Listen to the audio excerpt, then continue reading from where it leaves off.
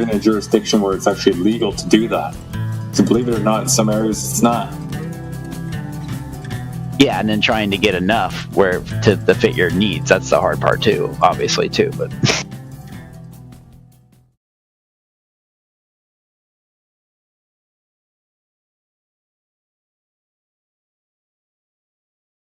I hate to say it, it's almost better just to like get one of these and go to freaking lake and just. Of course, you'd probably go through filters a lot quicker because the lake water would be a lot more stuff, but Yeah.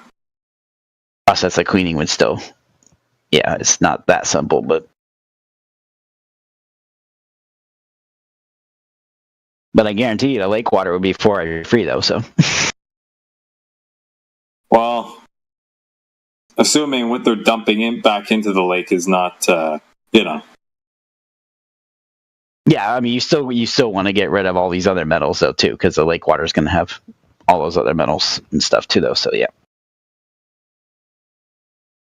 very true, very true. Just hoping that the RFK, I hope he gets to do the whole remove fluoride thing. I know he's getting a lot of backlash from like different mayors and stuff about it, but it'd be nice to see if he can win that little battle, at least for a few years. yeah, that'll be interesting. Well, it might set a precedent. I mean, because apparently, I think U.S. is the only one that hasn't really removed it yet. I'm not. I heard that maybe Europeans are already getting rid of it, right? I guess you guys can talk up if you're not, but if I'm not. I don't live in Europe. I'm in Canada, and we're dumb as fuck up here. So nah, they still have it. Yeah, I guess the problem with Canada, you guys are like really liberal, apparently, right? Or at least your leaders are. Yeah, liberal government. Yeah. Even with our current administration, we're still, we have a lot of liberal deep state and all that too, but we're trending a little bit. But it's just the deep state is just so freaking entrenched. It's like, oh. Yeah, bit at a time, man. Yeah, at least we just gotta chip away best we can, win what we can win and do just what we can get.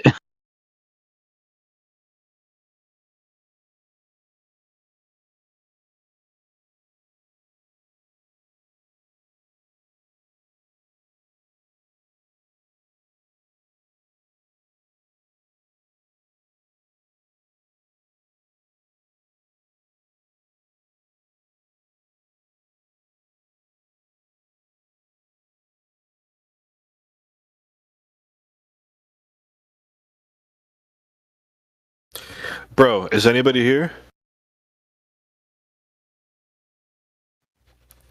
Hello, is anybody? Yeah, we're here. Bro, listen. I was just in Black Heaven talking about Flat Earth. That guy, Glucose Guardian, says he feels the rotation every day. What?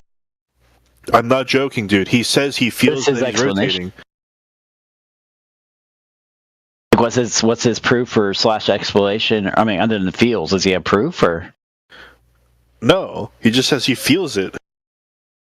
Well, I mean, I feel like a squirrel. Does that make me a squirrel? Does he drink? I hope not. That would explain it. When I used to drink, the things would spin, I couldn't stand up. It was like, whoa. But it's like a spinning, yeah. So maybe Yeah, there you go. If you drink enough, you're always spinning. There you go. Oh, yeah. Oh, and even that, if you're, never mind. I can't say that here, so never mind. Hi. Mate, all we know, the Earth itself drinks. That's why it's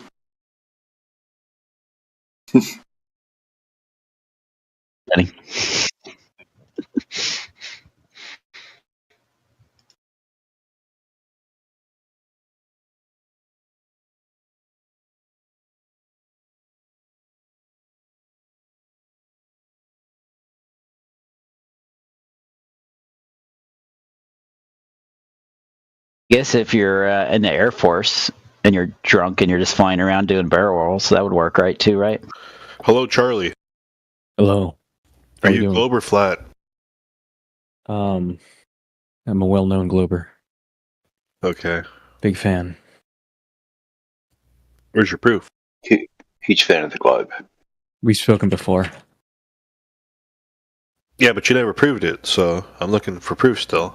Oh, I have no ideation that I'm going to be able to convince you. Well, it's not about convincing. It's about showing the truth. Potato. What good is that if you're not going to accept it when it's staring at you right in the face? It is staring at me right in the face. It presents as flat. I'm okay with you holding that view, dude. Why would I try to change that? It doesn't bother me that you're a flat earther. In That's fact, what I you're find here it quite for. entertaining. You're here to supply us with proofsies. You're not very good at it. Yeah. How are you guys doing tonight? Be doing a lot better if someone could bring in some proof of curvature.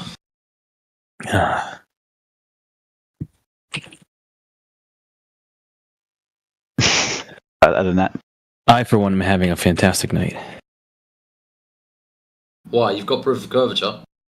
No, Oh. I wrote a new Golang module, which I think is going to be quite popular. You wrote a what module? It's a programming language. It's a programming Golang. language, yeah. I just didn't hear what the word was. Difficult concept to understand. Called Golang matrix. Kind of like C. That's the bit that I missed. Thank you. Yeah. I write it. I write that daily. So You write Go? yeah. You fuck with Go? Nice. Well, it's part of my job there. I don't do it recreationally there. I don't give a shit. Do you write it because you deal with Kubernetes-based apps, or is it used in another context? Both. I write it for work, mostly back end and infrastructure shit, server side shit. Nice, me too. Compiled, so it's very lightweight and speedy and shit. I like it. I like the support for concurrency, like the native support for it. Yeah. That's what makes it really interesting for me. But yeah. Have you explored the new update 1.24? A little bit with what are they called? Fucking loose. What are they? Not loose. The the new pointers. What are they called? Oh, unsafe pointers or weak pointers or something like that. Yeah, like the ones that aren't garbage collected the same. Yeah. Shit like No, that. I forget what they are garbage collected. You could the whole point of them, I think, is that you can have a pointer to something that isn't. It doesn't count as a reference when the garbage collector comes around. Yeah, I forget what the term is, but there was something fancy about garbage collection with it. I forget. So no, I haven't really explored it. No, I just know it came out. Weak pointers is what they're called. Thank you. Yes.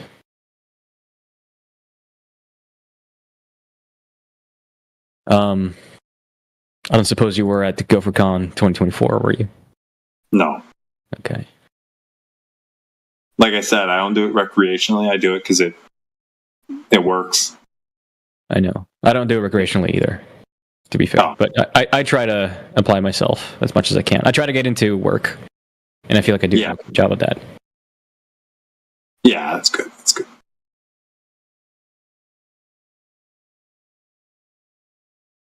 So,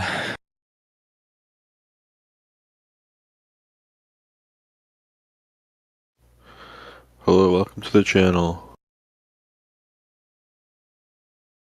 so the Flat Earthers, are you guys working on anything that you're excited about? Like what? I don't know, just Regarding the flat Earth, or like just life? anything in life, right? Anything you're excited about. Yeah, bro. You want to share? Yeah. So I was just in the channel above called Black Heaven talking to Glucose Guardian, Mhm. and he told me he feels the rotation of the Earth. Like he feels himself rotating right now. That's what he told me, and I'd like to share that with you to see what you think. That seems unlikely. Are you sure? Because Yes. he said he's 100% sure he feels that. Right, but he's just a person on the internet, right? And given what the calculations show, the effect is incredibly small. Probably wouldn't be able to feel it. But you should be able to measure it. I think you can. How? Please don't say Foucault's pendulum, dude. What? Okay, keep going.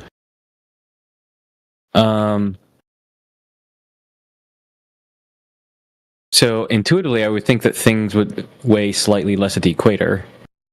So can't you just like take a scale and weigh something that's heavy enough at the equator and then at the poles that you know is a fixed The weight? equator.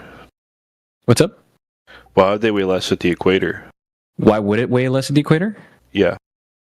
Do you disagree that if we were in a spinning ball where gravity's a thing, that it would weigh less?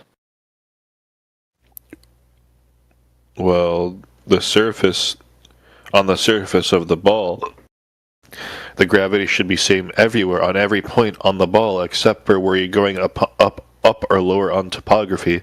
Right, but if you're in a spinning ball, right, you're getting thrown out of it. Right, so there's a certain... We're on the surface, you know that, right? Yeah. So we're not really getting thrown out of it. Wait. So I know that you disagree that we're in a spinning ball, right? But now it sounds like you're saying that in a model where there is a spinning ball, then you wouldn't be... I'm talking about reality. weightless. We're not getting thrown off the Earth, dude. Well, hold on, but you're not... Are hypotheticals not something that you can accept and think about? Dude, we're not, it doesn't matter the hypothetical. We're not getting thrown off anything right now. So you're one of those, you don't know how you would feel if you didn't have breakfast kind of guys. Okay, so do you think imagining it would like throw you off the Earth or something? Like, what are you trying to get at with this hypothetical? Do I need to explain to you the concept of hypotheticals and thought experiments? Listen, I can't tell if you're trolling right now. I'm really not. No, this is him normally. He believes in magic. Matrix, you're listening to this, right? Like, this is kind of nonsense. Unfortunately. What, the Yeah. concept of hypotheticals is nonsense? Have you ever just No, woken we up? understand the concept of hypotheticals, but the issue is hypotheticals aren't realities. No, like especially I this never one. said they are. Especially But Matrix, this experiment. Matrix, Sounds you're like a you're flat earther. committing a formal logical fallacy to me. Matrix, you're a Affirming flat the earther, right? consequent. Yes. Are you? Yes. Can I rope you into this conversation? Well, I just tried Well, I mean, to. What's wrong with me? So- Why don't you want my input?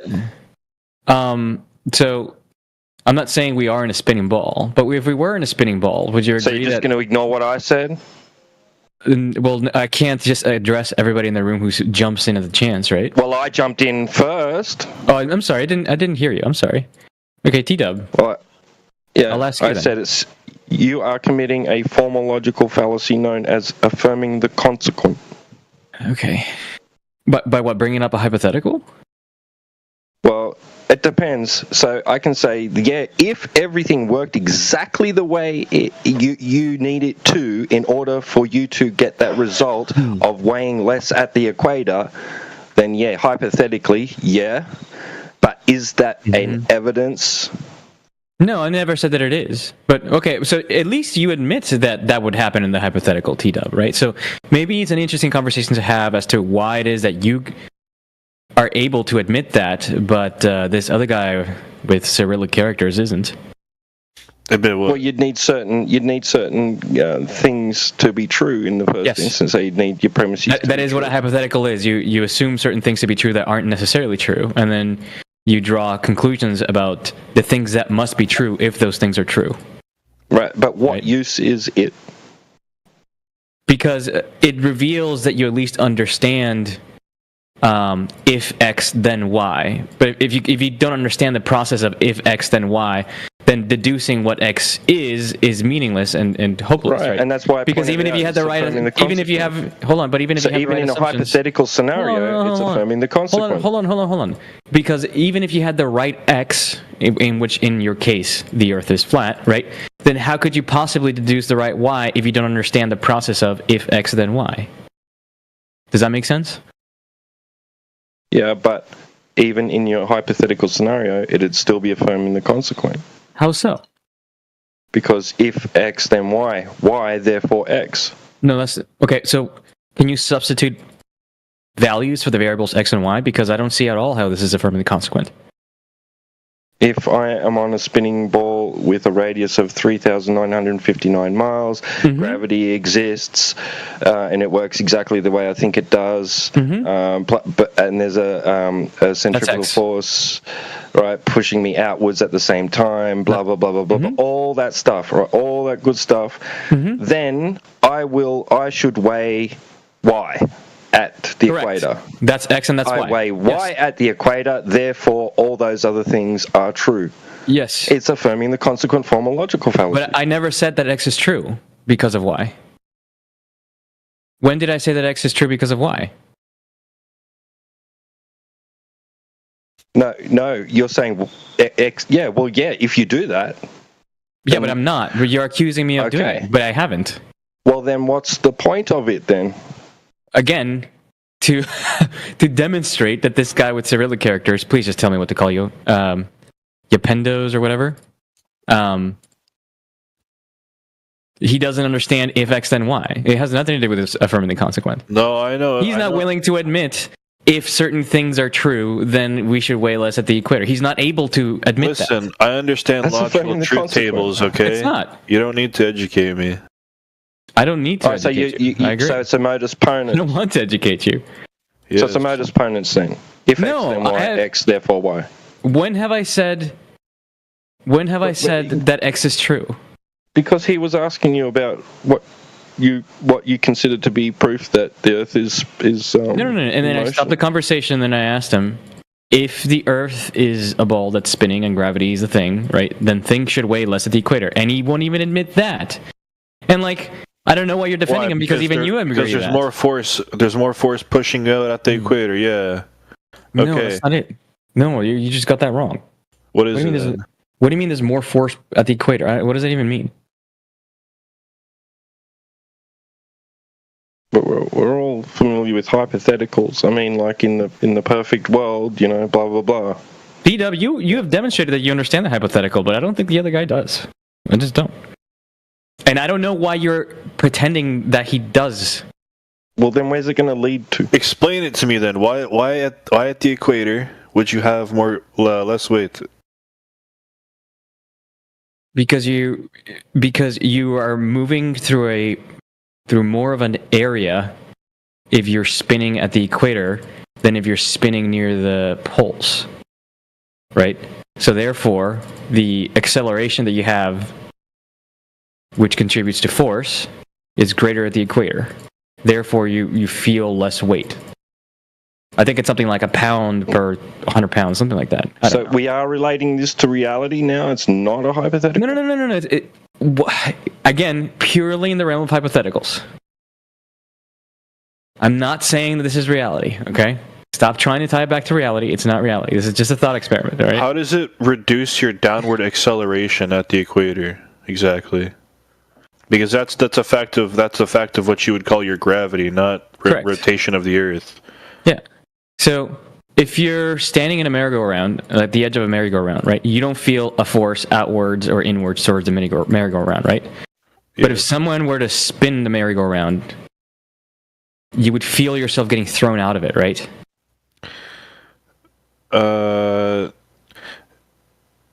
Think about it really hard.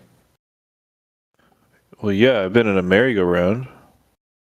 Well, I didn't ask you if you've been in a merry-go-round. I'm asking you if you were in a merry-go-round and someone was spinning it, would you feel yourself being thrown out of it? Would you feel a force seemingly pushing you out of the merry-go-round? Well, yeah, when it goes down, you feel yourself like you're coming out the seat. The seat? Have you been in a... We're talking about a merry-go-round. I haven't been in any merry-go-rounds with seats before. but maybe there are. I don't know. Oh no, I was thinking of a Ferris wheel. No.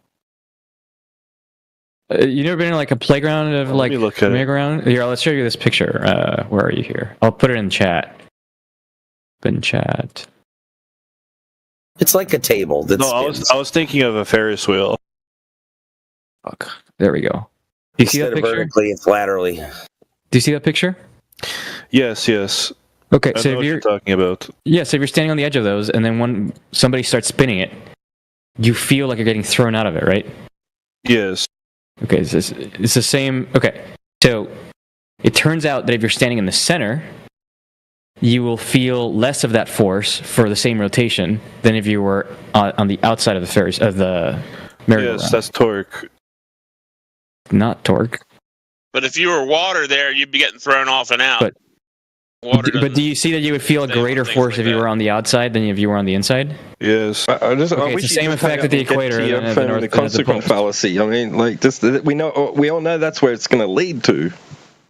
Again, I don't know why you keep trying to put words in my mouth. This is purely hypothetical. Because that's where you've got nowhere else to go but Yeah. do that. T-Dub, I'm not talking about reality. I'm just trying to help my man here understand like an No, you're trying to lead hypotheticals. on to something. We can all What the heck, smell it. man? And the problem you've got No, is you've no, got no, proof no. rotation. But at the end of the you've got day- proof all this other shit. Yeah, I don't think at the equator you'd weigh less on a globe. It doesn't make sense. That's okay. Well, you don't think... You mean if the Earth was round, you mean? Yes. Why? Why doesn't it make sense? Because your acceleration is 9.81 down anywhere you are on the Earth. No, it's not. It's slightly less. Do you have At the proof of equators. that? So, again, in the hypothetical, if you accept, Wait, we were talking about Newton's equation. Newtonian mechanics, right? Yes. In the hypothetical, if you take a ball and you give it the mass that scientists say the ball has, right? And then you rotate it once per day, when you're at the equator, you will feel one force, and where you're at the poles, you will feel another force. And there is a difference. They're both fairly close to 9.8, but they're not the same.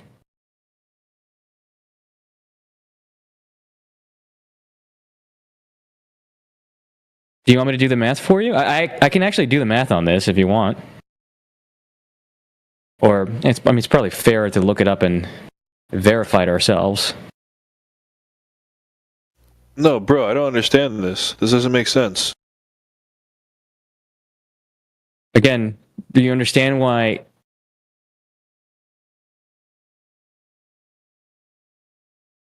Take a look at the ball. Like, take a look at a top-down view of the ball. Okay? Yes.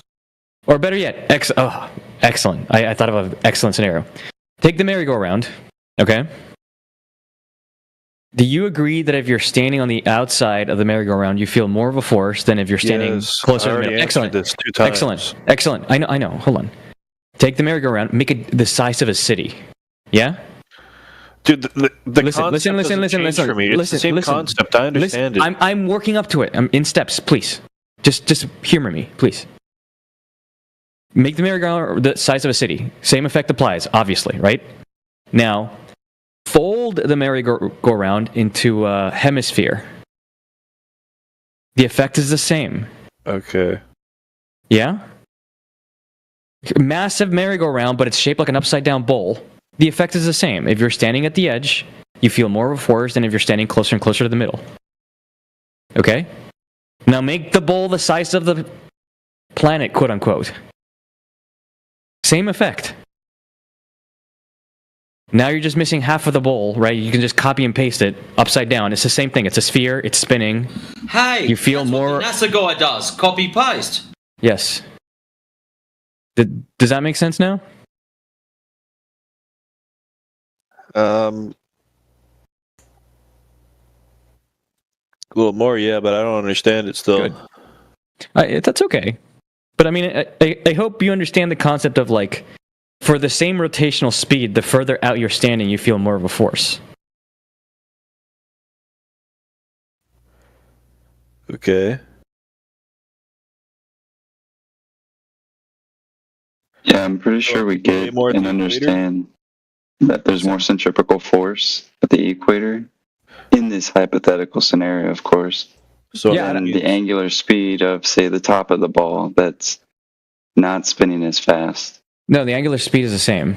The linear speed is different. Correct. So that means we weigh more at the equator. In the hypothetical, we weigh less at the equator. Okay, so that means you only have the true gravity value at the poles. Correct. I think so, yes. That's a good But Charlie, if you weigh less at the equator, does that necessarily mean that it's a ball? No. So why use it? I'm just trying to help my man here understand hypotheticals, as I said. But he said he understands it many times. No, You're he kind of just That doesn't said... make sense, though. If that was true, we'd be flying off the globe. Okay, Excuse this is me. bullshit. Excuse me. He's been saying that he doesn't understand this entire time. He just only admitted that he sort of can see it now. Yeah, now I'm seeing it's bullshit. We'd fly off Why? the globe in that case. Excellent. Okay, so now I would like to extend the hypothetical. Can I do that? No, I don't want to hear any new. I don't want to hear about flying off Yeah. a shitty globe. I know, it makes your brain hurt, right? I'm sorry. Well, that's not my intent. Well, it's a useless hypothetical. No, I've been trying to stay away from Newtonian mechanics for a few years. Why? Because I'm done with it. You're done with it? Yeah. You're done with it? Why are you done with them? It's useless. Do you think calculus is useless? Oh shit, yeah. I'm throwing a yes at that. Because the amount of math tards that come in here and, oh, I've got a PhD in fucking calculus. I'm smarter than you lot. Okay, prove the curvature. Fuck off. Well, when I say useless, I mean useless in telling truth and reality, not their predictive ability. Do you So think it is very Do you think useless. calculus is useless? Yes, does not predict reality. You think calculus does not predict reality? Oh boy. I mean, sorry, I take that back. Actually, yes, reality, yes. You can predict You can predict phenomena and what happens, but you're never going to get the truth out of it. Like the actual principle. Gravity's not real, bro. I hope you know that. What do you mean by that? This thing you call mass attracting mass is not real. So, when you hold an object up and you let it go and it falls, what do you call that effect? A fall? Falling? Yeah, like the heretic said, falling, Yeah, exactly. But why does it fall? You tell me. And why does it fall with the perceived acceleration that it does? Well, do you know? Yes. Why? I think you know what I think. You know because Why? of a mathematical model. That's all. What do you That's think? the only reason you know. I don't know what you think. I don't even correct. think that you know what you think. You've probably got a word to parrot, but you probably don't know what it actually even means. I have various answers for you at different abstract layers of Yeah, that's what I thought. You don't complicated even know. abstractions. But Yeah, you don't even know your own answer. and I don't think you can understand any of them, unfortunately. Okay, so you're not able to give the answer, and that's because I did something wrong. It's my Well, fault. I can give you the answer, but you're going to reject and not understand any of it. I could tell you that Newtonian mechanics predicts got a that there's a question for you. 9.8 meters per second squared Newtonian mechanics. fall at the Earth, and that you're all mass fucked attracts up. mass, and there's a Heretic, can you gravitational let me constant take that this? you're all describes that fucked number. up, dude. Or I could give you a more abstract answer about general let me relativity that take this guy. describes gravity. Shut your mouth. Shut your mouth. Heretic, General relativity guy. is compatible with Newtonian mechanics. You gave the wrong answer within your own paradigm. Do you think you're he a solar deafened. He deafened himself. Bro, I wanted to ask. He wouldn't give the answer, and then he wouldn't let anybody else speak. I wanted to ask him if he knew how Newton's law of gravitation was derived. It Doesn't even matter. Debunked within his own paradigm. But get this, it's literally derived by using distance over time, which starts at a. They assume the Earth is a ball because they're doing it in spherical coordinates to derive the formula.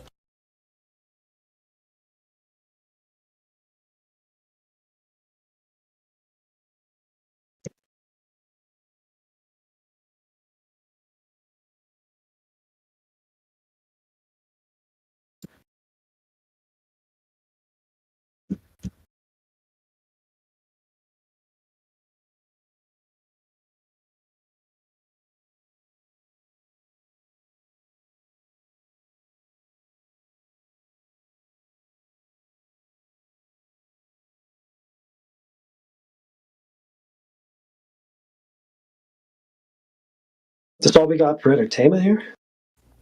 Yeah, he was over. He was over, bro. Well, fuck him. He's an asshole.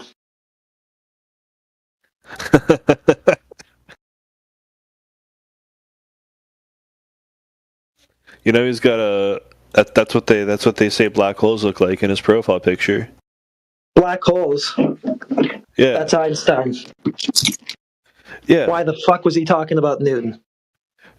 I do not know.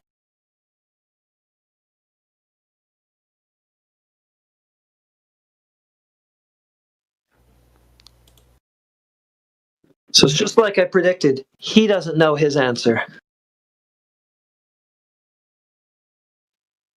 Oh no, man.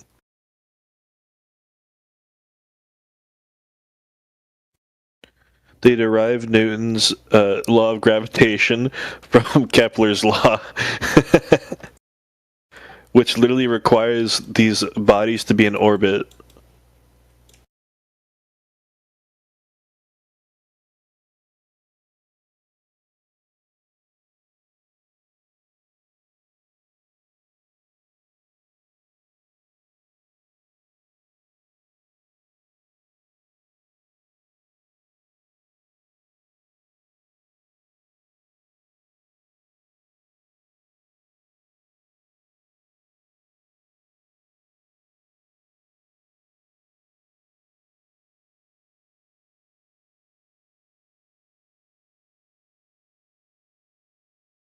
Like all these mathematical equations just support each other from some idea that's never been empirically proven. And this guy is fucking bowing to it.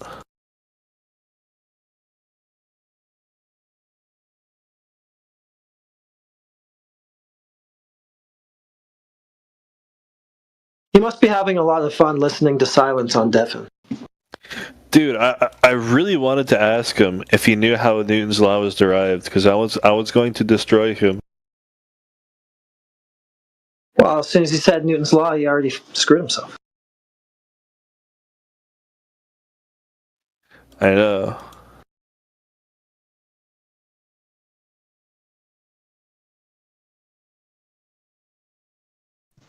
And apparently he believed in the ether.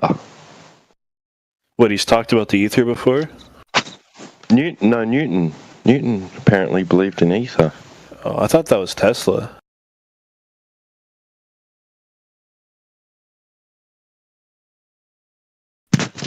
Well, Newton needed something for the propagation of whatever he thought was emanating out of matter and latching onto other matter and pulling it towards it. Because he said in his letter to what's his face, whoever that was, it's absurd to think that it could work like that without a medium.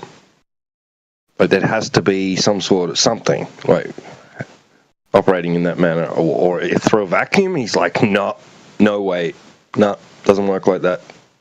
Can't.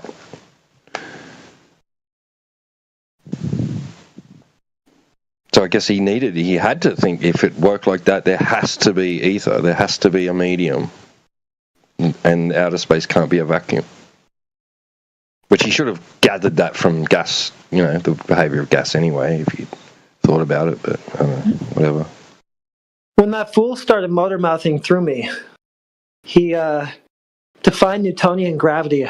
It sounded like, from what I could gather in his ramblings, it sounded like he was defining it as 9.8 meters per second squared, so the effect is the cause of the effect.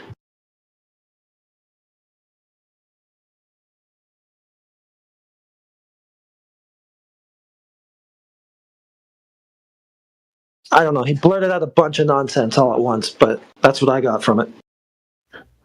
I've seen him do that. I've seen him get muted and deafened before. He does that. I don't know why he does that. Scared. Man.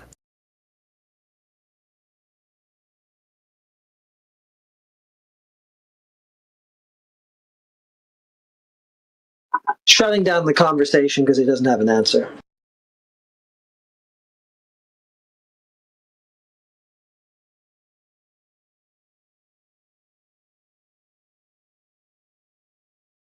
So that's like a tactic to make it look like we shut down the conversation. Undeafen you Gopher, Mick said. Then he leaves. Mick, you scared him away. Yeah. You He can't could just. risk- Yeah, he can't be calling the shots here. Yeah. Gopher is a programming inside joke thing.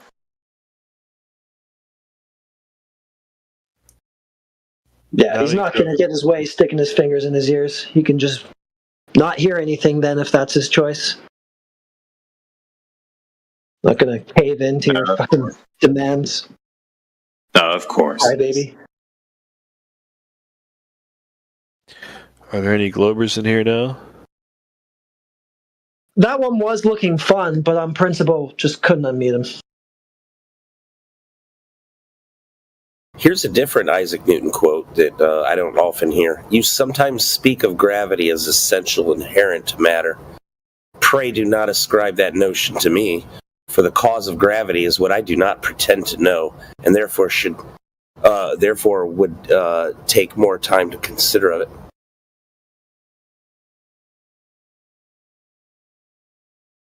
Yeah, he doesn't even know. He joined back to go back on Deafen. Oh, he's gone again.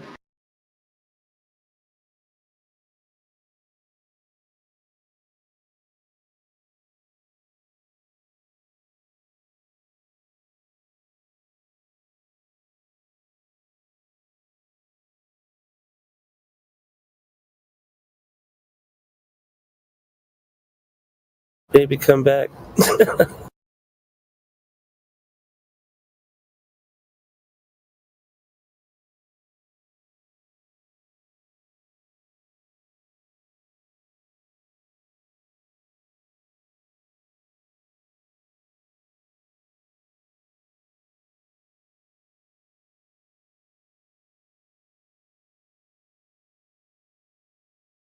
He'll skank the chat, but he won't come in.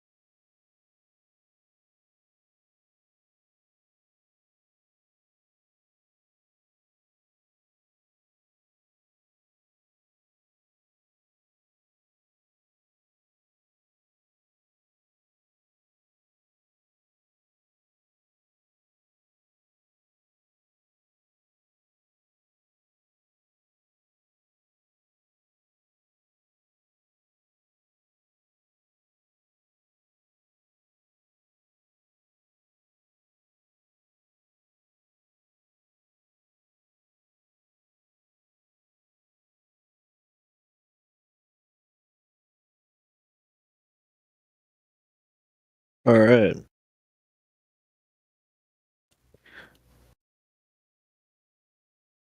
Hello, Myth. Are you there, Myth?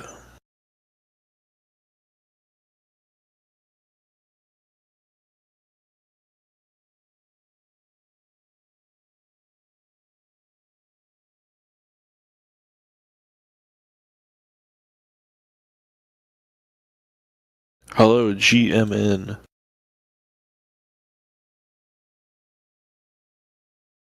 Hello, Sano.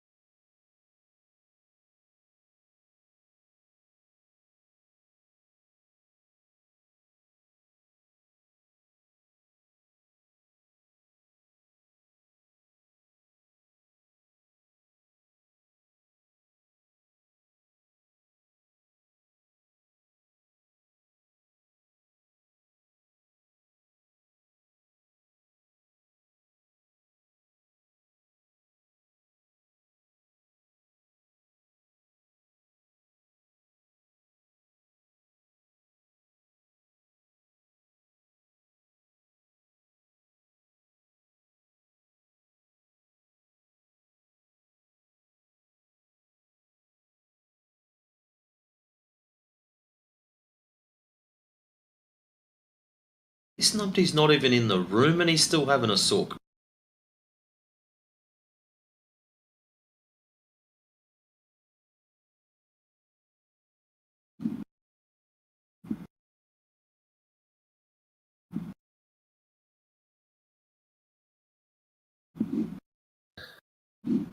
Wasn't that bozo even? Yeah, he was even unmuted Yeah, he got angry. and deafened himself, and then bounced out. And now he's in the chat just pissing. What's his problem? It's like, I don't know, bro. His problem is his manipulation tactics don't work. Actually, that's the one for him. There it is. Get that up, yeah.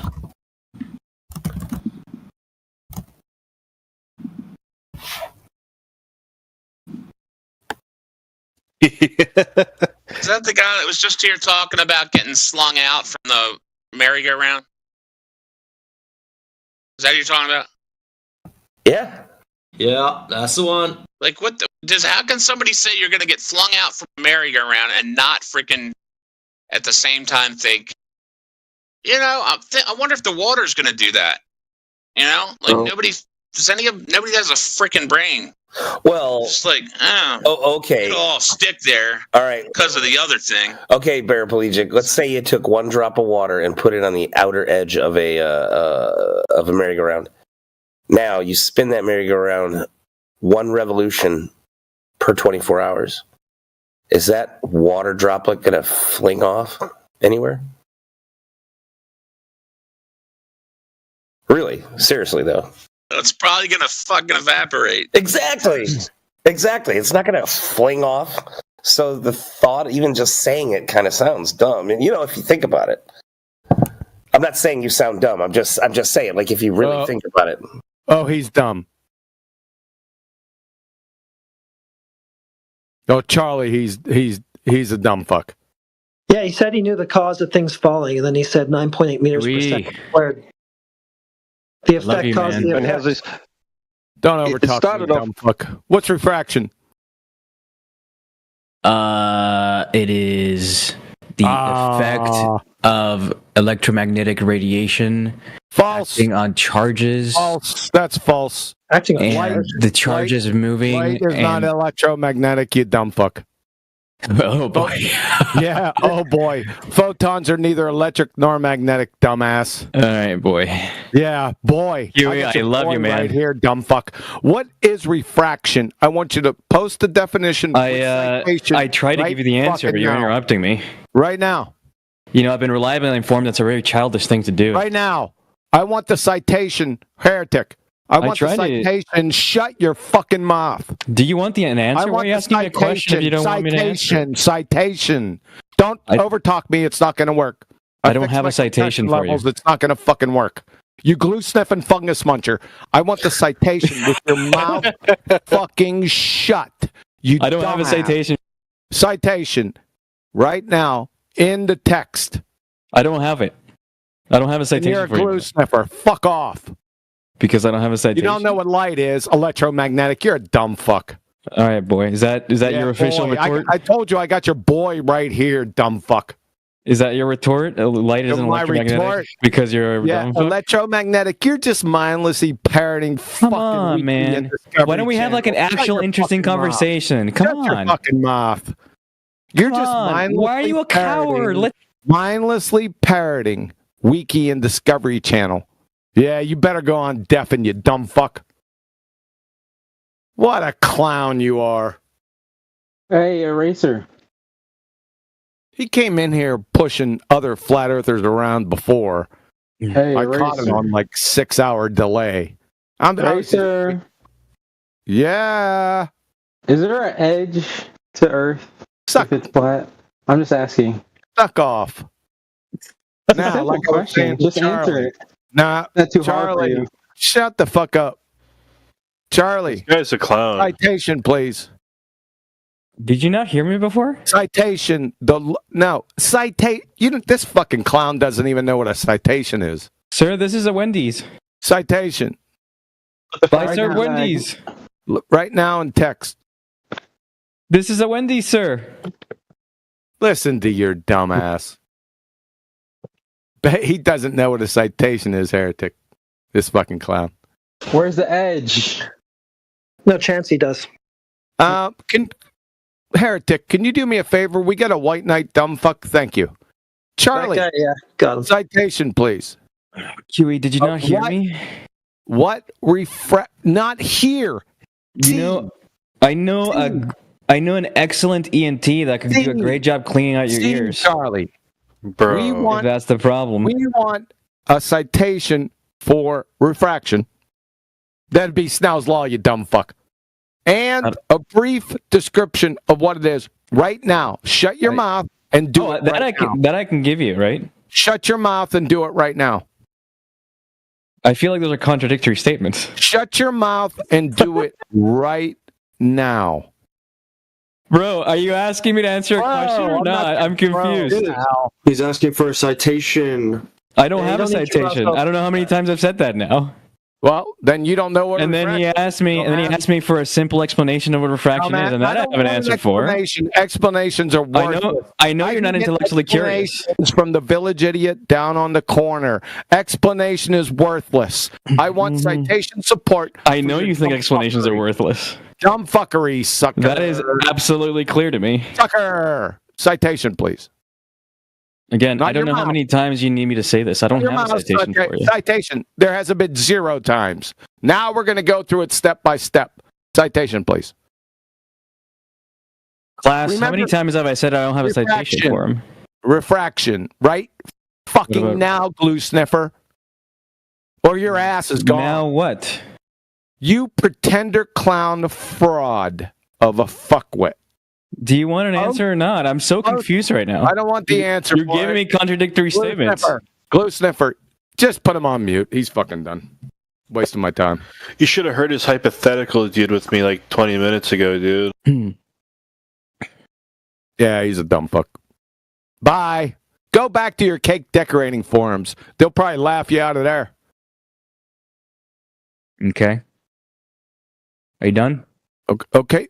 Why are you still fucking talking? What the fuck is going on in here? Thank you. Simple request. Citation for refraction. This dumb fuck doesn't even know what a citation is. That's at the level that we're at here. Now, ZZ dumbass. Your turn. ZZZ, you sleeping dumb fuck. What was your question? Where's the edge? Where's the edge at? Where's the edge? I don't know, but I know there's one. Shut the fuck up. Don't want the edge. Where's your sphere tart at? Where's the edge? Well, if it was done with some respect, I would probably say I've never been there, but I know there is a fucking, it's not an edge. There's a container at that edge you speak of. You're not falling off it. This is an enclosed system, and the compelling factor in the matter is gas pressure, because the antecedent for gas pressure is a container. And that's what you're going to need. Have I been there? No. I don't need to be. Just like I don't need to know what color of the cow is, or the length of his tail, or how much the cow weighs. When somebody slaps a filet mignon down on my plate, I know there was a fucking cow. Same thing with a container. It's a necessary antecedent consequent game. For the necessary antecedent for gas pressure is a container, and the necessary antecedent for filet mignon is a fucking cow. You follow me, sunshine? Probably not. Get your slobber nurses to evaluate and then explain it to you.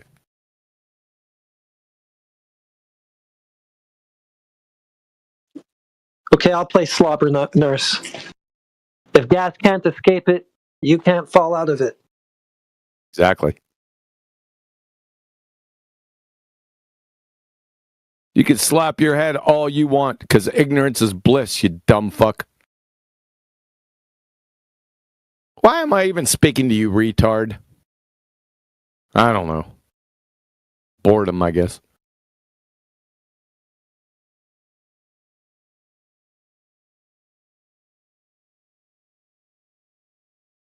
Heretic, you can handle these guys. You need me? No, but I mean, it's kind of remedial. Yeah, because they're remedial retards. Yeah. One guy that doesn't know what a citation is, the other guy doesn't know what antecedent consequence are. It's the doldrums dealing with it. I'd kind of rather listen to others get frustrated dealing with it. This Charlie moron comes in at all wee hours of the morning and takes unsuspecting flat earthers on a trip through dumbfuck land and think he's all that in a bag of chips. My cat's litter box can destroy him in 15 seconds. 20 with interruptions.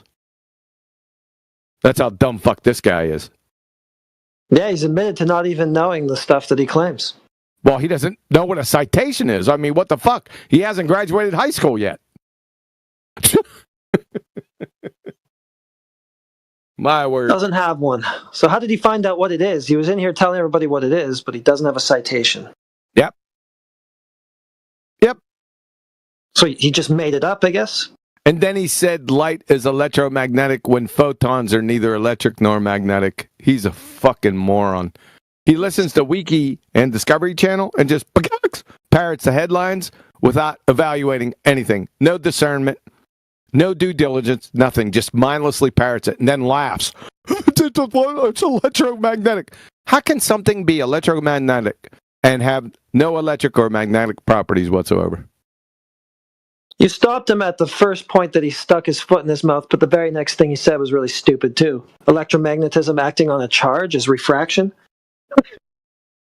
He said something like that. Did he? I didn't catch that. Yeah. Acting on a charge was the next thing he said. Yeah. What a dumb fuck. Yeah. What do you do with that? Nothing. You just laugh at him and then kick his ass out. Yep.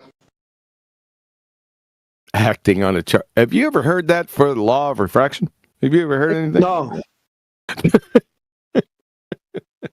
He'd be the first one. No wonder he doesn't have a citation. He just made up his own refraction. Yep. Whatever he's talking about, nobody else in the world is. Yeah.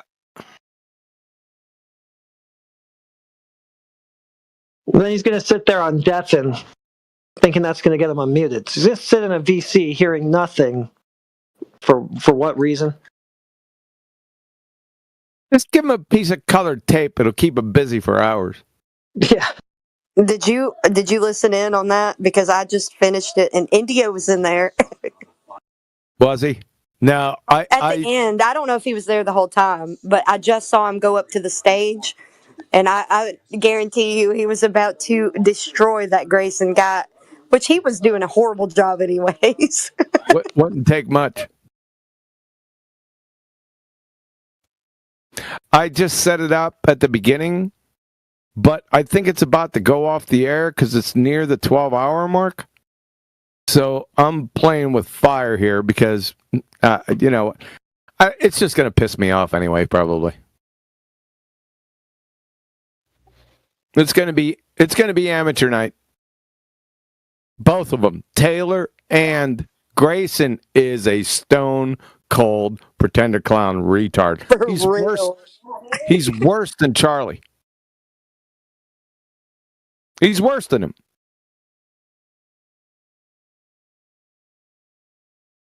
Yeah, I'm still at my friend's house, and I was like, dude, this guy is so Dunning-Kruger. It is insane. Just, I don't know.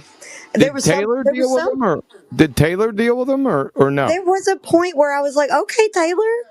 And then I was like, but you're just not there. Like, you could take it a step further if you knew better. Like, she just needs a bit of guidance, I think. And she would bring her ass over here. Bring her ass over here.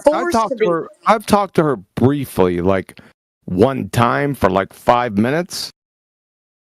And when Miggy was live, that's the only time. Bring her over here. I don't think that I can coax her. I've tried. I've already tried. So the effort can't be, you know, Well, tell her it's there. you don't have to. Just relax. Tell her she doesn't have to come over now. I'm sitting when she has time and that we're in here. Message her and say QE would like to have a little discussion with you. Just that. How about that? Yeah, You I think feel she'll like come? she's at university for biochemistry. For some reason, I feel like that's what she's there for.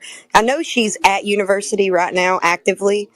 She's pretty young, so I think that that's what she's there for. Right. But I can't be certain. It just seems like it to me. So she's got these really. She's right there, man, right there on the cusp of being great. She would be a force to be reckoned with if she had you as some sort of mentor. Yeah, well, I'm post 25 years graduation from that, so I'm a little bit more seasoned. And she's a creationist as well, so she's just Who's not? Diving into that esoteric mess too much. She needs to be snatched out of it. Who isn't a creationist? That's true. True. And she looked at my. Well, never mind. I don't have too much. Just let it go. But I'd like to talk to her again. I mean, like I said, it was just superficial stuff we talked about. It was only 5 minutes on Miggy's. Remember I came in there one day and she was in there, and then she started talking about genetics and a little biochemistry, and I said, "That's what I'm talking about, girl. You go." But we didn't get into any great depth. Follow? I know. I was there. I know you were. That's why I fucking said something to you. Oh, okay. Well, yeah, I could tell that she would be a really good protege of yours if she would ditch all that esoteric crap, and she'd be like maybe better than Nathan. Well, I don't think so. I'll be delicate with her, I promise, man. Just say, QE would like to have a conversation. It's over in politics, Just come in, have a friendly conversation. I'll rip the ether right from her guts, and then we'll move on. All right, I'll try to contact her again. You don't have to do it tonight. I'm just saying within the next week or so, right? Yeah, okay. I'm not trying to hurry or anything. I'm at a friend's house, so it's probably not going to be tonight. No, I just wanted to make clear what my position was on the situation, that I didn't need her in here now.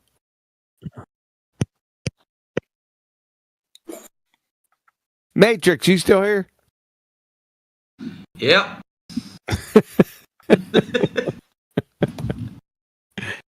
Yeah. You guys are squared away. Crit, you still here?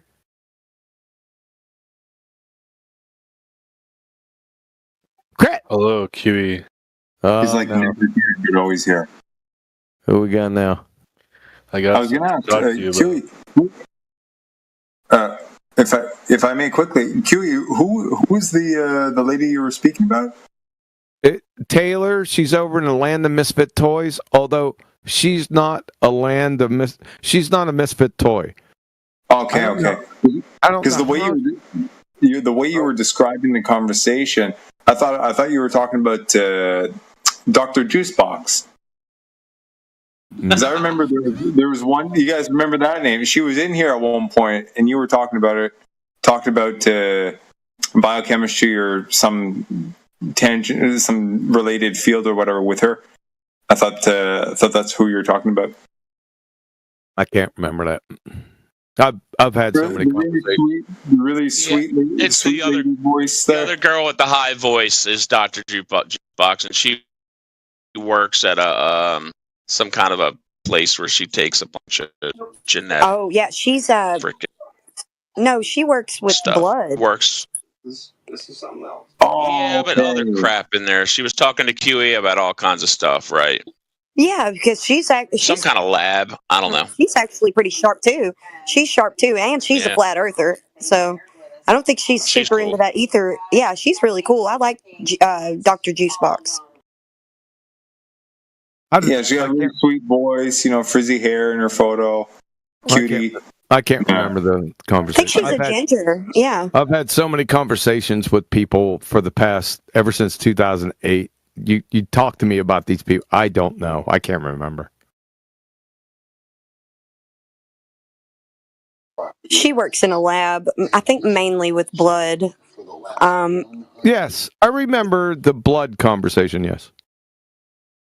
Not Yeah, 'cause she was refuting people's idea of what happens after, like, post-mortem, the blood will coagulate, and a lot of people are peddling this narrative that there's clots in the veins of people that are dead that got the jab. And she's like, that's kind of stupid because the blood coagulates in a dead body. Yeah, I'm not a post-mortem doc or anything. I wouldn't be talking about that. I don't think we'd discuss that. She does, though. That's her. Like, I like her a lot. She's got a pretty down to earth worldview, and let's just keep it off this channel. We can't go into the weeds on that here. right. I was trying to. I was trying to stay on the outskirts. My bad. I'll stop. Okay.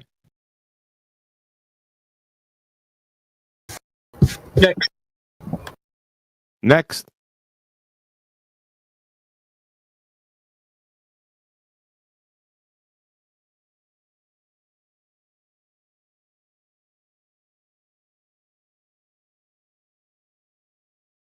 What about Evo tards that come in here? What if I rip them a new one? Is that going to be an issue? I personally love it. I'm all for it. That's fair game. Take it away, man. Is it fair game? Well, we got to get at least Heretic and Matrix in. Is that fair game, you guys? Yeah, you can. Okay. Matrix, we good? You're good. All I right. already called half of that. I was concentrating on this other numpty on another channel. Oh, it won't take long. It'll be like maybe 90 seconds. Oh, is this for you trying to fix Taylor before someone tries to misfit her? Nah. So what does this have to do with the flat Earth? Well, because Evo Tardia is attached by the lips with the heliocentric ball tard. Listen up, spinning space monkey. You know the space monkey part. That's where it's attached.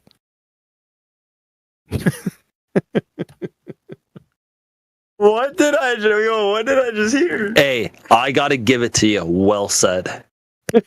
Heliocentric Baltard spinning space monkey religion. Yeah, I started that back in spot on 20. Yeah, I know. 2017, and I got it from an insider on one of the Baltards that was sort of friendly with me. She told me that statement drives them absolutely insane. I love saying it. I'm not gonna lie. My opinion on it though is basically even if it is a thing, it's still just part of the system how we were created anyway. So what's the thing? The Evo Tart thing. Like I don't believe in it, but just the whole system. Why? Even if it is. Why would you need to believe in it? What is it? What do you mean? What is it? It's just when you're talking about evolution, right? When you say Evo Tart. Yeah. What is it? What is it? According to some people, it's this supposedly we evolved from algae in the ocean, which I think is BS. But no. What is evolution? And you can't use evolved in the definition. What is evolution? I guess I have to look up the actual term for what it is. Good luck. No, okay. he'll get a definition. It'll be out there somewhere. Be incoherent. Even if it is a thing, which I don't think it is, but I think it's just part of the system of us. Whatever system, we would still like to know what it is. So define it. The next question is going to be a little bit of a stumbling block.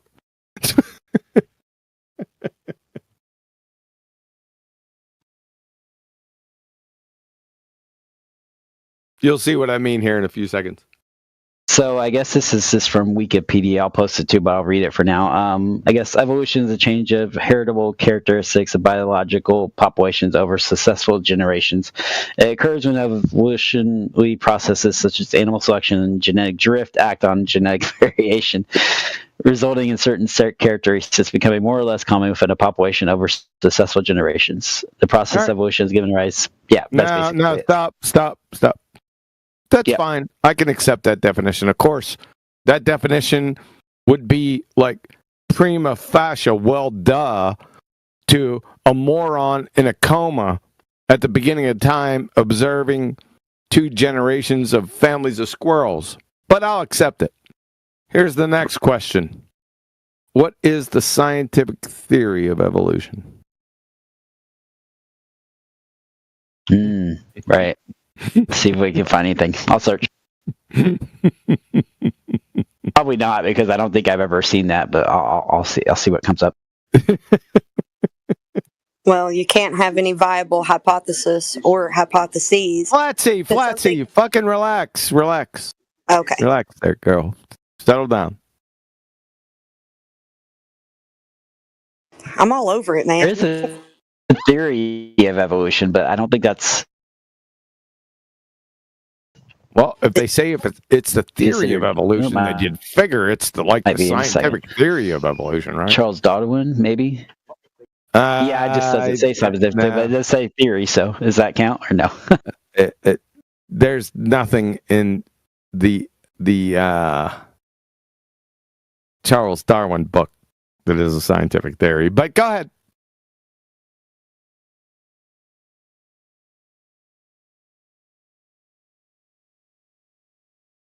The theory of evolution is short-term theory of evolution by natural selection, proposed by Charles Darwin. Stop. That's not a scientific theory. Natural selection is a textbook pathetic fallacy. So that can't be it. Yeah, I remember sort of learning this in school, but it's been like 20 years. So, but yeah, I kind of vaguely remember them. If you say natural selection, I'm going to stop you. I'm sorry. I'm just going to stop you. Because that is a textbook pathetic fallacy. Period. You can't a logical fallacy can't be a mechanism. So go ahead, try again. Yeah, I'll keep a looking. And again, I don't believe in this. This is just, Yeah, I understand. Yes. Sure. Yep.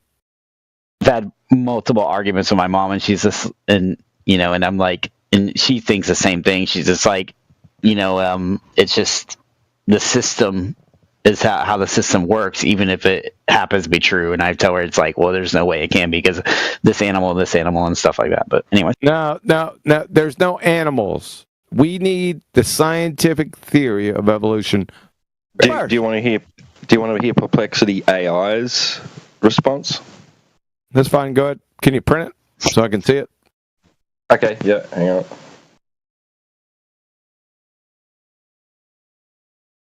I can't. I'm not a link guy. I need citations, Wooly.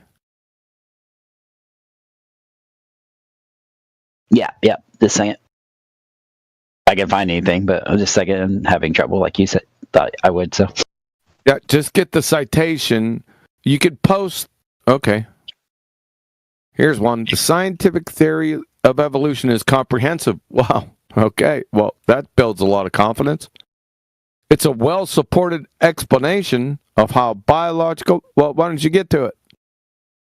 As a scientific theory, it meets strict... Where's the theory at?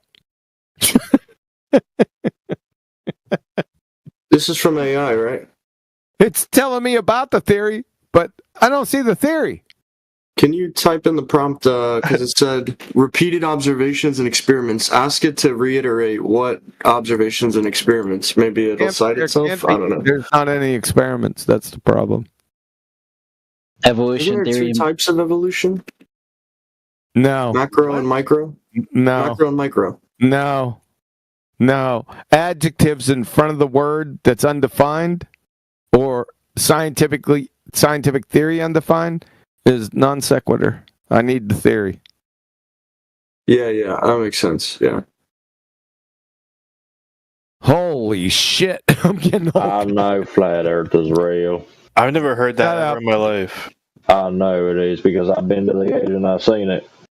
Would somebody put Rich on mute? Theory in biology postulating that various types of plants, animals, have their origin in other pre-existing types. No, that's not a theory. No, that's not a theory. The first paragraph, that's not a modern biological theory. That's not a scientific theory. The diversity of the living world is there. What? There is no from theory. Britannica, but yeah. Britannica offers no scientific... Here, let's make this easier. First, you have to know what a scientific theory is. There it is. So, we have from Chemistry About, scientific theory summarizes a hypothesis or group of hypotheses that have been supported with repeated testing. From Quarks to Quasars, a scientific theory consists of one or more hypotheses that have been supported with repeated testing. From Scientific American, scientific theory is an explanation of some aspect of the natural world that has been substantiated, that means proved, through repeated experiments or testing. Same thing, it's redundant. From the University of Rochester Physics Labs, a scientific theory represents a hypothesis or group of related hypotheses that have been confirmed through repeated experimental tests. That's a scientific theory. So I need the scientific theory, and no one has posted it yet. I haven't seen it. I heard stories. There's going to be a fucking problem. You know why? Because it doesn't exist? Because there isn't one. Yeah. You know, here, I'll give you a bone before I go. Let's listen to this. All right, I'll post it up for you. Yeah, it never Thing makes more sense. It never existed. You ready? There you go. So, Ernst Mayr, PhD, Professor Emeritus, Museum of Comparative Zoology at Harvard University. A quote from Stephen Jay Gould. Ernst Mayr, the world's greatest living evolutionary biologist. Now, Ernst has passed away past decade, but you get the gist, right? Yeah, I think you do. Let's listen to what he has to say. Darwin introduced historicity into science. Now, that should raise a weathered eye, just slightly. Yep. There is no history in the scientific method. Right. Evolutionary biology, in contrast, that's a full eyebrow raise. With physics and chemistry, it's fucking compromised already. Is a historical science that's the non sequitur. The evolution, it gets worse. The evolutionist attempts to explain events and processes that have already taken place. That sounds like a Just So story. Yeah? Yeah, this works because, yeah. Yeah, this is the killer. Laws and experiments are inappropriate techniques for the explication of such events and processes. It's all over. There isn't a scientific theory of evolution. Unless you could show me a scientific theory without an experiment. That's non sequitur. It's all. I don't have to go on. We can go on some more. It doesn't fucking matter. Instead, one constructs a historical narrative consisting of a tentative reconstruction of the particular scenario that led to the events one is trying to explain. That is a textbook begging the question fallacy right there. Oh, yeah. It's all over. That's where it stops. I don't go on anymore. Now, can I argue all their horse shit? Peppered moths, you name it, I got it covered. But it doesn't matter. I don't go there anymore. I just stop right fucking here. That's it. It's over. Yeah, then you have I was gonna say.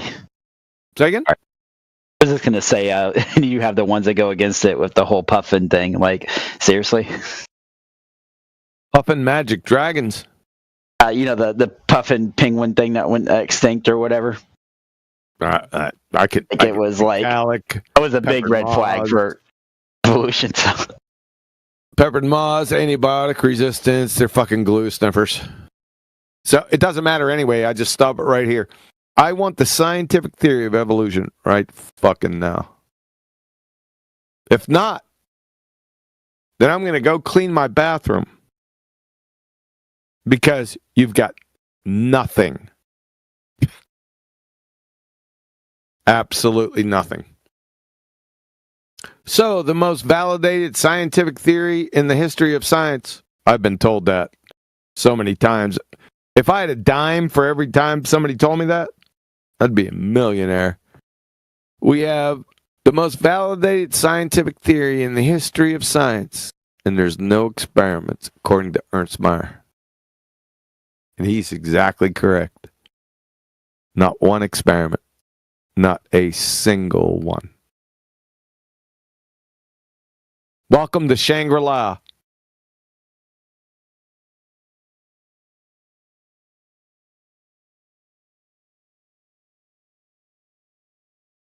I don't Give me that how Pakistani whale dog.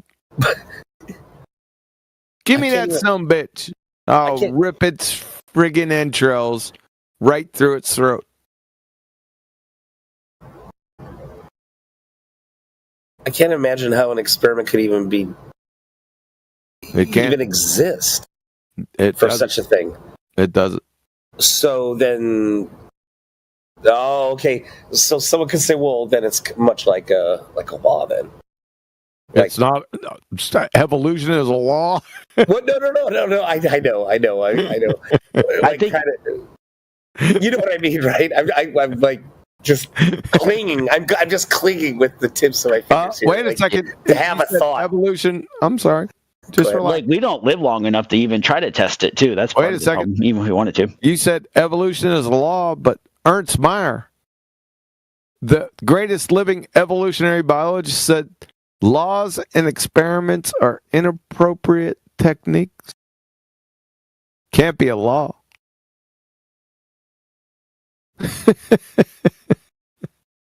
You need to read that.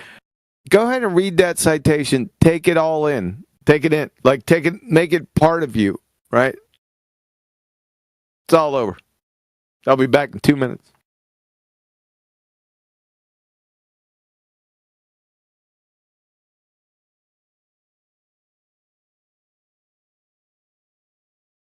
It would be cool to figure out, like, obviously, since this isn't a thing, like, with the whole creation thing is, like, how, like, the creation stuff works. So, it'd be cool to kind of have some insight on that, though. Now, entropy. Check out the second law of thermodynamics, buddy. Oh yeah, I have that. I even saved it too. I read it a few times. It's kind of confusing. I have to keep reading it, but I understand basically what it means. So, yep. Well, study to show yourself approved, and the kind of, if you're gonna know something, you got to hear it again and hear it and hear it and hear it. And, it can't just be you hear it unless you've got some sort of eidetic memory. You're a genius or something. You're not going to be able to just hear it once and understand it. You need to be introduced to it over and over. So if you're ever in here and you hear people talking about it, just try to pay attention and don't pop up yet. Like, let them talk about it. Oh yeah, and I do. Yeah, I try to listen more, for sure. Yeah, I wasn't saying like you specifically, just the royal you. If you're in here and you don't know about some topic and you want to learn more, just hang out and wait and listen, and you'll get it. And even independently, go and check it out, because this is stuff that you can go verify for yourself. You're not totally dependent here.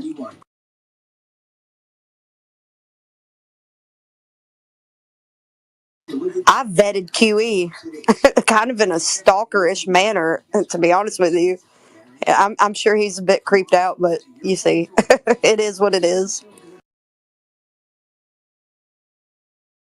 But yeah, part of me being in here is it introduces me to things that I didn't know about, so I can actually look it up. I've learned this things I was unaware of. So this helps me to be more aware when certain things come up, and then I can look more into what they're arguing about or whatever. So.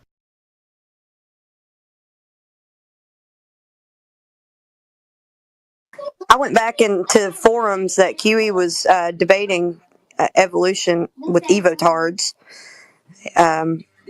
totally annihilating them before he was ever even a flat.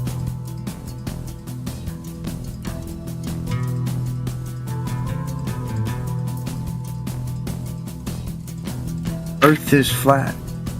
Oh, that's easy. I don't. I know. That's why I want to talk to a flat earther. Well, I know it measures flat. Oh, when did you measure it? When I put the globe to the test and tested for that curvature that they claim is geometric, right? How did you measure horizon?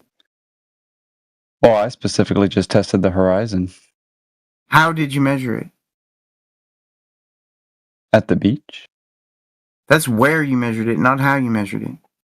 Yeah, you use a distance marker, right? And if you see the horizon past that distance marker, then you've successfully made a measurement. How do you not see the horizon? It exists everywhere on planet Earth. How do you have a flat horizon on a globe, for that matter? Well, it's not flat. I've actually measured it. It's not flat. So how did you measure it? So what I did was I took a couple of straight edges and I put them together and I put them on the beach as close to the water as I could get, and then I backed way up and I took a photo and then I put it on my computer and then I counted the pixels, and there's a curve. How did you know? Genius. Can you show us this information? You like we flat earthers would like to see the curve you're seeing. I mean, I can show you someone else who has done it, but my computer that has that information is long gone. Like, this happened 20 years ago. Burned down in that fire. No. Have you measured the curvature recently or seen it recently? Yeah, I measured the last time there was a winter solstice, just this past December. I measured it. And did you document that? I actually did, but it's on paper. I don't know if that counts to you. Oh, okay. Sorry, go ahead. Anything else with this guy? Sorry. I just want to tell him one single thing. So you keep your stories in your own book. Don't read them to us till the moment that it's not a story anymore and you have to back it up with something real. So imagining yourself or dreaming about yourself doing some measurements and putting rulers, comparing them to the horizon, calculating or counting the pixels. Don't tell me the story. No, till this moment it's just a story. It's like you telling me that you found the fairy, the tooth fairy, putting the dollar underneath your pillow. No, it's not. It's just a story. Show me the video or the data about that tooth fairy, the reality of that tooth fairy. So don't tell me stories. Just stop. If you have a story, don't tell it here. I mean, I told you I could show you other people who have done the very same thing, but my computer that has that information is just gone. It was 20 years ago. Yeah, but check this out, brother. According to Ruhif and Scott and a bunch of other globers, that if the Earth was flat, the horizon would be curved. That the horizon would be curved no matter what the shape of the Earth is. So the horizon be curved on a flat Earth. Ask them, dude. That's what I'm doing. The person who makes this claim, how can there be a curved horizon on a flat Earth? Where do you see a curved horizon? We don't observe a curved horizon. We do, though, everywhere. Horizons can only exist on curved objects. I'll ask a question in the contrapositive. So, how can there be not a straight horizon on a globe Earth from your vantage point? Because all the horizon points are equidistant at range and at the same drop angle 360 degrees around you. So where's the differential information to render a curve? Yeah, it's weird that happens in such a circular manner all over the planet. It's really weird. Yeah, notice how you didn't answer my question. I did, though. So it's because the Earth is a sphere that the horizon... Notice how something that has the same drop angle and the same equidistant doesn't have any differential information, yet it looks curved. I wasn't done. I was almost done. So the reason that you can see equidistance around you is because it's a sphere, and the higher you go, that's the differential. You have to go up, and the further up you go, the further you see. That would only happen on a sphere. Right, and the claim that happens, well, hold on, you're done. The claim that happens is because the horizon is at a certain distance. And so Homeboy earlier told you he saw the horizon beyond the distance where it's supposed to be, meaning it's not a geometric physical leading edge of an object. Correct. You understand that you cannot have an apparent thing without an actual thing also.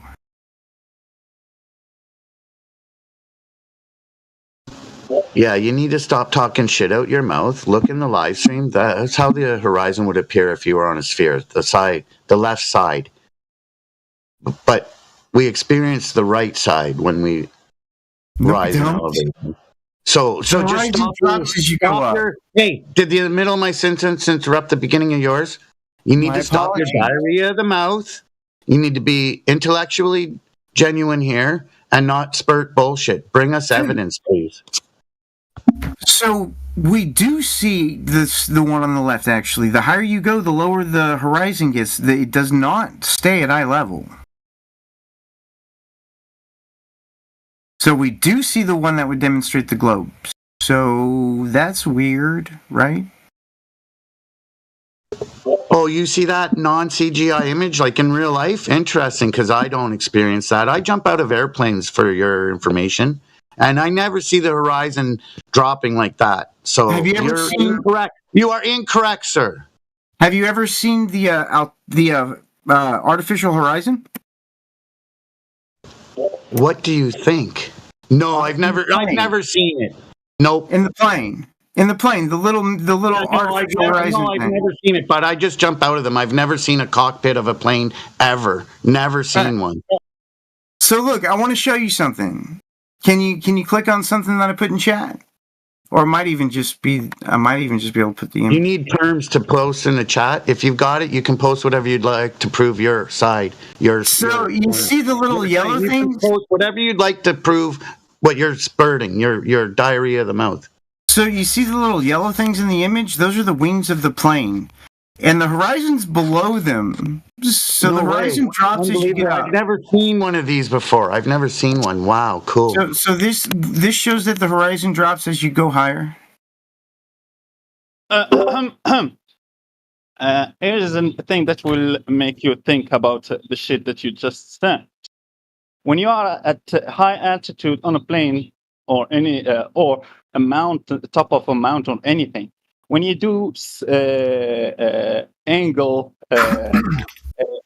elevation angle to an object in the sky, a sun or something, when you use the sextant using the visible horizon and compare the angle measurement to a bubble sextant, it will give you the same exact measurement. Meaning that they are both level. The visible horizon to that sextant, which is your eye, the eye of the observer, all bubble sextant, they will both give you the same angle. So you can pick up your position on the surface.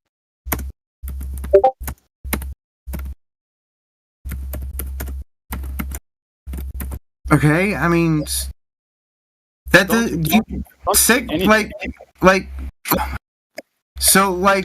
Excuse me, Linda. Just for one moment, please, Linda. Whoa, for one moment. That's a beautiful picture of the instrument on the dash of the airplane cockpit. But what you were trying to prove is the visualization, the CGI visualization on the left of the horizon dropping. And when I'm in the plane about to jump out, I don't see what's on the left. I see what's on the right. So please present what's on the left visually, not an instrument on an airplane. Thank you, Linda. I mean, it represents reality. That's what it's going to look like. No, I just told you. I mean, I can. Reality. So how strict are you on your sources? Because I can show you a bunch of pictures from MC Toon's website. I just don't know if you're talking about. Fuck MC Toon. I'm talking from personal experience. When the fucking door opens on the plane. Personal experience. Excuse me, Linda. I'm in the middle of a sentence. When the door opens on the plane and I go to jump, the horizon is flat and level and at my eye level. It doesn't drop like you're saying on the left in that CGI image. Only in the CGI image does that do that. Not in reality. So present what you're claiming is going on the left side in that GIF, in reality, a visual representation of it, not an instrument panel on a fucking dash. All right, so I can show you a picture that MC Toon took himself, if you'll accept it as a source. Let's see this. Let's see Toon bullshit. Well, if you're gonna call it bullshit, then there's no point. Linda, stop fucking talking. Present the evidence. We've probably seen it 1,000 times, but go ahead, please, once again. No, if you're going to call it bullshit, I'm not going to present it. Oh, fuck. You're like a fucking little girl. Like, what the fuck is going on here? There's just no point. You're not going to accept it, so there's no point. You're not going to present it, so I can't tell you whether I can accept it or not. So thanks. I just called it bullshit. You're already poisoning the well. Yeah, no, I'm not. I'm waiting to see what you're presenting. Is it a fisheye image lens of the fucking horizon? Or is it an actual image of the horizon? Let's see it, bitch. See, what's with the insults? I don't get that. What's with the obfuscation and the fucking not answering or being straight up or acting like an adult? Present your evidence. You're presenting. It's somebody else's evidence, but you're going to present it, so let's see it. I mean... I haven't been on... Holy shit!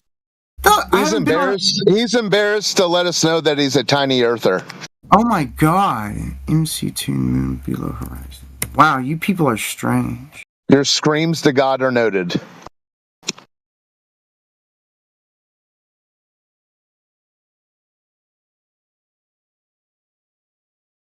Oh man, it's not showing it. I'm gonna have to actually go to his website. I hate going to his website. Oh wait, no, that's not it. Yeah.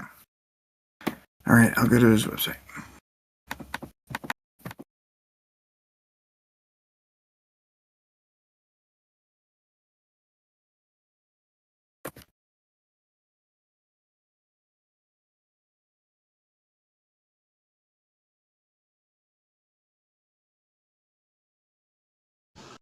I'm not sure if that counts as a wig snatcher tag for me, but I've been waiting to get one.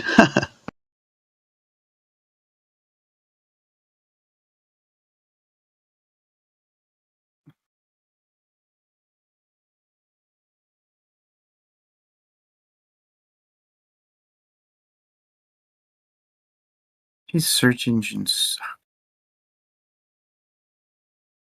I'm not finding it. That's why I hate his website. His search engine sucks.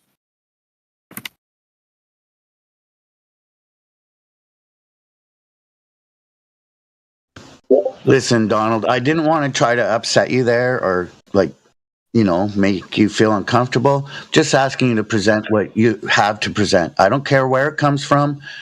Try to prove your side of things. Thank you. Well, you didn't upset me in any way. Okay, so let's progress this. Go ahead and present. I'm working on it. It's hard for me to find MC Toon stuff because his website has a horrible search engine. It's all good, brother. We're 24/7 here. Take your time. We're not in a big rush. Actually, to be completely straight with you, we've been waiting multiple years here for many Globers who have come in here and are not necessarily Globers, but just general people saying, okay, hey, I heard what you said. Okay, cool. I'm going to go out and get some evidence to bring in and present. And none of them have really come back with any proof of curvature or otherwise. So we're not in a rush. Go ahead. Take your time. That's just not true. You guys just don't accept the evidence that's provided.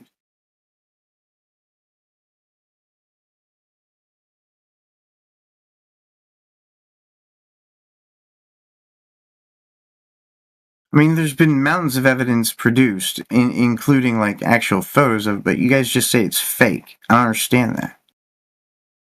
But okay, we're talking, not presenting evidence. Go ahead. I told you I'm trying to find it. His website is horrible.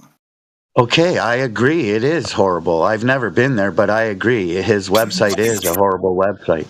How can you possibly know other than me telling you? Well, because I know the name of it starts with McToon, so that's pretty much all I need to know. Wow, that's called a genetic fallacy. That's very, very bad. Okay, then I'm a bad boy. I will never punish you.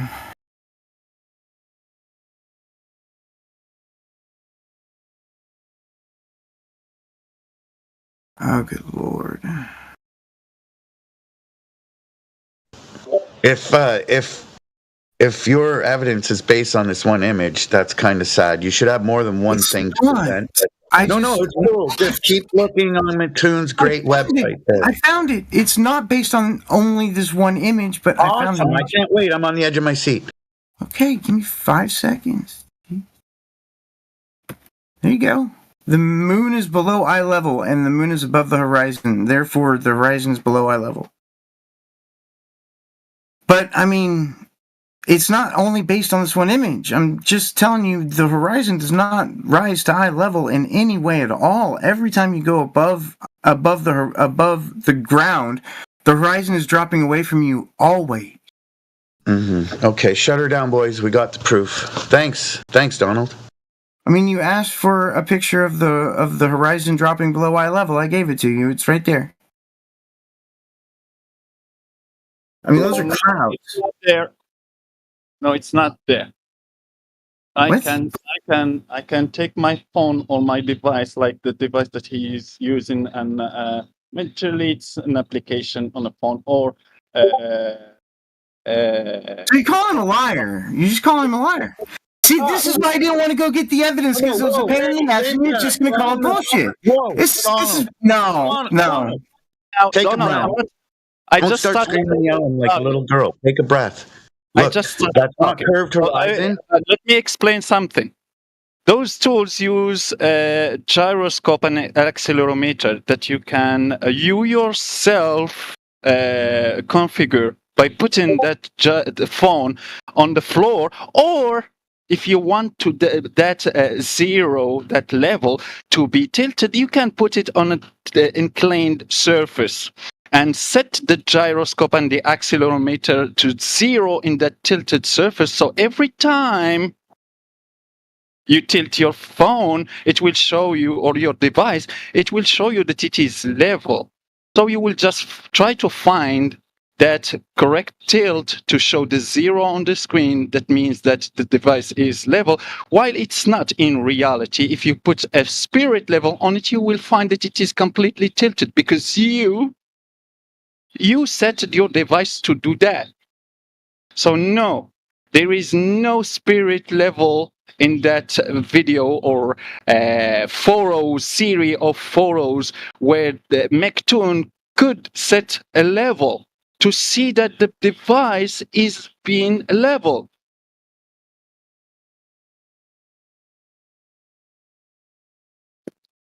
I can now show you that if just I take my phone and I reprogram the gyroscope and the accelerometer, I can show you that if my phone is tilted, so it will show in the app, in the level app, that it is level, because I set it like that. So it's not a proof. It's nothing. It's just nothing. Well, you're wrong. You're just calling him a liar, and you have to demonstrate that he lied about this. No, I'm not calling him a liar. You are. You said that he misadjusted his calibration on purpose. That there is no level that can show me that the device he's using is level. Maybe McToon himself This meme in chat is you, not me. This meme in chat is you, not me. You're the ones that are plugging your ears and closing your eyes and just ignoring evidence that's true. Maybe McToon himself didn't set his device correctly. And You're calling him a liar because he said on a stream that he calibrated it in Alaska at sea level. That's what he said on a stream. So you're calling him a liar. You're just calling him a liar with no evidence. Maybe McToon never calibrated his device. Yeah, you're just calling him a liar with no evidence. Demonstrate he's a liar. Showing that it doesn't mean that he is a liar. Maybe it is an angel. No, he said he properly calibrated it at sea level. So you're calling him a liar. Back up from your fucking mic, lower your decibels a few decibels, and calm the fuck down, Linda. I'm used to speaking loud because of Clubhouse. The audio is garbage on Clubhouse, so I'm used to speaking loud. I apologize. I'm not emotionally mad or anything. I'm just used to speaking loud. It's completely understandable. Cognitive dissonance can do that. Oh my God, dude. Understandable. Please do not accuse me of things that you don't understand. Try to listen. Just try to use your ear. Listen to the words that I will say. Maybe McToon is a saint. And he is not a liar. I'm not saying that he is a liar. You are. Maybe I am saying the opposite. You told me live on a stream that he calibrated it properly, so now you're calling him a liar. If you understood that incorrectly, I'm repeating myself again. You're calling him a liar. He's not a liar. Maybe McToon is a saint and he never lied in his entire life. But he never calibrated his tool, so his tool wasn't. He told me that he did calibrate it at sea level in Alaska. Send me the recording of him telling you that. Because I now don't know where it is. He's got hundreds of liar, not McToon, but I'm not a liar. You a liar. No, I'm not a liar. You dick. You a liar. You dick. You're a dick. You're a dick. You're a dick. You're a dick. You're a dick. No, I'm not. You're a dick. You're a dick. You're a. I have one. Okay, Donald. Insults and ridicule are the tools of the person who's lost the argument. Please, you're making people's ears bleed. Like, just chill the fuck out, man. He insulted me first, so he lost the argument, not me. Just saying. Fine. You don't win it by responding with more insults, for fuck's sakes. No, that's the only thing to respond to insults with is more insults. I didn't insult you at all. You just said. You called me a liar. You called me a liar, you dick. You called me a liar, you dick. That's an insult. That's an insult. You said something that I don't believe it's true. So I said, yeah. Go watch his content. It's in his content. Yeah, it's not an insult. It's not. Call me a liar when I'm not lying is an insult. Prove that you are not. Yeah, just go watch his content. It's in his content. No, in his content, he told you. Is there something in his content that he told you? Yeah, it was a live stream. Yeah, it was a live stream in one of his debates. He said that he calibrated it at sea level in Alaska. He said he told you that he calibrated it. It was a live stream. It was a live stream. So yeah, I was watching it live. He told me directly. And maybe he's not a liar, and that surface where he calibrated the device was not level. So the thing that he did it at the beach in Alaska. Those photos, there is nothing that proved to me that the device is level. You're just calling him a liar. You're just calling him a liar. That's insulting him. No, it's not insulting. It absolutely is. I can't believe him because he's not sent from God. So you're calling him a liar. He's a Christian, dude. He's a Christian. Just so you know, MC2's a Christian. I don't care. That's the word. The title Christian means no liar. No. The heck are you talking about? I don't care. You're just calling him a liar, and I don't care. That's not evidence of anything until you can demonstrate that he lied about. Until you can demonstrate that he lied about properly. Until you can demonstrate that he lied properly. Begging me now to believe to Holy just shit. blindly. Now you're begging me to just believe blindly. There is It's on his YouTube channel. Wait. Just go to his YouTube channel. There is nothing to show you that the device is. He told me. He told me. Only the words of someone. So that's all you would have. You haven't shown any measurements. Where's your measurement? Assume that I don't know that McToon at all. You're just bringing something. Doesn't matter. It doesn't matter. He told me that it was proper. Oh my god. What the heck? Dude, you're just repeating yourself over and over and over and over and over and over and over, and it's pointless because all you're doing is calling him a liar without evidence. No. Demonstrate that he lied about calibrating it properly. He told me personally that he calibrated it properly. Demonstrate he lied about that. I have just to believe words. No, it's not like it doesn't work like that. We are not in a religion. All right, well, then all you have to do is show me a measurement of the flat Earth, then, because you don't have any measurements of the flat Earth.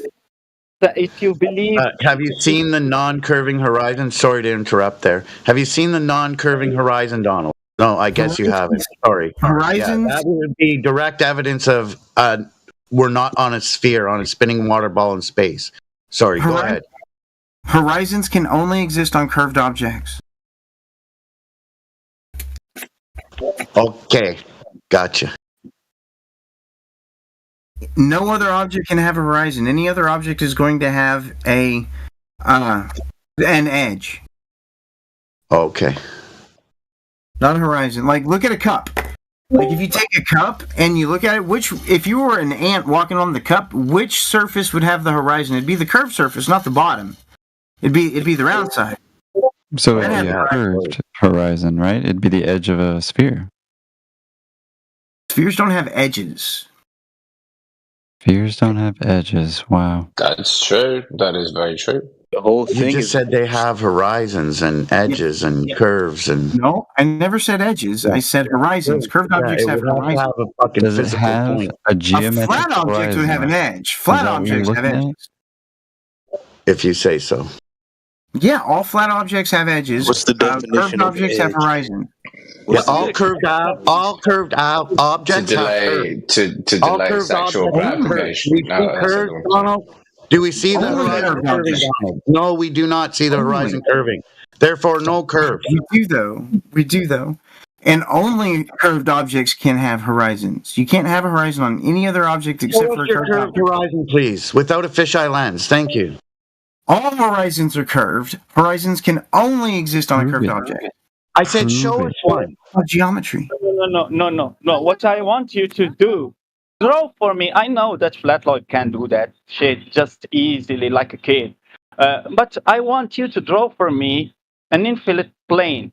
And the person is just standing, a 6 feet tall person standing on that plane, infinitely big plane.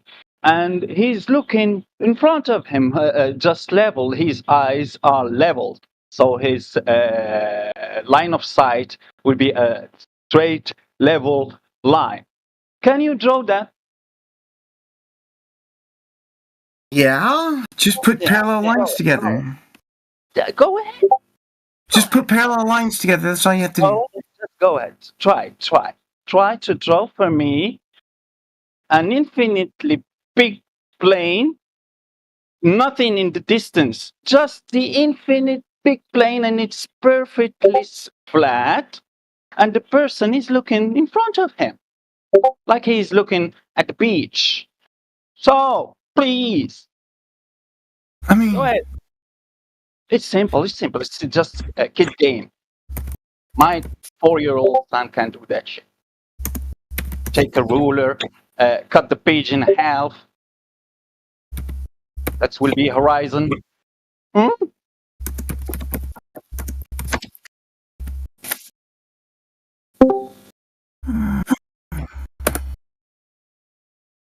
Imagine being a flat earther in 2025, man. Yeah, maybe it will be the time for him. I mean, I told you, just draw 2 parallel lines. Just 2 parallel lines. That would be it. Don't tell me, do that. Show me. Imagine thinking we're going to go to the moon or Mars. What are parallel lines? Donald, did the middle of my sentence interrupt the beginning of yours? Somebody just said, imagine being a flat earther in 2025. I'm responding to that comment. Imagine still believing we're going to the moon or Mars in 2025. Imagine that. Wow. Yeah, talk over me. Something landed on the moon last week. Amazing belief system. Of course, Donald. Of course it did. You know, because we're still going to the moon and Mars because we've handled all the problems down here. There's no said, imagine being a flat earther in 2025. Who said that? There's no homelessness. You know, we can waste money on going to the moon. You're right. It's not a waste. Yeah, that was Dev Null. NASA has had $100 return on every dollar spent on NASA for the United States. Oh, fucking shit. Everyone in the States would be a multimillionaire then because that's their money they're spending on it. So the taxpayers would have got the return. They'd be fucking rolling in dough. No, there'd be no homelessness, Donald. Hold on, guys. Who was it that said imagine being a flat earther in 2020? That was bonkers! I think he left.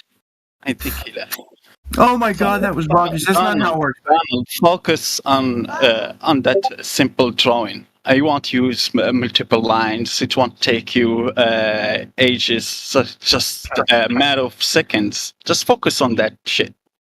Sure. Yeah, show it. There's new people in. Because if there's new people in, Donald can sulk in silence. Sulk? Yeah. Yeah, go on mute while you're drawing us our flat line sphere. Go on mute while you do that. There's new people that want to speak to us. Thanks, Donald. Thank you for silencing me. I appreciate it. Silence yourself, Donald. Nobody silenced you. We're requesting you mute yourself. Go draw your straight line sphere. When there's a break in the new conversation, you have a chance, re-unmute yourself and say, hey, guys, I'm done drawing my flat line sphere. I want to show you the picture. Okay, can you do that? Can you act like more like you're older than 15? Can you do that, Donald? He can't hear you. He deafened himself. It's good. So it's good. I am not deafened. Just so you know, I'm not deafened. I pressed the wrong button. And you're also not self-muted and drawing your straight line sphere. So please get on it. No, I'm asking it because he said that the horizon is can't happen, or you can't have a horizon on a flat plane.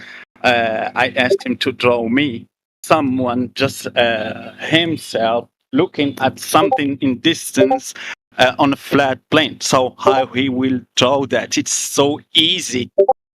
It's just so easy. So he will have to draw that horizon. He doesn't know that, but let's see how he thinks. He's going to. He's going to get what crayons he's got left that he hasn't eaten, and he's going to draw us a nice picture. So we're just waiting.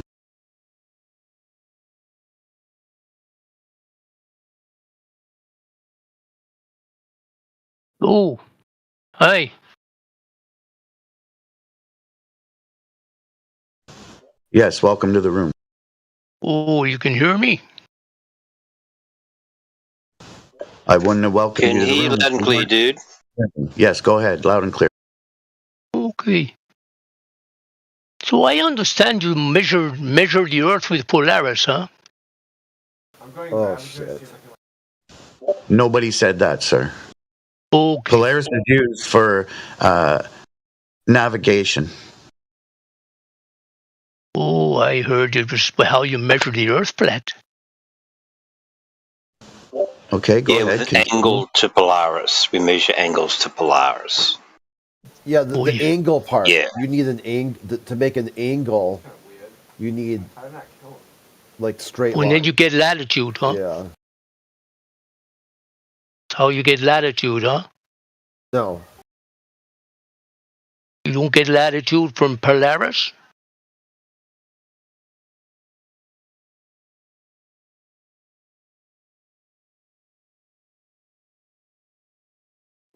Yes, you do. Yes, you do. What's the point?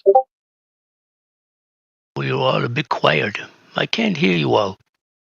I said, yes, you do. What's the point? Okay, so you get latitude. No. Are you just repeating the same disc? Again, with the same, starting with the same questions? I will tell you from now, it's boring. Will you just get to the point?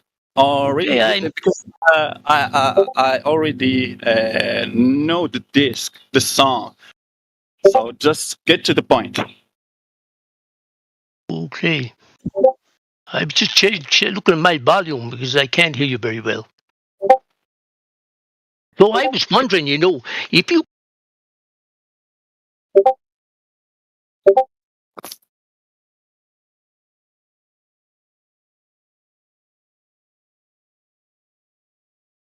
We can't hear what you're saying. So you wait until he just finally gets to his point, and then you mute him. Did you guys really mute him? That was kind of a dick move. Yeah, I was curious where he was going with that. Hey, Oka, finish your point. Don't take 10 minutes to fucking set it up. Oh, you guys are in a hurry, huh? Yes, we're in a hurry.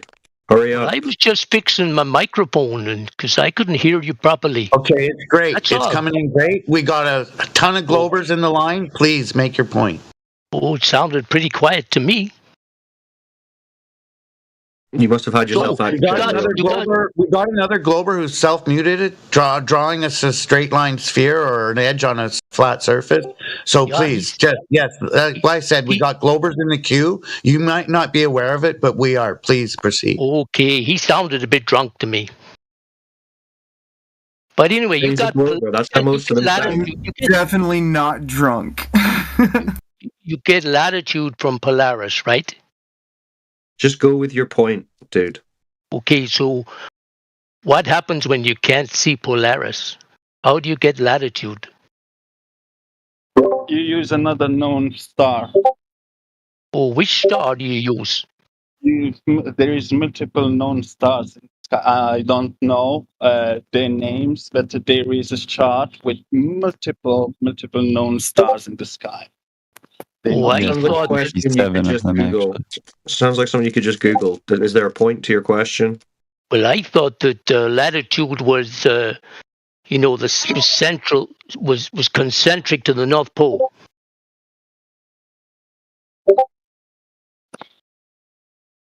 Concentric circles, latitude, concentric circles, huh? Question: couldn't they use also the sun? Oh, does the sun have a ground position at the North Pole? For a yes or no, not a story. Does the sun? For a yes or no. Answer. No. You can research also if they already used the sun or not. Well, I guess for your local position, it may be one time in the day, but not at nighttime. Maybe you could get a position. But the sun is a different. That would be a different circle, huh? Could they use the sun? Well, not to get the latitudes, no. So they have to get latitude. You have to use only Polaris. Oh well, I thought it was that was the center on the ground. If you want to get latitudes, do you have to use only Polaris? Oh, I was told. Oh yes. How else are you going to do it? Wait, I show you. What? With what? I'll show you. But then you'll have two circles of rotation.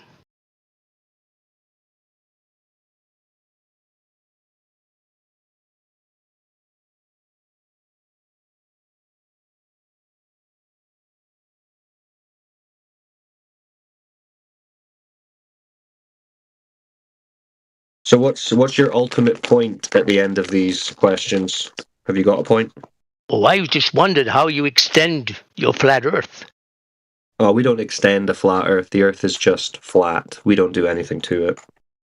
Oh, but you have to. You have to beyond Polaris. How can you extend it out? Extend anything? No, it's just the surface that we live on is measured flat. Don't need to do anything more than point that out. Oh, but only to the equator, huh? What, have you measured curve beyond the equator? We're not talking about curves. We're talking about we are. latitude. Oh, okay, you're not talking about curves. Okay, so the Earth is just flat then. Always. We're talking about latitude. Yes, on a flat Earth. Yeah, and that's concentric to the North Pole. Well, you can think about it however you like, but it's on a flat Earth, so... Okay. So when you can't see Polaris, how do you extend those concentric circles? I'm not extending any concentric circles.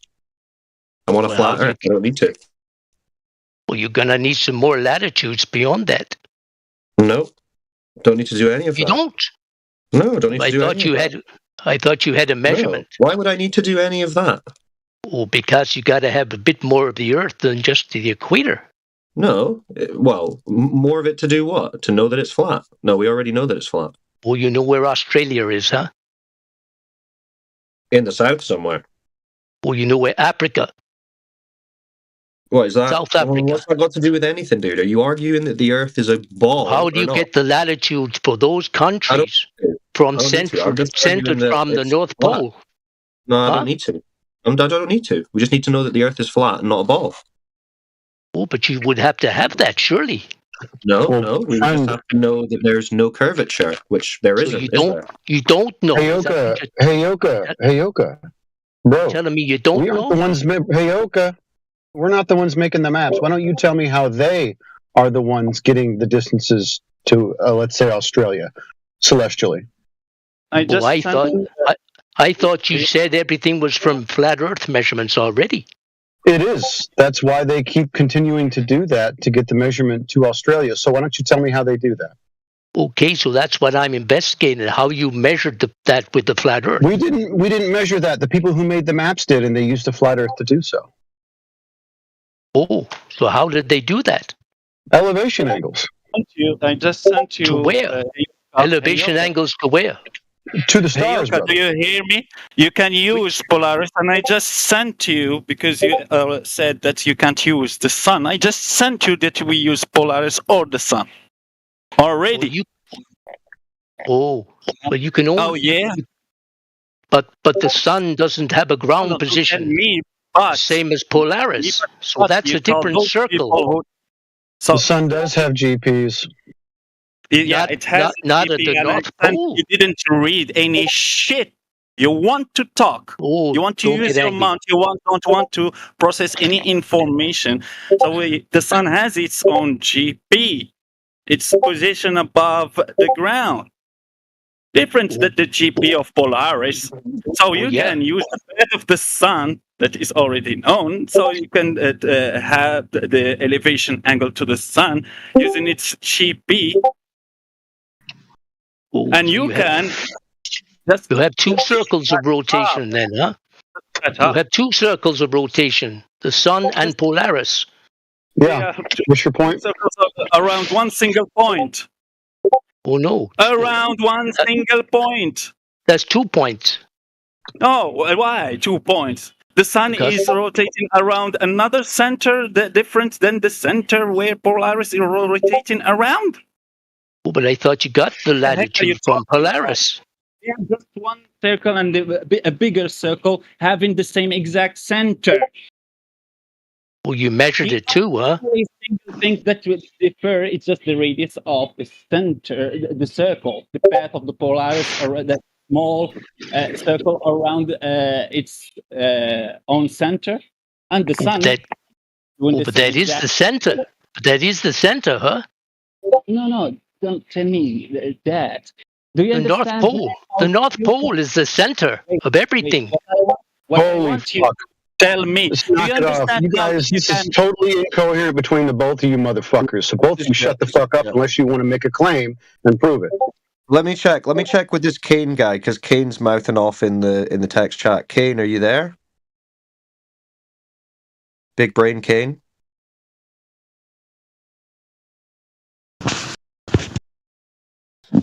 Kane. I thought that the North Pole was Oka, shut the fuck up. Hey Oka, shut the fuck up. Who told you that? Hey, Oh, you did. All you flat Earth guys. When did I say that? When did I say that?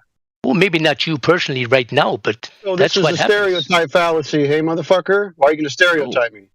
I think the head of the flat Earth Shut the told me fuck up. No, okay, who's that? What's his name? Oh, Nathan Oakley. Oakley told you that the center of everything is the North Pole. I want a citation. I want the recording right now. Or are you going to shut the fuck up? He told me that you can only get the citation with the quote and the recording. I want it right now. You can only get latitude from Polaris. Well, you said that. I just debunked you, sent you that it's not only using Polaris. Okay.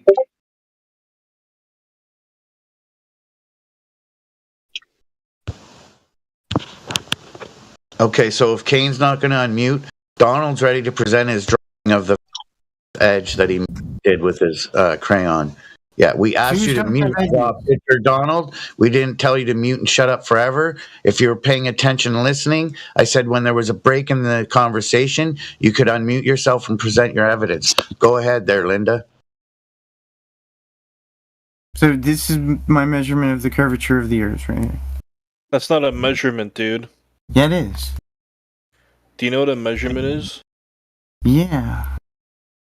It's an observation with graduated citation. You've already showed this before, Donald C. No, I've never shown this ever.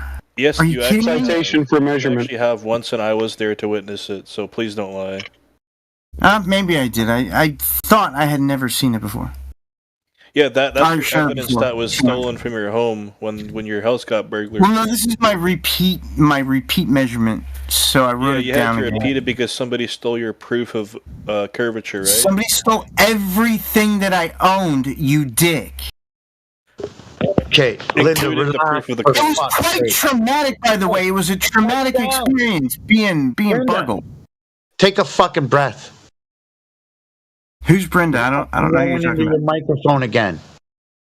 I'm just used to speaking loud because if Clubhouse doesn't have shitty audio. I apologize. Yourself, man. Before you wreck yourself, lower it.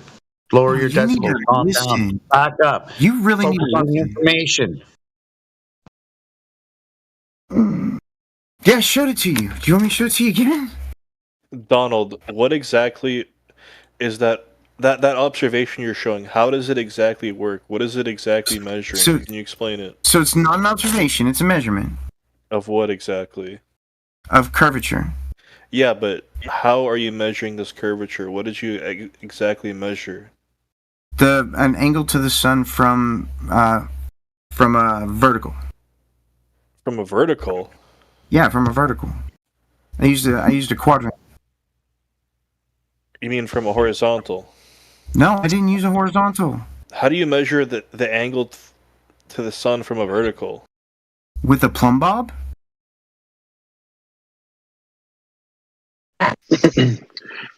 Show it. I'm I confused. want to see the video. Donald, I want to see the video. Video? I don't have a video of it. Why would I take a video of it? I have the plumb bob. You want to see the plumb bob? I want to, test the veracity of what you're doing. So I want to make sure that you're doing this very precisely. I want to see the video and all the precautions and all the things that you did to get this measurement from a vertical, which, by the way, necessitates that there is a horizontal. Am I crazy? Can you measure an angle from a vertical to the sun? Yes.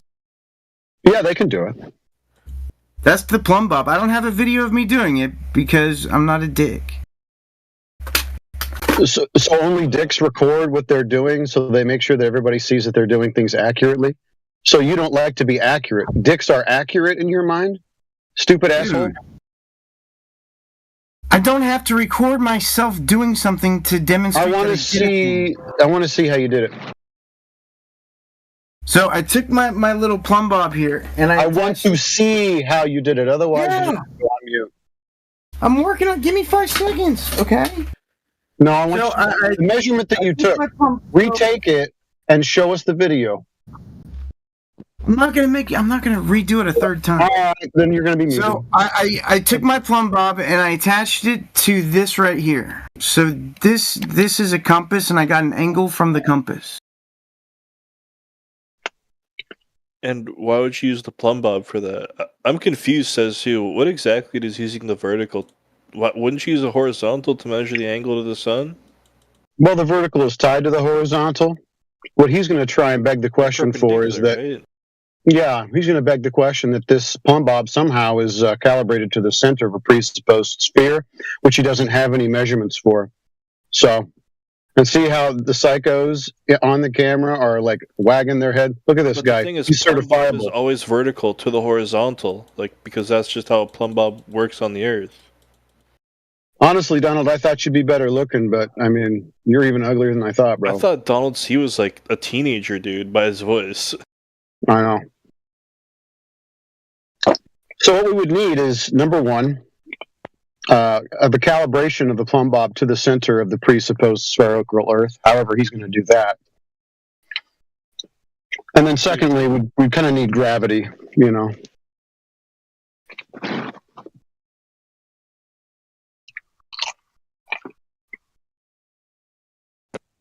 Man, these Globers are embarrassing themselves hard in this text chat.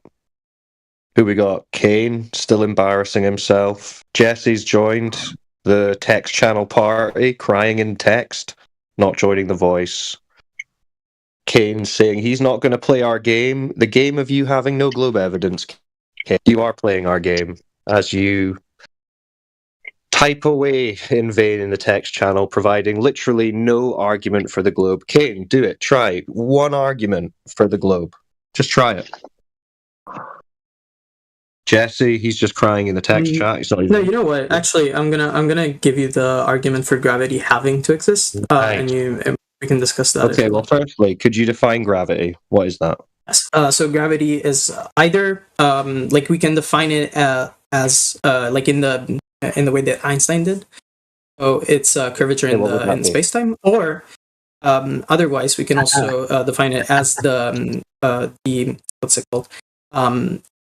What's the word? Phenomenon, yeah, of bodies attracting them like each other, right? You're breaking the law of identity, friend.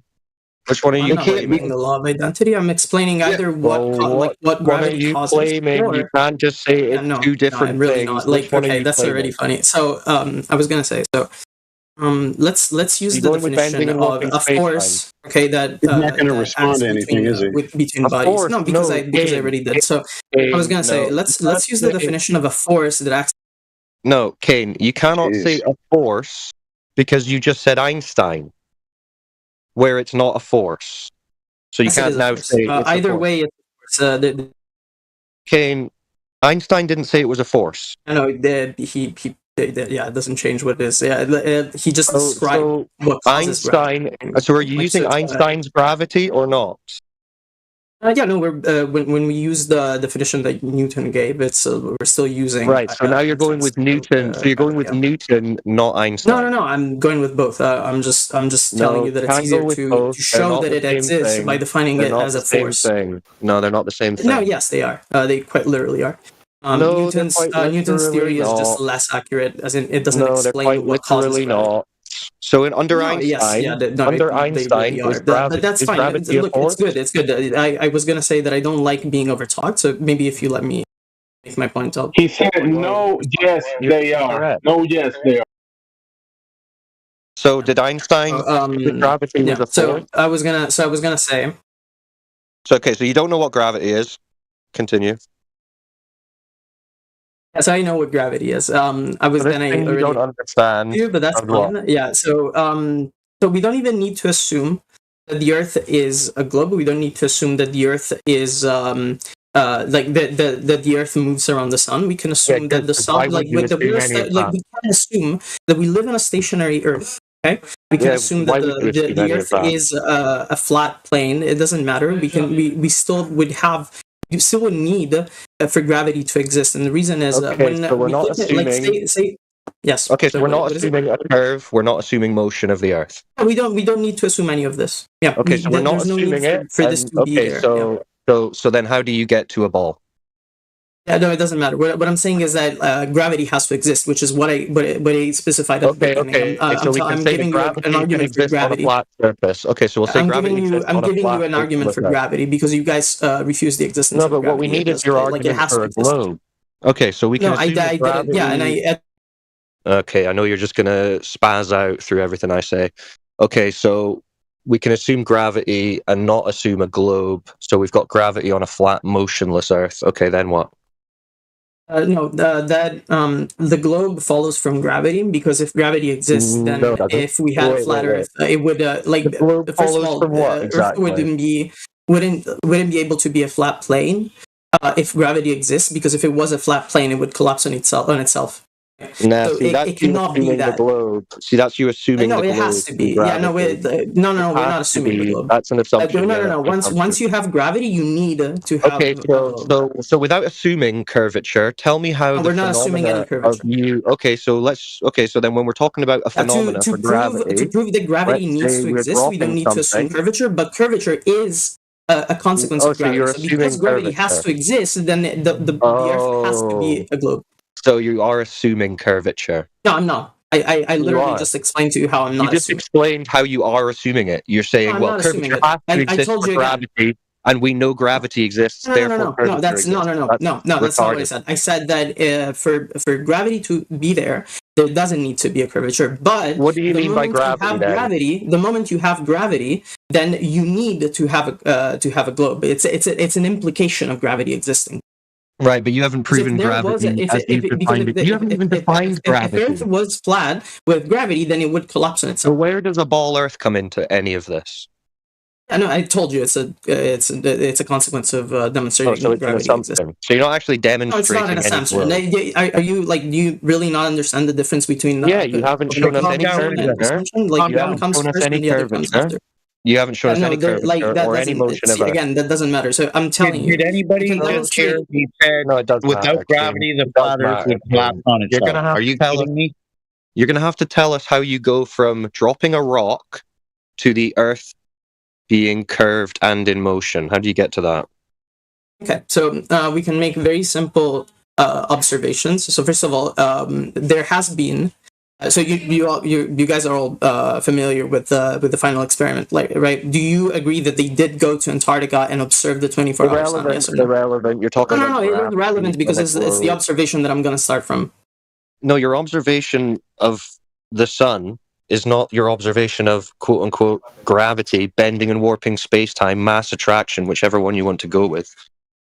So that wouldn't be applicable. Yes, it is. You don't know the argument, so how can you say that? That'd be begging the question then. That would be begging the question. So you're looking at the sun moving and you say that's because of the bending and warping of space-time? That's not an argument. That's just a baseless No, that's not what I said. So, so in a nutshell, okay, we do agree that if an object moves, right, and there's no force acting upon it, then it's going to keep moving.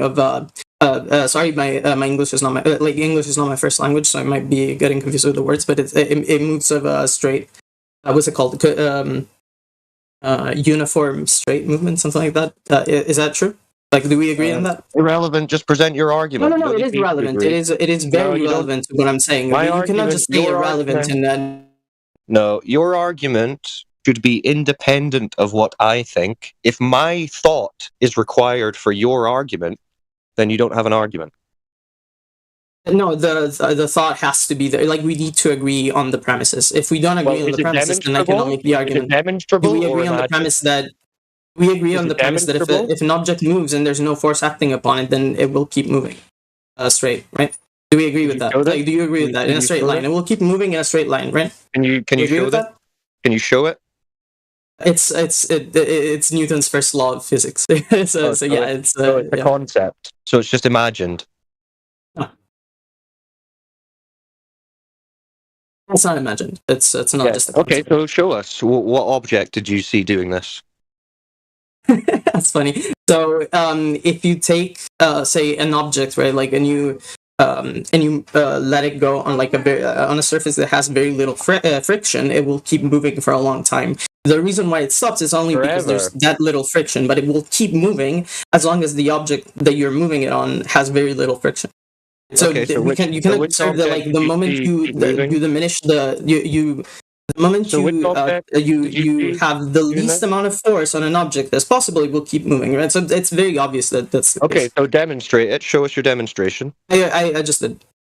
No, you didn't. You just. Oh, okay. We can just agree on the premise, right? We can just agree on the premise. So, do we agree on the premise? Yes or no? Well, no, you haven't demonstrated it. Okay, then there's no point in me making the argument because if we don't agree on the premise. Right. So your ability to prove the globe. Okay, so I was going to say, first of all, you know that you have no idea. Oh my god. So your whole globe argument depends on us accepting your baseless claim that you just couldn't demonstrate. My baseless claim of the first law of dynamics? That's pretty funny. Of what? Dynamics. It's the first law of dynamics. Which is? The law of inertia? Yeah, the law of inertia. If an object moves, okay, and there's no force acting upon it, it will keep moving in a straight line. That's what it says. Forever. Yes. Okay. Look What's that up again. your You're evidence for crossing- that? You're mixing There would have to be no forces acting upon it, which is impossible in real life. Yeah, Where did Newton you're right observe? about that. Where did Newton? However, we can observe. Yeah, where He's did missing Newton? the part. Where did Newton observe this, Kane? And Cyclone, he's missing the part that I an was gonna object say- in motion stays in motion, but an object at rest stays at rest as well. And he's completely botching his argument, but I digress. Well, he's not even proven his first point. Well, if it's Newton not observe an moving, then object there's no point forever in motion? having, in saying that it keeps. Okay, whatever. I said if it is already moving, it will keep moving. Yeah, and we asked what your That's what I'm demonstration saying. was. Okay. and you Anyway, don't yeah. have So one. I was gonna say. So let's use the observation of the 24-hour sun to see that there's an object, okay, outside of the. Or it doesn't have to be outside, but there's an external object, okay, that's moving in a circle. What's okay, making because it move? it's circling. Yeah, no, it doesn't matter what's making it move. The point is that it moves, right? So there's an object, okay, is the sun that moves around these people, right? Now this object, if there was nothing holding it there, would just keep moving in a straight line. However, No, you can't say that. Hold on.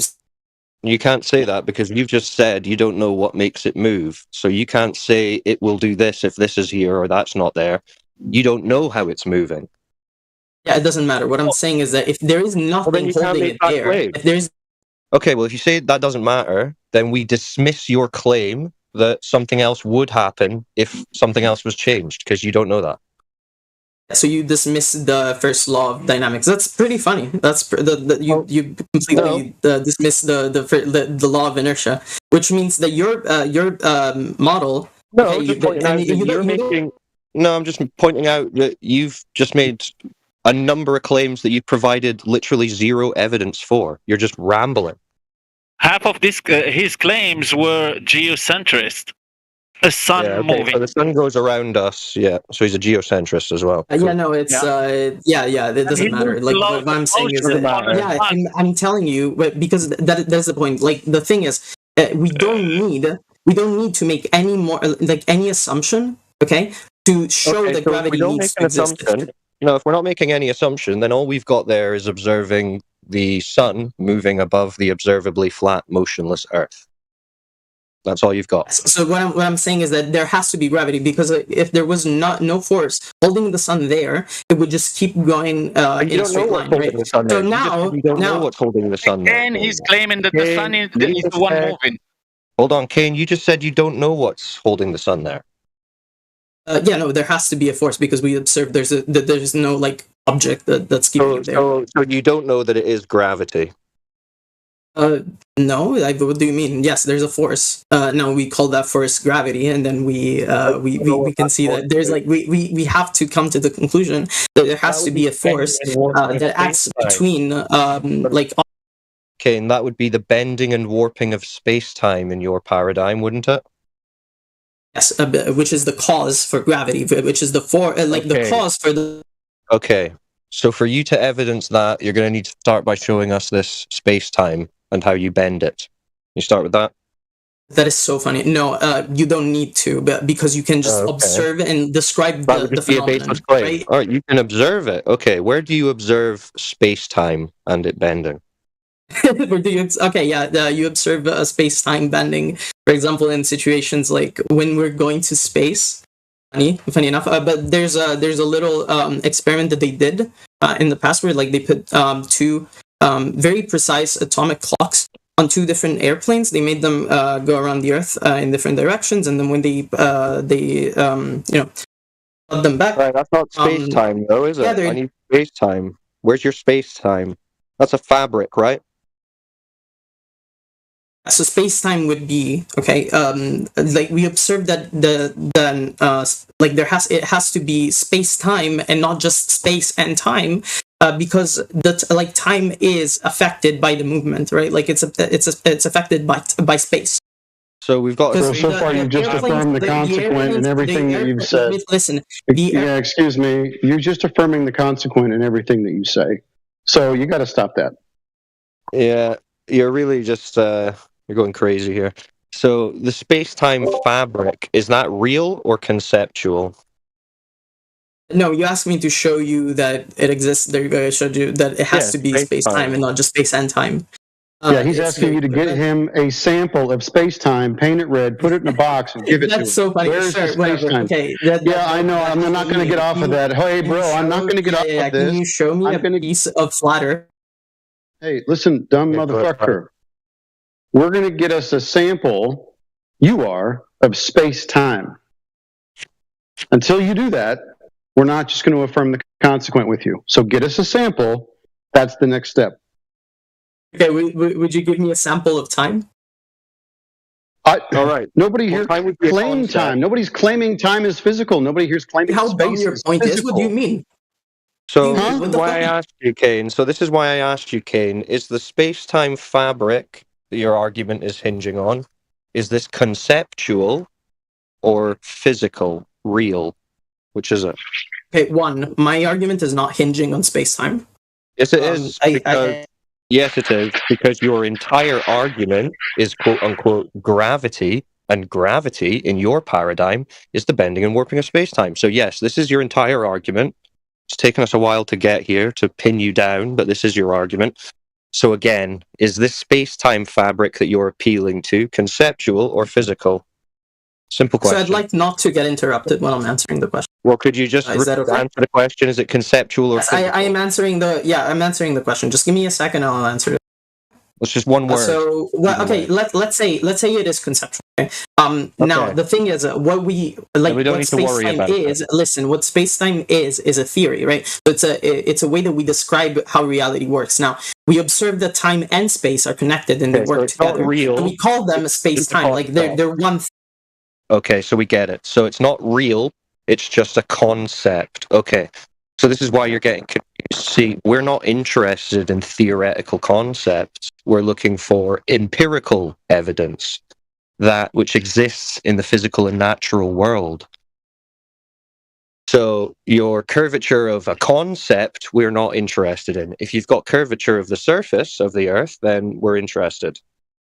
Once again, I was not. My argument was not hinging on that you're making this claim, but it's not true. It is, because you said no, it's not. It's really not. Kane, you said your argument was gravity, didn't you? Yes, and I'm showing you that. Yes, and we've just agreed that the gravity concept in your paradigm of the globe is currently Einstein's bending and warping of space-time. And I was not hinging on that, as you said. Yes, you are, because that is gravity, according to your religion. I'm not hinging on that. No, I am not. I'm showing you. That is your very argument. Can I repeat once again your entire argument? Because it's clear that you're missing the point. I'm showing you something else. I'm showing you that there has to be a force that acts between the sun and the earth. Right? No, listen. You saying there has to be something we are not interested in. We're not interested in your subjective opinion about what has to exist. Show us what exists. Empirical evidence, Kane. Not just our force is empirical. Our force is like real, according to you. Which one? Of course, any force. Like you pushing an object, is that real, quote unquote? Yes, that's you exerting a real force. Then the force, then gravity is real. Then there's in your own. Listen, no, because you can push something does not mean that a conceptual space-time fabric bending is real, Kane. Don't be a little idiot. No, that's not the conclusion I was getting to. That's what you just said. I was only getting no. Listen, because you're not listening. I was only demonstrating that there is a force that acts between the sun and the earth, and I did that. Okay, now that Right, force. so you don't have a clue what the interaction is or isn't between the earth and the sun. You already conceded you don't know what makes the sun move. You don't know what its mechanisms are. So already your entire argument has fallen apart because you don't know anything about the sun and its movements in relation to the earth. You don't have bending and warping space-time because it's just a concept. So none of this equates to an argument for physical reality. No, once again, you don't need that. Like, the point is that you don't need to know what makes the sun move. The point is that you need to know that the sun moves, and then it'll... Yeah, see, but you do need to know this, because your whole argument is that because of this, you can claim the Earth is a globe because you know what the mechanism is. But you've just conceded you don't know what the mechanism is. You just have a concept. So this is a killer to your argument. You do not have an argument. So I would suggest you move on to something empirical. Yeah, no, so you're just lying again. Like, you're just misrepresenting my argument. That is not my argument. You're not saying that. Like, I'm not saying that. My argument, listen, listen to me. Instead of talking over me, listen. Okay? My argument is that there has to be, look, because it doesn't matter what causes the sun's movement. It doesn't matter what, whatever you're saying, right? Like, it doesn't matter what gravity ends up like being caused by, which is like the bending of this in the space-time due to so the object. It does not matter. It does not matter. The point is that there has to be a force holding the sun there, right? Yes or no? Okay, well, I mean, if you want to claim that, that doesn't tell you that the Earth is a ball. That could be done over a flat surface, and there'd be a force that's holding the sun in whatever place it's in. Yes, you're right. Like, partially, if it wasn't for the fact that gravity would cause the Earth to, because it's so massive, it would cause the Earth to collapse into itself. No, see, that's when you've reverted back to the concept again, the one you've been told about everything forming into balls. That would be your Einstein again, but that's just a concept. So no, you don't have that. You can go as far as to say there's something that's keeping the sun in the sky moving. Okay, fine. It can do that above a flat surface. You still haven't made an argument that the Earth's a ball. Again, my argument wasn't for the Earth being a ball, but it has to be. Like to call it. It's for gravity existing. And then, Kane, if that's not your argument, why are you even speaking? That's all we asked you for. Evidence that your globe religion cartoon was actually real. His argument is that he knows what the sun is and how it works, since he's making an observable phenomena of the sun moving. Therefore, his cartoon is real. His globe and whatever cartoonish ideas with that globe, that's real, because he's claiming that he knows the mechanisms that make the sun do what it does. Makes it tick. When at the same time, when I ask him directly, he says, no, I don't know those things. It doesn't matter. He says it doesn't matter, but then it is this mechanism I claim that assumes the Earth is a globe. That's so retarded. Cyclone, question. Is this guy really a geocentrist, or he just did No, he just isn't thinking, and he's panicking, and he's just saying whatever he thinks he needs to say. Okay, but because that's so funny. Because again, you're making assumptions over my argument that I didn't like. I didn't say any of this. Like, you're just bullshitting at this point. You said it's not an assumption. You said the sun is observably going around the observer. Yeah. Also, you said wait. Necros, let me clarify here, because this is a clarification that I need to make. Yes, that is the observation that I'm using to show that there has to be a force between them. Now, the question is it the sun that's moving or the Earth? Then afterwards, we can observe that it's the Earth that's actually moving, right? Like, what I'm observing is that there has to be a force between them that keeps them glued to each other. What you are observing and assuming also that the sun is moving and there is a force that is no. It's moving. Okay. So this depends on your what's it called? reference system, right? So in our reference system, right, we move with the Earth. So we are in our reference system, we are stationary, but it's only a matter of reference, right? You know the story. You're not moving. You've just been told you are, and then you've been told this reference. But that's probably wrong. That's fine. Like you can hold to that position. It's fine. I don't care. Well, what I'm saying is that you cannot hold to the position that gravity doesn't exist, because I just showed that it does. Ours is the default position. Okay. Ours is the default position because it's base reality. It's what everyone experiences. If you want to make a claim to the contrary, you will need to provide evidence for it. So it's not an agree to disagree. Provide your evidence that the Earth is in motion, or it's dismissed. Okay, again, this is not my point. I was showing you something else, and then I'm saying that something else will eventually bring to that conclusion. Now, no, we'll stick to it. I would like to stick to my point, though. Right? Like, can I stick to my point instead of going wherever the fuck? No, Kane, because the stuff that you're talking about now, which you're saying eventually this will lead to curvature in motion, no, it's not. It doesn't lead to it. You need to directly evidence those things. And this whole preamble about gravity for 15 minutes that you don't know anything about doesn't do it. You don't get there. So, no, you need to go straight to the curve or the motion of the Earth. Who's measured that? Who's observed it? So again, I'm telling you. Okay, so the thing is, this is like somewhere we can start from, right? Like we know that there's a force that attracts bodies to each other. No, right? we don't start because from the there. sun has. No, we don't. Do you mean no? Yeah, I just proved to you that it does. No, you just make a baseless claim about some mechanism. It's not a baseless claim. I brought you through how it works. Wait. You don't know what the sun is. Do you agree with the logic of what I said? Like, do you disagree with the logic? You haven't said anything logical. No. I said I tried to say a bunch of things. You just keep muting me and not letting me make my point. Maybe if I can make it clearly, okay, without getting muted every 5 seconds, it would be clearer for you. How about that? No, because you're just appealing to this concept. That's fine. No. Then I just refuse to talk to you, as I was saying earlier, right? So again. Yeah, you keep interrupting people every time they talk. So you haven't proven anything here. You're just talking. Words doesn't mean proof.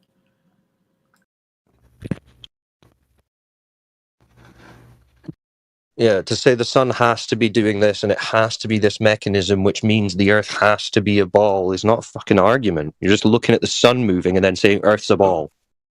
No, so the thing is, what I'm doing here is a logical argument, right? So I don't need to show you things. Like this is a logical conclusion that I'm making, right? Like I'm getting to look into the sky. It is not logical to look into the sky and then make declarations about what's beneath your feet based on what's in the sky. That's not logical. Yeah, and you haven't proven anything. You've just said things that you haven't proven anything. You're just making claims. One, I did prove things because the thing is, how did you prove it? Because have you ever seen a mathematical proof? Like, don't you do it by using words? So now you're saying that have I ever seen? That's your proof. Have someone else ever seen something? Are you stupid? Like that's not what I was asking. Have you ever do you know what a mathematical proof, for example, is? No, you don't have mathematical. You use words in a mathematical. Like if you need to make a proof for a theorem, will you use words? Yes or no? Yes, you will use words, right? Like this is what I'm doing here. Is mathematics? I'm showing the logical necessity for gravity to exist. Is mathematics physical? Mathematics is not physical necessarily. It depends on what you mean. Thank you very much for your concession. Yeah, it does not matter. Like I don't know what you're talking about. Like the issue is whether your math. No, the issue is whether or not your math is requiring assumptions and making assumptions in that math, such as things like the radius of a ball Earth. That would be the issue. It does not require that. I just showed you that it doesn't. Like I'm starting from the least possible assumptions, right? Theory does start with this. Your gravity by necessity. No, that doesn't. Like gravity by necessity is simply a story given to you to make you think that you could possibly live on the exterior of a spinning ball. So of course it assumes a globe. You need the globe first, and then you can talk about why you think things fall on a globe. You've gone straight to, this is why things fall on a globe, and we've said, what globe? And you've said, well, the things fall and the sun moves, so globe. no, illogical. No, once again, I did not say that. You're again just spreading your bullshit that you just make up. Okay, in that case, then, could you first at least evidence that there's curvature to this surface so that your story about us being on a ball could even be possible? Could you evidence that first? Jesus fucking Christ. Okay, once again, we are not assuming that for my argument. I'm making an argument about gravity existing. Right, if you're not assuming any curvature, then we're done with the discussion because you're just left with flat. It's flat. No, it's my conclusion. That's the point. We're not assuming curvature. We are concluding the curvature being there. What do you mean? You don't get to conclude any curvature. Kane, you haven't looked at the surface of Earth. How could you conclude curvature? Because it's a logical necessity. Based on what? What? Based on what I was going to explain if you let me talk. Well, get to the ball bit. How does it make Earth a ball? Okay, so once again, we did do we agree on the fact? No, don't ask me what I agree. Yes, no, because we need to get there together, right? Do we agree? No. Again, if your argument requires my agreement before you've even made it, this isn't an argument in good faith. So no, explain your logical premise. Put it in a syllogism. I need you to agree, because if you don't agree, then you're just going to disagree with my conclusion. There's no point in getting to my conclusion if you disagree with one of the premises. Like gravity existing is one of the premises. Will you agree that gravity exists? Yes or no? Did I convince you? You're begging the question. You didn't even convince me. No, I'm not begging the question because I'm express. Ken, you didn't even convince us that you know what the current globe story of gravity is, let alone convincing us that it exists. You didn't even know what it is. That's fine. So we can go back to the point, and I can maybe explain myself better, so we can agree on it. No. Then you're just going to take another 10 years to get to the one point we want you to get to, which is how does this make the Earth a ball? That's fine. Science requires patience, dude. You can just get to the point immediately. We need to go by step by step. Don't talk about science, Kane. You haven't provided. I am talking about. We've been talking about science for the entire time. No, you don't know what. I don't know what you're trying to say, but it doesn't matter. So, the thing is, you need patience. If you're not willing to go step by step with me and agree on the premises that we're making in order to get to the conclusion, then we're not going to make any progress. We know the story better than you do. So clearly, okay, yeah, sure. Maybe you do. Maybe you spend a lot of time here. What I'm trying to do is I'm trying to present my point in a way that we can get to the conclusion. You haven't made if you're just going to dismiss my claim, actually not my claim, if you're just going to dismiss my argument without even listening to it, then there's no point in showing the conclusion. What is the point? You're just going to dismiss the conclusion the same way that you dismiss the premise. You said your argument didn't have to do with curvature. It's the conclusion of it. How can it conclude if you're not even looking at the Earth or measuring the Earth? Because it has to be that. It has to be a globe by necessity. If it wasn't a globe. This is the bit that we really need to focus on, because this is where your religion is kicking in and you're asserting it as quote-unquote science. You're saying it has to be that. Okay, focus on that link. Tell us precisely why it has to be that. Don't talk about anything else. Tell us why it has to be the globe. Okay, so I'm going to present a bunch of premises, and then I will tell you, we will get to that conclusion. Is that okay? No, just get to what I just asked you to get. Then there's no point. What do you mean? Yeah, I need my premises. Otherwise, there's no point. Do you know what a logical syllogism is? You need premises. Why does it because it's a logical syllogism. I need premises. Why? Can I show you my premises? Can I tell you my premises? What is your premise that makes it have to be a ball? So premise number 1, gravity exists. Do we agree on that? No. So you haven't. So you have the conclusion in your premise. It's illogical. No, I don't have the conclusion in my premise. The conclusion is that the Earth is a globe. That means Earth is a ball. No. The conclusion is that the Earth is a globe. You presented us a conclusion in your premise. Your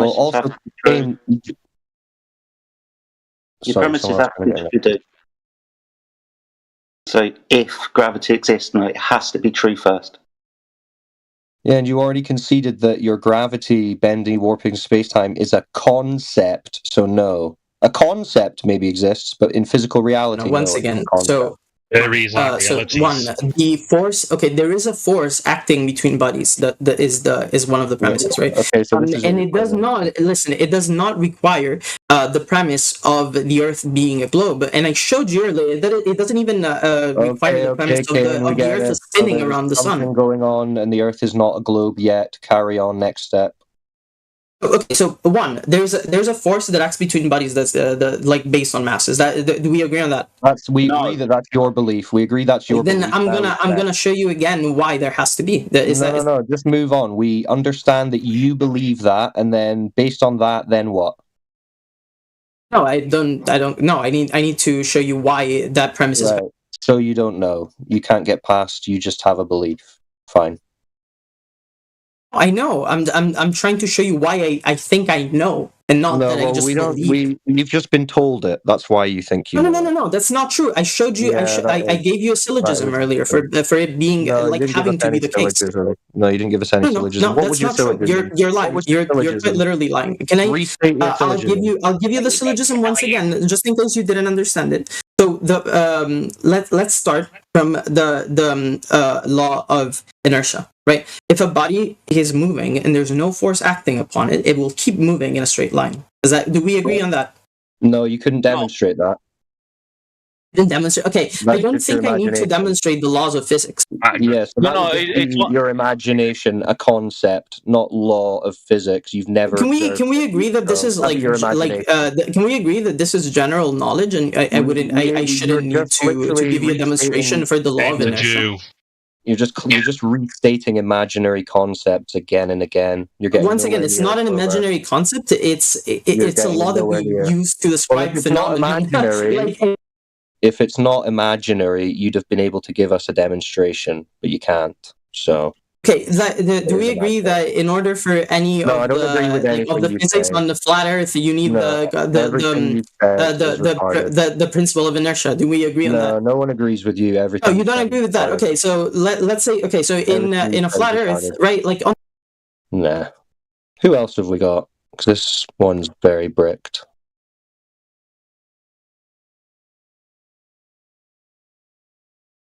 Is he the only one? I want to have fun with him. Cyclone, just use Tooth Fairy whenever he talks about that invisible force. It's the invisible, infinitely small bunch of tooth fairies. Yeah, but if he was told the tooth fairies are real, then the tooth fairies have to be real. And that's logical, according to this guy. Yeah. Okay, Kane, you're lucky. So there's no other. you just admitted that in your model there doesn't need you don't agree with the principle of inertia, right?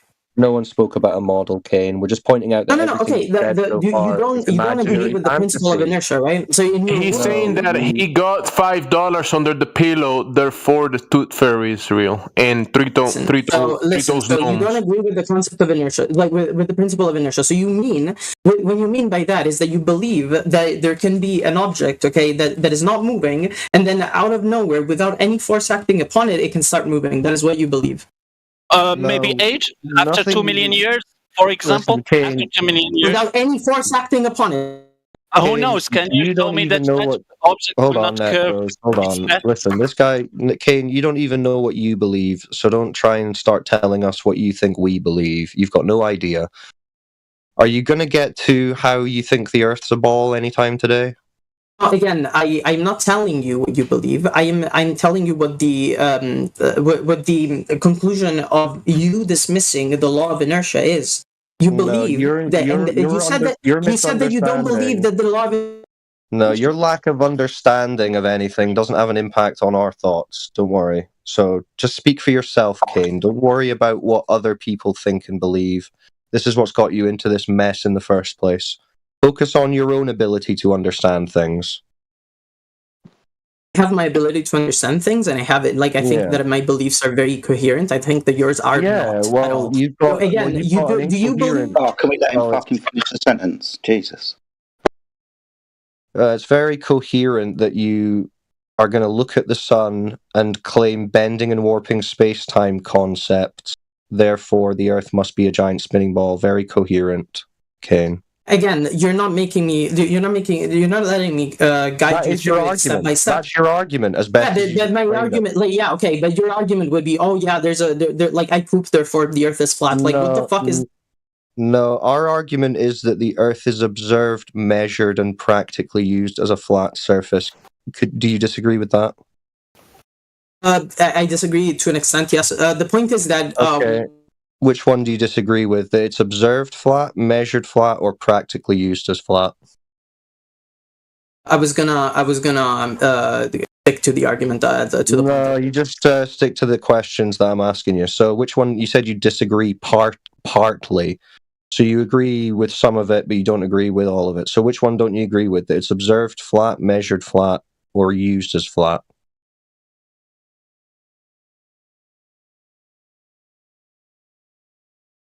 Okay, I disagree with all of them. It is approximately. Okay, so then you're gonna have to tell us where is it. I was gonna finish my point. I got muted. So it is used sometimes, approximated flat. It doesn't mean that it is. It doesn't really change anything. Like, if you keep using it, listen. If you keep using it as it being flat, or whatever the fuck you just said, if you do it all the time, then you're gonna get really bad problems, like really bad errors, like 95% error rate. Okay. Like, that's crazy. So you can use it flat, but then if you keep using it flat, like everyone has for all of recorded history, something really bad will happen. What will happen? Yeah, you're gonna get really high error rates. The point is that you adjust for the curvature every time. It doesn't matter. We don't need to discuss about. No, you haven't, and yeah, we do need to discuss about.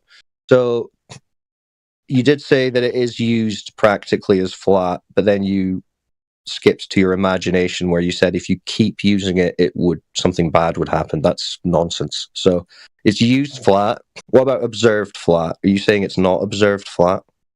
It's not always observed flat. Anyway, so I was gonna say. I know you want to skip. You don't want the follow up. So when have you observed it to be curved? If you're not gonna let me go back to the topic, I will not. No, this is the topic. So when have you observed it to be curved and not flat? I observed it to be curved and not flat when I fucking drove on a fucking plane. Okay, that's fine. When you went on a plane? No, that's not okay. When I went on a plane, yeah. No, but the globe model doesn't say that you're high enough to see it from a plane. So you're not arguing for the globe model now. You're arguing for something much smaller. Can you substantiate that claim? That is very bullshitty, but that's fine. Just go and check out Neil deGrasse Tyson. Someone post the Neil deGrasse Tyson clip. Let's say that it's not okay. Let's dismiss my personal experience and let's look at the what's it called, International Space Station. There's a constant live streaming of it. You can very clearly observe the Earth being curved, but it doesn't matter. But again, this is not the point that I was trying to make. I would like to go back to my point. You observing it? No, we're gonna. Again, I would like to go back to my point. Is that possible? No, that's not possible. We're on the curve. Okay, then I think.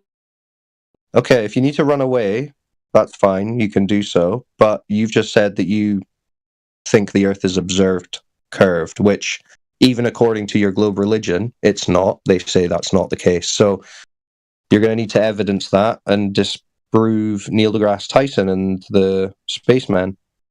No, again, that is nobody says that, but that's fine. Listen, again, I would like to. Do you know Neil deGrasse Tyson?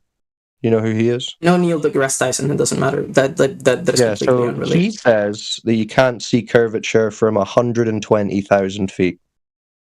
So he says you're wrong. I was higher than that. You were higher than that. No, the ISS was higher than that. Oh, the ISS. I was higher than that. Can you disprove that? Wait, you were higher than that? I was. What? When were you higher than that? Yesterday. Yesterday? Stop talking. If you're going to lie, then I can just go ahead and lie to you. What is the... So, Kane, see, when you have to start resorting to lying for your argument, that's when you know you've lost. Okay? So, I appreciate the concession. Sorry, Jedi. Feel free. No, you're all right, mate. I don't talk to liars, so what's the point of talking to him? Yeah, so that's when you've thrown in the towel, Kane. Once you just start lying. Okay, so because you've been lying since the very beginning, then I guess you conceded at the very beginning of the conversation. We didn't say that we went over 120,000 feet in altitude. Only you decided to lie about that. So yeah. Kane, look at the rules. Blatant dishonesty will get you muted or banned. So if you think that other people are lying to you, the problem now is why were you asking all these questions for people you think are lying to you? It's going to run back into your worldview that you've got some very fucked up thinking processes. That it's not adding up. Your ideas aren't adding up all the way now to the crescendo where you started lying because you thought someone else was lying too. You are now blaming other people for what you do. The cause of you is now Cyclone. And you purposely said that you just attributed to it. You said he lied, so you lie. And somehow that makes sense inside your worldview. That's what you're going to have to fix. That part right there is so badly broken, so disjointed, that you now have become an NPC in your own story.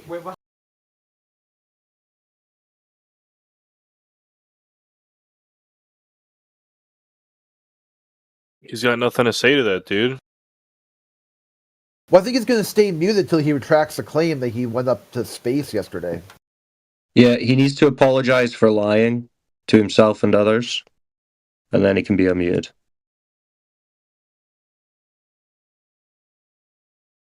I mean, sometimes I entertain that where they go, "Oh, I went to space." I'm like, "Well, tell me about the overview effect," and they never heard of it. I'm like, interesting. Yeah, but this one requires too much work. He will just keep over speaking everyone unless he's physically muted after every sentence, basically. So I don't know if the juice is worth the squeeze. I'm not going to be speaking to him much anyway. So if one of you guys wants to handle it, feel free. But we could see he does need to apologize for lying. Yeah, I mean, because we got blatant dishonesty. That's blatantly dishonest. He knows he didn't go to space. Everyone here knows that. It's like, why lie about something so easily, and destroy your credibility, and then blame other people for that? It's so cringe. It's top tier cope. Yeah, it's beyond. It's beyond. You saw the Earth from space. Okay, perfect. So now explain why you can't handle disagreement. Now you've seen the Earth. You know that's a globe. Let's go through it. But yeah, let's see if there's anyone else, and then we can double back. Maybe give him a chance to contemplate his life choices.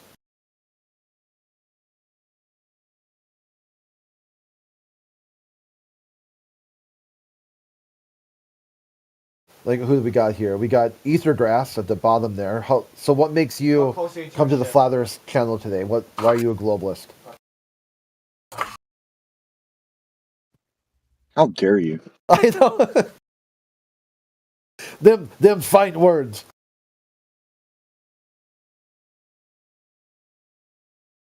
I'll just see if you're AFK or not. Yeah, I'm here. I'm chilling, man. Just hanging out. See, Trizan. Because that means, huh? Got a cat photo. I say, well. Classic internet. You around, dude? No? Trinity, there? Hello?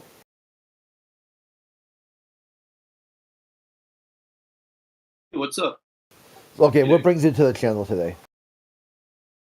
I was going to ask Kane the question. Kane, do you believe that you came from a monkey, or do you think that God created you? Well, generally, we try to take religious topics off the table. I was talking to Kane. To Kane, actually. Yeah, because we finished with him now. Yeah, so hold on we a know second he's here. further. I was trying to ask him that question. Yeah, Trinity. The main reason why evolution is kind of off the table, because there's globalists, religious people who think that they were created through evolution. So like it's kind of a malformed question, like a false dichotomy. You want to try to rephrase it so it's a logical question instead of like loaded. Malformed. Like offer a question that's not malformed. I was just interested to know what his background was, because he was talking a lot on this chat, so I wanted to know where he came from. Yeah, we want to see where he's coming from. I just wanted to know who he was, because I wanted to get to know him. I was listening to him for like 2 hours on this chat, so at least I want to know some background from him, a little bit of background. Yeah, Kane, would you be willing to? Yeah, Kane, would you be willing to tell your story? But keep in mind that do not give personal information. You want to try. Don't dox yourself. No addresses, please. Be very vague in, like, say if you went to college or wherever you grew up, just be very vague. You know, just don't try to give, because we've got people constantly trying to parse out where we are, and it's really cringe. Okay, so be very vague, and you can also throw in a little bit of sensationalism and whatnot. Wait, and so just kind of give an overall arc about, like, if you want to. Tell your story. What brought you to the Flat Earth channel? What is the underlining, like, sort of worldview that seems like you would get something from the discussion here? I was bored. Also, I don't believe in either things you asked me. Unity is good, I think. Asked it. I don't believe I came from a monkey, nor I believe that I was created by God. I do believe in evolution, but evolution doesn't state that humans evolved from monkeys. Then you came from a fish, or a cockroach, or a lizard, or a neither. So evolution states that monkeys and humans have a common ancestor. We evolved from the same. Yes. So what is it? Sorry. Evolved from? So there's so it's not clear yet what the common ancestor is. It hasn't been found, but evolution predicts that we will find. Yeah, this is what science does. It makes predictions. So evolution predicts that we will eventually find fossil records for a species that both monkeys and humans evolved from. We haven't found that yet, but that is yeah. I understand manifolds in differential geometry. You're not wrong. I know. Yeah, I study math at university. Have you heard the term Denossian? What is it? That's hilarious. That is so funny. You made me laugh. Thanks for making. What do you mean it's hilarious? What's hilarious about it? Hold on. Don't take the bait. Hey, have you heard of the term Denossian? No, I never heard that. Let me see if I'm not sure how to spell it. Maybe if I'm pronouncing it right. So it's like I may know it in my first language, but I don't really know. Yeah, it's kind of like a missing link between Cro-Magnon and Neanderthal. It's called a Denossian. If it's not the exact word, it's really, really close. I think it's Denovan. No, that's fine. There we go. That's it. There we go. That's it. As soon as you said it, Denovan. Look that term. So what about that? That might be the missing link that people are talking about. That is a missing link. No, it cannot be that. Because so I understand that it's a missing link between Neanderthal and what? I didn't. Cro-Magnon. I wasn't. Okay. So because like I assume that it's that comes. I'm not sure actually. I don't know about it. Sorry. I can look into it later. Can you type it in the chat? I will not pretend that I know it. Yeah. Denovan. I think that sounds right. Oh, yeah, again, English is not my first language. If you spell it, it would. Yeah, be nice. But I think it's a French word. I don't know. What do you speak French? Novin. No, it's not. It's not my first. Oh, okay. Physical word Euclidean, not. Yeah, they found if I remember the lore right, it was some island in the South Pacific. It was people from Australia. They dug up these bones. They're like, hey, these are little monkey men. And they're like, well, no, they're not, because look at these other traits. And then they found some other bones that said, oh, those were just babies. Those were like teenagers. The adults, like it was like they grow really rapid. So they were like, oh, look, this is like a human species that reaches sexual maturity by the age of like 10 or something like that. Sure. I don't really know about that, so I'm not gonna comment. Sorry. Yeah, I mean, this is type of your common ancestors are rock. No, they cannot be. A rock? Wait, what is it? Rocks cannot be the common ancestor, obviously, but that's fine. Oh, the rock comment comes from NASA. There's like this lady, I'm trying to blank on her name right now. Michelle? Something Michelle, with a T. That's clearly a joke, but no, she did TED Talks on this, and she was like on these like summits about like how important it is that when you go out into nature to pay homage to your ancestors. Like, we're just complicated rocks. Like, she said something, I can't remember the exact quote right off the top of my head. Yeah, so it's a metaphor. That's fine. That's no, it's not a metaphor. She's dead serious. Yeah, she's deadpan. That's cool. You can have people with weird ideas if that's the case, but that's it doesn't really matter. So what is this going again?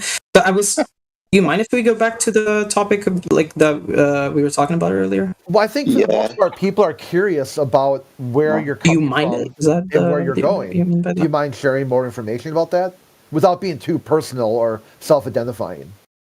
So you said you came here. Ancestors of monkeys would be monkeys. No, that's not true. Sorry, what were you saying? So you said you came to this channel because you're bored. What other channels do you like to frequent? I don't think that's relevant. Can we go back to the topic? Yeah, well, right now, people, okay, so are you willing to take back the claim that you went to space? That you know you lied? Yeah, sure. It was clearly a joke, and it was clearly meant to, accuse you of lying earlier.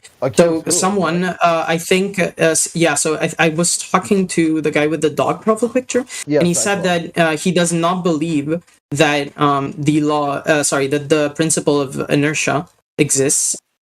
Which is clearly a lie, because if that was the case, then you would also have to believe that, for example, if there's like a stationary object, and like he believes that, like, you would have to believe that that object could eventually just start moving without any force acting upon it. So that's a lie. I was calling him a liar by saying that, right? So listen. So that's fine. Yeah, I did not go to space. I think it was pretty clear. It was a joke. Yeah, Kane, the main issue you have there is when you invoke Newton. Do you know what Newton said his cause was? What was Newton's cause? His hypothesis? I don't know. I don't know what you're trying to get to. God made it that way. Oh, God. Okay, yeah, it doesn't matter. Yeah. Yeah, no, it does matter, because that runs you into a contradiction. Because you got no, it doesn't. I'm just using the. No, it doesn't matter. Kane, pay attention, okay? You got people. I'm using his theory. It's not. Yeah, I'm not using his hypotheses. His theory indicated a god, a masterful creator. No, it does not. It's been explained later by Einstein. Look, you're interrupting everyone. It's not who a god. To you.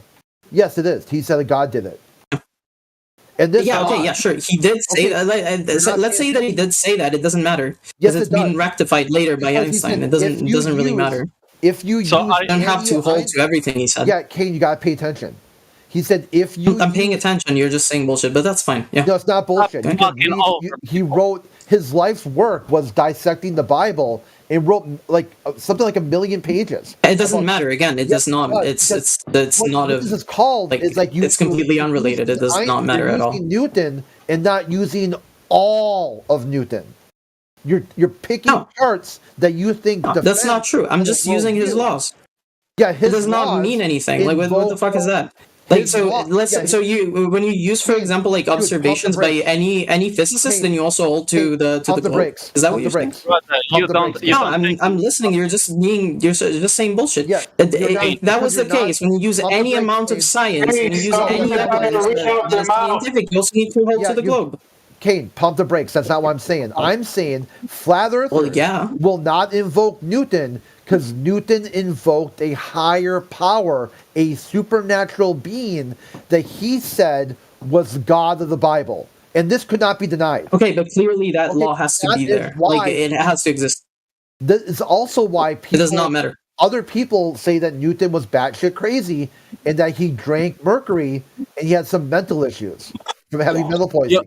He was also the father of calculus. Are we just gonna dismiss him because he was he had alcohol problems? What the fuck is this? Too, because that's quite an interesting story about how he got that term. He kind of people think that he stole it from someone else and then. No, I know. What I'm okay. Listen, it does not matter. The thing is, he did make some really important progress in science, so we're gonna use his work. Like it doesn't mean that I agree with anything. If you do this, if I listen to metal bands, it doesn't mean that I'm a Nazi. Like because I listen to like Nazi music. What the fuck? If you use his work, he said. If I listen to a Nazi band, like death metal Nazi band, that doesn't mean that I'm a Nazi. Can you stop talking? You're just making conclusions that are completely ridiculous. If you keep talking, like you always do. Can you? Go ahead and do it. Could you stop talking through people? I would stop talking if the arguments made sense. That's fine. Sure. I would like you not to tell me that I believe in God because I'm quoting you to like this. No, I'm asking you, how do you square your worldview when you're using someone's laws that they said God did it? How did you take God out of the equation? I just don't believe in that claim. That's fine. The claim is baseless. The other claims are not. So I will take the claims that are not baseless. No, he said he based this on God of the Bible. So no. The claims that he makes are based on observation.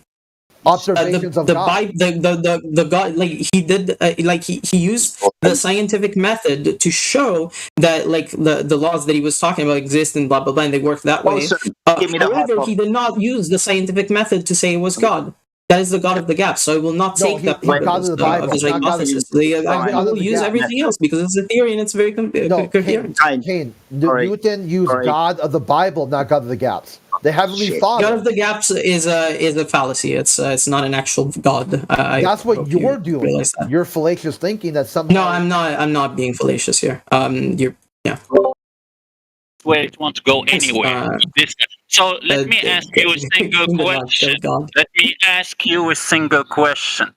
If an object, let's say for example, a planet in space, going in direction and there is no force acting on it, find on its path a curvature in the space of time fabric, will that shit change its direction without force acting on it, debunking Newton shit? No, that is like the exact, like if there is a curvature in space-time, it means that there's a force acting upon it, which is gravity. No, that's the curvatures in space-time are caused by mass, right? In gravity. Listen, no. Let me respond to the question. I gotta ask the question. I can respond, but I'm not. I'm literally not. Incorrect. But that's fine. You can explain why I'm incorrect later. No, I'm going to explain why you're incorrect now. So it's not a force, it's the disturbance of space-time due to the displacement of mass. Einstein also, if you read any of the citations I've posted, it is not a force. When a body is changing its direction due to the displacement of mass and causing a space-time curvature, there's no force there. Einstein superseded, toppled Newton's laws of physics, laws of motion and gravity from the phone in 1915. Again, read the citations I posted earlier. You've got two choices, Newton or Einstein. They're not the same fucking thing. Okay, so does it act as a force, yes or no? No force.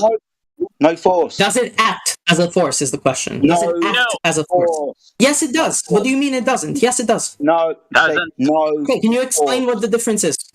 No force. No, does it act as a force is the question. Does it act as a force? Yes or no? You intolerable little shit. Would you like me to read the citations for you? No, I would not. I would just like you to respond to my question. Does it act as a force, yes or no? Talking to you, does it act as a force, yes or no? Why are you not answering the question? No, 7 times, no.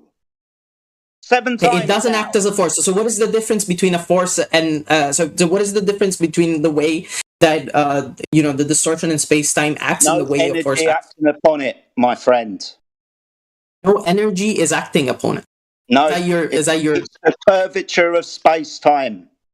No energy is acting upon it is your response. The curvature of space-time is not an energy. You think that, for example, when we fall, like you think that according to Einstein's, to modern physics, you think that according to modern physics, when an object drops, like when we drop an object, there's no energy. There's no exchange of energy or anything. Yeah, that is what you think. The object. Okay, that's very funny. the object stays in place. With It Einstein, stays in place when you drop it. That's funny. Okay. Listen. Einstein says that when you drop an object, it's not the object going toward the ground. It is the opposite. The object stays It's in the ground place. that goes against that goes okay, yeah, sure. So what Einstein says is something else. Listen, you can research that. The physics says it's completely unrelated. What the fuck? To an AI or Google anything. Oh yeah, with an AI, yeah, sure. That's how you get all your information. That's funny. Okay, anything, sure. Anything.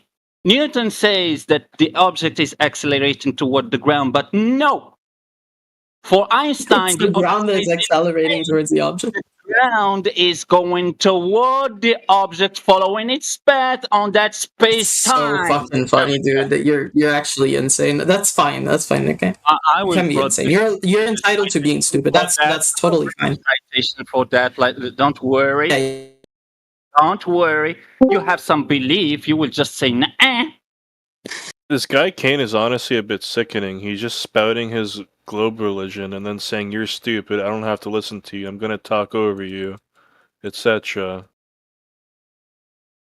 Yeah, it's kind of hard to go through this. He said he wants to present his argument, but an argument is an opinion supported by a fact, and he hasn't really stated any facts.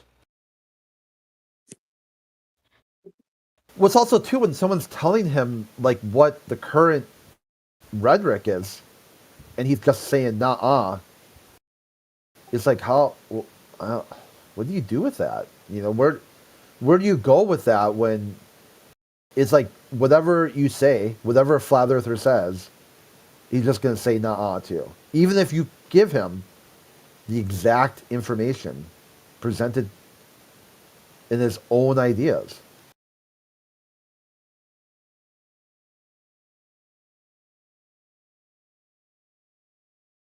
He just said I was about to present my argument. All right, what is so your I'm about to opinion do that. supported I by will facts? go to that. What is Yes. the fact you have? Okay, since you guys really like to rush, I will give you the conclusion first, and then I will give you the premises. Okay. So the conclusion will be okay. Let's start from the conclusion of the first premise. The conclusion of the first premise will be gravity exists. Is that okay? No, bro. Are you serious? No, you got to prove it. I'm serious. Prove it with a scientific experiment. Is this I will do it. Can I do it? Yes or no? Give me the hypothesis and let's go through it. If you're going to Can I present my argument for this? I'm asking you because you own the. You asked us if we agree to gravity. We're saying no. No. I'm asking you if it's okay that my conclusion is that. Like, do you agree that my conclusion will be that, and I will present evidence for supporting that? No, because your okay? premises. Can I do it? Sorry, Kane. Your premises must be true. So we're going to need it to be demonstrated to be true. So again, but I present my argument. Are you going to understand what? Are you going to understand what a premise We're on the is? same page. I will show you that gravity needs to exist. Is that Simple okay? question: are you going to understand what a premise is? They must be So you understand sound what a premise is? Yes. Excuse me. They must be sound and true. Sure. Cool. So Sound gravity. and true. No, we're not going to agree to gravity because that hasn't been scientifically proven. Yeah, but that is not the premise itself. I'm sure this is part of said it. So it's a complex premise, right? Like I will need to demonstrate the premise. I will need to show you that gravity exists, but once I showed you that, I'm gonna use it as a premise for another argument. Go on then. Show me that gravity is true. So let's start by. Do we agree that Newton's that Newton's principle of inertia is at the very least close to reality, right? Like, does it describe reality in a way that is accurate? Yes or no? We've been through this, but I'm going to let you carry on. No, I'm asking you a question. Like, do you agree that it describes reality well enough? I've already cited. So I'll assume that's a yes. So we'll start with that assumption that the Don't assume it's a yes, you stupid little cunt. Okay, I've said then no. then there's no point in me making that you know, like that argument, Well done. right? Glad Like you we need to agree on the understand. premises There's that I'm no using. point. Yeah, there's no point you continuing in this syllogism because your first premise isn't true. No, well, it is true. We can like look into that later, but I showed you like if it is not true, then you do concede to an object being able to move with no cause. No cause, no physical force. Einstein. No.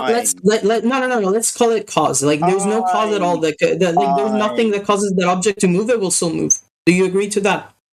If there's nothing to cause an object to move, it won't move. All right. Okay, then we agree on that. Okay, so if there is no cause for an object to change its direction while it's moving, will it change its direction?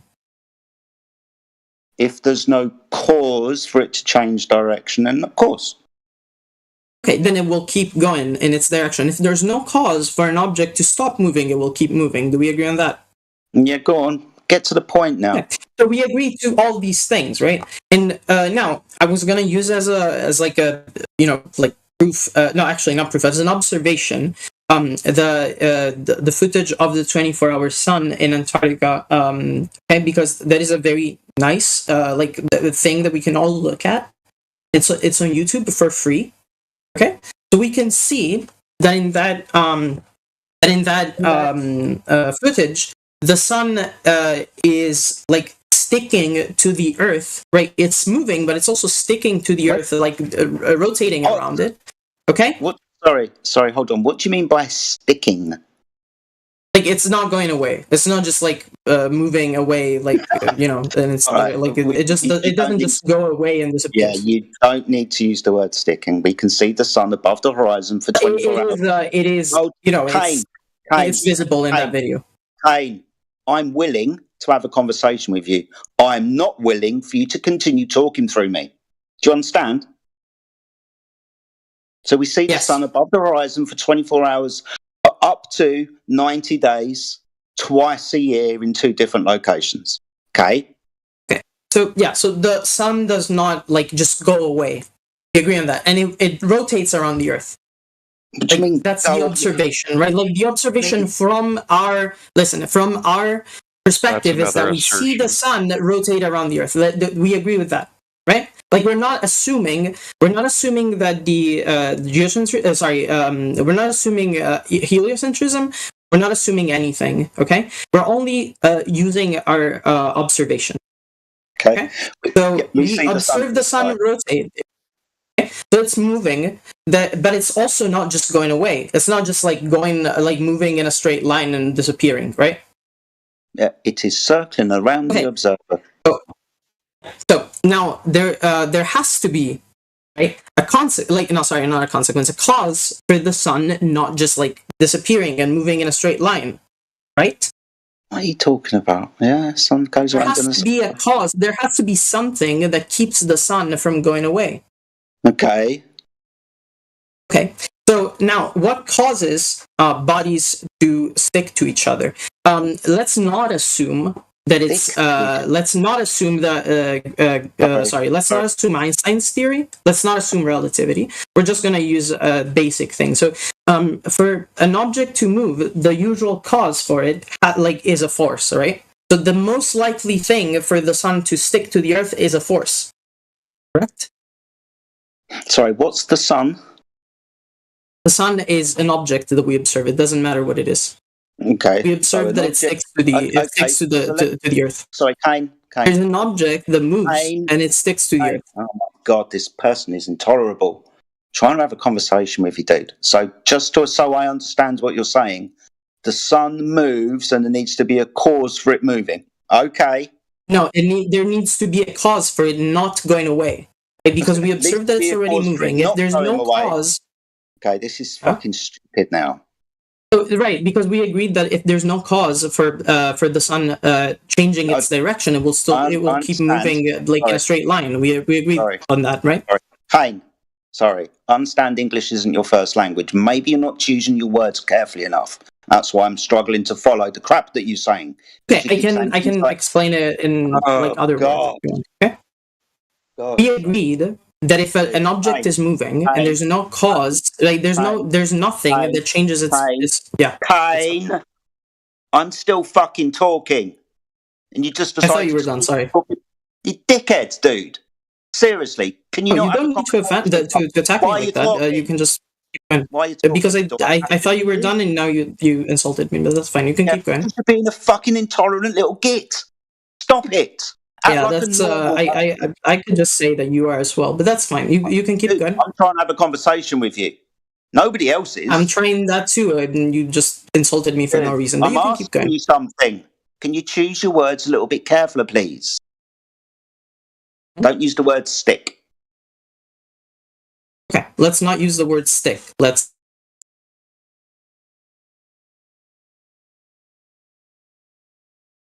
I guess somebody else. Yeah, no, I was gonna say, let's not use the word stick. Let's use the word like stay close to. Okay. And there has to be something that keeps the sun right from just moving in a straight line. The guy with the language barrier is gonna tell us how to speak and which words to use. Okay, thank you. That's I don't know what you're saying. So there has to be something, right? Like that keeps the sun from just moving away from the earth, right? Mm-hmm. Okay. Now we can observe that there's definitely no like the sun is very far away. There's like right, like there has to be either some sort of like object that keeps it there, but it's very unlikely because we know that it's very hot, right? Like it would just be a mess. Okay. Right? Find very far away for me, please. It's very far away. We can calculate the distance, but it's very far away, right? Sorry, it's very far. It Again, I'm going to Kane. Fucking hell, child. I'm going to need you to be more specific. Very far. It does not matter. Okay, let's not take this this hypothesis. Okay, it's far away to the point where like we cannot go on a plane and touch it. Okay, like it's far away enough. Okay, far away enough. Yeah, it's far away enough. It's like it's far enough that we cannot just like jump on a plane and go and touch the sun. Okay, right? Yeah, that's great. Okay, yeah. So there's a pretty big object that is moving. Right? And it's like there's something that keeps it close to the earth. Okay. What could this be? Right? Like we need to take into consideration. Like we need to make hypotheses. Right? Like the most likely hypothesis, in my opinion, at the very least, is that there has to be some sort of force that acts between the bodies. Why don't I believe that it can be that it's likely for it to be like some sort of physical object? Because we don't see that physical object, right? When you look at the sky, do you see like some physical object that keeps the sun stuck there? Yeah, I don't see string. Kane, when you said let's sorry, Kane, got a question. When you said let's formulate a hypothesis, I assume you were talking about a scientific hypothesis, right? Yes and no. It can just be what like. Do you mean yes and no? Either yes or you can just call it a guess. Like what could it be? Right? Like it doesn't have to be necessarily like a scientific hypothesis. You can use it in the layman sense, right? Like it's like a fantasy hypothesis, right? Yeah, it's a made up fucking idea. I know. I'm just saying. Is it an idea? What is the most likely thing for it to be there? I don't know, because like I asked you at the beginning, Kane, is not causing any sort of... I'll ask you this question again. What is the sun? Let's say that we don't know that. Let's assume that we don't know anything about that ball. Okay, we don't know anything about the sun. Okay. Let's assume that. It doesn't matter to the argument. We'll figure that out when we get closer to your argument. Okay. No, it does not matter at all. It just does not matter at all. Is it like all that it matters is that there's an object that doesn't go away?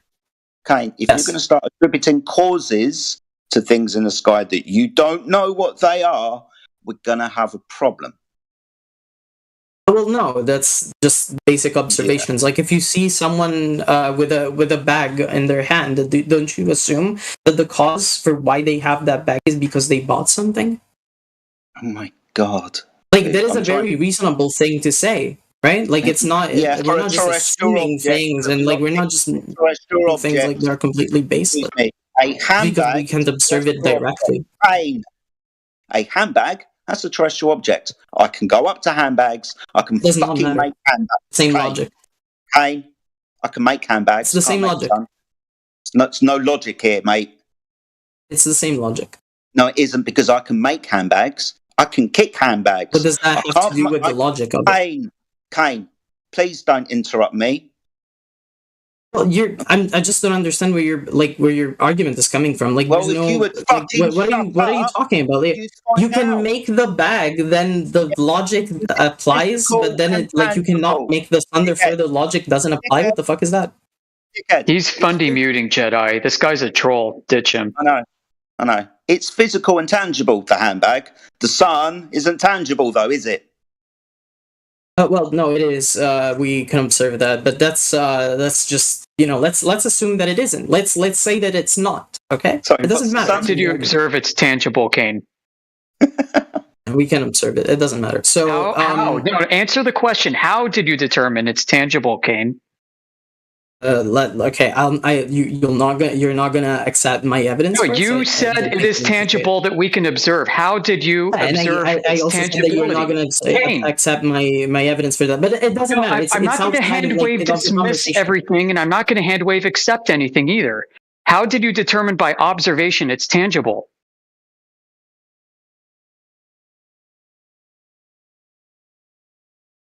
Well,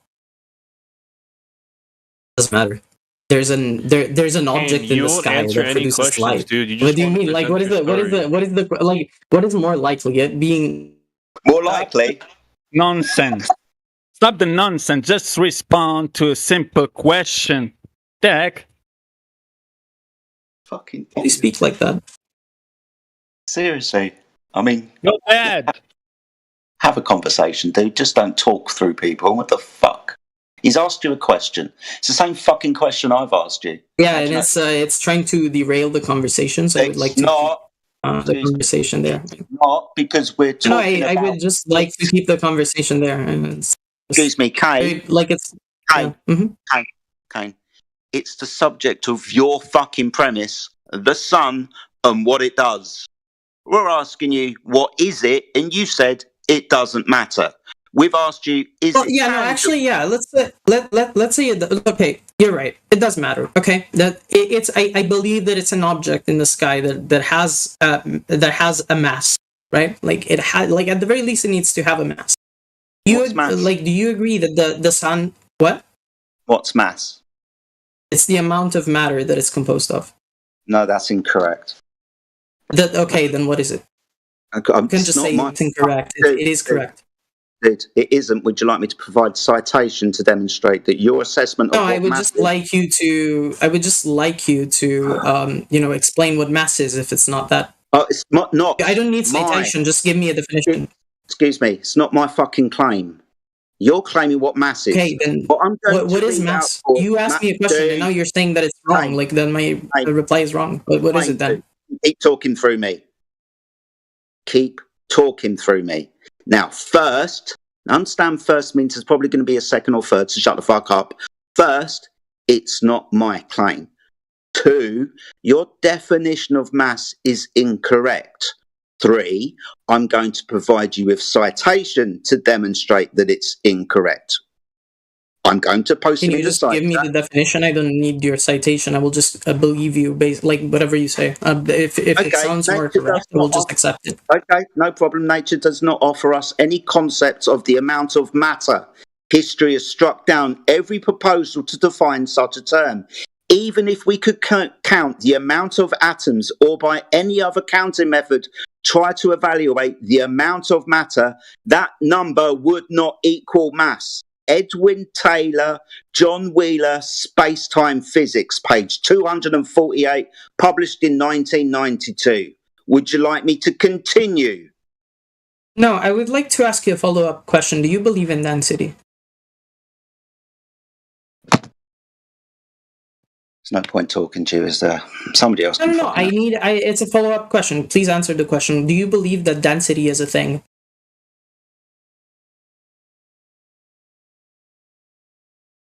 Okay, so you're not going to reply. So I'm just going to explain where my point was going to end up. So Honestly, I don't want to hear your burnt waffle anymore. It's really bland. You're going to try and take this density concept that you think you know about, but you don't. And you're going to try and shove it into a mathematical framework and assume that that's proof of anything at all. Wasn't he supposed to prove gravity? Then he brought up the sun?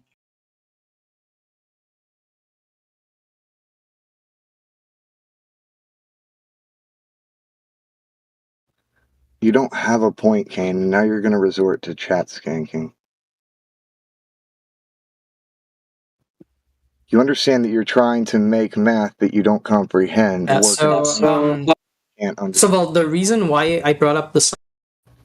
It doesn't matter, because the horizon's still horizontal, and the sun that you think, Matt, like has anything to do with anything, you're assuming that it's huge. It's not.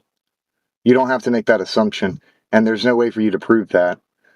And either way, the phenomenon you see, the lights in the sky, this is occurring over a horizontal baseline that's flat and level. So any point that you have, unless it can contradict that by proving that there is curvature, is moot and null.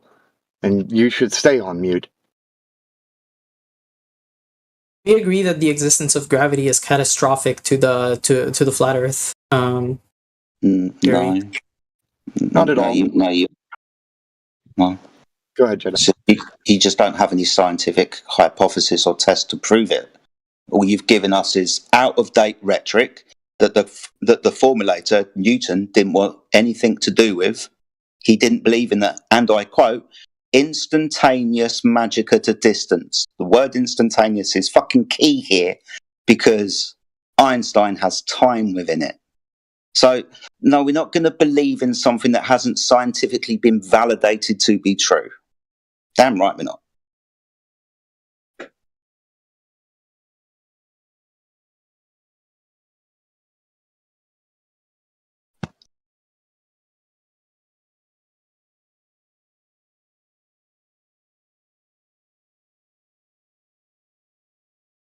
Okay. I was going to say, first of all, it doesn't, like, let's say that, the point that I was trying to make is, say that we do demonstrate that gravity exists, even though we did, but let's assume that we didn't, okay? Say that we do demonstrate that it exists, and there's, like, no way to deny that. Do we agree that flat Earth would make no sense at that point? What, things going down to a horizontal plane? That would make more sense than you going inwards on a ball. But do we agree that if gravity was a thing, the flat Earth would make no sense? Okay. So, question again. What is gravity? I would propose this. Gravity does not work unless you have a horizontal baseline as a reference frame. You cannot have gravity on your globetard. It's a mathematical construct, dude. You have no idea what you're talking about. Could you answer the hypothetical instead of giving your own answer? There is no hypothetical needed to be answered. He's got some kind of idea in his head. His imagination land nonsense. The reason why I'm saying this is because if gravity is a thing... What is it? What is what? Someone muted him. Gravity. Okay, so if gravity is a thing, like, what is if gravity exists, then what is it? The conclusion of it existing is that... Who keeps on muting it? It's not a very productive conversation. It hasn't been productive for the last 3 hours, dude. I mean, that must, like, see some reflection on your side, apparently. And yeah, we just don't like being spoken through, having people just hand wave everything that we say and turn around and say that we're lying. Maybe you should go back and watch the live stream, dude. I think you're a little bit out of the loop. I think I already understood what happened. Jedi was asking him a simple question, and that question was, "What is gravity?" And he kept saying the same exact word. Well, again you and guys again didn't and answer the again, and again, hypothetical like before a that. stupid person, and he couldn't even respond to the question. You guys couldn't respond to his hypothetical. I don't see the... It wasn't a hypothetical. It was supposed to be a logical syllogism. He was trying to give us premises. The first premises was if gravity is true. No, If you he said, understand, let's oh my presuppose- God! Now you're he going to said, talk let's through me, aren't you? presuppose, my brother. No, He no. didn't say- Premises must be sound and true. So, brother, do you have any parents that can teach you how to be polite and not talk over people who are already talking? Oh no, that's not the issue. Try to find some parents to teach you how to be polite person. Well, at least speak English if you're gonna like talk like that, bro. Oh That's my third Yeah, language. I'm not illiterate like you. Ooh, I big only one. speak my Big language. words coming from a European. That's crazy, right? Oh, Abu can fuck off. Big words coming. so Mr. Gravity didn't say anything. What is gravity that you are talking about? Because I heard you saying density. Are you talking about specific gravity?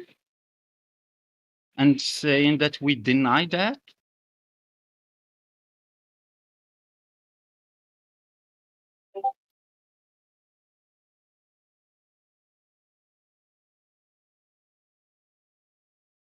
Okay. So, first of all, we are, we are going.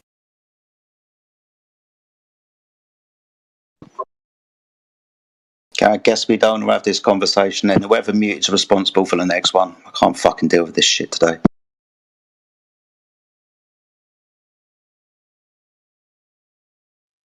I don't blame you, dude. I'm getting a headache listening to this guy. Same.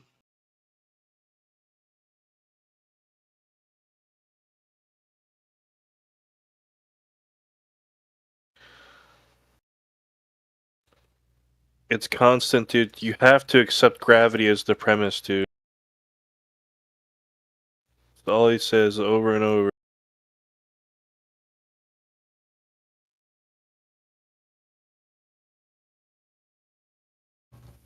He doesn't know the difference between gravitas and gravity. He doesn't know the difference between Newton and Einstein. There's no point in having a conversation because he's going to keep on invoking that word and acting like it's a magical catch-all. The funny part is he said that Newton proved gravity. He said Newton proved gravity using the scientific method, dude. Yeah, he did. I tried to get in when he said that was hard.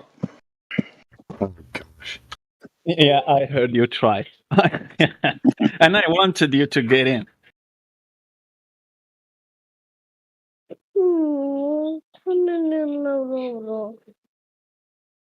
I just want him to understand what a four-dimensional manifold is so that he can see that space-time shit's a mathematical framework and it's not a force. It has no cause or effect relationship with anything. It is math. For fuck's sake. Don't let him know that now. You're gonna tell him the secret of life, dude.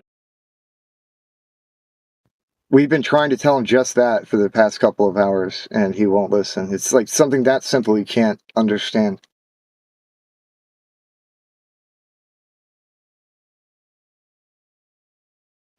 Eight-second reset.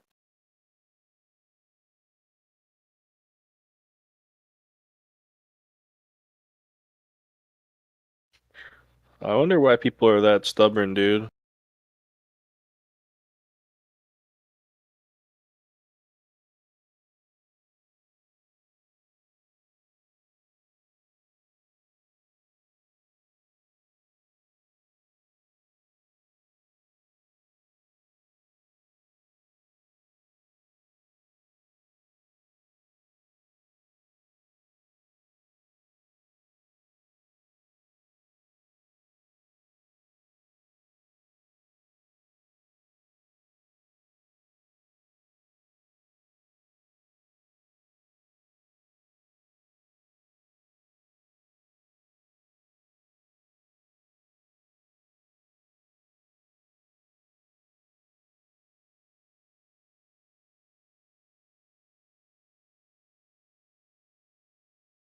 I feel like they're all stuck on that space-time dust, and we've got to get them off of it before we got to explain what it is before we can get them off of it, because they got some kind of addiction to the ball, and it's all in the mind. It's all mental addiction. that they have no idea that gravity is just math. Like, the concept that they've been given is just a mathematical construct that has nothing to do with the physical reality around you, aside from flight dynamics and launching projectiles. If you want to blow shit up, I mean, that's great, but that's mostly what Sorry, it's I about, didn't is mean to actually interrupt. dropping bombs. I'm just pointing out that it's mostly about that, but they hide it under the veil of this creation story, but it's really about blowing shit up. I think he did know that gravity is just math. He was talking for like 10 minutes about how apparently we don't understand what mathematical proofs are and you can prove things with math.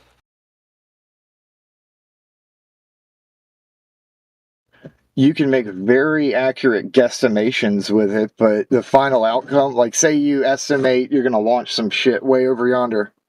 Yeah, but you're not going to predict the unknown variables that are going to happen. You just happen to know the general direction in which to yeet that thing. The math cannot save you from everything. But the non-inertial reference, it's like launching something from a moving thing. So you've got your aircraft and they're dropping. That's what that is for. That's the whole point of all of this math. They got it veiled under this other stuff and made an entire damn monkey ball religion out of it. Big bang.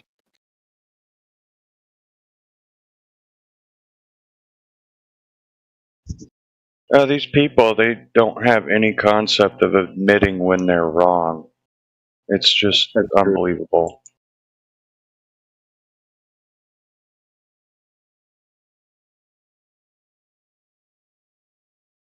No, that guy was pretty arrogant, dude. That's what frustrates me is when the ego, they come in arrogant, acting like everybody else in the room is an idiot, and then talking down to everybody. Meanwhile, they know nothing about what they're speaking about. And when we try and tell them some stuff, they just hand wave it away, or they'll take the info and use it as though they already knew it, and you didn't give it to them.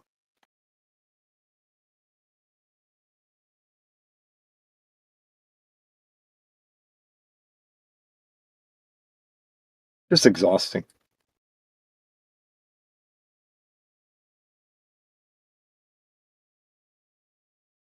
What frustrated me, though, is the disrespect he was given to all you guys. It is grating, like nails on a chalkboard did listen to that crap.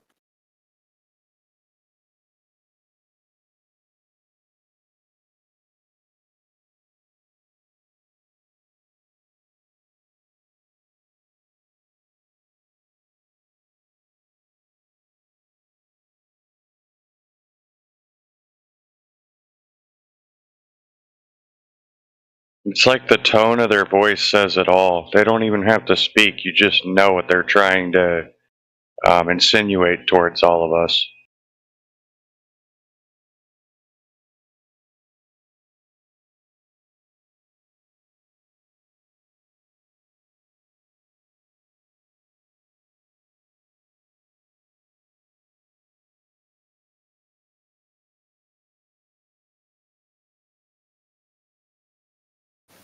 What happened with old boy? Did he crack or what? Somebody gave him the boot. Oh, okay.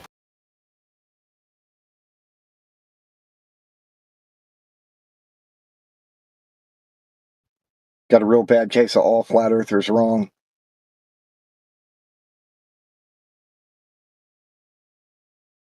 I mean, I was looking forward to him finally proving gravity. I think that's a lot of us came here because of, we can't find a root cause for gravity. That would have been nice, but he didn't have one, I'm sure. The way we measure things involves tearing scales based off of a medium, so the buoyancy and the density of the medium affect that. And it change depending on what kind of medium you have something in it, what type of objects you're using to scale based off of that tear of, quote, 0. So to define it based off of weight, like, he don't know the difference between the weight and the numbers is the issue. He thinks the tangible weight that you can pick up and feel in your hand is the same thing as the math on paper.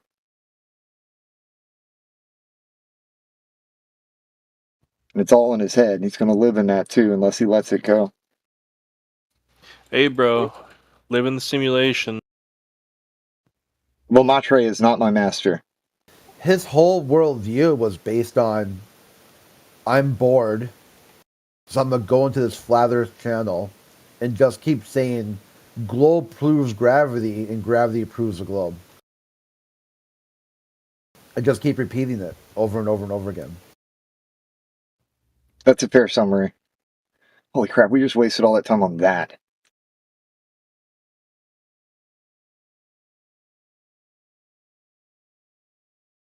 I really think the math, that's the mind virus.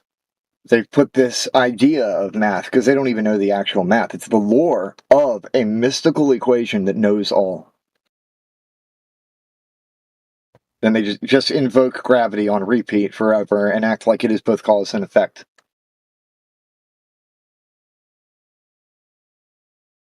Got that big G.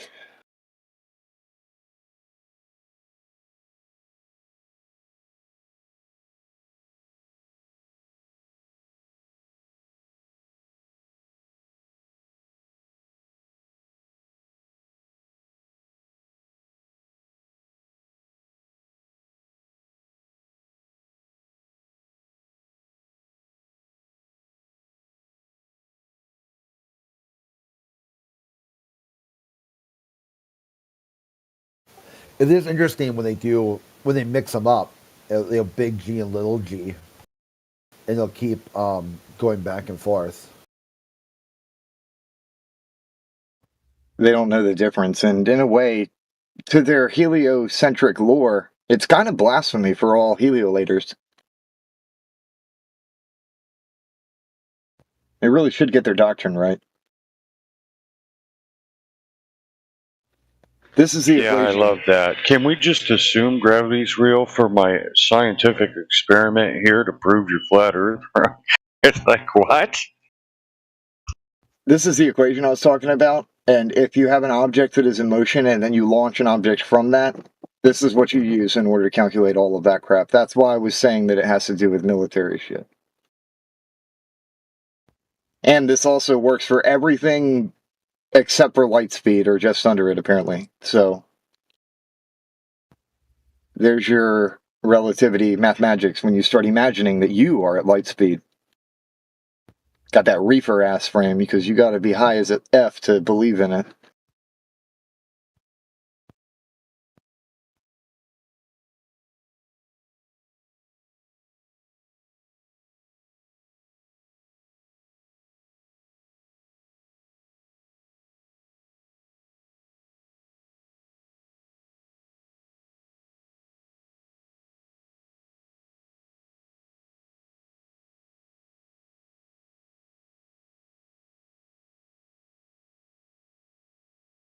They don't even know the one-way speed of light, so when they try and apply their two-way, but whatever, they say this equation starts to break down at the speed of light, and that's how they get their weird, wonky space-time travel bullcrap that they can incorporate into their fan fiction.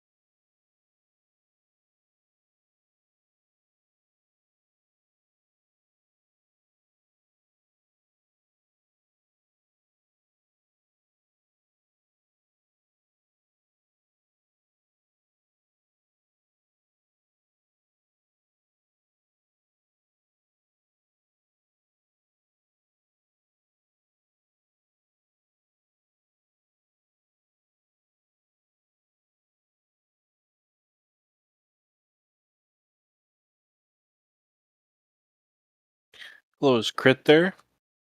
Yeah. What's going on, dude? Nada.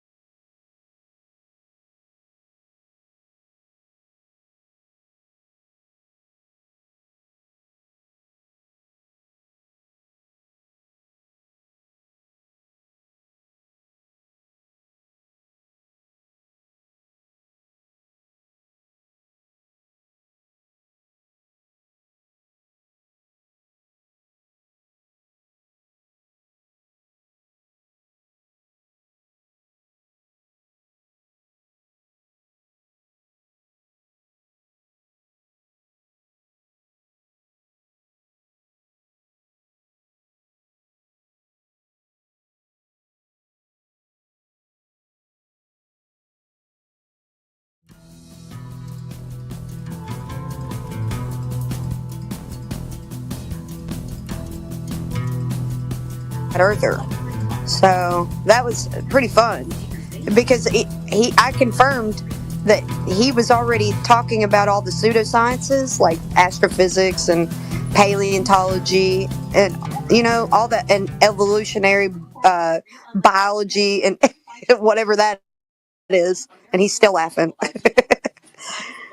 But there's all the pseudosciences that he has been refuting for years was even before he was a flat earther.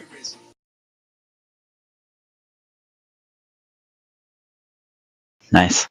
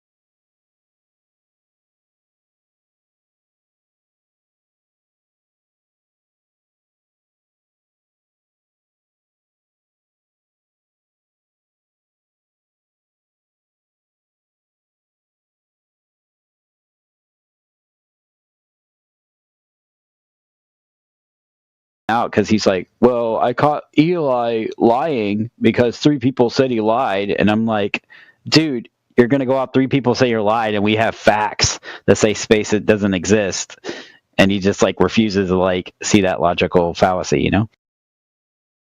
Cool. It sounds like you're getting hip to the culture here.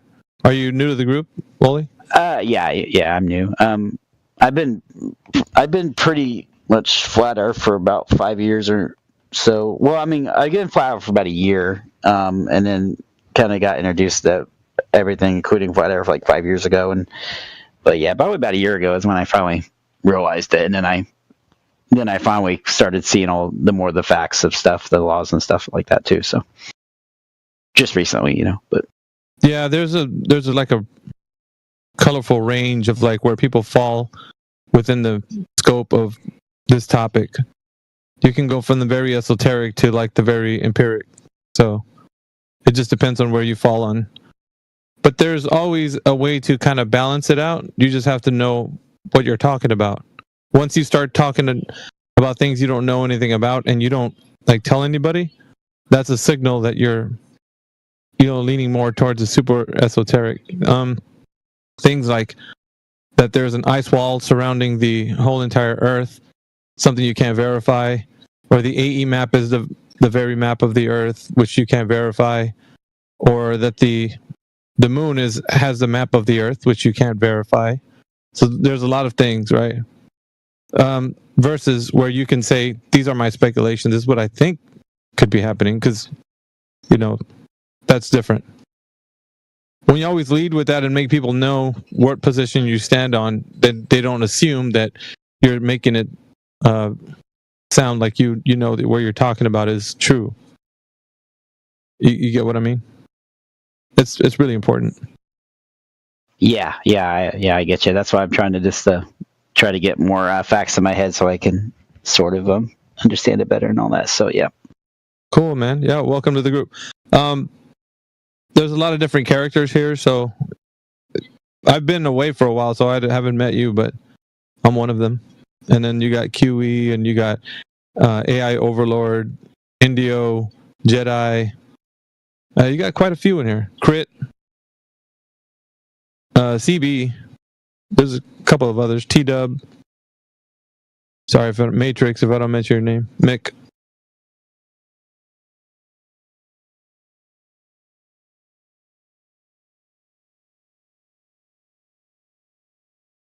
But we've been kind of curating this platform to be a ground for people to realize either you know what you're talking about or you don't. So, I mean, mostly the kind of like the debate gods that come in here, they really don't know what they're getting themselves into when they step foot in this arena. They think it's going to be like it is in another room, but it's not.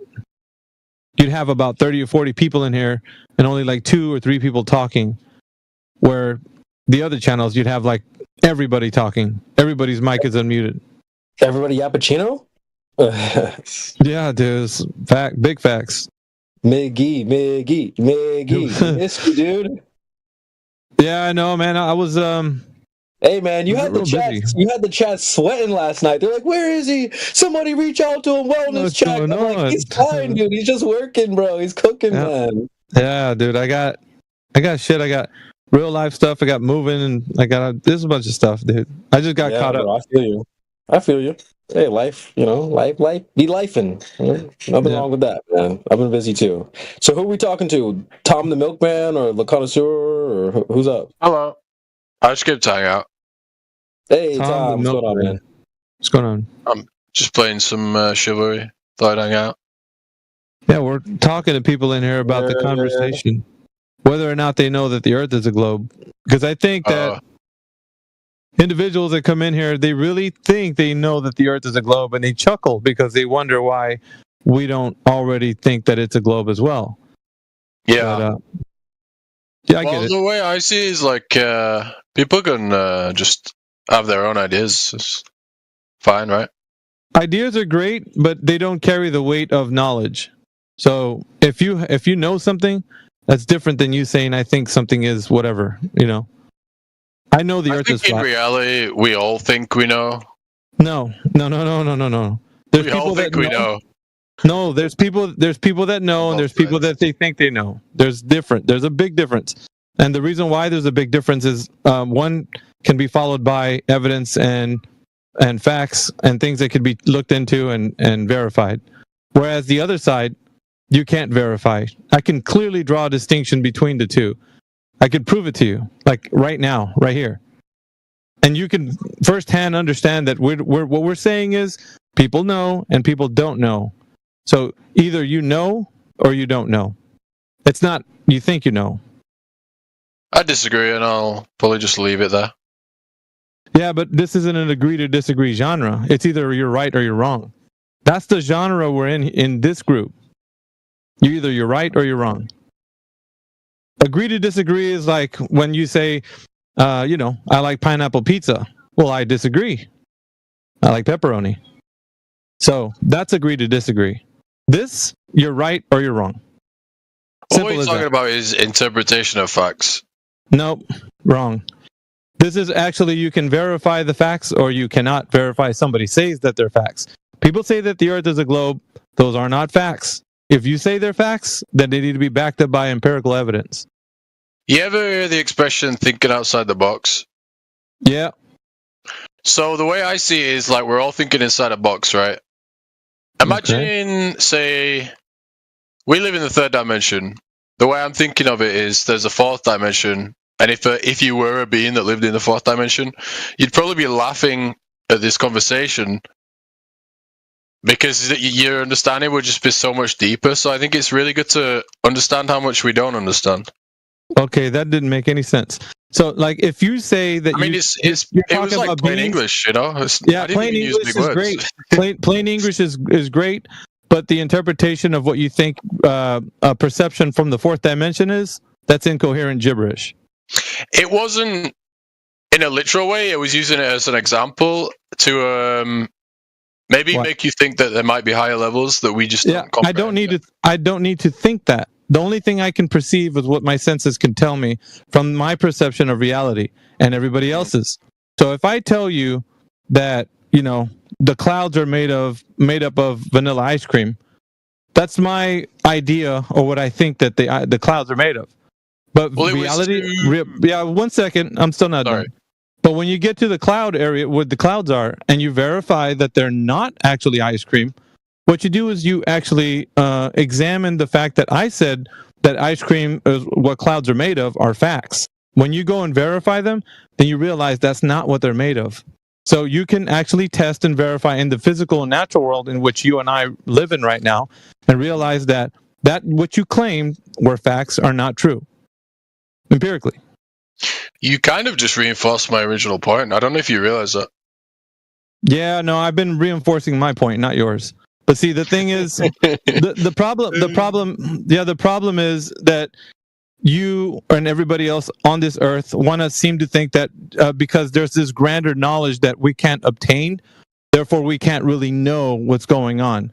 You catch us in a trap, and that's basically what a lot of the intellects, they force themselves into this kind of like a kind of like this mind job, that you think that because there's so much knowledge that we can't possibly attain every single inch of facts that there are to know. So therefore you kind of like tangle yourself up between what you can know and how people think that they can know. That's what you've been saying this whole time, and I get it, but that's not the case. Do you think we can understand everything eventually? No. What I'm telling you is what can be known. No, what can be known is known. What cannot be known right now is not known, and therefore doesn't need to be brought into a realm of like possibility. So if I say that the clouds are interesting to do that, though, don't you think? No. Things we don't know? It's an exercise in futility. Now it sounds like you're putting yourself in a box. No, it sounds like you're taking you're tying yourself up in intellectual knots, dude. You don't even want to speculate on the things we don't know. Like that seems like ignorance. Why would we do that? You and I don't need to do that, man. It's interesting, isn't it? No, interesting doesn't. We're not here to be interesting and it's called pushing the boundaries. It's called being a pioneer. It's called thinking outside the box. It's called thinking about things that we don't understand. Okay, so you're telling me that it's better never to know anything than to know something. That's the whole. That's what you're telling us. I don't think you're listening. Yeah, I am. I hear you loud and clear. You're saying it's better to speculate than to actually say I know something is true. Everybody hears you saying that, including me. What? Yeah. You are telling everybody here that it's better to speculate on something that we know. No, not better. Just a good idea to do that. You just reworded what I said.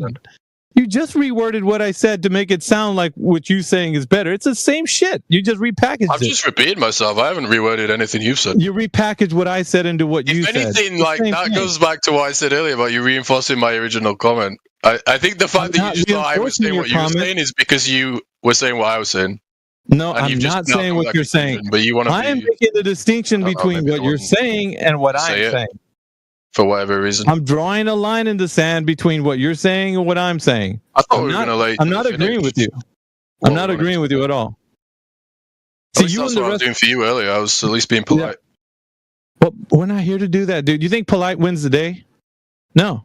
Oh, so that's what you want we're to not do. here to be nice. The day. We're not here to push the boundaries on creative so you're not here to have a conversation. Like you're here to win some imaginary feud that you've. No, this is an imaginary feud, dude. Listen. But you just said win the day. You just said that, right? Yeah, win the day kind means, of like means kind of listen, expose dude. yourself. Look. Yeah, you don't understand plain English. Win the day doesn't actually mean win the argument. You just repeat what I say to you, though. Hey, dude. Hey. Win the day means actually when something is thought of to be something true, then that's what's going to be true regardless.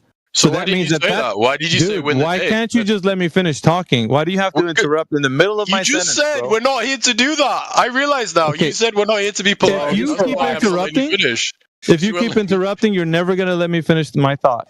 Never. And you'll never hear the end of it. You finished earlier, but then you didn't let me finish. I mean, just chill, bro. Chill before we chill you out. Just relax. You can just chill, bro. You did say we're not here to be polite. Yeah, Fox, pipe down. Yeah, so when we talk about explanations and things that we're talking about, I don't care how you feel about it. It's going to be true no matter what. So if you say, well, I don't like that the earth is flat, I don't care. That's the truth. It doesn't matter how you feel about it. So we're not here to be nice about that. Not being nice about conversations and interrupting people. That's stupid. Of course, we got to hear other people out. But the that's problem what I was talking about. But you said we're not here to be polite when I said about the truth, dude. About the truth. See, this is why it's hard to have conversations with people such as yourself and people that think like you. because you don't No, realize. you're obviously referring to the sentence There that we I go. just said was, okay, I thought we were going to be polite and let each other finish. I know, I wasn't, And so then you just said- jumped in. So you're replying to that sentence with something that's not relevant to that sentence. Is that what you're saying? Dude, why do you have to tie yourself up into so many knots? Like, just It's a simple question, like I speak English, you know? You make this harder than it has to be. It's not really that It's hard. just a simple question, dude. You can answer it's it, or not. you can just talk about something else. But I would say that's not really winning the day, if that's what you're trying to do. What, talking about truth is not winning the day? No, avoiding a question. I never said avoiding the question is winning You the day, remember dude. the question? I'm only talking about the things that are true in this world, the physical and natural world, as represented by how we can understand by tangible evidence. So, if we're saying something is true, and you're talking about beings in the fourth dimension, that's not true. Okay, there's a very big distinction between what we can know and what we cannot Wait, know. you don't think there's a fourth dimension? Yeah, can you know that? Here we Listen, freaking can you know that? Well, I didn't say no. I said think. Okay, that's the point. See, you can't know that. So therefore, that right there is not true. No, I wasn't asking if you know it. I was asking, do you think there's a fourth dimension? I don't need to think about stuff that I can experience. Yeah? Really? Really? Can you? Well, yeah, you don't need to, but isn't it fun to do that? No, dude. How many times do we got to tell Why are you getting so upset, dude? Because you keep going about it being fun. Who gives a shit about... Yeah, it's a discussion about you not understanding Well, the truth of it's a reality. discussion for me, but for you, it's winning the day for whatever reason. Yeah, it's winning the day because truth is not about agreeing to disagree. It's either right or wrong, dude. You get it? Plain English here. Right or wrong? We got SpongeBob in here going, imagination. Being what I'm saying. Yeah, as if right it unsettled you in some way. Bro, it's right or It wrong. wasn't meant to unsettle you or upset you. No, what's unsettling me right now is the fact that you are so... Yeah, it's the fact that you are so incoherent in understanding plain English. That's upsetting. Okay. Okay. Well, I didn't mean to upset you. Yeah, well, you're doing it because you're talking about beings in the fourth dimension, and you're saying, well, that's fun. I don't care about fun, dude. If you're talking about what's reality... Why would that be? Why would it upset you, though, talking about that? Because we're only talking about the reason why you and the rest of the people that think the Earth is a globe... Dude, do you have this problem of not letting me finish? We've been over Is that a problem? I think twice now. You do, you do got a problem. So the people that that's why I'm saying you're doing it now. You're doing it now. Yes, I am doing it now. Yes, we've Yeah. been over. Well, why can't you shut your dumb yapper up so I can finish? Want me to shut him up? I will. Damn, personal insults. There's no need for that. Yep. Yes, there is. Yeah, you can just be muted. Shut up. So when people are talking about the truth of reality, we don't have to discuss things that we don't know. Beings in the fourth dimension. That's idiotic. We can only talk about the things that we can know, experiment, tangibly work with, and operate in the physical and natural world. Now, the things that you're talking about are talking about things that, well, it's fun to talk about it. Nobody's here to do that. In this forum, you either know what you're saying or you don't. Simple. But just like I was mentioning before, the Earth being a globe is not one of them. I told you I could prove it to you, but you went on to this tangent. Now you don't understand what reality is, I guess. I don't know. What's up, Indio? What's up, man? Another one. You dealing with another one? Yeah, exactly. You must be off work, dude, because you got the good light going on, man. You got the freaking smooth. Yeah, I'm trying to lay into, dude. I've been meaning to catch up with you. I'm doing some other stuff too. I want to holler at you about some video series that I'm going to start with. But oh, word, man. I'm game. I'm game for that. Yeah, I was messing with some people over in Earth Awakenings, man. It's fucking train wreck. Dude, listen, like there was a debate about abiogenesis. There was this dude, Taylor, and I'm listening to this dude just make all these crazy claims, and I'm like, I bet you pressed, this dude's a 99%er. So their debate ends and like they go into like an after show. Gregory starts talking to him. Turned out, but we all could just be brains in a jar, man. Fucking dude, fucking knew it. Knew it, dude. He's making all these crazy claims about science knows this and science knows that, but then when you press on him, dude, We could just be brains in a jar, and I don't know anything, dude. Every time, man. Yeah, Every time. Is he a supposed intellect? Like he's somebody from academia? Oh yeah. I think he has a degree in biochemistry or biology or something. Why are those guys debating like? Those guys are like they're like sewer rats, dude.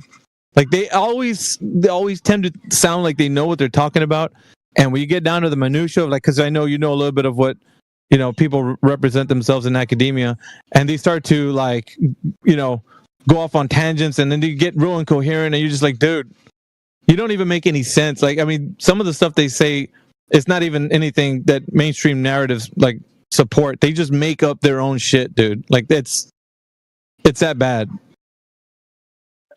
Oh, he was like a buffet of bullshit. Like it was just like the thing was during the debate, he was like talking so authoritatively, and like I don't know what Gregory asked him, but you know how Gregory is, man. Gregory got him to say, he's like, well, I don't believe you can know anything. What the fuck did you just debate for then, man? Like, why did you just have a debate? To tell us you don't know anything? Like, what? Like, and every time you would say anything, it was like, we don't have to listen to you. Gregory would say, you don't know anything. Like, fucking, dude, it was just funny. It's just crazy with these guys. They're so sure of something. Other than what that they're actually sure of something, dude. It's amazing to me. It never ends. They're so sure that they're not sure of something. Like yeah, exactly. So I eventually got you and I ended it with, okay, so there's a 0.0001% chance you actually do know things? And he was like, you didn't know what to do with that. You flipped it around on him. Yeah, you goddamn right. I went to the other side of the probability, man. The script is flipped the other way because they say that it's the other way around. That there's a possibility they could be wrong for that amount. Now you said that there's a possibility they could be right. It's like, well, then that means they're completely wrong except for that one portion that they think they're right. That's funny. Yeah, that's fucking weirdo. But it's Tom, dude, man. Dude, what's your issue, bro? Tom the Milkman. Want me to unmute him? Yeah, you could do. I just wanted him not to say anything while I was speaking. Like the guy doesn't. I guess because when I get him, he wants to talk about the multiverse and shit. We don't care about Marvel movie plot armor, dude. We're talking about reality here. I'm gonna mute him. Okay, no more Marvel. We don't want to talk about Marvel movies. We talk about objective reality here. Well, I'm telling you it again. Yeah, I am because you're dense, so I'm repeating myself. Oh, okay. Again, I mean, we could have a polite discussion, but you guys seem to resort to name calling and just being rude in general and talking over someone, and then when someone talks over you, you mute them. Oh, that's rich. Ironic. You heard what I said, right? Like I only started doing it because you were doing it. At first, I was letting you finish, but yeah. No, you weren't. You weren't. Not even from the beginning. You weren't. No, I remember cutting myself off and letting you finish, but then I asked you, and you directly answered the question for me when I said I thought we were being polite, but even though you tried to make it out, you talked about something else. Yeah, we know your type, dude. You just get a mad up the whole time and never talk about anything of substance. Yeah. What did you say? Your mic shit. What did you say, sorry? You just get a meta the whole time and never talk about anything of substance because you have no substance. Meta. You're going to have a conversation about the conversation. A meta conversation.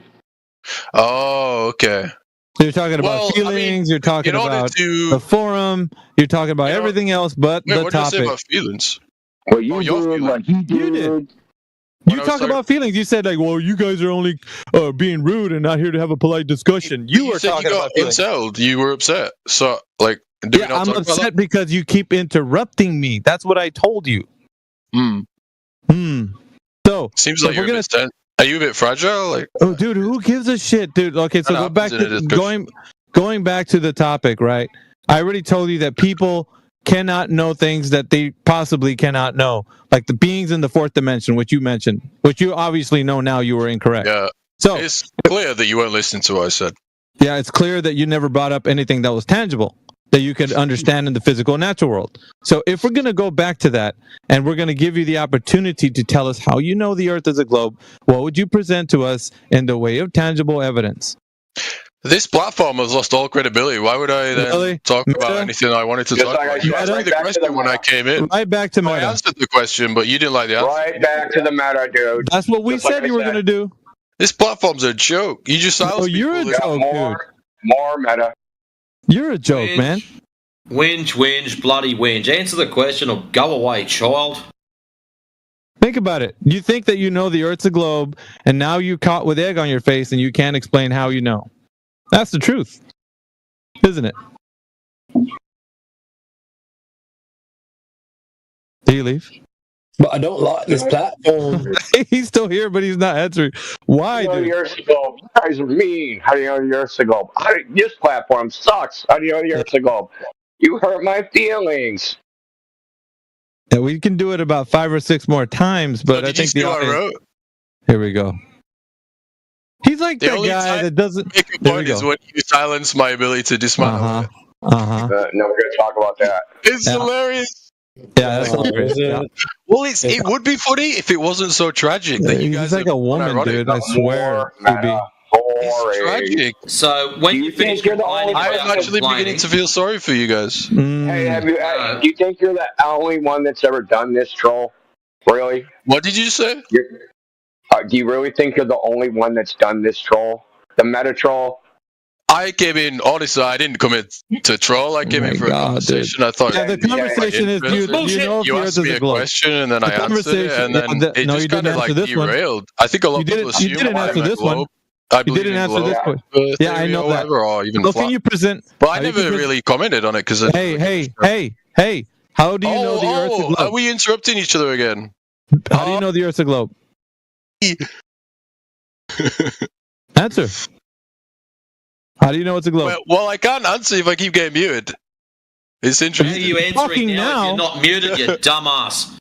You're talking now. How's the Earth a globe? Why do I keep getting muted when I'm asked the question, though? I You're don't not understand. muted. You're talking. We can hear you, you dumb shit. How do you know you live on a ball tard? Okay, you're going to be unmuted for 10 seconds. Okay? We're going to give you 10 seconds to whine, and then after the 10 seconds are up, you're going to give us the answer. Ready? Whine. Oh, I'm allowed to talk now. You can whine for another 4 seconds. Hurry up. I don't really whine. I just get on with things. Okay. Like dismantling your argument. The 10 seconds were up a long time ago, by the way. How do you know the Earth's a globe? Go. I didn't say that, dude. Okay. So you don't know the Earth's a globe. Big assumption there. Big. So how did you dismantle the argument if you can't even present one? How does that work? That wasn't the argument. We weren't talking about the Earth being flat or a globe. Do you remember the conversation? Do you have the ability to follow a conversation? I am. That's what I'm talking about. And I've been talking about it since you came in here. I don't want to talk about that now. I've already said there's a problem with this platform. I don't want to talk about it. Can we change the subject, please? This guy's a fucking loser, dude. You have nothing, Tommy. Yeah, he's one of low IQ clown. Yo, so this is one of the dudes that they just try to be a dick for it, and just to see how long it takes to get kicked out. This is probably like the ninth. And then claim victory. 30 minutes. He's like, oh, I got those fucking dudes, dude. They want attention so much they didn't kick me out for 5 minutes. That was a total asshole. I feel sorry for you guys. Oh, you feel things? Merch. We also have Mrs. Teeth Lodger. You want to talk about your feelings, dude? The fuck? Miss Teeth Ledger, welcome. Mrs. Teeth Ledger. No teeth, please. Yo, what's up? Teeth Ledger, are you there? Mrs. Teeth Ledger, you're up. Mrs. Teeth Ledger, you are up. You don't. I'm not up. It's me. It's Britnat. Oh my god, bro! What the hell are you doing under? Changed my nickname because. Funny name. And we are live. That is Page facts. We are 47. live. Facts. Come on. Whereas he's not back. He hadn't been back yet. You can't hit him up with that no more. Every time he would speak, he would go back to it. It was funny. Sorry, it was a bit comedic. I always think it's funny when you do that, though. I like it. That's cool. Wally. Oh, I haven't seen Wally. You know what? I'm mistaken Wally for somebody that was an Aussie, but he's really not. He's from Oklahoma. That guy. He was like, Aussie, what from is that? Muskogee. Aussie? I don't know what you're talking about, mate. I was like, damn. Sure did sound like one. Nice. I grew up in Owasso, Oklahoma. Bless you. Yo, Miggy, you still investing? Yeah, dude. Like, Yo, so I read on Zero Hedge there's an exchange traded fund for companies that try to reverse engineer alien technology. What? Fucking dead up, bro. Dead up serious. I'm gonna post it in the chat, dude. It's so crazy. Oh, you know, the fucking mainstream guys have been really leaning on fucking aliens and UFOs and shit. You know that, right? Been all over the news and shit. Like the normie news. Dude, they're like, listen, they're like spreading us out on bread like fucking too little peanut butter, man. Like, so we got Musk is gonna deorbit the space station, an asteroid is gonna crash into the fucking Earth. NASA's gonna lose all their fucking employees, and now they're reverse engineering alien technology, and they're trading the fucking companies that do that in the stock market. Fuck, dude. They're passing a lot of this fucking videos like on normie news of these like fucking, I don't know, they're like little pills. They look like giant gray pills flying around in the sky, like passing up planes and shit. And then you get like the reaction from the newscasters, you know, like they try to really over dramatize it, like, oh, when I saw, what's your take on it, you know? And they're talking to the other like expert, you know, the FBI forensic, whatever the fuck his title was, and then he was just talking about like the, you know, experience about what that is and nothing to be worried about, and, you know, kind of dumb. It's really stupid, dude. It's like, it's a freaking circus, man. Like, it's just making it Right, man. And, like, someone posted a bunch of videos, said Trump forced NASA to release all this video, and it was like, you know, shit, like them seeing shit floating around the ISS, right, little silver object, and then it would disappear. And on Twitter they're like, oh, it's fucking aliens, man. I knew that. No, dude, their green screen fucked up, dude. That's all you saw. But you can't comprehend that the entire video is fake, and the reason it disappeared is because it was never there in the first place. Like, it's more plausible to them that there's aliens orbiting the ISS than it is that they're just faking space. That, to me, is just nutso. Yeah, it gets better, man. Like, there's a whole bunch of other videos that have been popping up. And I'm like, I mean, they're spreading it all over mainstream. So, you know, the normies out there have been like, well, shit, we got UFOs flying in the sky, honey. You know, like, they're just, it's stupid, dude.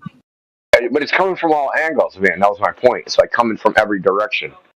But it's always got the outer space theme to it, right? We had that stupid little thing earlier this year, too, that, you know, that too. So, you know. The drones, the Chinese balloons. No, I'm talking about the final experiment, you know, so that kind of goes into, you say, all sides. You got that, and then now we have all this all within, you know, 3 months of each other. Wally's kind of new to the culture, but he's like, I guess, I don't know what forum you came from, Wally. Like, were you from like Facebook or like, how did you hear about 24/7, dude? Because it's kind of. It was I guess the YouTube channel first. Yeah, I'm trying to think. Oh my gosh, I want to say the YouTube channel first. Yeah. But before that, it was just conspiracy theory sites and stuff, you know, so that kind of stuff. But yep. Shout out YouTube channel watchers, whoever you are. Yeah, for real, man. I've been shouting them out when I get on here because, I mean, you never know. There was been like a couple of them that have been popping up from YouTube that have been listening to us for a long time. They know all of us in here, and they're just like, yeah, I've been listening to you guys for a while. Just there's somebody that's been in here that's come in here and kind of said he was from YouTube. So Actually, it's the Rumble. Rumble was first. No, I okay.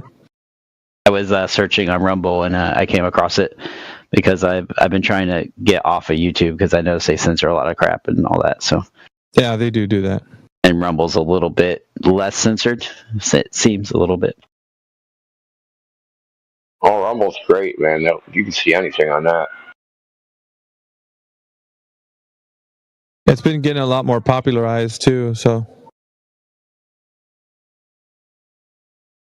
but I did a channel on YouTube because, you know, is where everybody goes anyway. See how long that lasts. You gonna make some content again? Yeah, well, the content I'm doing right now, I'm actually uploading. I'm like 2% away from, because for some reason the internet's been really slow over here lately. So it's been like mostly all day upload. I know something's going on, but I should have uploaded it within like 10 minutes, and it's taking me a long time. So, but yeah, definitely the first video that's going up right now is a conversation with me and AI.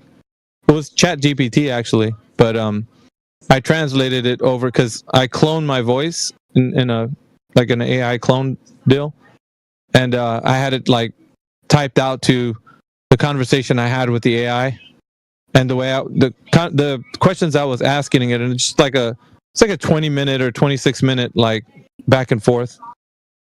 It's pretty cool, man.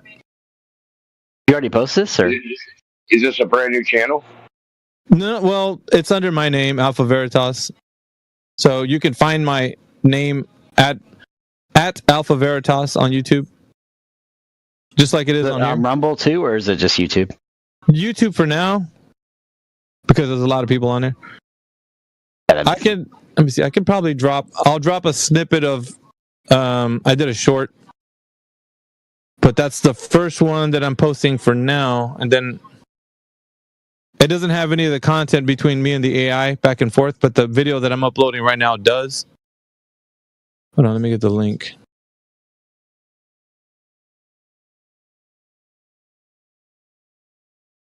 Let's see, posted it here. Hold on.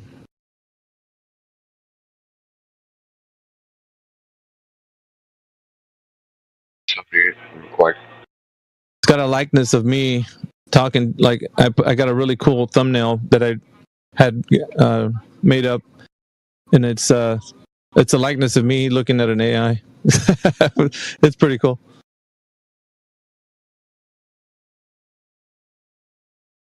Wow, I guess YouTube doesn't like you very much because I'm having trouble with even the search things being weird. Put my name. Sorry, I'm just climbing it. Put my name all together. Just look in the chat, dude. I posted the link. What's that, sorry?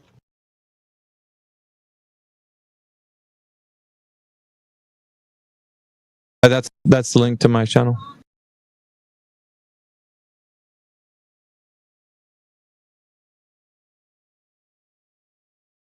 Hey, that's pretty cool.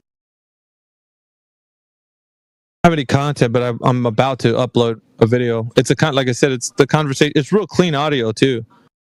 So I got the script between me and the AI, and it's a really interesting. It's not so much like a flat Earth per se, but it is about like the fundamental like dispute between like the reason why we're in the state of affairs that we are. Because I have my mind is I understand truth, but I go a little bit in a different route like than I do, when I'm talking in here.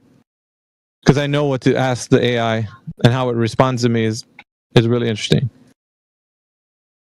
I like your Tron thing. It looks like from the movie Tron. Yeah, you'll see the. So I've been having a real heck of a time trying to get online, my PC. Is the internet or your computer died? No, my computer's good. I think it's the internet. It's just been taking like a really long time for things to start up. I don't know if I can change, because there's like multiple connections like at the house that I'm at. So there's, I don't know how many connections, like, because everybody's got a phone, a laptop, and iPads and stuff. Do you pay for data on your phone, or is it? Yeah. Or is that unlimited? So data on your phone is not unlimited, or is it capped or not? No, it's unlimited. It's unlimited. So I mean, what I would do if you're like sharing a connection, I'd I don't know if you can do this. I can do it, but I'd use your phone as like a hotspot to connect to the internet through your PC. Do that. Shit, I never thought of that. On your own shit. Yeah. I guess it's because I was only relying on the Wi-Fi here, so. Yeah, but that shit's all shared, man. So if you got 100 people on that shit.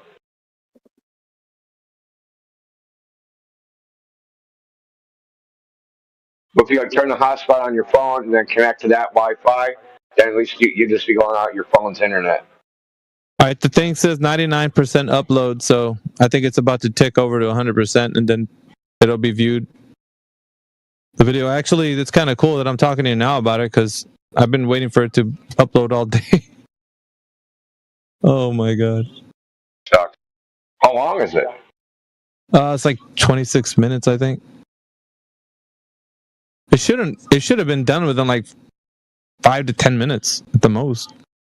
26 minutes of video. You should have uploaded that, yeah, like in 10, 15 minutes, man. I don't know why, dude. It's very strange. I was thinking because it was a cold weather or something. Is it an 8K or something? No.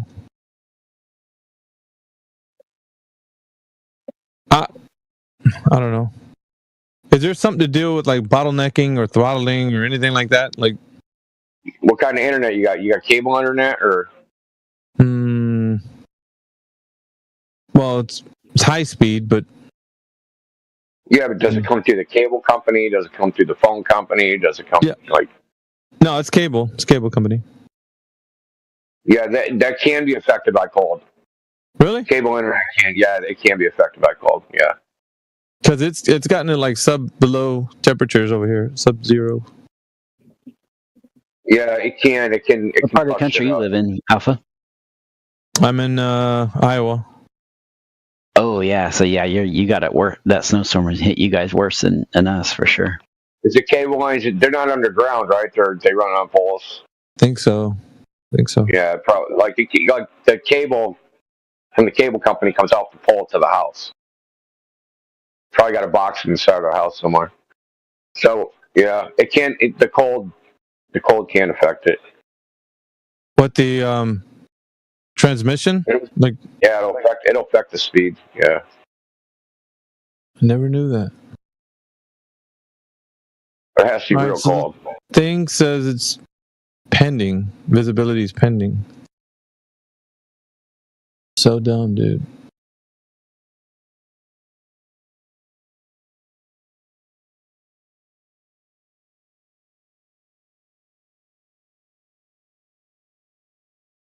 Yeah, but I cloned my voice, so my voice is on there talking to the AI.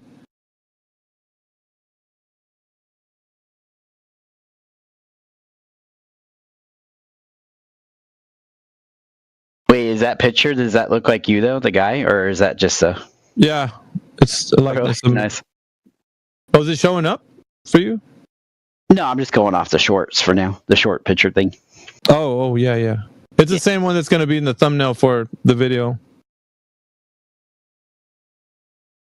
Yeah, this sounds pretty interesting. Be cool to. Oh, so wait, which AI are you? I'm sure you'll probably say in a video, but which AI are you actually doing? I'll tell you now. It's ChatGPT. Cool. I haven't really played around with that as much as apparently a lot of people do, but I haven't really messed with it myself. Hold on. I got to get back on topic, dude. LM Fawn here says they can't properly explain seasons or the day-night rotation or tides or earthquakes without completely contradicting themselves. The burden of proof is on them. Lol.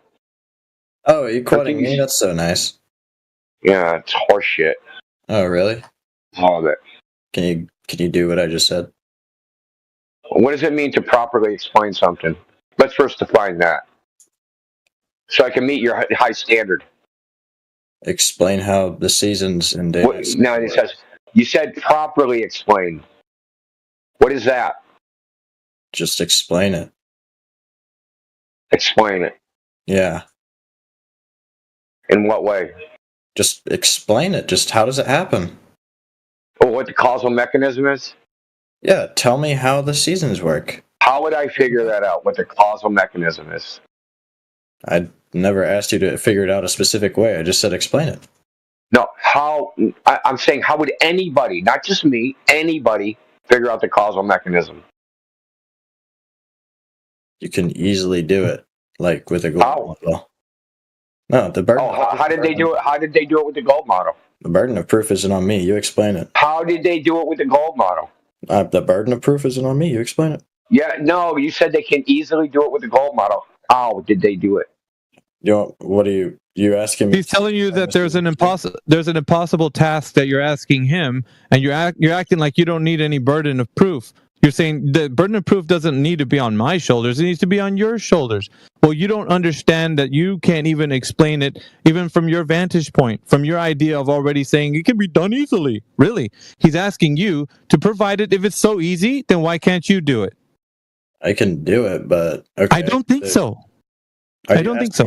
Are you asking me to explain the seasons? Like no, you're not able to. No, I'm asking you.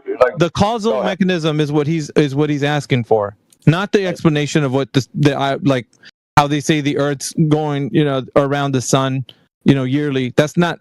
I mean, that's just the common explanation everybody knows. But the causal mechanism for why the seasons are happening.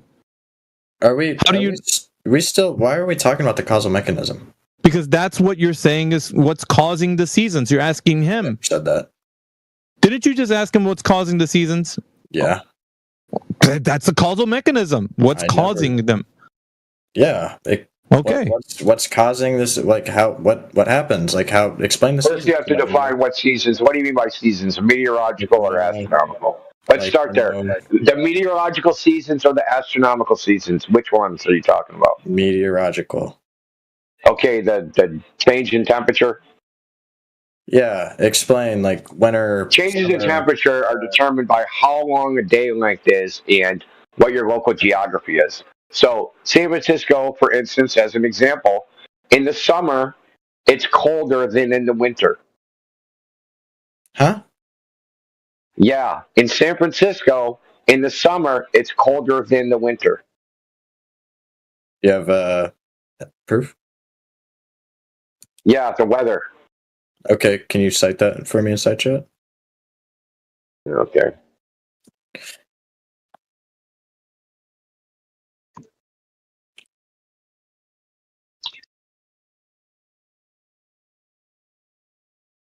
I mean, I don't live in California, but I know that this year that California was like basically summer temperatures while we were freezing over here in Oklahoma. Like, just going off that. I don't know if that's proof of anything, but just what I observed this year. So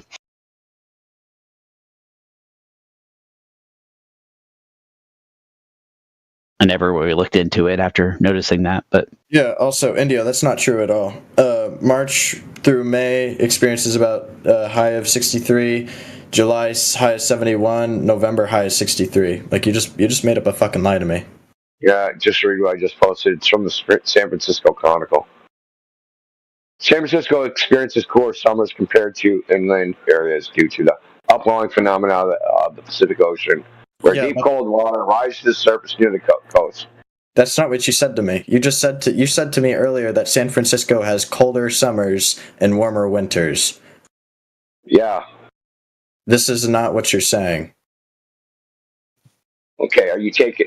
Listen, what are you reading? Where's your source? You said San Francisco has colder winters or colder summers and warmer winters. This isn't true. San Francisco. I can give you another location. It snows in Tasmania in the middle of the summer. Okay.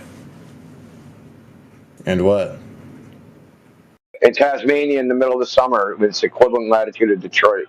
What do you mean? What do you mean Summer. But the in the point, northern what is hemisphere? the Summer, point? summer in the What is northern or point? summer in the southern hemisphere? Southern or summer in the There is north, no summer in the there is south. no there's no hemispheres, man. Oh, okay. So You explain need a sphere. to You me need the a seasons. sphere for the hemisphere.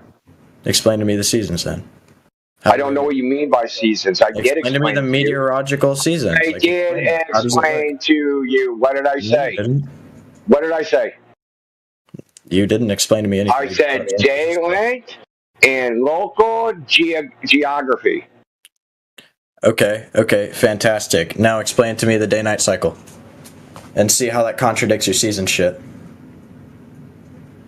When the day, like, why does it become night and day? Yeah. The sun moves and then it's night. Okay, where does the sun move? Out of where you can't see it. It's night.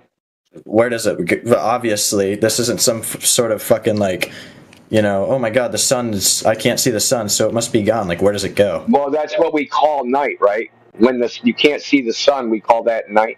Well, I'm asking you where does the sun go when you can't see it? Like, what happens? Does it just disappear? Does it just vanish? It moves over. It moves to some other part of the earth where you're not. Okay, yeah. Where does it go? To some other part of the earth to where you're not. No, dude. There has to be a predictable, you have to be able to predict it. Well, there is. It goes, right? Okay, so where does it go? We use there is. Well, we can go? use the equipment. Well, it depends. It depends on where you are. Like, where does it go? Like, you have to be specific. If you're what in do you mean? Arkansas, if you're in Arkansas and the sun sets, where does it go?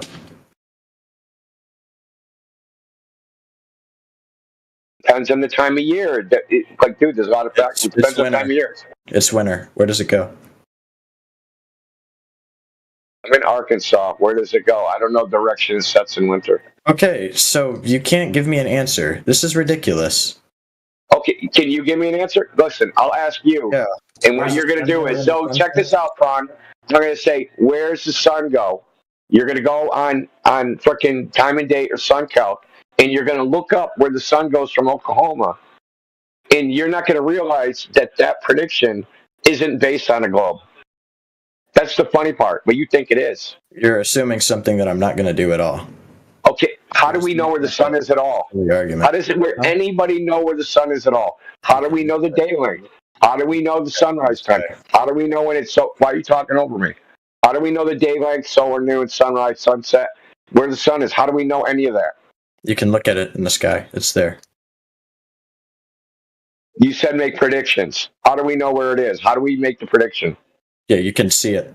And you can make observations. And you can make predictions. That's not a prediction, dude. That's not a prediction. You can literally make these. Seeing it is not a prediction, dude. So here, look. If the sun every single day rises, you're dodging, dude, like a motherfucker. No, I'm not. I'm explaining to you how you can make these predictions. If a sun every single day for every single day of your life has rose in the east and set in the west every single day, what do you think the sun's going to do tomorrow? Going to rise in the east and set in the west. What's that got to do with anything? You just made a prediction. You just made a prediction that the sun's going to rise in the east and set in the west because of a but you want you see every single where day. Does it congratulations. You asked where. You asked for a specific location, dumb fuck. No, yeah, I just gave you an example of a prediction that you can easily make, and you said that. No, you're trying to conflate two different things. You asked for a specific location. Okay, yeah, where does right? Because I said that already, right? Because what you just said, I had already said. I said the sun moves to some other place and you can't see it. And then that's what you just used. The sun rises in the east and sets in the west. Yeah, great, dude. That's what I said. No, you didn't. But my answer wasn't good enough for you. That's why I asked you to define, properly explain, so you wouldn't pull games like this. No, I'm not playing any games. How did I know that you were going to do shit like this? How did I know that? How did I know you were going to do shit like this? Why are you talking over me? Well, why don't you answer my question? How did I know in advance you were going to do shit like this? You didn't predict anything. I predicted that there would be no proper explanation. No, I predicted that there would be no proper explanation for you. That you would keep moving the goalposts. I'm not moving any goalposts. Yeah, you didn't predict where it was going to be either, dude. You didn't predict where it was going to be either. You said it rises. You said it rises from the east and sets in the west. How was that different from what Indio said? Because Endio just said it goes somewhere that you can't see anymore. Yeah, and where does it go that you can't see it? Where does it go? It's in the west dump box. Where does it, dude? Where does it? I'm asking you. Where does it go? Okay, so the Earth rotates, and the sun, from somebody on Earth's perspective, it goes west. No. Not somebody's perspective. Yours, because that's what you were asking him. That's the burden you were laying on him. Where does it go? You were asking him. I'm asking you. Where does it go? Don't tell me somebody else's perspective. From my yours perspective, the sun goes west. I know that. So does everybody else that sees it. But where does it go? From my perspective, it goes west. I know that. It goes under you, dude. I know you keep saying that over and over again. But so did he. He said the same thing. That wasn't good enough for you. So now where does it go specifically? Do you want it goes west, bro. Do you want the scientific answer? Or do you want? No, I want the specific geographic answer. The specific. What do you mean? Do you know what define geographic? Yeah, just tell me where it goes. I'm not gonna get bogged down. I'm not gonna get bogged down by your bullshit. Do you think it goes under you, dude? Just say it. Just say it. Do you think this? Yeah. Just define what geographic is. No, we're not gonna do that. Nope. No thanks. No, you don't even know the Just words be that you're honest, bro. You think it goes under you? Just say it. We want to hear you say it. I don't think it goes under me. Oh, you don't. You don't. Okay. Welcome to Flat Earth. Interesting. Welcome to Flat Earth, dude. Nice one. So the sun doesn't go underneath your feet then? No. Wait, where is the sun when it's dark? All right, watch this, bro. Hold on. Let me just make it just 2 minutes. 2 minutes. So, if it's a globe and the sun is going down below the horizon at nighttime, where's the sun? If you had to point your finger to where the sun is at night, where are you pointing? Probably pointing. Go ahead. Down? Well, you said it's not under there. Oh. I rest my case, guys. Guys cooked. That was too easy. Wow. You just said it's not under there. Then you said, well, I had to point down under there. Come on, dude. The sun doesn't go beneath my feet, though. Doesn't it? Why would you point down below your feet? Where would you point below your feet? Where are you pointing? The sun doesn't go beneath my feet. It's cooked, bro. Where are you pointing? Why are you pointing down then? Are you going to let me explain, or are you going to talk over me? We don't need you to explain. But are you pointing down? Okay, Are you pointing down? Yes or no? If you're talking over me, then I can't give my point. You're going to say, welcome. You already cooked yourself, dude. You cooked yourself. You said it's not down, then you pointed down. Point. You're not letting me explain what I have to say. What is there to explain? You're wrong. I'm not wrong. You're going to let me. Well, you're pointing down, aren't you? Wait, which was the wrong part? Were you pointed down or the it doesn't go under? I'm gonna explain myself here. So the sun does not go beneath my feet. The sun doesn't just fucking go underneath me, right? Really? Where are you pointing? So why are you pointing down? The Earth rotates, and depending on my position on the Earth, that is where the sun is in space. And where are you pointing? So where are you pointing again? I'm probably pointing to wherever the sun is. And where is it? Would it be up or down? What is up and what is down? Yeah, he's playing that game again. He's playing that game. What is up?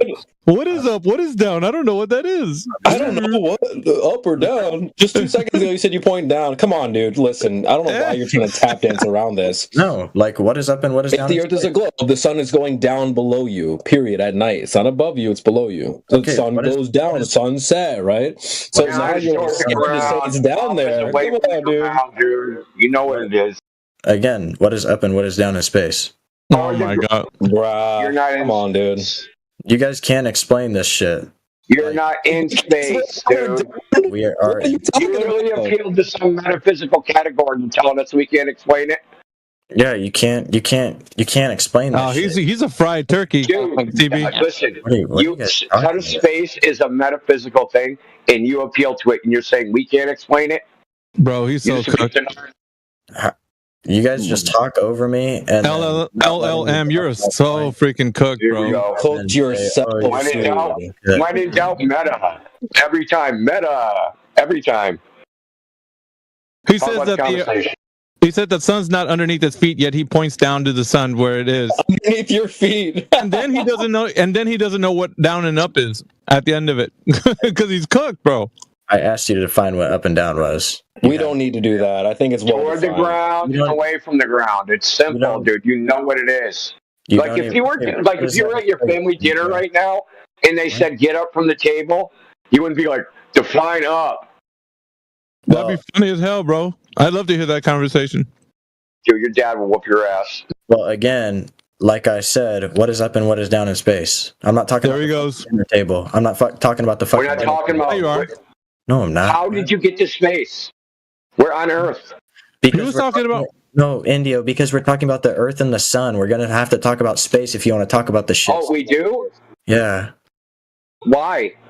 Because where are the Earth and where's the Sun? You're standing on the Earth, fool. Yeah, is the Earth? Yeah, the Earth and Sun are in space. How do you know that? Because we've literally put people out there before, and we put satellites. How do you know that? We put people out there. Duh. How do you know that?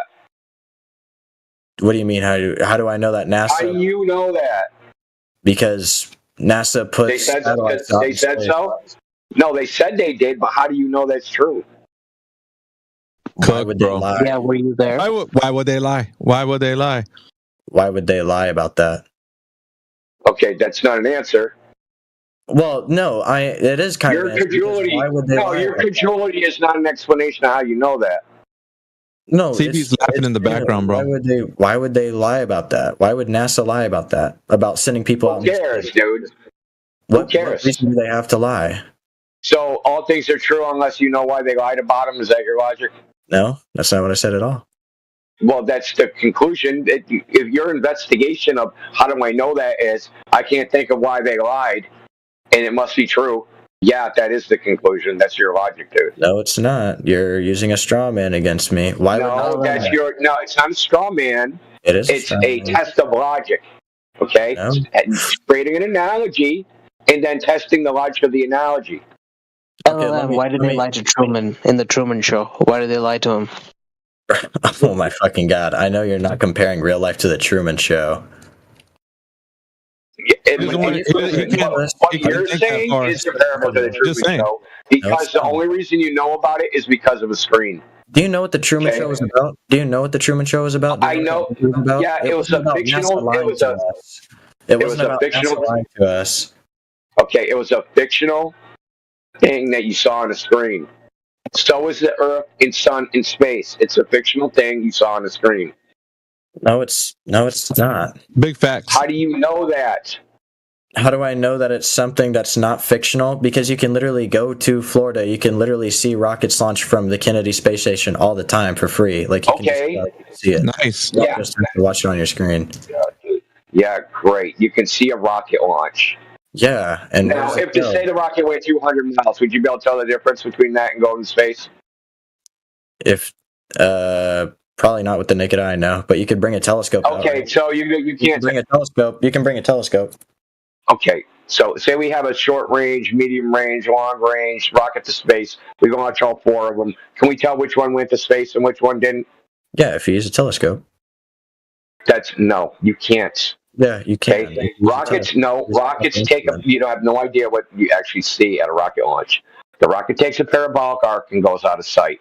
No telescope is going to fucking bring it back into view. Telescopes can definitely do that. They stick the telescopes on those anti-aircraft guns. See, light comes to telescopes don't see out. Light comes to the telescope, dude. Yeah, if you sit yourself up at the proper vantage point and you use the proper equipment, you can definitely see a rocket go out into outer space. What's so like? No one has ever seen a rocket go to outer space. Nobody. You see the shit all the time. People see the shit all the time. Nobody. Well, show us. Once you post the rocket from the ground, I want to see a rocket going to outer space from the ground. If I give you a video in side chat, you're just gonna call it CG. No, from the ground. From the ground. You said you could go watch a rocket launch, go to space from the ground. Post that. Okay. With the telescope. That's what you said. With a telescope. I want to see it go to space from the ground. Okay. You're bullshit. You know you never seen that. Nobody ever has. I'm putting this video in. Come on, dude. Don't worry. Come on, man. Come on. They all take parabolic arcs. They always take a parabolic arc into the horizon. Come on, bro. You and everybody else that's heard this story many times already know this. There's no way that you could have seen that thing go into space. Here you go. Here you go. I just gave you what you asked for. Like what? Again, wait, Indio, I'm so curious about this. This isn't even try to like this isn't even like a question to like bash your argument or anything. Like, why would NASA try to lie to Nowhere in that video shows a rocket going to space. Yeah, it does. Yeah, wait, what the Oh, what's the timestamp? What's the timestamp? I missed it. I'm on a Zaxby's ad right now. Give me a second. Okay, timestamp is here. Timestamp is a minute. I want the timestamp of when the rocket enters space, and I want it from the ground. Okay, so the rocket launches at timestamp 1 hour and 15 seconds, and you can watch the entire journey from there. It takes like 5 fucking minutes. Yeah, at what point does it go to space, dude? See? It goes to space at like an hour and... No, he's making shit up. Come on, bro. Shut up, dude. Timestamp. It's like an hour. It's like an hour and 20 minutes. He doesn't know, bro. So they lost the rocket in the clouds. They lost the rocket. The rocket becomes invisible because there's clouds. So nobody saw a rocket go to space, bro. Did you watch the entire video, or are you being... Oh, did I watch the cutaway split screen, the CGI? No, I didn't bother to watch that part. Because the stipulation was... The stipulation was observe a rocket go to space from the ground. What did I tell you were going to do? I told you were just going to write my shit off as CGI and then not listen to it. No, when did I say CGI? I predicted it. When did I say CGI? When did I say CGI? Said CGI just a few seconds. LLM. No. When did he mention CGI in anything he said in the last 5 minutes other than rebutting your stupidity? He literally said... He literally said fuck all about CGI. So stop spinning bullshit. Okay, here, wait, isn't there a live stream of this? Because I'm literally about to go... change the subject again. Yeah, go ahead. He literally said CGI. No, I did not say CGI. Because the stipulation was from the ground. And you know it because you said you can go When do you define space, or where do you define space? Hold on, we'll get to you in a second. Okay. We're busy cooking right now. I'm debating whether to keep the trigger. Yeah. Well, he did say from the ground. So how do you see with your eyes CGI? Yeah. Like, what is he talking about? This guy's retarded. He doesn't know which is up and which is up and which is down. No, you literally say CGI here at this timestamp in this live stream. You literally say the word CGI that come out of your mouth. Yeah, they did. Bro, you missed your live stream. Go to the live stream. You literally So tell me something, LM Prawn. Instead of whinging about whinging, instead of watching rockets, if I walk outside with my telescope right now, can I see space? Yeah. No. At daytime? Yeah. No. No. So how do I define where space is? I'm looking up and it's just fucking blue sky. You can... You look at it. You look at it. What the hell? Exactly. Do you want me to give you like a height or something? Like what? Yeah. I just want to know how to tell the difference. You know, I'm looking up, I'm having a great time. Yeah, we'll take a height while you're at it. Yeah, I'll take the height. Watch is going to be wrong, guys. Space usually it's at about 62 miles above the Earth's surface. That's wrong. They changed it. You're wrong. Did they? Yeah, they did. Yeah. You didn't get the DLC, bro. You need the new DLC. What is it? What is it? Isn't that where the Kármán line is, or the Kármán? Well, they changed it. They changed it, bro. Where in the world is Kármán? No, if they change it, I'm so curious. Because what is it now? It's 12 miles closer. There's an article that says space is now 12 miles closer. Is it a single article you read off the internet, or is it like? Where did you get 62 miles from, sir? A single article or ChatGPT? Where'd you get your 62 from, huh? Because you were wrong about that, by the way. Holy shit! Universally agreed on by scientists and universally agreed on. God. Change it then. Where does he get the citation? Where's citation for that? I want to see that shit. Really, what? What are you guys talking about? The citation for universally agreed upon. Yo, CB, you should ask for the citation for what he just said, man. Universal agreement upon all of like astronomy and scientists. Like, dude, where's the citation for that? I am giving you. Okay, so here's this. Here's that. I can pull up right now 5 different articles: National Geographic, Space.com, NASA Jet Propulsion Laboratory, NBC News, LiveScience.com. Which one you want? Which one you want again? Just give me any of them. They all say it's not. They all say it's not 62 miles. Okay, give me any of them. Just put them in sight already. Like what? I'm actually more concerned that CB knows more about this shit than the baller does. That's fucking crazy, bro. Okay, put it in side chat for me, because yeah, just hold off. That's coming. Okay, what does this say? Because I feel like It says you're wrong. That's what it says. By the way. you just. Okay, what is this? Okay, yeah. This is great. There's another one. How many more do you want? Where does this say? Like in your first, where is So it? you're even wrong with How your many like more do you full want? explanation stuff, dude. Come on. There's really no need for that. You know you're wrong. You know the Earth is flat. CB in your citation to Live Science. Where does Oh it my say god. Yeah, all right, dude. Like miles above the Earth's surface? Where does it say? It's this is more of like It's literally where, because it says nothing about this shit. And what? Hold on. I got. The Earth is not flat. The remaining species retarded, bro. Yeah, how do you know that? That's a hell of an argument, dude. We're so wrong because. Hey, let me talk to that guy. All right, Christian, how do you know that? Cancel me. I don't care. Answer you. Cancel me. I don't care. Why would I do that? I want you to actually expose yourself. I want you to actually tell me. I want you to tell me how you know that the Earth is a globe. How do you know that? It's easy. The diameter of the fucking Earth is. I'm not gonna express this retarded. I'm talking to like a 10-year-old. No, I don't think you know how to You talk. just gave up already. I don't think you know how to talk. This forum is designed for people to actually have an argument, and you have none, sir. Bro, it's like explaining to someone how 2 + 2 is 4. Like Brian. Yeah, well then do it. Then do it. Yeah, we'll wait.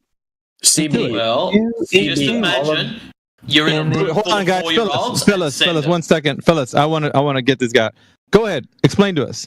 Like a 2-year-old.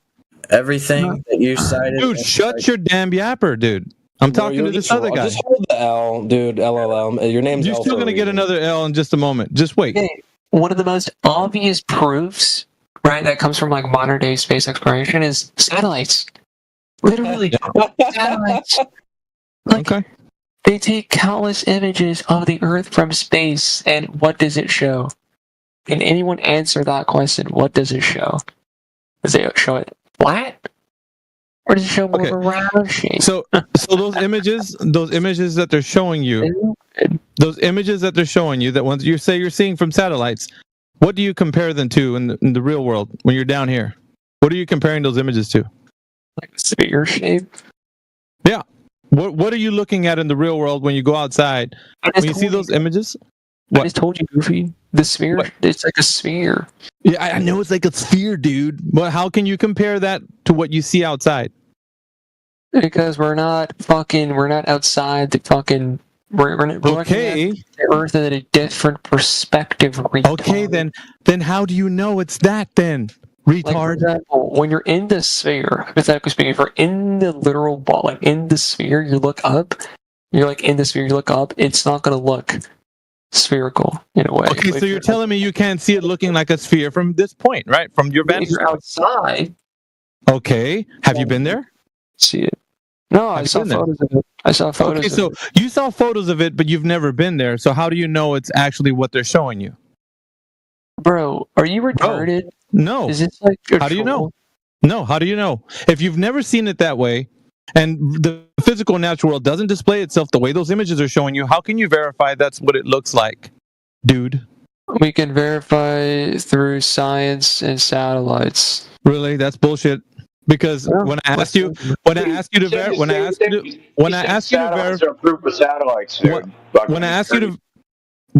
verify it, you gave me nothing but a circular answer back to satellites and images. Circular. It's when you use evidence, it cannot be circular. Evidence cannot be circular. I don't know what to tell you, bro. Like, so you got an image you got an image, right, that they're showing you. Now, when you try to compare that image to something you see outside, there's nothing to compare it to. You don't see the Earth that way. Well, to be honest, a lot of things in science you can't compare it to exactly. Okay, then how can you verify that those images are true? You don't need to compare or test something for it to be true. It's such a really thing to say. No. You don't have to test or verify things to be true. You just accept them. Can you test evolution? So you just accept it. So you're telling me you just accept this, right? Wait, can you test evolution? I'm not talking about testing evolution. I'm saying, are you just accepting it that the Earth is that way? They're showing you those images. Yeah, I do. Okay, well then you have then the answer to what you're saying is a belief. And a belief is acceptance. Hold on, dude. A belief, just wait. A belief is acceptance without evidence, which is what you're saying right now. The evidence is the satellites. I just gave you the that's evidence. circular. You're going back to the thing that you're trying to prove. Evidence is not circular, bro. I don't know what to tell you. What you're telling me, you're presenting me is with the satellite images. And then I say, how do you know that's true? You say the satellite images. Yeah, that's circular. You're going back to the thing you're trying to prove. When you look at the images, it's a sphere shape. Debunked. Yeah, I know that. What's debunked? You didn't debunk anything. You're just saying that the thing you believe is true is the thing that you believe. Bro got debunked. Bro got debunked. Cancel me. I don't care. You lost the debate. Shake hands. Cancel you. Yeah. Cancel me. I don't care. That's all this idiot wants is one of us to nuke him. Come in here, be a troll, and then get kicked out. So how about we make you stay here? You're simply exposed because you don't have any way to validate the claim that you just made. Well, that's your burden of proof. That's your burden. Actually, it was your burden, not mine. I didn't claim that those images were the Earth. You did. Bro, do I have to really give you, to really explain to you the fucking... You don't know how to do it, dude. That's what I'm showing you. You don't know how to explain to me. Oh my god. If you could, you would, but you can't. They so you won't. They constantly launch satellites into the orbit around the fucking Excellent. Earth. That's great. That, right? Yeah, that's great. And high resolution images, like you can fucking see it. It's not like that's wonderful. Yeah, that's great. So they're bedazzling your mind with images. That's great. They're bedazzling your mind with images. So what? How about the live feeds from like the International Space Station? So if King Kong comes out in a movie, does that make King Kong real? They live stream it, buddy. Who cares? It's a video. All right, so does Bro? Wait, so once it does they live stream the Loch Ness Monster, dude. Does that prove the Loch Ness Monster? That doesn't prove it, dude. That does not prove that With this live stream, I'm just curious. Which live stream do you stare at?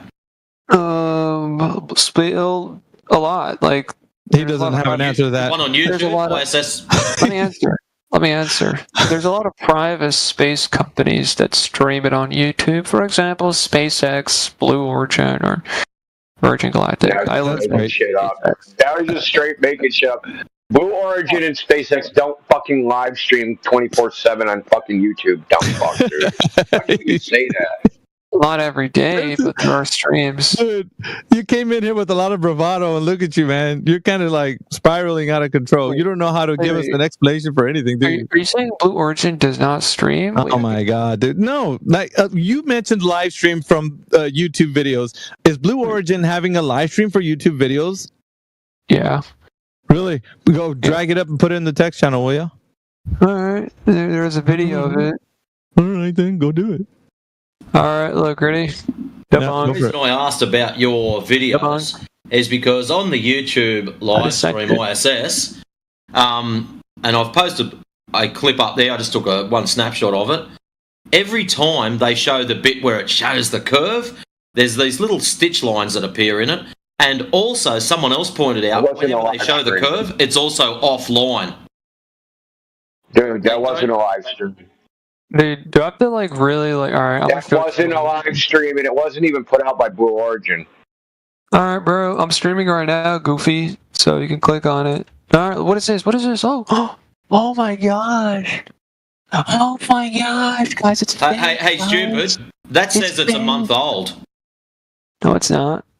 Why does it say a month ago?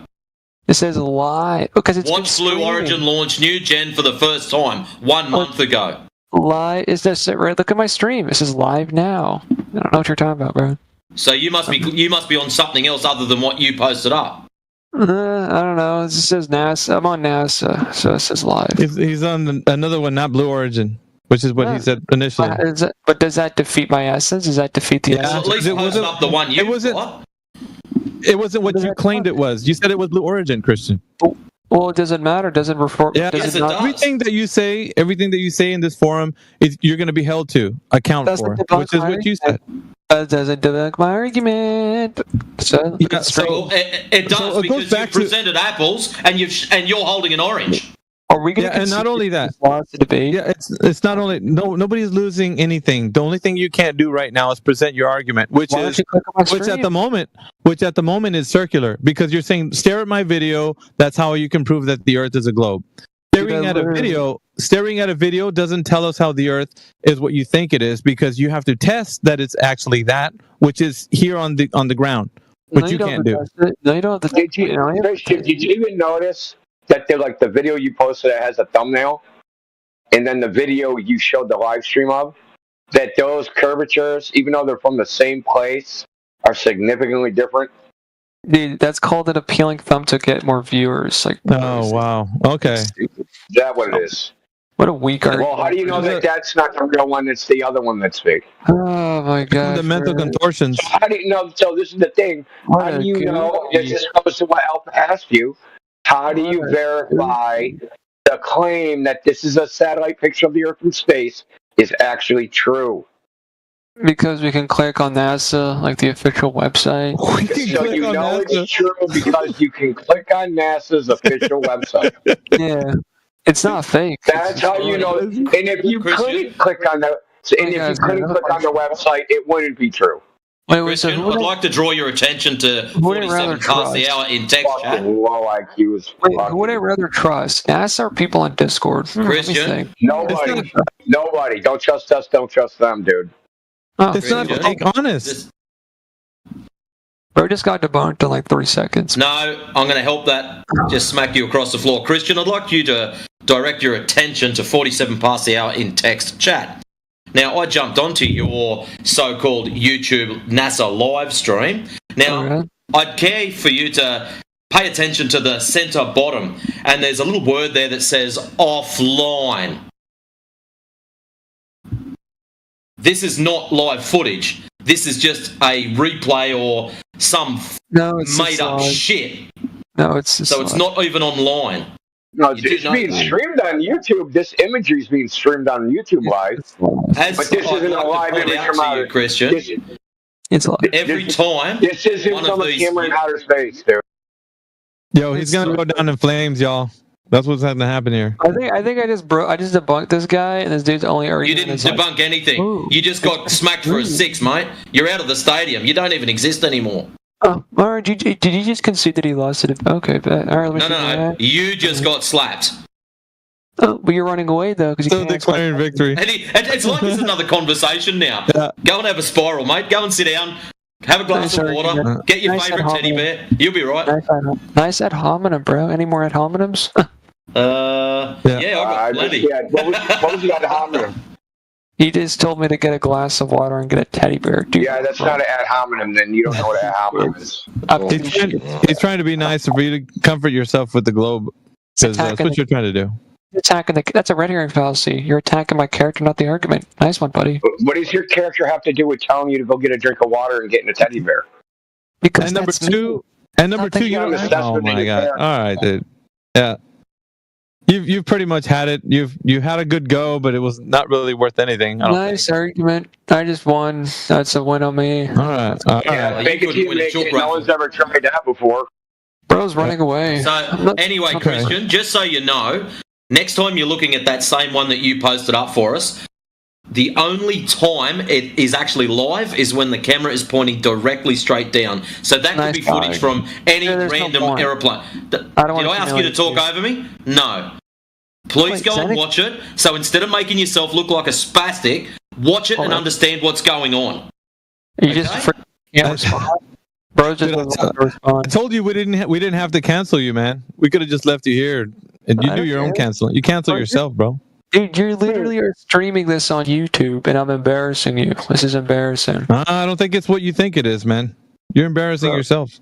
Imagine streaming something and getting destroyed, and that's embarrassing. Imagine streaming something and saying, "Everyone, this is live," and there's a little sign that says "offline" at the bottom center of the screen. What is that? Christian, you can't come in here and say and declare victory when there's no victory to be had, because there's no argument that you presented.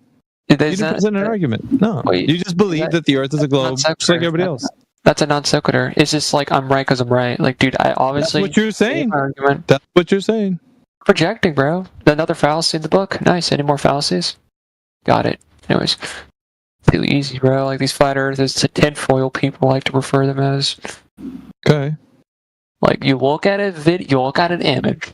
It's a sphere. It's not that complicated, though, bro. It's not that complicated. Now, how do you verify where that image was taken from? You go on the NASA.com website, and it says. So you're just a believer. You're just a religious zealot. That's all you are. Okay, so can I, as a human on Earth who has no access to any type of lab, can I verify empirically, right, with my own two eyes, physically, that shit's actually happening? No, I cannot.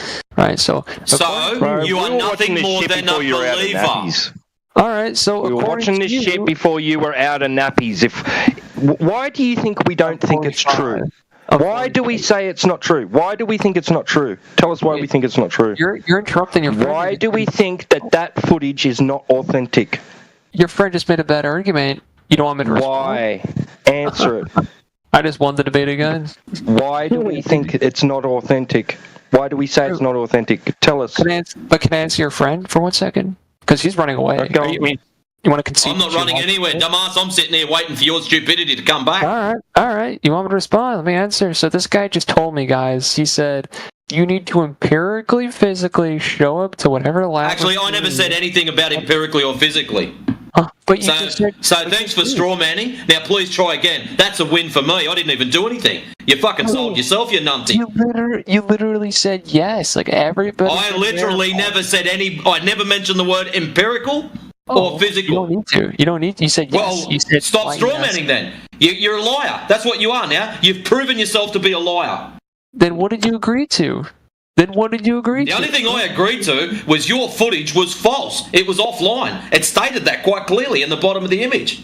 Did bro just run away again? And now it's I'm going to run away because I've got nothing. You've realised you've come to a room. You were expecting to walk all over this lot, and they have fucking hammered you 9 ways from Sunday, and they're not even trying. Bro, we haven't even got the nasty ones in here yet. Guys, they might. Guys, they might what? So now before you start dribbling on with shit, you can answer T-Dub's question. He just ran away that quick, guys. No, he hasn't. T-Dub's down the bottom. Nobody's running away, dude. You're not fooling anybody, Christian. Christian, you're not fooling anybody. You just said physically go up to a lab and verify. That's just ridiculous. No, he didn't say that. He didn't say that at all. Yeah, okay, then why don't you believe in NASA? Can you? Why should I? Why should I? Because it's funded and authenticated by the government. Yeah, that's not a reason, dude. It's a reliable source. That's not a should. That's the description, right? That's an is statement, not an ought statement. I want your ought statement. Why ought I?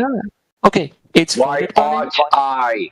Okay, I'm not saying it's right because it's right. I'm giving you a reason. It's funded by the government. That's not a reason. Okay, that is a reason. You don't trust the government? You don't trust, scientists? That has nothing to do with it. It's irrelevant. I'm asking why should I trust them? Okay, so that's a two secular fallacy. It's a question. Why should I? I'm answering. You're saying you don't like my answer. I don't care if you don't like my answer. It answers your question. You're asking me a question. Your answer was to ask me a question. I asked you a question. Now answer my question. Why should I? You should, because again, it is funded by the government and it's reliable. And how is that a reason? Why should I believe things that are... Okay, let me ask you this then. You said I should because it's funded by the government. Why should I believe things that are funded by the government? Because most reliable websites are funded by the government instead of like an archive or a random Discord. Okay, so why should I believe most websites that are funded by the government? Wait, so bro rejects... Don't ask me a question, answer mine. No, I'm just asking for a clarification. I can't answer a question which I don't understand. It's kind of common sense, right? Yeah. It's not common sense. I'm asking a reason. You're acting like we should, like we have a moral duty to fucking believe any image just went across our face because the government said so. Yes. Why? Why? You should. It's likely. Why?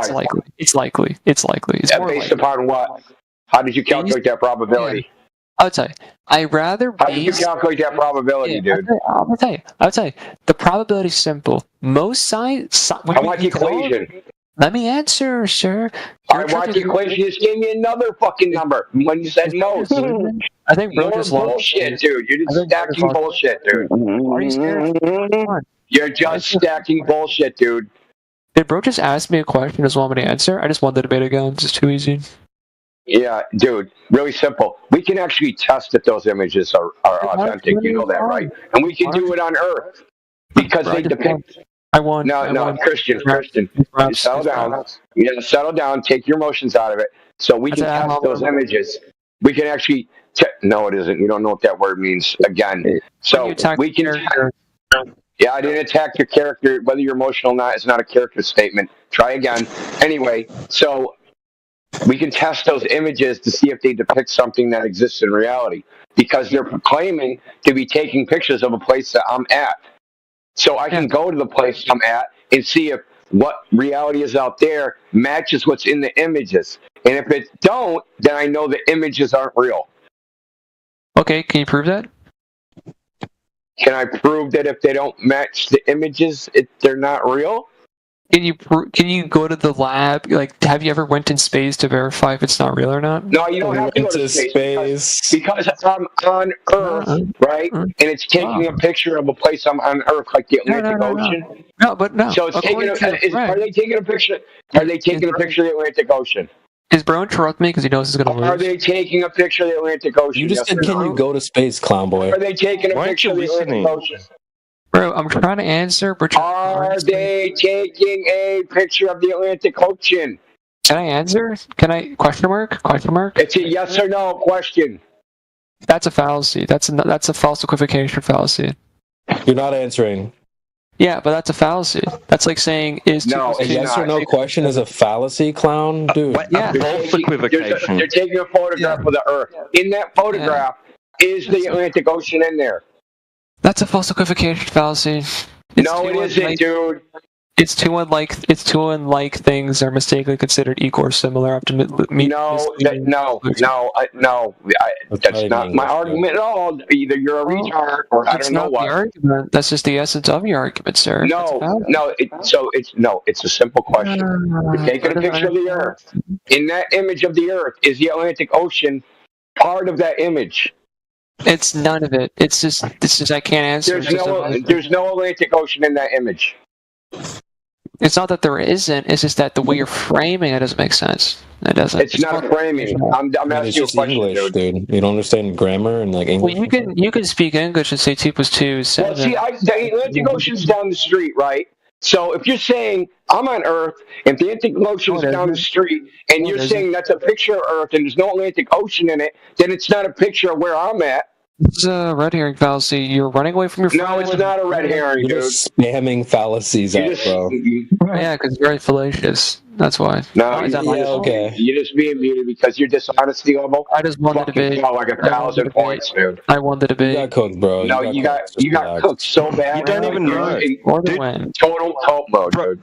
Bro, you said false equivocation, and it's false equivalence fallacy. You fucking moron. There's equivocation fallacy, and then there's false equivalence. Why are you still on? You're a fucking moron. Why are you still on? You don't know how to debate. That's ad hominem. Also, any more fallacies, bro? You're losing bad.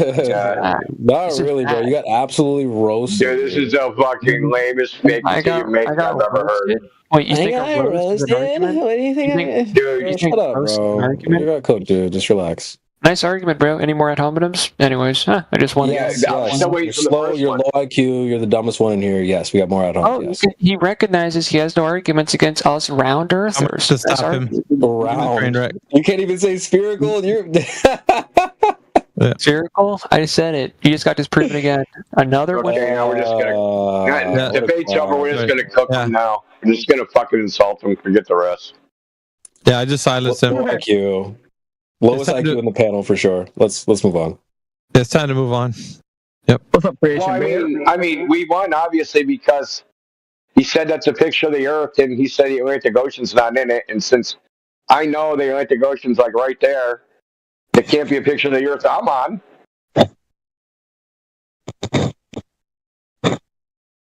Got to be some other Earth. Somebody just shout out CB. Yeah, that's my boy equalizing the game. What up? Did you see my profile picture? Let's take a look. Jack Doherty. W. Yeah. W. All right, listen, Christian. He left the call. So, but he's in the chat skanking. Bro, what the hell is this guy on about?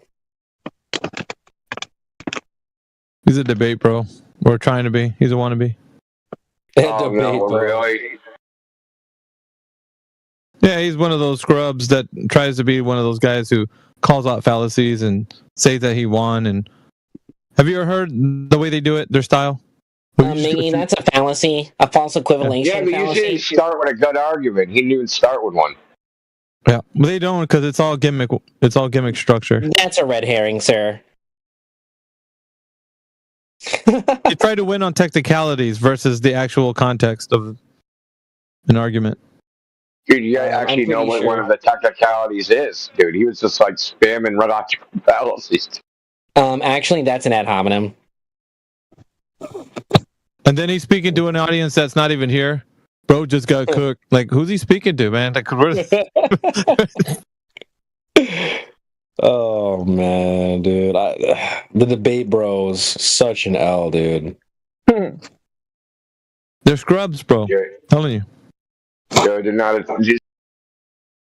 Realities versus the actual context of an argument. Dude, you actually know what one of the technicalities is, dude. He was just like spamming right off your fallacies. Actually, that's an ad hominem.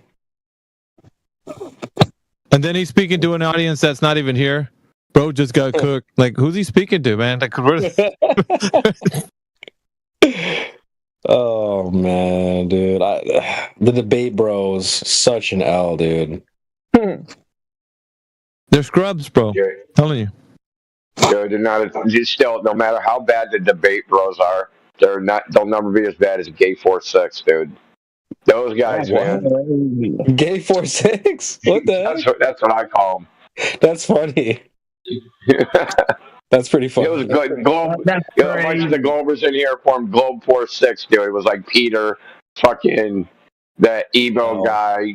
Like, dude, it's fucking so gay. And they had to like tag in their name. Eggshells. Well, it was the other ones, man. Guys called me Gay 4-6. Yeah, by the way, all those goofies. My video's uploaded, so if you guys want to check it out. It's a conversation between me and an AI. Me, you, and an AI, or AI overlord? No, an AI, like ChatGPT. Oh, okay, nice. Miggy, that is a fallacy. No, it wasn't like that. So I've been talking to it for a while, so I have different conversations with it. I just haven't been doing anything with them. So this one I thought was kind of interesting. So I got the transcript, and so I put the words into like automated voices. So I cloned my own voice. So W. Yeah, check it out. All right, we put the link in the chat, dude. Oh shit! All right, I thought it was ready. And we are live. Have we spoke to Tizzy? Tizzy, congratulations on the bottom slot on the panel. Pause. We also have 187-247-7113. Somebody give that number a call. Just kidding. 187, welcome back. Tizzy, Shift AIFE. Critical Primal King FE. I guess they're not an ops. Alright guys, if you don't want to cook, me and Equalizing the Game are just going to talk about Fresh and Fit the whole time, so somebody better chime in. Yep. You saw the latest podcast? Did not get a chance to watch the Jack. Jack is growing up finally. I watched a little bit of it, but yeah, I've been watching those debriefs, bro. The debriefs. Yeah, but he's finally growing up. It seems. Yeah, I don't care too much about Jack, but he's funny, I guess. Yeah, he's just riding the wave. Facts. But dude, Equalizing the Game, I feel like this community, we have our own Myron. I've been saying that maybe Alpha Veritas is like our version of Myron Gaines. I don't know if I don't know how you feel about that, but I've always thought that just the Yeah, that was unintentional too, man. Like I didn't know I was kind of like matching his energy, but I guess it is. Yeah, it's like energy, the way you guys speak, your cadence and stuff like that. It's just there's some similarities there. I like it though. I like it a lot. I think it's awesome. But yeah, man. Shout out to Mickey. Yeah, he was that guy that was in here was like, "Oh, you can cancel me." I was like, well, why would I want to miss out an opportunity to expose you in front of everybody? Why? Tell me why.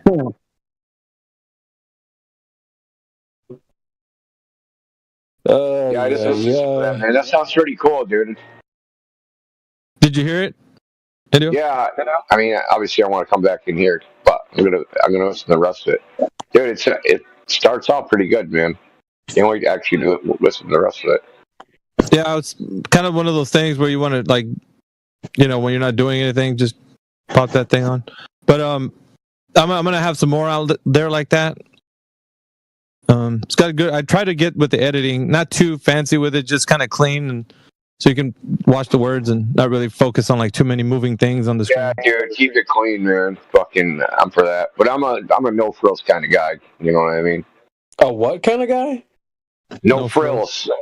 No frills. Oh, okay. I thought you said something about a MILF. I'm like, oh, geez. Right. Yeah, I'm fucking all for MILFs.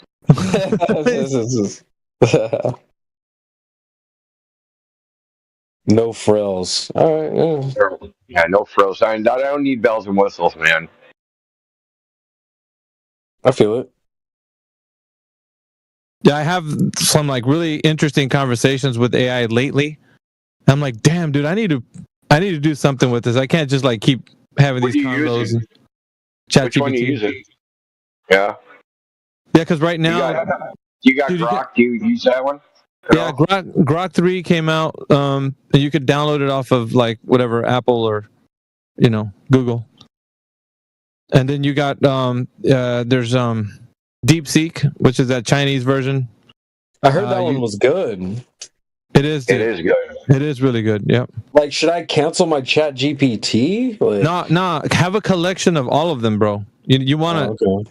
It's like a tool bag. Are you paying for Chat GPT? You paying for that? Maybe. Should I not? I haven't been. Well, there's a free one, but like if you ask it too many questions, it reverts you to like a shittier model. Oh, okay. I forget why I started paying for it, but yeah, I do. I don't even use it. DeepSeek is free, but it'll get bogged down. You can pay because I'm a nerd, right? So I know how to like log into it with like an API. So I bought like you can buy like tokens, right? So so I bought like 5. So the tokens are like how many tokens it'll process. This isn't like fucking tokens at the arcade. So like for like $5 you get like 1 million tokens, and I asked the fucking tons of questions and I use like 2 cents worth. Okay. Yeah, it's like 1/4 or 1/10 the price of ChatGPT if you paid for it. It's way cheaper. Okay. That's why the stock market crashed, dude. Because they're like, "Fuck, these ruined our business model." Yeah, I don't know how I've been doing it, but I've been cruising on a free version of ChatGPT, and I'm able to use the voice version, and it still keeps up with it like it was like the original. I don't know. Maybe it's just a downgraded version. I don't know about it. Is it the advanced voice or the shitty voice? No, it sounds like the regular voices you can choose from, but it's only on the phone version. Like the PC version gives like that shitty voice. Okay. Oh. Can you upload pictures? Yeah, but I mean, I'm gonna tell you, when it comes to pictures, you want Leonardo AI. That's what you want. Wait, no, I'm not talking about making pictures, but when you upload an image, you're like, what the fuck is this? Or break this down. Like, that's what I mean. Oh, I haven't tried that feature. So. Oh, really? I'll be doing that a lot. I'll be like, hey, transpose this text into a chart or something like that. Or, here's an article, like, is it cap? I don't know. You could like upload images to it. I'm gonna tell you that the time that I've been off, like this whole time, I was diving into the AI side of things, dude. There's way too many types of AI that cover different ranges of things that are out there. So you can get lost in like all that stuff. But I'm telling you, it's amazing. Like the technology. I have a question though. Is it bad to give it your information? Like, I mean, dude, here's the thing that people like, not you, but like the royal you, like people would say about AI is like, oh, it's gonna learn my information. Well, I mean, don't your phones shit around you is collecting that stuff already, dude? Like, there isn't. You don't think they don't know the shit? So there's a lot of fear about this. That doesn't make me feel better, Biggie. Just say it. I mean, yeah, go ahead. You're already fucked. It's like, okay. These language models can't learn on the fly. They train it, and it's stuck that way. They have to feed it new data and retrain it. Right? So, don't say ChatGPT. They trained it with information up to 2023. It doesn't have any new information. You can feed it new information temporarily, so it'll search. So if you ask it a question and it doesn't have that, it'll search the web or something and give you that updated information and process it through the large language model. But it's not retaining anything. It doesn't have a memory. It doesn't its memory is like the entire large language model fed into the into the GPUs, but it doesn't have a memory like a human being. It doesn't work like that. Yeah. They can only hold so many tokens at a time, even in they have a temporary memory. So say they're going to give you an answer, right? The answer can only be so long, and if it goes beyond that, and you ask it another question, it don't remember what it already told you. It can go back and try and process it what it already told you and generate a whole new freaking answer set.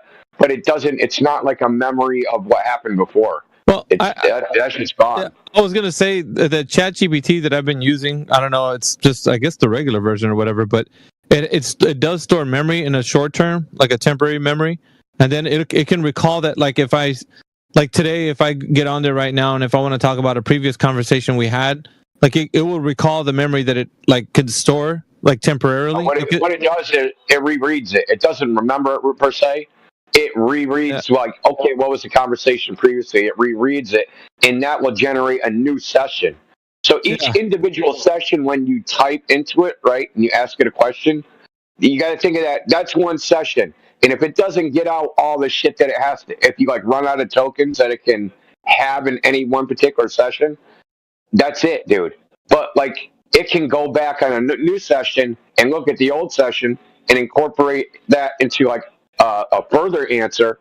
But it's not like a memory of that. It's not like that way. No, it's think about you read a book, right? You read a book and you wrote down notes about the book that you read. But then somehow you hit your head and you forgot the book that you read it. You could go back, right, even though you have no memory, and look at your notes. And kind of get a refreshed idea about what you read, but you wouldn't actually remember the entire book. See what I'm saying? That's how it works. Yeah, but it does say that it stores some in its temporary memory. So if I'm working on something, it'll hold key points of things that we talk about, and then if later on we have a conversation, it'll I've seen that in a different way. The same type of information, maybe a little bit different. It'll. Yeah, it'll be slightly modified how it quote unquote thinks about it. That's right. But I've seen that before, Miggy. Yeah, you know what I mean. That's Maria updated. I'm like, shit. I should have told it that. Nah, man. Think about it like this. Imagine the multitude and mountains of information that's being fed to it, on the second per second. Everybody that's talking to it do you think that in the vast sea of weird stuff they're gonna hone in on you and be like, oh man, we got a whopper right here, man, we gotta laser focus on this guy, we gotta watch him. Dude, there's so much weird stuff going into this thing, it has to filter through, it's not even I don't know. I'd say it's beyond kind of thought of how much stuff is getting fit into this damn thing. It's just like everything else, man. It's I don't know. I wouldn't. Why are we going to be worried about stuff that it's already happening? It's we're trying to hide away from, ChatGPT, remembering something that we've typed into it when, we're speaking right now and our phones are hearing everything, transcribing our words. And recording everything. Yeah. Yeah, that's the thing. You gotta just do it like you always have an audience. Always. Like when you speak, always speak like you have an audience. Because you know you do. And we are live. We are live, dude. When you think we're not live, we're live. There we go. But I know what I was saying is like with ChatGPT, you can have these types of conversations, which like the one that I made the video of. And I was kind of poking and prodding like going in different directions, because I know like the questions that I'll ask it and how I want it to like have the conversation back and forth, and it's giving me kind of a template of like the type of discussion that I want. So it's pretty cool. It fills in the kind of gaps that I wanted to fill in with the conversation. It's interesting to say the least. Did you ask it the 3 points or something? Or? No, I don't want to spoil it for you because the conversation between me and it. That's why I want it to be like a teaser. When you go in there, you'll be like, "Oh shit!" Hello, Alpha Veritas. I gave it a posh kind of British accent. So. Oh, nice. Okay. That when you get some downtime, you kind of, and its answers are kind of. It's weird because it's kind of things I already knew, but it's just kind of drawing a picture about it. Word. Really cool. Hey, we should call up 187 again. I think they're the Globetard here. Should we cook? I feel like we should cook. 187 247 7113. Is that a phone number? Somebody call that. No, it's not phone number. You can call it, but no one will answer you. Guys, just spam it right now. Everybody. I'm just joking. 187, what's up, dude? How are you? Yeah, I'm good. All right. Hey, Alpha Veritas. Welcome. Meet 187. 187, meet Alpha Veritas. Also, there's Indio here. What? Are you of the mind that the Earth is a globe, 187? I'm learning English. I don't know what you're talking about. Can you use simple words? This simple words. Do you believe that the Earth is a globe? You mean circle? A ball, dude.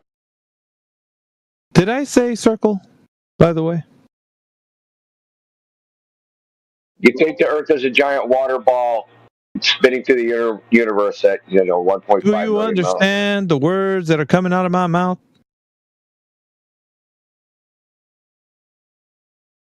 A circle. What? I said globe. He said, do you mean circle? Every time I hear someone call it a circle, I think of Andrew Tate. Because he said the same thing. He's like, what does Elon say? It's a circle? Go ahead. Do you know what a globe is, 187? I'm a student. I'm still learning English. My English level is that high, so you can. Oh shit! Me no speaky. Okay. You know what ball means in English? Él no comprende, él no sabe, cómo se dice. I got you. Well, if you're a student, we can teach you, bro. It's fine. No, but he's a globetard, Miggy. No, he doesn't seem like one. No, he is. I'm gonna be like the other guy. Bro doesn't even know English that well, so. Do you speak any English? Do you speak any English? Any English? Can you understand the words that are coming out of my mouth? Shit, ain't nobody understand the words coming out of your mouth. Do you? The whole time he speaks English. I don't know what he was in here saying about the Earth being a globe, because right now he's just. No, dude, I asked him earlier. I said, are you flat earther? He said, no, I believe it's a globe. He said it's a circle, dude. He believes it's a circle? A circle. What does Elon say? It's a circle? I gotta get you guys that clip. It's actually so funny.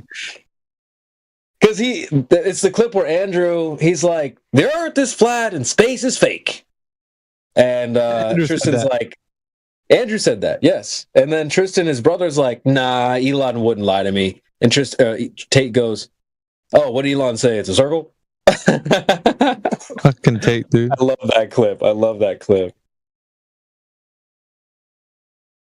Come on, 187, do something. You gotta maybe talk in his language or something. That's racist. Oh, yeah. I'm trying to think of some racist shit to say. Ling Ling, come off mute right now. About to get canceled by the cancel culture, man. Chinaman, you're up, dude.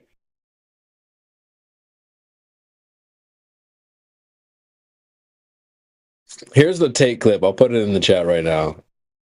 It's like 10 seconds. I'm playing CS2. Let me finish. You're playing games, bro? What are you, some kind of nerd, games, bro? Playing games. This chat's way too heavy for that, gentleman. You playing games. Dude, Miggy, check the clip in the chat, bro. It's funny. Yeah, Justin said can't trust NASA because they're Nazis, dude. That's fucking funny as fuck. I'm telling you, they're both based. They both get it. I feel like these guys troll they troll, bro. They're flat earthers, dude. What's Elon say? It's a circle. It's fucking, dude. Yeah, dude, that's funny. I don't care what anybody says. Tate's funny as fuck, dude. He's hilarious, man. I know. What was that, in jail? Okay, this was a mock jail stream. They had over 500,000 people watching. There was like 650,000 people watching, if I recall correctly. I'll try to get even more of this. Dude, no. They guaranteed over 500,000 streams or people watching live. Dude, Tate doesn't give a fuck. Yeah. I heard Trump was trying to get him back in the United States. That he said something to Romania about giving him his passport back. They the State Department. Yeah, the State Department contacted the Romanian government and said, better stop fucking around. And since there are bitches, yeah, they'll do it. You know what's weird is that I heard one of the tweets that Trump made was that a comment that he made about Elon. I don't know if you guys seen that tweet or not, where he said that Elon's rockets that go to nowhere or some bullshit. I'm like, what the fuck? He just I don't know, kind of dissing on some shit. And somebody had shown Elon that and that he bend the knee or some bullshit. Wow. Have you ever seen that? That was pretty funny. No, I haven't seen it. So, hey, Stevie, I posted in the chat. This dude, Emil Kosman, he's from Romania. He does political commentary and all that shit, but so I watch all those videos and shit. He does a lot of stuff about the Russia-Ukraine war and crap. So nice. Yeah,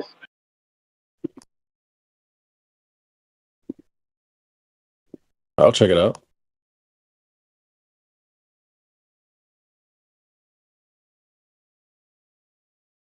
Dude, but he's from Romania. He's in the U.S. now. I think he's a U.S. citizen now. But he's he gives the rundown of how corrupt Romania is, dude. It's fucking horrible. They're super corrupt.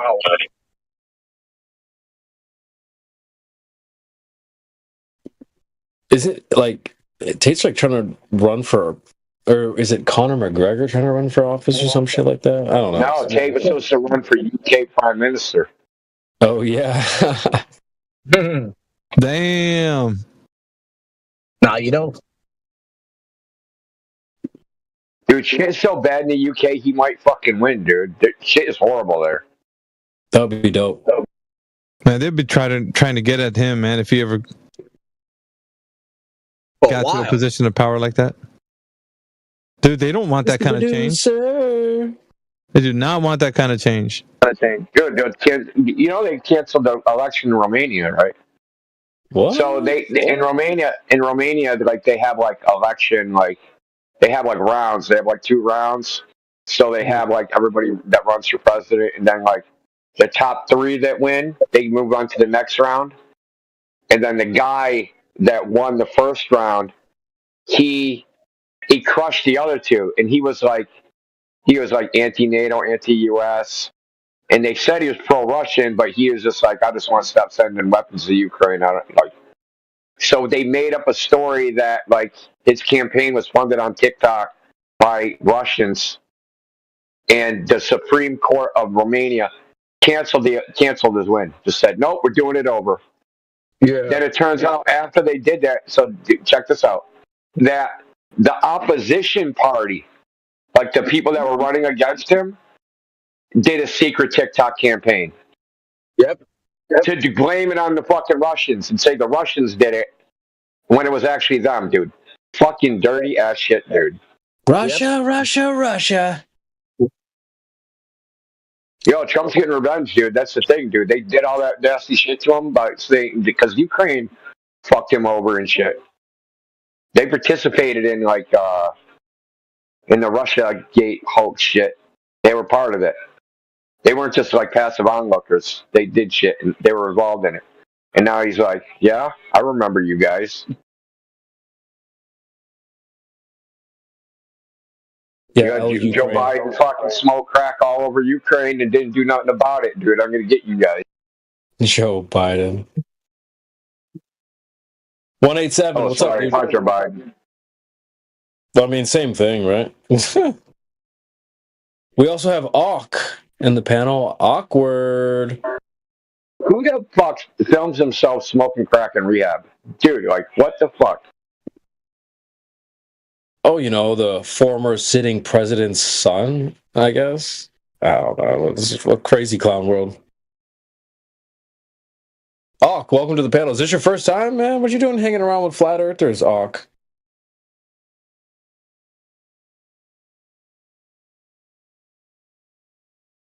He's shy, guys. Yeah, the gold call is going to disown you, man.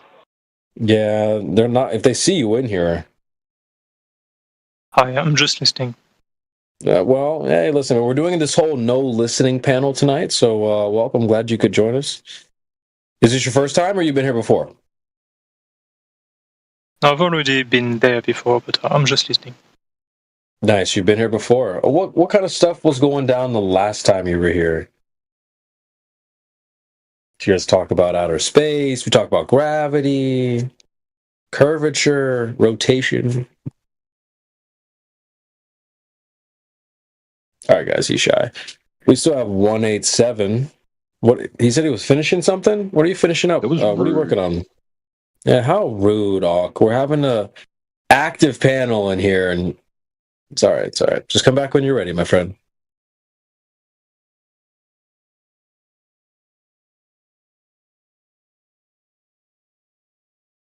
$187. They don't believe you're a Glober, bro.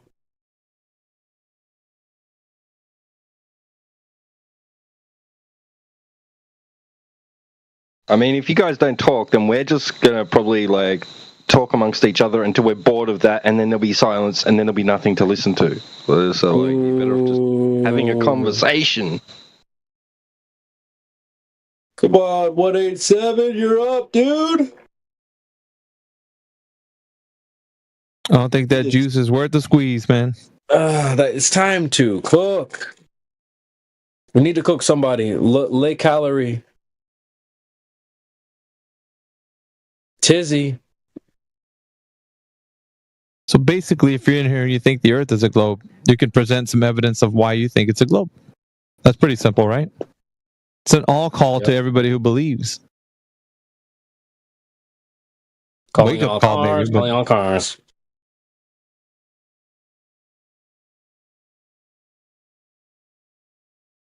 Yeah, man. Miggy, you had them boys sweating last night, boy. They were like, where's Miggy? Somebody call him right now. I'm like, guys, he's fine. He's just fucking cooking. Let him do his thing. Like, no, I'm worried about him. QB gets a hold of me. He's like, dude, everything good? I'm like, yeah, man. Like, I'm all right. Yeah. That's usually what happens. Like, people just get busy. You just You don't got time for Discord. Yeah. That was me for a while. Usually don't happen to me because they saw my presence one way or another. Like I'll be on every other day, or this time I was like ghosting, so it was like, oh hell no. You ghosted us, Miggy. Come on, man. I think we were just missing the X panels. Really, like we need to do some more X panels. Yeah, soon, hopefully. Yeah. Those are the bomb. I don't know what it is, but there's just like a different air over there, and I like it. I really do like, like the vibe of the Twitter. Yeah, it's kind of like an open like panel where everybody just can see that the room's open. So like if somebody jumps in and they have like 5,000 people that follow them, they bring all that. It's like they bring all their whole followers with them, so to speak. Right. Yeah, it's good. I like it a lot. I wish there was less bugs and annoying audio issues, but yeah, the X spaces are a W. We need to do more. Yeah, I think we're probably going to do that, but I'm kind of in a transition deal going on right now, so it's kind of hard to kind of maintain. It's cool. It doesn't have to be you, bro. We can, Flatsy, you're up, dude. Flatsy, come on. I'll make someone do it. Have we spoken to Myth before? There's also Myth. Oh, that's disinformed. The he who never speaks. You never heard disinformed speak? No. Disinformed. Come on, dude. You're up. You are up.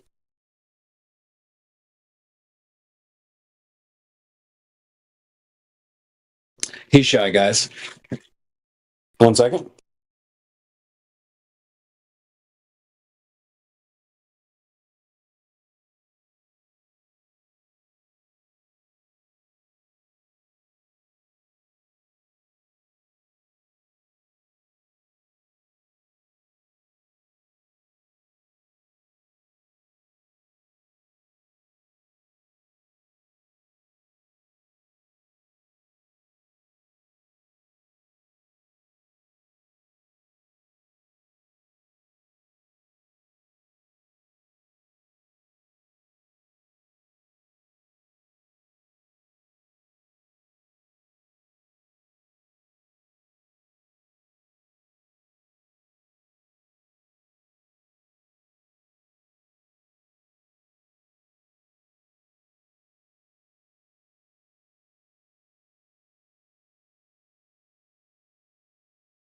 All right, speaking of transition, I'm going to transition to my phone. I'm going to switch up mics here.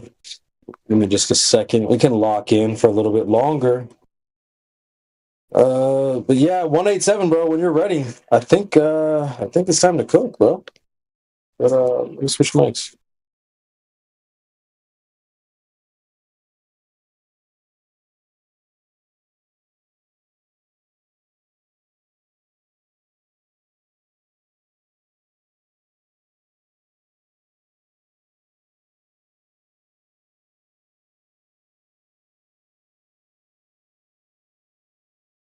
And we are live. I'm your host, CB. And if you're new to this channel and have not already, hit the subscribe button. Click the link in the info box below the video to join the panel and express your views on the nature of Earth.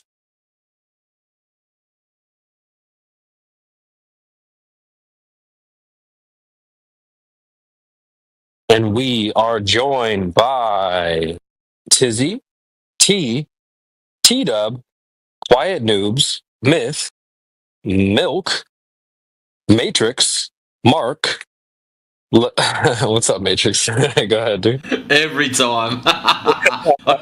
Just wish I had the soundboard, man. I'm just sitting there going, he said my name. So be like, say it! Say it! Yeah. Man, we need to figure out who can get us that role. Yeah. I'm dead ass.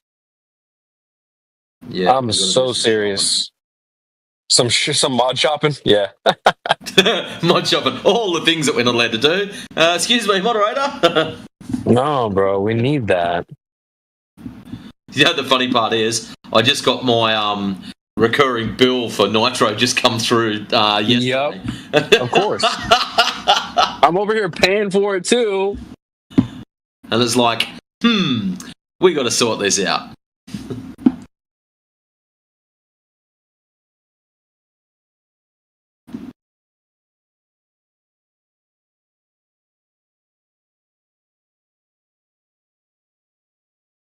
Yeah, we'll figure that out, bro. I mean, I don't.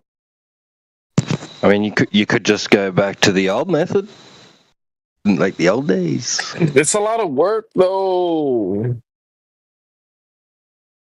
It's so much work. Lazy bastard. Yeah. I'm kidding. No, it's cool. I mean, I can do it. It's just, it's like harder than it. I can't believe I used to do this. Like, it's hard to do it. It's harder than it needs to be. Yeah. Yeah. Like, the integrated Discord thing is actually pretty nice because not only is the sound quality pretty good, it's just easier to access. And with the other way, you have to have your mic open and, you know, it's just, I don't know. Yeah. It's a lot of hoops to jump through and shit.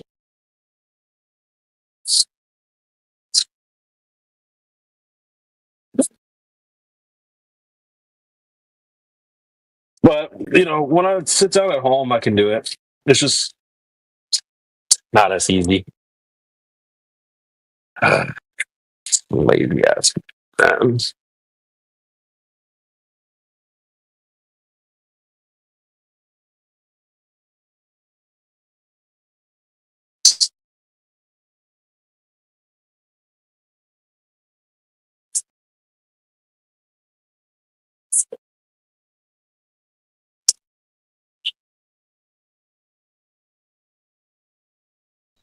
Oh, who's that?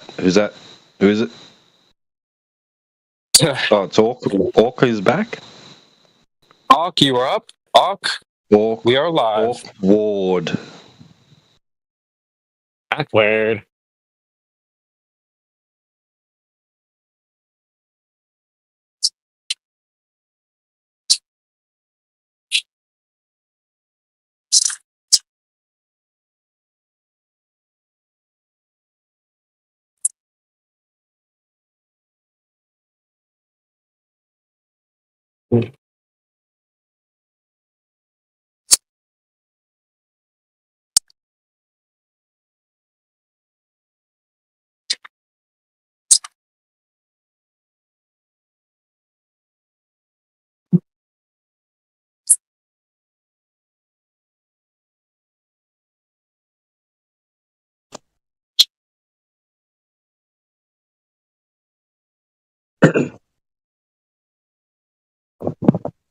And we are live.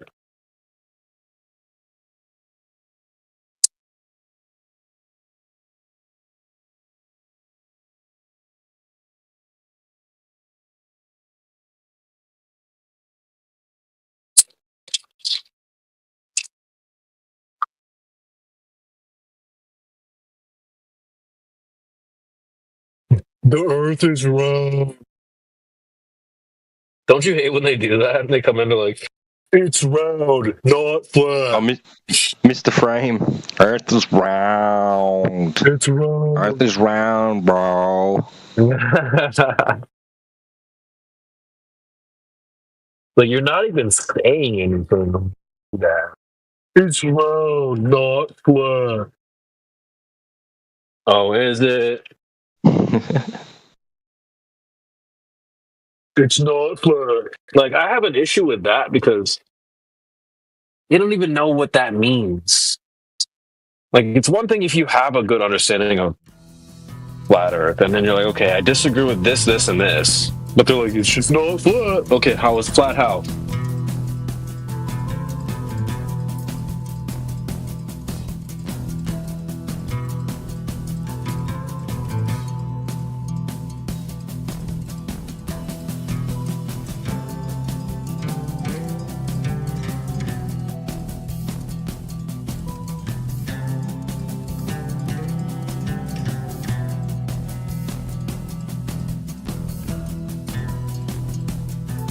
I know the Earth is flat. 24/7 flat Earth. That's the title of this, right? Yes. I can prove that it's flat in 30 seconds. You can prove it's flat. Send it. What do you got? Okay, so if I take a wooden board, let's say I take a wooden board and I put a bunch of Lego figures on it precisely, they're gonna be able to stand on it. But if I take a round figure and I put the Lego figures, they're gonna fall off the sides. They won't be able to stick from the bottom. So how can the Earth be flat if we would all just fall off the sides of the Earth and off the bottom?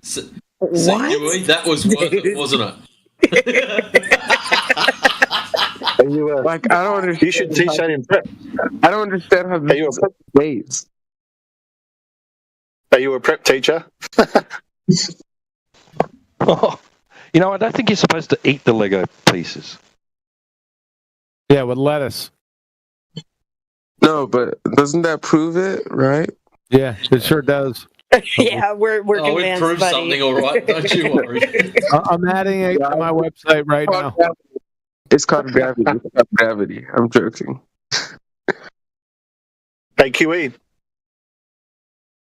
Hey. Congratulate you on your last show. I think it's one of the best ones you've ever done. Hey, just because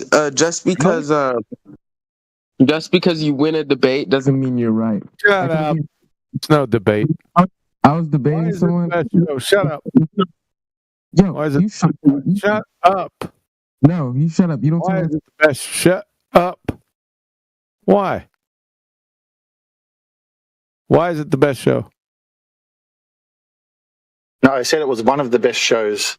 Only because of the content. Only because of the content and the way that you criticised it. So just wanted to say thanks for the laughs. All right. Fair enough. Thank you.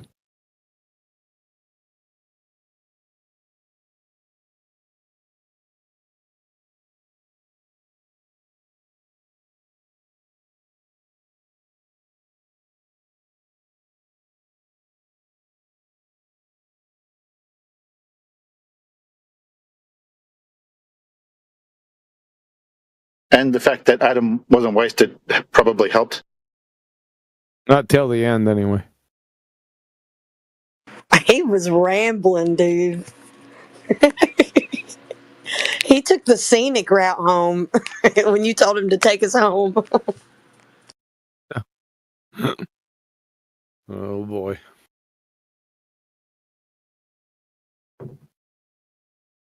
Took the scenic route, pulled over, stopped at the pond, fed the ducks, got back in, kept going, you know. It's a good way to describe it.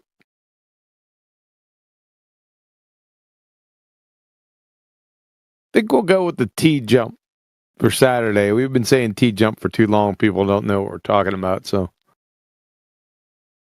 we're gonna T jump Saturday.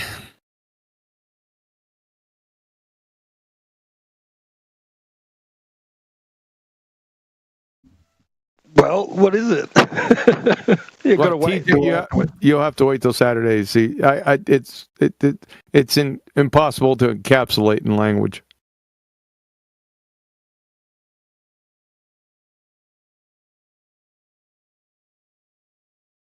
Is that like T-10? Yeah, like what Stars just did. He T jumped us. That fits. Okay.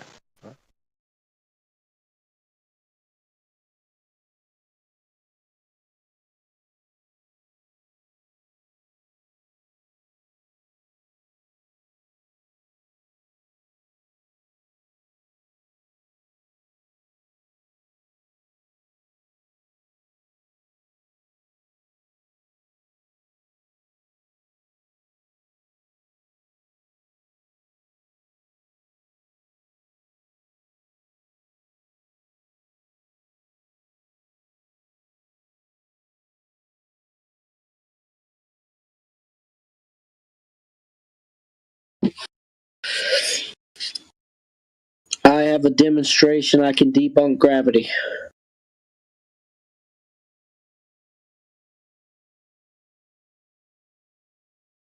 What's gravity?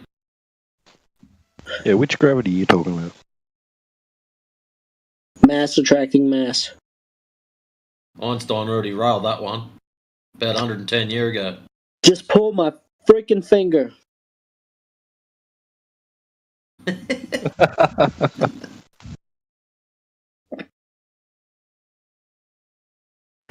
Do you tell that to all the kids? No. Usually I count down from 10 on my fingers and convince them I have 12 fingers. If I had $1 every time I was asked to pull someone's finger, even still today, I get asked by, old men, like, you pull my finger. I'm like, no. I learned my lesson when I was like 4. Everyone loves a fart joke.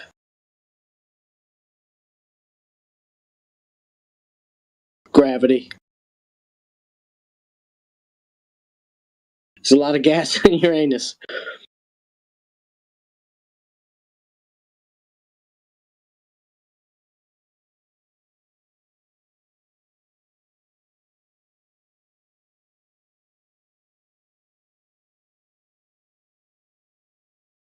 How and why is. What is. Bill Clinton famously asked the question, was it a question proof when Bill said, no, it wasn't a question proof. It depends on what you define is. How did he say it? How do you define is? The definition, yeah. What depends on what the definition of is.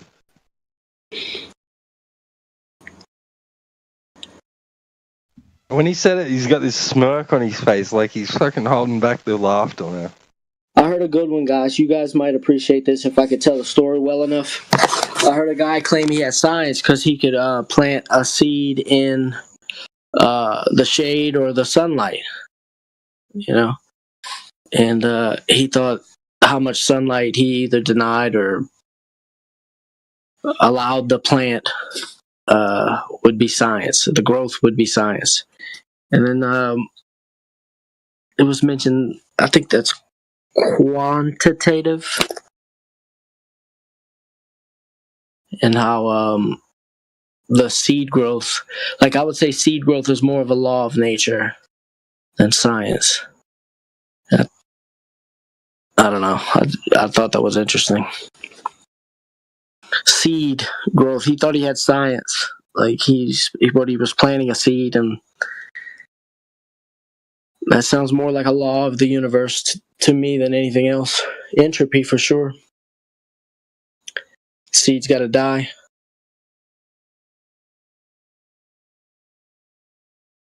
A little heat death.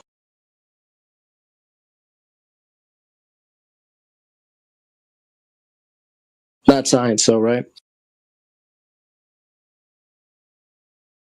Any science for a globetard.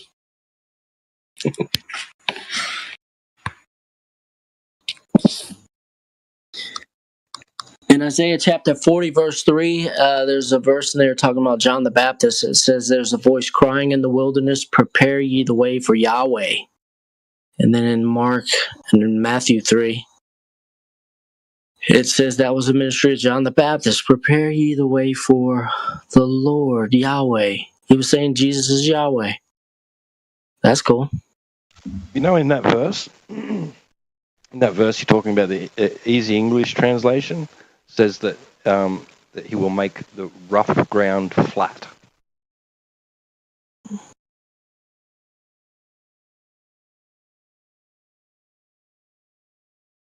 How flat was it?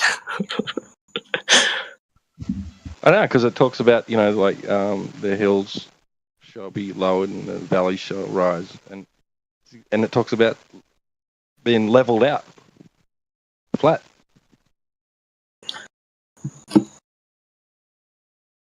I like there's one in Revelation, I think it's chapter 20 or 21. And it talks about the plateaus of the earth. It's a Greek word. the plane. It says plane of the earth, but the word is plateaus. Oh, it's when all the armies of Satan gather together to, I don't know, for Armageddon. Yeah, on the breadth of the earth. Yeah. The breadth of the earth. You're right. Yep. I like that one. That's cool. From Genesis to Revelation, yeah, it's a flat Earth book, no doubt. That's cool. There's that.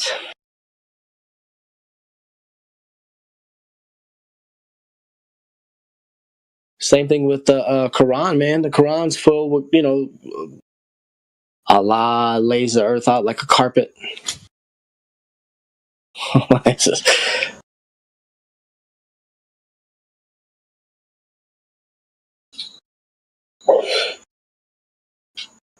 Allah. Salem, everyone. I like to tell people when they say Assalamu alaikum to me, I'll tell them Salem. And they think I'm saying salam. And I let them think I'm saying salam. But I'm really just saying peace. Salem. Don't let them steal salam from you.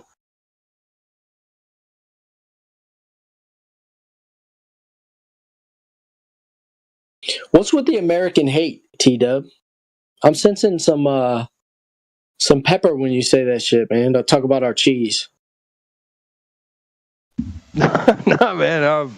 I'm the opposite. I love like the look of American food. Like your spaghetti, man. It always looks so fucking orange, and I'm like, how do they get it to look like that? It looks good. I want to eat that.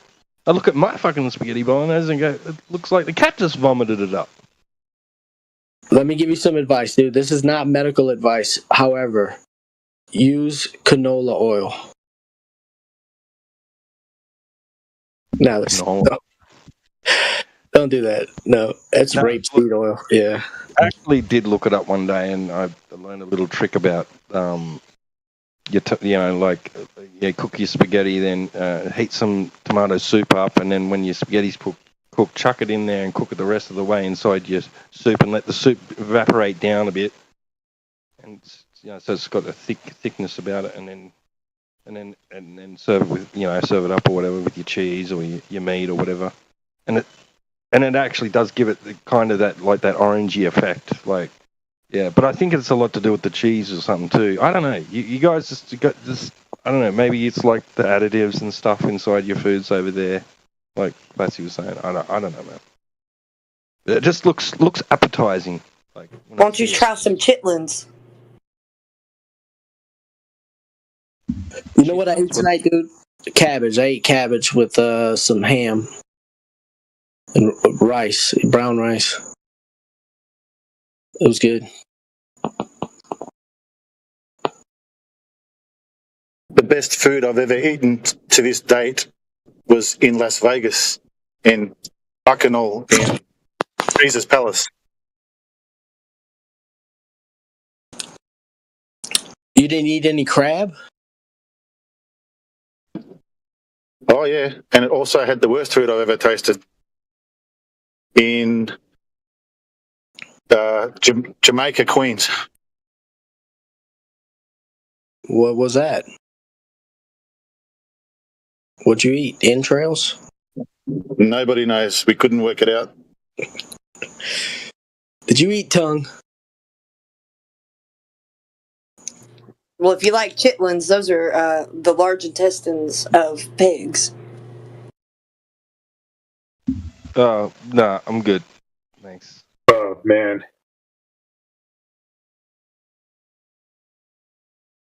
What a picture.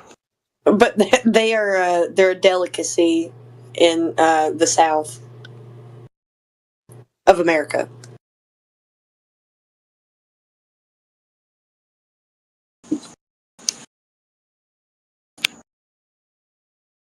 You guys want to hear flat Earth get destroyed in one question? Yes, go on. Question proofsies, let's go. That's why we're here. Okay. If the Earth is flat, where's the edge? Oh shit! Destroyed. I don't know how I'm going to recover. How can we ever recover from such a? I mean, Okay, but you don't have an answer. So yeah, you all say that every time I ask the question, but then you never give an answer. because you don't know what a question proof is. Do you know what a question proof is? Yeah, it's a question that like presents a problem that you can't get over, and you can just like cry about it. No. Okay, so can we apply that to your universe then? No, you can't. Oh, we can't. Oh, okay. Double So double standards. Yeah. No, it's like it doesn't. It's not a contradiction. I'm not claiming anything about the universe or whatever. Like you're claiming that the Earth has like an edge somewhere, and I'm just asking you, how do you get to it? Where is it? I think you got a burden of proof reversal going on. None of us claimed an edge, buddy. There's no burden of proof reversal. It's just like a burden of proof. There's like an expected burden of proof, and there's a burden of proof reversal. Like we both have the burden of proof, like regardless of what claim. Anytime you make a positive claim, you have a burden of proof, right? Yeah. So it's just like right. You're claiming an edge. You're claiming an edge. You're claiming an edge. You have an edge at every boat. Listen, you're claiming an edge at every boat. Yeah, I don't You're claiming an edge at every boat. What? You're claiming an edge at every boat. Every time you He's talking about the edge of the sphere, like the edge of the globe sphere. He's referring to that edge. You understand that? No, like globes don't have edges. I don't know what you're talking about. Yes, they do. Where? Like, take for instance, when a basketball touches a basketball court, the part of the basketball that comes in contact with the court, that's the edge of the ball coming in contact with the court. No, that's not what an edge is. An edge is like a feature of, like flat objects. It's not like there's no edges on like basketballs or snow globes or like perfectly round things. There's two edges, the inside round edge and the outside round edge.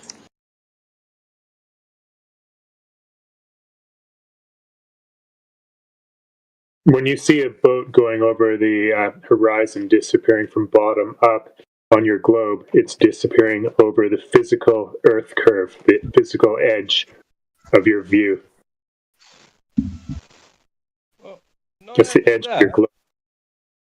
I've got a dictionary here says the outside limit of an object, area, or surface. So I guess if you were going from the center of your sphere to the outside of the sphere, right, to the surface, you'd be going towards the edge of it? Because that'd be the outside limit of the object, right? No, there's no outside limit. It just goes around. Oh, so if you were coming from the center and going towards the surface, like a radius,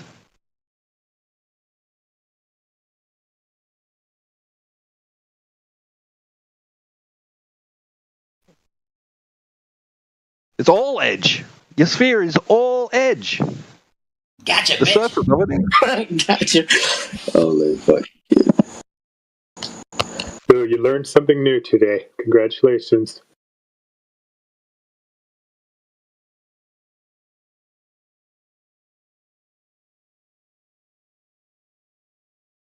How come no one has been to the edge of the Earth? You can't explain it.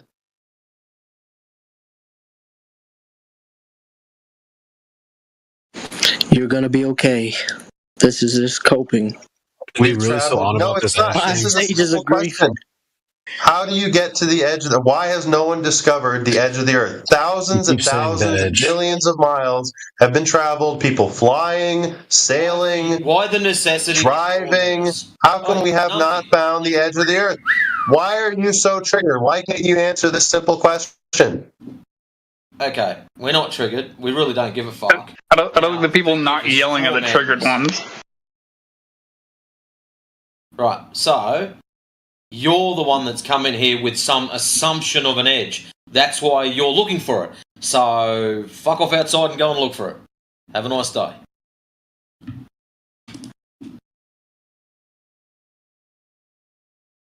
No, that's your job. You claim that the Earth is flat. Excuse me? Yeah. I claimed it's flat. I didn't claim anything about an edge. Okay, does a flat object have an edge? Oh, that's where you're getting this wrong, because the flat Earth is not a flat object in the solar system. You have some bad ideas about what you think flat Earth is, my friend. Oh, so you can't take the globe and flatten it. You can't take a globe and then flatten it into something and think that that's our position.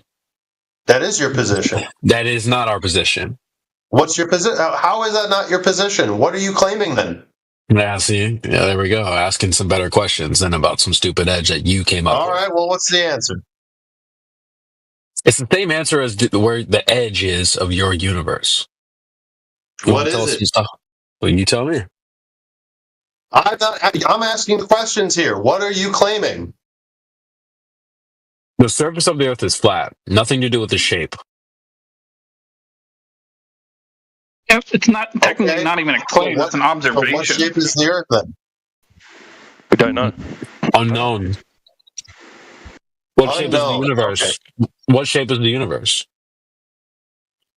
I don't know. We're not talking about that. Yeah, we are. Okay, so no, we're not. We're talking about the flat Earth, right? What is the Earth? He's asking us where an edge is, and you're like, we're not talking about the universe. You have no fleshed out position whatsoever. I'm telling you right now. Position. No, you're not. No, you're not. So here's your position. No, we're going to pop you on mute for just a second. You can't tell us what our position is. Okay? The reason why we're bringing up the universe is because you're trying to compare a globe, which is an object in a large place. Flat Earth is not like that. It's not a thing like a disk in a solar system. We're saying that flat Earth is more like the place than a thing in one, which is why I bring up the universe. So we could just flip the question on you. Let me get this straight. What shape is the universe? You couldn't tell us that. How would you know these things? No, because we're not talking about that. We're talking about the shape of the Earth, my friend, which is exactly like the shape of the universe. No, that is childish. That is childish. Same thing. It can be applied because we're talking about something completely different, and you're trying to completely change the subject and avoid answering questions. That is childish. Pointing out your double standards is not childish. It's actually showing how childish your question was. I have not said anything about what I think about the universe or anything. You're not pointing out any double standards. We're showing you the double standards. You're not doing any reductio ad absurdum or anything like that. Why have you not applied that standard on yourself? I have applied that standard on I have all the standards you wouldn't be crying about it if you had have done so. Bullshit. I have done nothing except ask you to explain your position very clearly. And you look, so here's what you're trying to say. You're saying we don't know what shape the Earth is. Hey, I'm trying to explain what you're claiming what your claim is, right? And you don't want to let me. Came in and because you know that I am getting to you guys. I am getting under your skin. I'm getting to the heart of the issue here. You couldn't get a pack of chips from the store. I'm exposing you. You won't let me talk because don't expose yourself. You'll get in trouble. Probably unlawfully. Illusions of grandeur. Yeah, he's one of those guys who'll declare victory and dip. Did he leave? He's still here, dude. Yeah. Well, the questions you have about flat Earth, just ask it about the universe. It's the exact same thing. You're comparing the wrong two things. Well, then let me speak then, buddy. Okay, go. You have been speaking. Go on. All right, go on. No, I have not. Every time I try to explain. You've been yappuccino this entire time. And you keep interrupting. You going to let me finish? This is our panel. You going to let me finish? Just address what we're asking. You haven't asked me anything.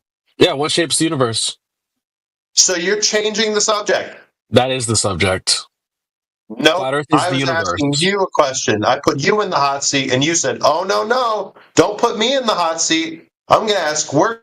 Dude, you're not even that effective. Just answer the question. Clearly, no, you don't. You can. I'm asking you to answer the question. You're refusing. We've answered all your questions. No, I asked one question, and you said we're not making any claims where's the about ad? what was a straw man account. No, with a I'm question trying to ask to you it a for the follow-up specific question. I'm purpose. trying to ask you a follow-up. Your original question came along with a straw man for the specific purpose of attempting to burn us. We saw the matches, we pissed on them, now you've come up fucking nothing. So, please start again, Junior. Wrong. I asked you a follow-up question, and you tried to filibuster and steer away from my questions. Now, the follow-up question. So, you're not making any claims about the shape of the Earth. All you're saying is that it's flat. Whatever it is. You don't know what the Earth is. You don't know if it's an object. You don't know if it's a made-up idea in your head. You don't know what. You don't know if it has an edge or if it has a limit or if it goes on forever. All you know is that whatever it is, it's flat. That's your claim? Details there. You're adding a lot of extra details there, my friend. Is that your claim? No, I can sum it up for you really carefully, buddy. It's a really short sentence. I observe the Earth is flat. It's an observation. So what is the Earth? We measure it flat. Exactly. No, I asked. No, what is the Earth? Not like what's a feature of the Earth. The fact that it is flat. What shape is it? Where does it come from? How big is it? You have no answers to what kind of object is it? You have no answers to any of these questions. Is that what you're telling me? Is that what you're telling me? Your assumptions. Wow. That's awesome. This guy's got such a low IQ. He doesn't even understand that's why they asked you, what is the shape of the universe? They just flipped your stupid question back on you. Yeah, so you're saying that the Earth is like the universe then. The Earth is the whole universe and it just goes on forever. They said. Wow. No, they did not say that. I want to hear them say that. Yes, I did. Okay, so the Earth... And no one said I believe them. You're adding We shit. need you to breathe because you're going to do yourself a mischief if you don't. So take it easy, get some oxygen in you, maybe make yourself a nice cup of tea, and just have another go. Yeah, chill out, man. Anyway, what's wrong with you? You're scared. You can't answer these questions. You said, I'm just going to sit back and fold my arms. Well, it's flat. I don't know anything else. And not let anybody I don't have any other answers for you. Trigger. You're He's given up, yeah. He gave up. He's going to fold your arms? Wow. You don't know what the Earth is. You don't know what the Earth is. What's wrong Just say it. Just say it. What's wrong with that, bro? What's Because wrong you're with saying that? the Earth is flat. Because you're saying the Earth is flat, and when I ask you what the Earth is, you say, I don't know. Yeah, facts. Why should we know what the entirety of Earth is? Because you're claiming that it's flat. Say fucking you zip it. Don't talk through people. It's fucking rude. So I get it. The entire point of 24/7 Flat Earth is just to fuck with people who are rational for the fun of it. What? What? Who I finally figured it out. What did you figure out? I figured out that the entire point... what crayon tastes best. I have figured out that the entire point of 24/7 Flat Earth is to fuck with rational people with a completely irrational angle. Just to fuck with them. Do you honestly learn that new word? Last fucking idiot was rational. See? You're proving my point. Yes or no? It's a simple question. Do you believe that the last numpty that was talking, how do you know whatever his fucking name is, Dude, is rational? You're yes already proving my point for me. I already got it, bro. So let's just ask the new guy a new question. Hey, new guy, what would prove wrong the globe for you? What would you have to see for the globe to be wrong for you? Nothing. The globe. Yeah, what would you have to observe, or what would you have it's to not witness? A ball, it's a globe. Yeah, a planet. What would you have to see or observe? What would prove to you that the Earth is not a planet? Anything at all, or is it a cult belief on your part? I don't know, man. Is it? Oh, you're asking him. My bad. I'm asking you. Oh, you're asking me? Well, what would prove wrong the globe for you? Are you talking about a ball, or are you talking about a globe? Let's just clarify this. You believe the Earth is a planet, yes? I'm not even sure anymore, man. Got him. All right, then I guess just keep listening to my suggestion. Cortez, you're not going to get any sense out of this, dickhead. Dude, I've already figured out the point of this room. I totally get it. Well, if you're going to just along for the ride about flat earthers, it's just the psychoanalysis bullshit, dude. You don't have anything to talk about the Earth, actually, which is what we're here to do. Right, and that's why 90% of you are completely muted and just listening. And there you go again, talking about flat earthers, proving my point. Thanks. No, I'm just pointing out the obvious fact that most people in here aren't talking. Well, the reason they literally have their microphones muted. None of your business. I'm just pointing out obvious facts. To do our dishes with our microphones unmuted? What kind of retarded bullshit is that? Seriously, you retarded or what? That's fucking stupid as fuck. Yeah, how There's many basic people etiquette speak at the same time? Especially over your yapping ass. Let's all talk at the same time so we can't hear what stupidity he's going to fucking roll off its tongue next. Like, Boondog, have you got any proof of curvature, or do you want to come in here and stroke one of us? Like, seriously. Oh, my.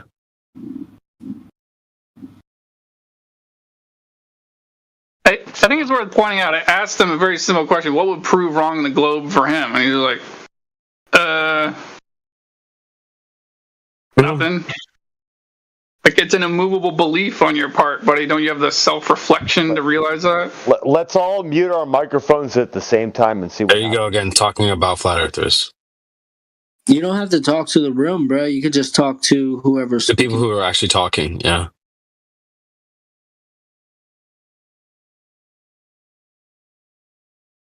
Okay, who's talking? The last, 3 guys that have been talking, dude. I'm muted because I don't even want to waste my oxygen on this conversation, seriously. Oh, now it all makes sense. Got it. There you go again. Awesome. So what does that even mean? Oh, wow, it all makes sense now. Really As smart. in what? As in what? You just throw those words out there? Well, it doesn't even mean anything. You guys have been doing it for years. What's the difference? Dude, this guy's like 10 years old, mentally speaking. This guy? Which guy is this guy? You. How do you know? Ask him. Don't ask me, ask him. He's the one who said this guy, not me. Yeah. What? Behaving like a 10-year-old. Dude.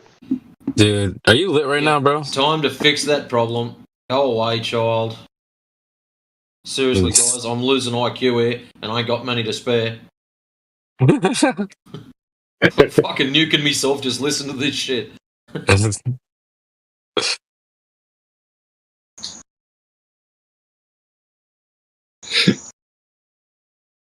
in chat, slaps himself in the forehead. Do not do that too hard. You're already brain damaged, for fuck's sake.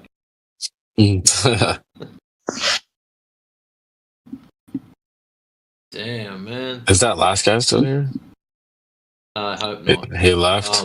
Looks like he left. He would have left when this new one stepped in. Oh, someone save me. I'm out. See you later.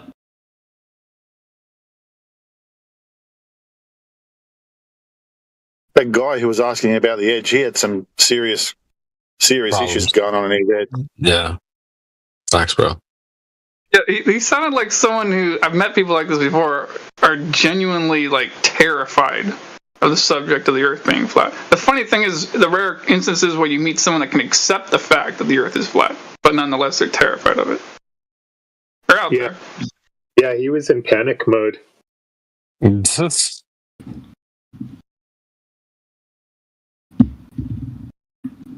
I've been piecing together the stages that people go through from initial exposure right through to acceptance, and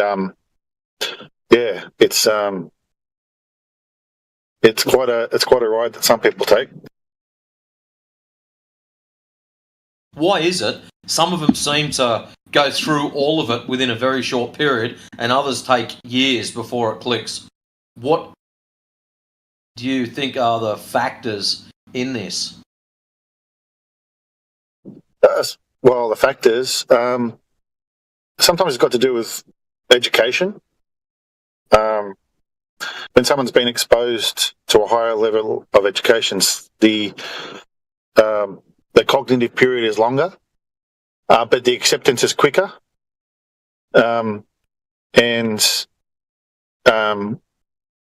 Like, for example, I don't know if anyone watched QE with Dr. Shiva, and I don't know if anyone watched Dr. Shiva and Dave. I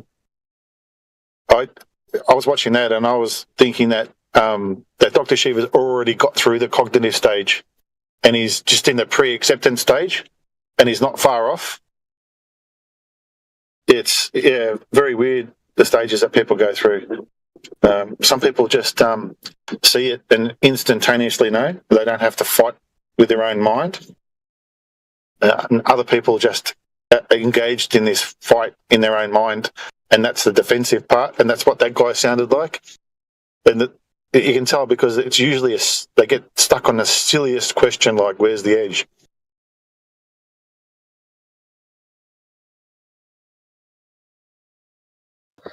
I mean, nobody really minds Glovers. I mean, they come in here all the time. It's just that when people like that, these people come in, and they don't make any coherent point. They just want to run the room and ramble, or you know what I'm saying? That's disrespectful. They just want to preach. They want to preach at you. They don't want a conversation or a debate, even though there's no debate. They just want to preach their religion at you. And it's worse than that. They don't want to just preach. They want to demean you. They want to just shoot you down. It's like, and they're not making any point. Yeah, they're going to try the moral approach to try to shame you into thinking what they do.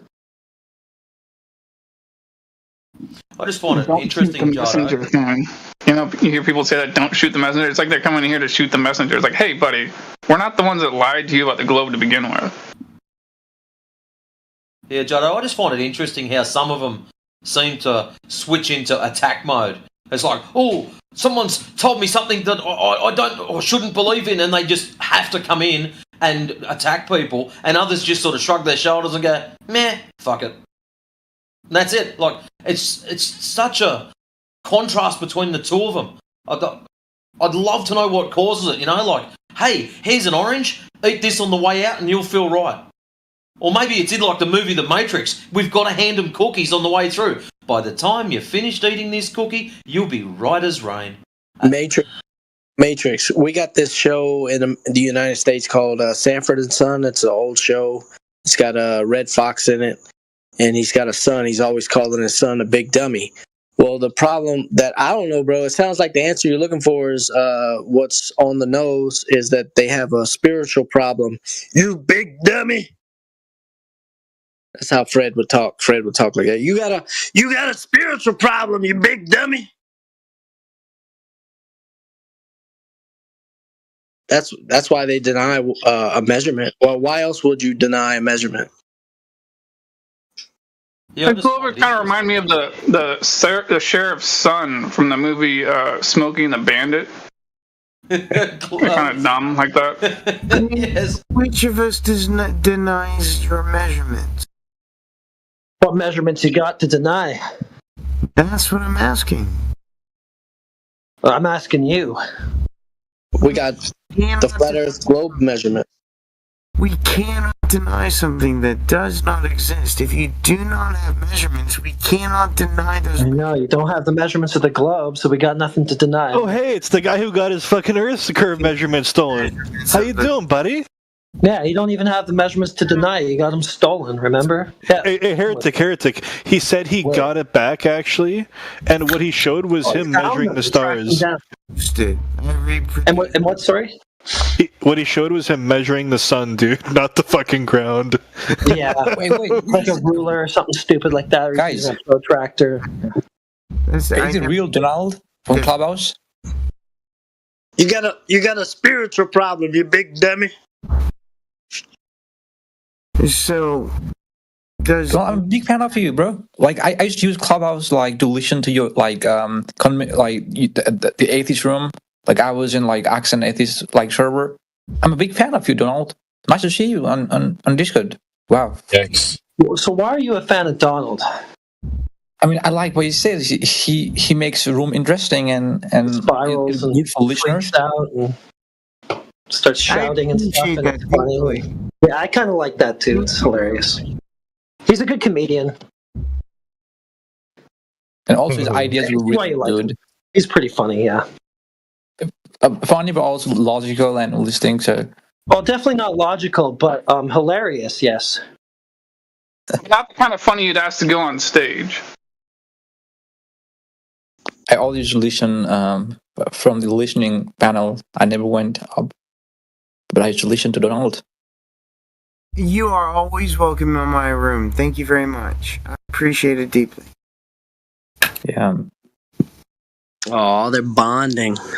I love bonding. It's like the most amazing thing that's ever been invented. Well, you're here now, so start freaking out. Give us a show. Why should I ever freak out? I've never freaked out. Well, what if I said the Earth is not a planet? Bullshit! Earth is not a planet. I can demonstrate that the Earth is a planet. It's very simple. Okay, first define planet. Okay, so a planet is a giant rock.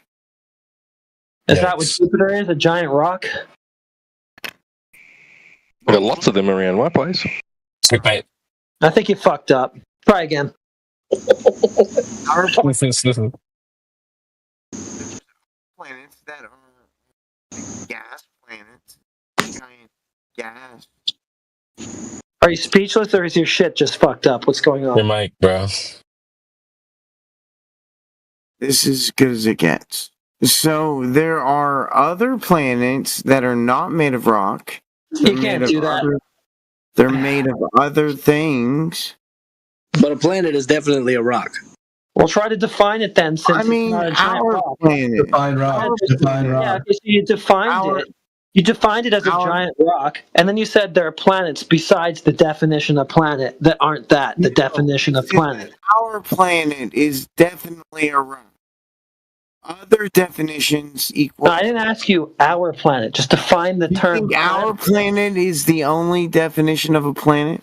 No, you do. Apparently. No, it's That's not. how you try to define Many it. definitions of planets. Okay, now give me the definition of the term planet. So you can't even define your terms. Okay, so a body. What the fuck am I listening to? A body that orbits a sun. Okay, so then it's got to be in motion. All right, demonstrate that the Earth is in motion, since that's a, A body that orbits a sun. That's a planet. I can't hear you, dude. But since that's the main criteria you've just given, show that the Earth is in motion. Stupid nigger! I can show you that easy. So, pull out your cell phone. Okay, I'm on it. Yeah. Yeah, pull out your cell phone, download an app called Physics Toolbox. No, and then I'm not doing anything. I'm not doing anything. You already have the proof, dude. I'm not doing anything. Swear, no, you're done. You're already done. I'm almost done. I'm not going to do anything, dude. Done. You're supposed to have already done it, or be able to cite somebody who has, and then just show us that. I'm not doing anything. What? Yeah, it's not my legwork to take care of. It's yours. I'm not going to do your homework. I'm not doing anything. Well, why should I? He's supposed to have already demonstrated this. He shouldn't have to ask me to do it. It was just a funny thing to hear somebody say. You know what I mean? I'm not doing anything. Yeah, I'm not going to. I want to see what he's done already to reach the knowledge claim that he's got. You're supposed to know what I'm going to say before I say it is what you're saying. That doesn't make sense. No, I'm not. If your proof is go do something, I've got to go do it. No, you haven't heard anything. Myself, you've already failed. I've never said the word proof in my entire life. So let him carry on, and eventually you'll obviously be right. Just let him carry on, and obviously you'll be right in the end. He doesn't say the word proof, so he doesn't have any. All right, that's a good enough concession. Oh, shit. He said that I said the word proof. I've never ever said that word ever in my entire life. Yeah, I know. Yeah, you don't have any. That's fine. So you are wrong. Thanks for making this easy. So I was wrong that you had proof. Okay. No, you're wrong that I said the word proof. I never said that word. Didn't you ask him to ask for if he could prove that we live on a planet? And he said yes. No, he never ever said that. He never said that. I was trying to get you to define the term planet even to begin with. Sure, a planet is a body that orbits a sun. Yeah, so then the first thing you'd have to show for sure is that the Earth is in motion. Yeah, I can do that. You can do that with your cell phone. Oh my God! No, I'm not going to do it. Measure it with your own cell phone. And show us how you did it already. Measure the movement of the planet with your own cell phone. That's ridiculous, dude. Yeah, if you're sending me on the all you have to do is download the app Physics Toolbox, and you can measure the movement of the planet with your own cell phone. Okay, well, if it's that easy, go do it and get back to us. I have. I don't need to. It's on my phone. Okay, so then you don't need me to do it because you've already done it. Now post your work in the chat. Post a video. What do you wanted me to turn on my phone, my camera or something and show you physics? Just show us whatever it is. Whip it out. Show me, dude. I mean, you can download it yourself, but I mean, you want me to do your homework? What homework? He wants you to explain yourself. What is the matter with you? Explain yourself. I mean, I don't know what you mean. Demonstrate. What do you mean? Not prove, because he doesn't prove. What do you mean? He doesn't do that. That's why I said explain yourself. Okay, explain what? Oh, app says Earth, therefore must be true. Explain yourself. No, I said you can measure the movement of the Earth with the app. Yeah, but you've already done it, so you don't need me to. So post your measurement. Oh, so app says measures moving Earth, and therefore it's a fact. I mean, come on, explain it. Come on.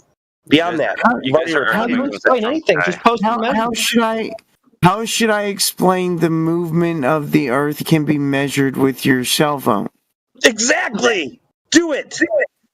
The movement of the Earth can be measured with your cell phone. Yeah, you just keep saying that. So this is just what you don't actually have misunderstand. You don't have a measurement, you don't have proof, you don't use that word. You don't have a demonstration, you have a chant. Yeah, I get it. All right. What do you not understand? How does your phone do it? Oh, we understand what's fine. They're called accelerometers. How do we measure the movement of the Earth before our cell phones? We use gyroscopics. Like we used gyroscopic compasses, and we used like what was it, like the sundials? We used sundials. Why did you just 25 years ago? Between two different things? Do you know how it was done or not? Can you just pick something that actually, I just gave you two different ways. I gave you two different ways. Okay, just give one, and then actually stay on it long enough to get to your. Well, you lied about the cell phone way, Donald. So why you are? Gyroscopes. Okay, Donald, hold on, dude. No, Donald, you're not going to whistle past this, dude. Fine, let's go with Why did you lie? Why did you lie? Yeah, so a MEMS accelerometer is not sensitive enough to measure a angular deflection as small as what the rotation. That was 10 years ago. Do one from today. What do you mean 10 years ago? That was 10 years ago. What does that matter? Do they make them different? Yes, time makes a difference. Technology gets better over time. Okay, what? No, sorry. How many radians? How many radians per minute does the MEMS accelerometer in your cell phone measure? I don't care. It matters because if it's not sensitive enough, it can't measure the rotation of the Earth. But it is sensitive enough. Okay, so you should know how many radians per minute, how many degrees per hour, whatever it is. That doesn't make sense. I don't care how many. I know that I can measure the okay, what does the value say? I know I can measure. So Donald. I know. So Donald, let's say you. Okay, Donald, you gonna listen? Okay, so Donald, say you turned your cell phone on. Donald, listen. Say you turned your cell phone on right now. Answer me. You waited. You listen, and then you waited an hour. What would the reading change? What would it read out? How would you know. Measure the rotation of the Earth. How do you know it measures anything, but you don't know what it measures? That's not what I'm saying. It has nothing to do with what I'm saying. I'm asking you for specifics. You whip out your phone. You go get your accelerometer, okay? In an hour, In an hour, what are the values going to be that are different? How do you know it measured a rotation? That's not my evidence. It does not matter. Is he fading out, or is it just me? Oh, his microphone's probably doing it intentionally. Yeah, it's a stalling tactic. He's also he invoked the gyro compass with the sundial, and he's going to need that's three flat Earths right there, or flat reference plane. The axiom with the gyro with horizontal parallel to the surface of the Earth, right? Then the compass that works in 2 dimensions. So there you go, and then the sundial, or the adjacent's going to be flat.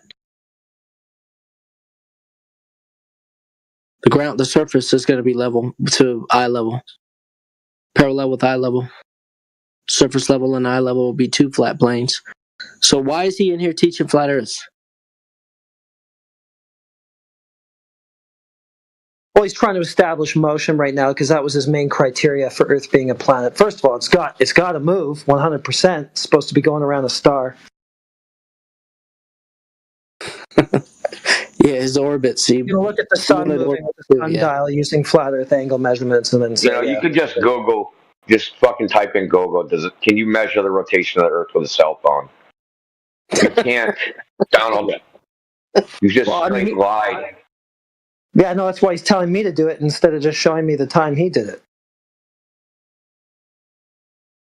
Everything I find says accelerometers measure linear acceleration, not rotational motion. So all that was a big fucking waste of time. No, so what they'll do is they'll take a 3-axis MEMS accelerometer, right, and then take the 3 linear accelerations and then apply a formula to them and infer a rotation from it. Should probably have just thrown out his definition of planet, though. I mean, show that anything in the sky is going around a star. But the MEMS accelerometer, because they're a chip, right, and there's a voltage and there's temperature, it's just not sensitive enough to be able to measure anything like that. Because I remember way back in the beginning, a dude, he took a good one too, not one that's in a cell phone, a good MEMS accelerometer, and he put it in his car, and he had baffles so that the thing wouldn't move around, and he drove 250 miles to try and measure. If you're driving over the curve of the Earth, right, the MEMS accelerometer is going to rotate, and then turns out that it isn't sensitive enough to measure rotations that are that slow in speed, and that the Earth would have to be spinning 30 times faster than they claim it is to even measure it. It's just they're not sensitive enough. So I knew Donald's lying his ass off, dude. Of course he is. His papers got stolen that he wrote all this stuff down on. And the sad part about this is the arrogant little shitstain has got his headphones on, and he's not going to hear one word of this to understand that he was wrong in any way, shape, and or form. Oh yeah, I forgot. I always forget that Donald's the dude whose globe-proof fucking burnt down one day. Oh yeah, the house burnt down, or it got stolen, or whichever. It is. Well, is it a combination of both? They didn't burn down while it was getting stolen or something? Who freaking knows? Yeah. They ransacked the place when they saw it was on fire, stole his globe-proof. The temperature measurements. There's a bunch of flat earthers busting into his house. They're like, look at this globe-proof. We have to destroy it. Destroy it. Yeah, years before the conversation even came up. Those tiny homes. That's how they can fit on them. There was a guy a minute ago cheerleading Donald, saying he's really logical and smart and stuff. Why don't we just talk to him instead of Donald again? Yeah, defend Donald's honor. We should already know what we're going to get with Donald. You get Donald next time.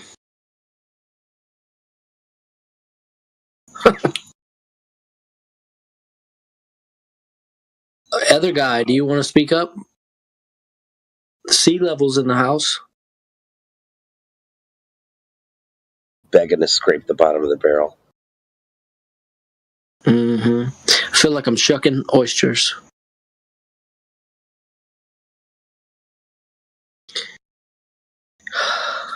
It's good to hear you, Indio. Yeah, man. Thanks. Good to hear you too, man. You're my fucking favorite bean in Beantown. Well, I mean, it's Slim Pickens over here.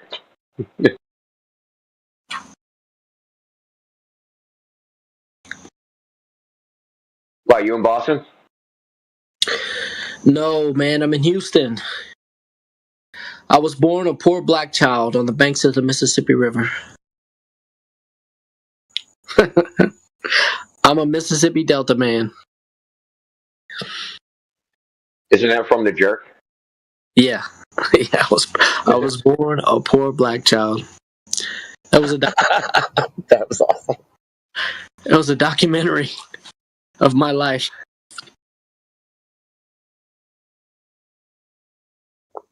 No. Hey, The Jerk came home and made good, man. He made all his family millionaires.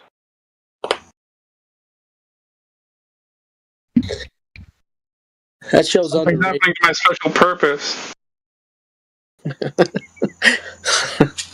Special Purpose? What his mother referred to as Ding Ding as.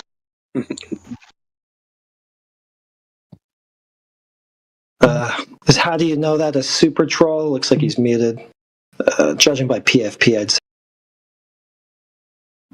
Yeah, he got muted just before you popped in, Heretic. He's an umpty. Yeah, I can just tell by what he made his profile.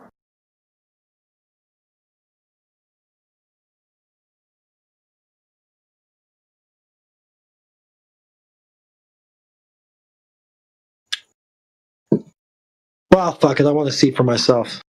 Oh, I heard him talking on the stream, man. He's a spaz, but go ahead. He sounds like a grown adult, which makes it even worse.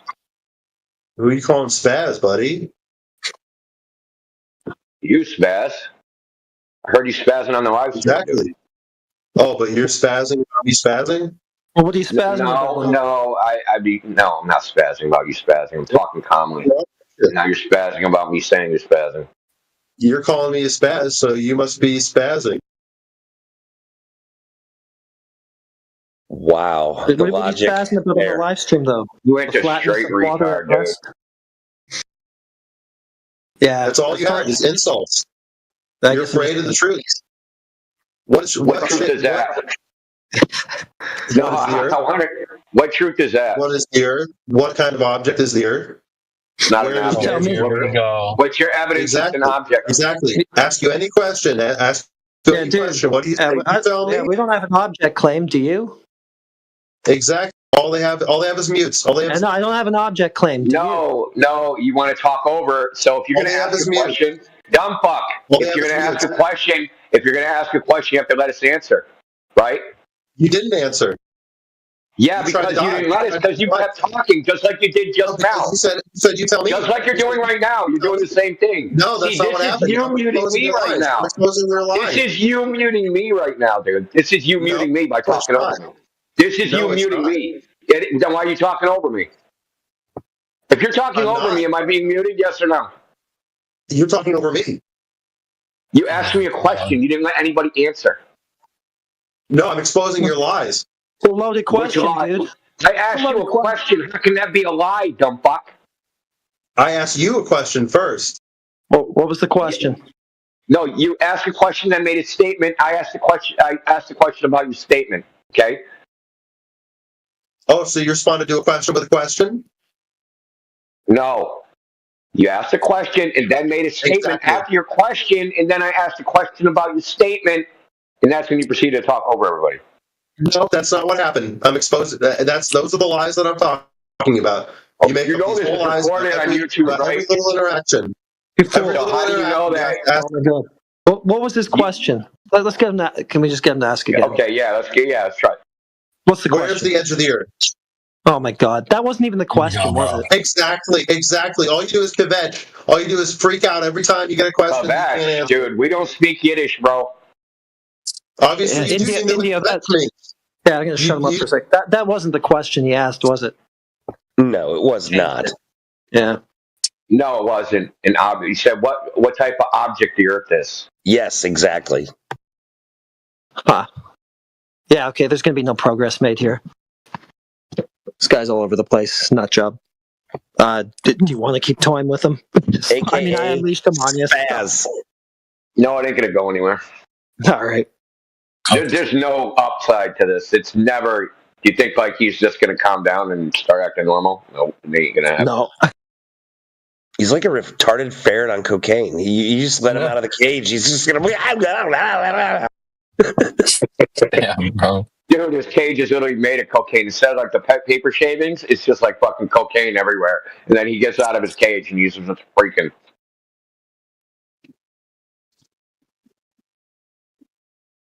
Well, I just wanted to say, how do you know that? It's a loaded question.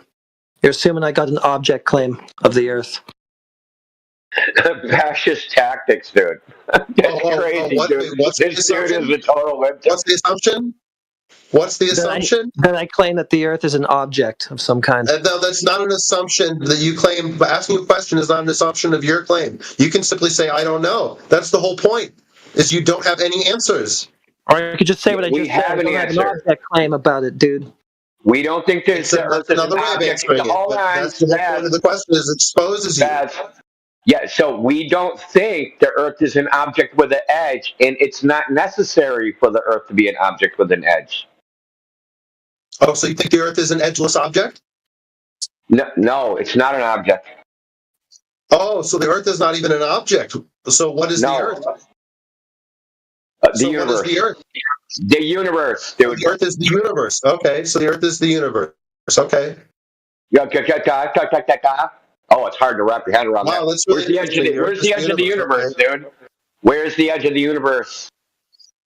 Okay, so how come we can't get to the edge of the universe? Yeah, I asked you a question now. Now you're going to answer me. Okay, what's your question? Where's the edge of the universe? I don't know. Well, does it have to have an edge? I don't know. Okay, so the Earth is the universe. That's all there is. There is no edge. There's no outside. There's no out there. Right. There's only in Earth. So now we're getting somewhere. So the flat earther claim is the Earth is the universe. Okay. So how come we can't get to the edge of the universe? Because it's a meaningless question. It's an infinite regression fallacy. Because if you could get what would be outside the universe? So because the universe would have to be inside something, right? There'd have to be a boundary, the edge. So there'd have to be outside the universe. So what would the universe's container be? The meta-universe? Look, I don't know. The whole point is... I don't know. This is fucking too deep for me. My brain's melting, man. No. Oh, who's the spaz now? Look, so you're not even... I'm mocking you. You're not even claiming... Wait, so you're claiming that the universe, the universe doesn't have any edges, okay, and that no, I said it's a meaningless question. What? I said it's a meaningless question because it leads to an infinite regression fallacy. No, you just said a bunch of stuff about the universe not having any edges or not having a container or something like that. You said that there's no. It doesn't make sense to ask. No, it's not that it doesn't make sense. It's logically impossible to prove. It was proven 2,000 years ago by Zeno with Zeno's paradox that geometry, logic, doesn't matter what you use, mathematics. You can't prove whether the universe is bounded or unbounded, meaning whether it's contained or not contained, because it leads to an infinite regression. What do you mean it leads to an infinite regression? Because whatever boundary you can imagine in your head, you can always go, okay, then what's after that? Where's the edge of that, right? And then where's the edge of that? And then where's the edge of that? And then where's the edge of that? And then where's the edge of that? And then where's the edge of that? Why is that? Why can't you just find it? Why can't there be boundaries? Why is it impossible for boundaries to exist? Did you listen to a word I just said? I did. There was a bunch of nonsense, and I'm exposing your nonsense. That's not a refutation, and that isn't addressing what I said. Just saying it's a bunch of nonsense. I didn't say it wasn't a refutation. You asked a stupid question. I gave you a stupid answer. No, you're just stupid. You gave me stupid answers because you're stupid and you don't comprehend what's being said. So, in infinite regression fallacy, right? You say, "Where's the edge of the universe?" And I go, "Well, it's 100 light years that way." Okay, then where's the edge of that thing? Okay, that's 100 more light years. Where's the edge of that thing? Well, 100 more light years. So there's going to have to be an end to the. There has to be an end to the boundaries, right? Otherwise, there's infinite boundaries. Why can't there be a boundary? Why not? Dude, you don't get it. God. No, he doesn't say it's 100 light years that way. Say it's 100 million light years that way. Why not? You go 100 million light years that way, and you say, "Look, I stopped," and you give the stopping point, and I hit the boundary of the universe. And so I say, "Okay, here's the boundary." Why can't I do that? Why is that impossible? There's no logic. What's outside the boundary, dude? What's else? What's on the other side of the boundary? Nothing. Nothing. Oh, nothing. Yeah. So what's it contained in? Nothing. So nothing contains something. No, that's just a misallocation of language. Oh, really? Oh, really? Yeah. So, yeah. The universe is contained within a thing. That's a fumbling of so the universe is. That's deliberate. That's deliberately trying to misconstrue what's being said. No, you think you're slick, dude. You're not. Okay, so the universe, which is bounded, is inside something that is unbounded. No, there's nothing. Something. If I say outside the boundaries of the universe, if the universe is bounded, is nothing, then that's not something to be unbounded. You're trying to apply attributes and properties to nothing. That is a dishonest tactic. No, because if it was nothing, it would have no universe within it. Earth is a triangle. This is like. If it was nothing, it would have no universe within it, right? So if I have a vacuum and I have one single particle in it, the vacuum's not empty, right? Because there's a single particle in it. No, it's not absurd. It's no. You're just a Dunning-Kruger retard. Oh, and now it comes with the R words and the insults. That's because he's the R word. That's what happens when you back somebody into insults. That's what happens when you back somebody into corner. Yeah, okay. So now the same old tactic. Now you're going to talk about me instead of addressing the fucking issue. The reason I'm calling you a fucking retard because you won't address the issue. If the universe has something, if whatever reality is nothing and it has something inside of it, then that means it's not nothing. It contains something. All right, so now we've exposed your nonsense. Yeah, address what I said. Address what I said or get muted. Address what I said or get muted. Address what I said or get muted. Okay, see, here it comes. This is what they do. Yeah, I want you to address what I said or get muted. You're not addressing it. You're not being muted You're not being muted because you're contradicting me. You don't have a contradiction. You don't have a reply. Yes, you are. You don't have a reply. Why would I mute you for your reply when you don't have a reply? Because I do. If he can't keep up and he can't follow along with it, then he doesn't even belong here. It's kind of like this kid who can't pass kindergarten and he's like always held back. No, when you have a little kid, when you give them an answer and they go, why? And then you give them an answer and they go, why? And why? And why? Yeah, it's the same thing. They're just mentally held back. There's a lot of words for it. He doesn't even understand. Just from the profile, I was expecting an all-out troll, like Earth is a dinosaur type of guy. This guy actually cares, but he's a complete idiot. It's not exactly what I was expecting, but it's still worthless.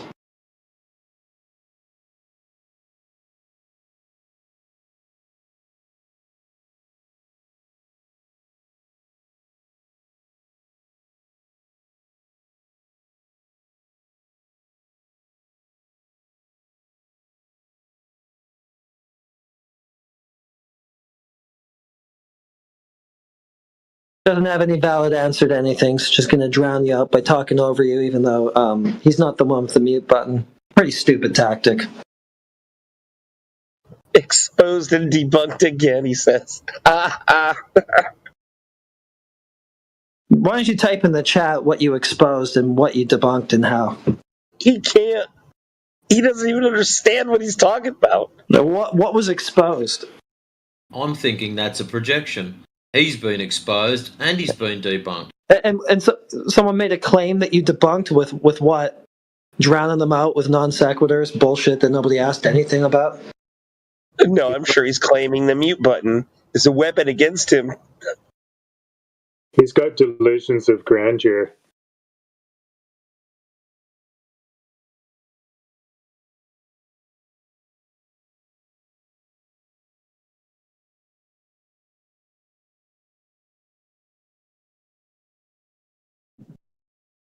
Lucky I've got Panadol in my car.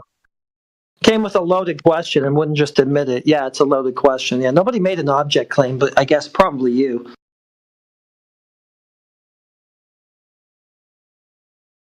I don't know what you think you debunked. Exposed that you're delusional, at least.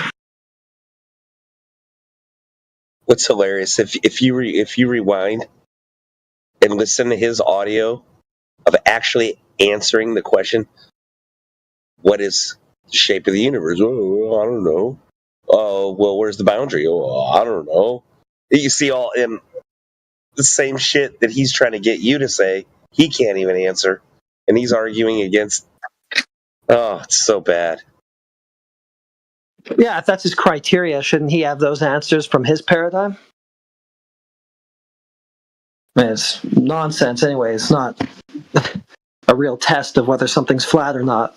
Dude, he's stealing from your worldview in order to prop up his own. That's what they do. That's what they all do. They take from your worldview, and then they act like it's their worldview. You can't have a worldview without physics, geometry. Fucking, that's it. Like physics, geometry. I mean, start with that. But you can't steal from physics and geometry to prop up a false dichotomy, like a false reality or a reification. It's strange. What do I know? What do I know? I don't even really know what his point was. He was just kind of going off.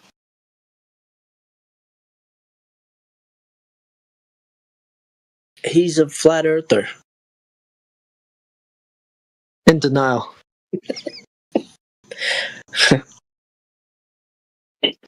Got a bunch of half-baked gotchas he didn't really think through because he didn't listen to anything we said in the first place that he wanted to argue with. Indio had a good go at him and took him to his limit. And Indio's limit, I guess, at the same time. Oh, he exposed, what's this? Why the edge of the earth can't be discovered. No, I have zero claim about it.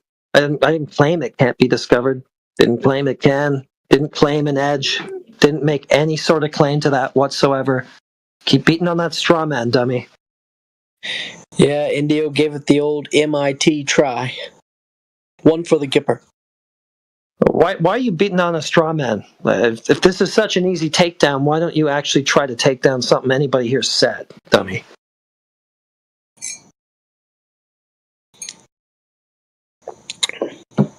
You big dummy.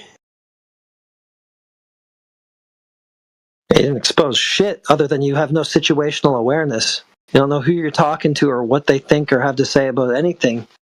You don't listen. Reminds me of Bulverism. I think C.S. Lewis coined the phrase. It's a rhetorical fallacy. No, I'm not doing the no claims. Like, I have claims. That just isn't one of them. I don't have any claim about an edge or anything to do with one at all. That's just not something that I posit or argue or say anything about. So why don't you try to beat on something I do say something about? The fuck? It's that easy of a win. Do that. Actually engage the topic here, dummy.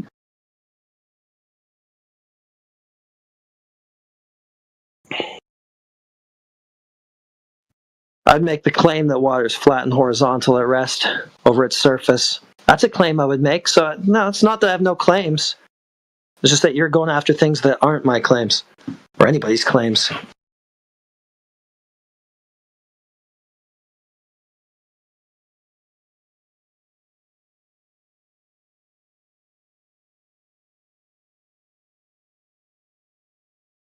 There's infinite plane. What is this, dude?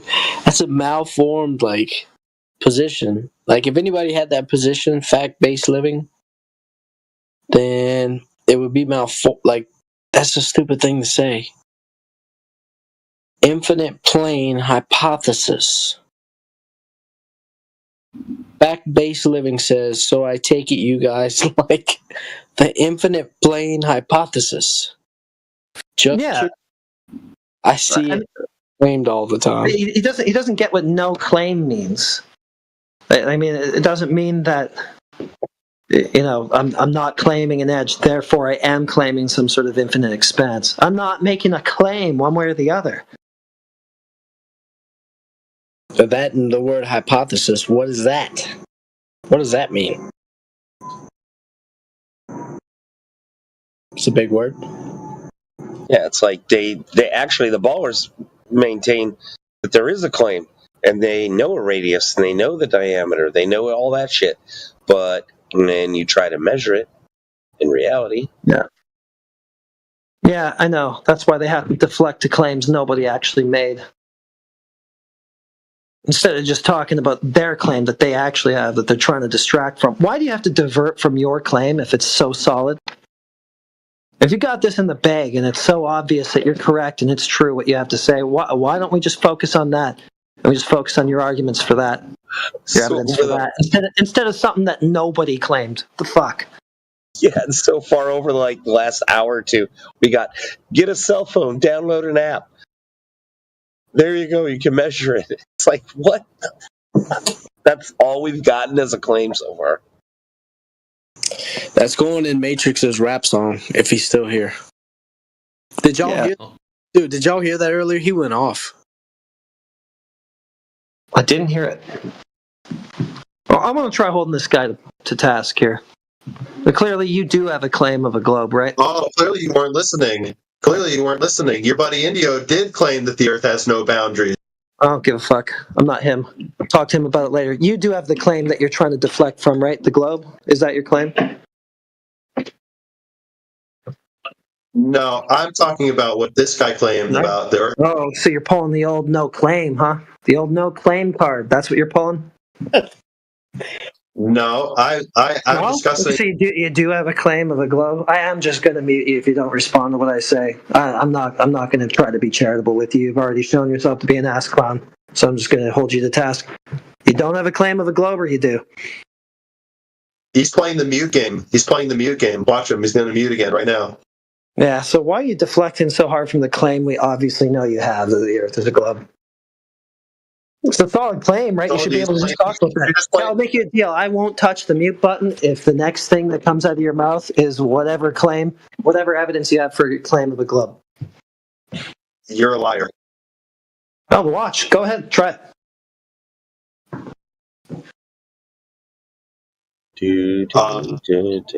Wait, so you're saying I have to answer this? You're playing the mute game. You're forcing me to answer a specific question when you're not satisfied with the answer. You just play a game. You're not serious. You're playing games. Well, look, it's just the thing is that we're really interested in the globe proof, right? We actually really want that, and you're not delivering right now, so we're getting kind of tired of listening to you. You know, it's not cutting it for me. I'm giving you, admittedly, a complex argument. Okay, because we all know that if we get into the globe science, you're not. Globe science is a category error. You're going to be applying the scientific method to elucidating the shape of something? No, I'm not going to be talking about the empirics of the shape of the Earth, right? That's the discussion that you want. You're not going to actually have the discussion that we're here to have. Well, that's why you're muted, by the way. It's not a hard thing to figure out. Probably checks out to everybody else, yeah? And try to go off topic and have any discussion other than the one that the VC is for, yet probably get your microphone muted. I second that. I don't know. I'm not sure why this is so difficult to follow. So anyway, yeah, if you got he's asking a lot of questions. We'd love to hear it. We want to hear the evidence for globe Earth. We want it. All right, but you're not delivering, right? So we're getting kind of disappointed, and well, we might as well just shut you down so we don't have to, bear that disappointment. Go ahead. No, you're not. You're playing games, and everyone can see through you. Okay. I'll give you one more chance. No, you won't. You're playing games. Everyone can see through you. Okay, he's got nothing. All right, begging you. I'll stop. I'm toying around with this guy. It's annoying, probably to everybody listening. So bad. What's clearly got nothing. What's this thing, man? We're begging you to just give us a globe proof. Yeah, we're into it. We want to hear it. Clear yeah, enough? And every single time you take the floor, we think, we're going to get some globe proof. Here we go. It's going to be great. And you just start rambling about mutes or something I think, or what sort of object claim or something that somebody else has. A bunch of bullshit that we didn't ask for. That's why you get muted. You're a disappointment. That's why. Spare us the disappointment. Just put it on mute. We'll talk about Cracker Jacks or something instead until someone else with the goods shows up. It's not you.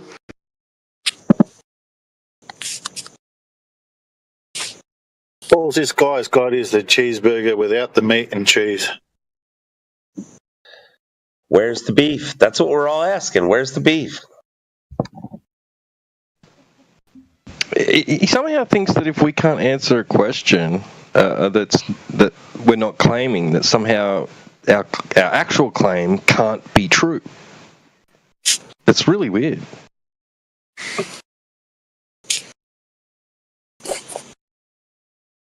Well, you guys got ostriches down there in Australia, right?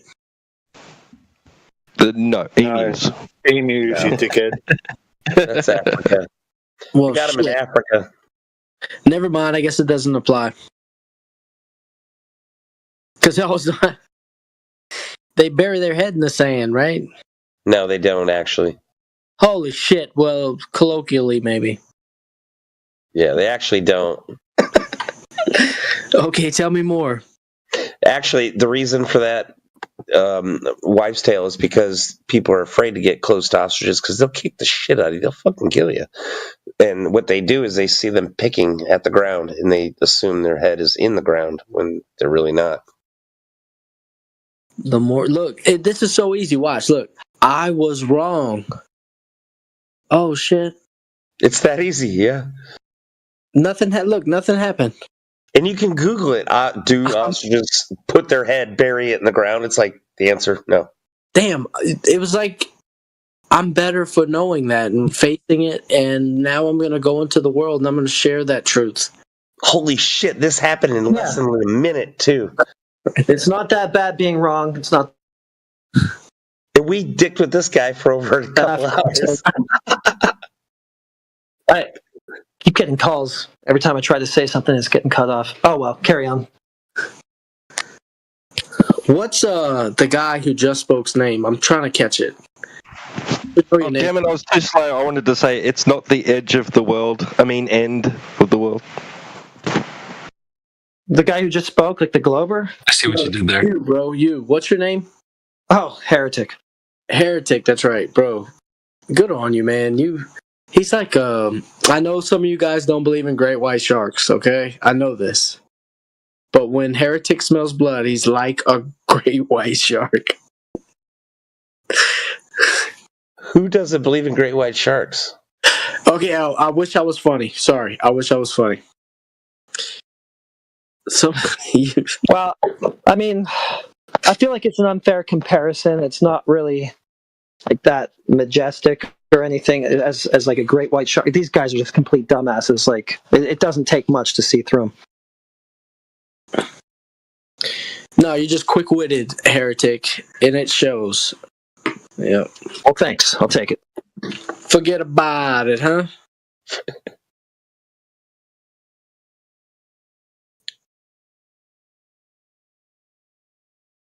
Man, you guys have a lot of endurance for talking to these people. Yeah, I mean, they're retards. They just spin your wheels. They never get to the point. Deflect. Like, especially that guy. Like, nothing he said actually had anything to do with anything, ever. It was just deflection after deflection.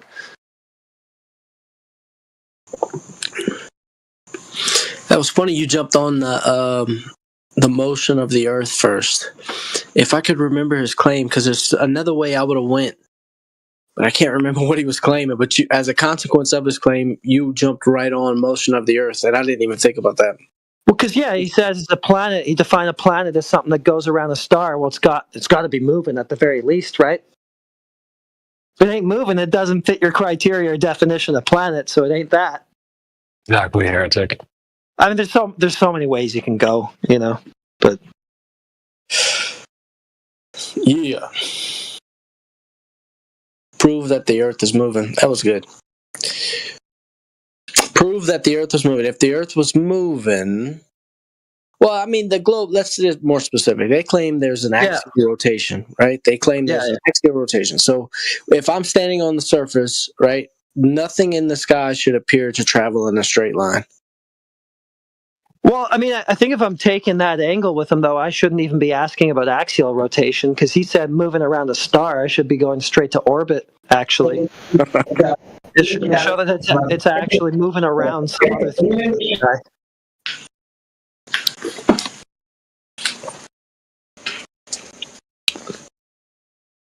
Somebody else wanted to get in there? Somebody else say something there? Got to be curving too, I would think, because they think a planet is a ball. There's all sorts of criteria they'd have to meet to fulfill that claim.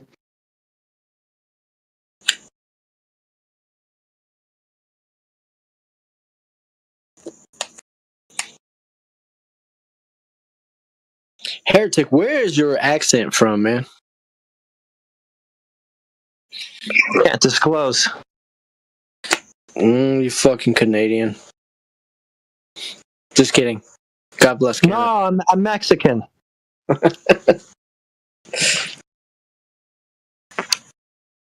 You racist. Well, I'm Indo-Canadian. He sounds fucking Chinese. Like, have a go. Come on. Not my fault. Dot or feather? I got a bad joke, and you guys. No. I don't want to tell a bad joke. Oh, I love bad jokes. This whole VC is just one bad joke after another, so you might as well go for it. Y'all have heard of it before, but I'll tell it. So there's three old men, and they're in an old folks' home, a convalescent home, right? And there's some complaints among the men. One of them, he's complaining that he just wishes that he could just he can urinate. He wants to urinate, but he's as dry as the Sahara. He's like he can't. It's like the desert rainfall, And the second one, he says, I just wish I could take the number 2. I'm stuck up like a beaver dam, like I can't. Nothing moves, there's no motion. And the third one, he says, oh man, 7:45 in the morning, I urinate, I pee, right? Like the fountains of Niagara, right? Like the rainfalls of Bongo Bongo. And he says at 7:47, I number 2 like Mount Vesuvius, like Mount St. Helens. There's eruptions and magma flows. They said that the other 2 guys looked at him. They're like, "Well, what's the problem?" He says, "I don't get out of bed till 9."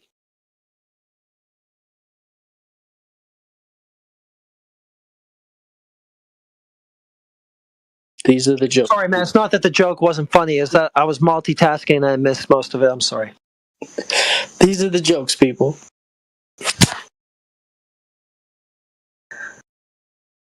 That was an oldie.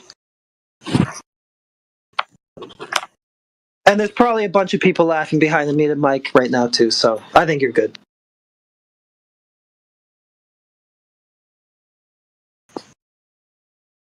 Is my mic still on? Yeah. Okay, yeah. I mean, sometimes the iPhone mic just stops working through Discord randomly. Sorry, dude. I wish I was funny. You probably are. I can't say, though, because I missed the joke, like I said. Funny how? Like a clown? What do you think? What? Yeah. No, I just mean, you're funny. Like a clown? I amuse you? Is that what?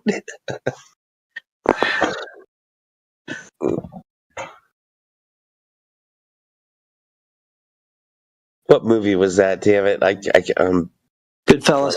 Goodfellas. Yeah.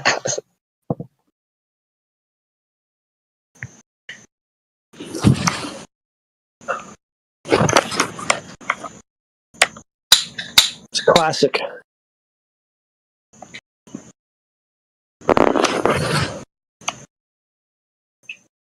You sound like a Michiganonian. How do you say that?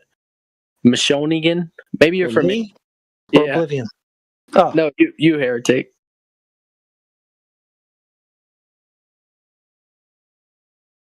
It doesn't matter. I'm just saying, dude. I'm just saying hi to you. I appreciate you. Thank God for a heretic. That's a funny thing to say. Well, yeah. I mean, the globe is pretty much a religion that we're in heresy of, according to these people, more or less. So, well, that's deep. Yeah. That's deep, dude. Yeah, that's why I went with it. Makes sense now. Are you a hockey fan, heretic? I tried to be. My parents wouldn't let me get into hockey. They bought me instruments and stuff instead. They bought you what? Instruments and stuff instead. They encouraged art over sports, so. That's cool. Yeah. Yeah, it worked out. I'm fine with it.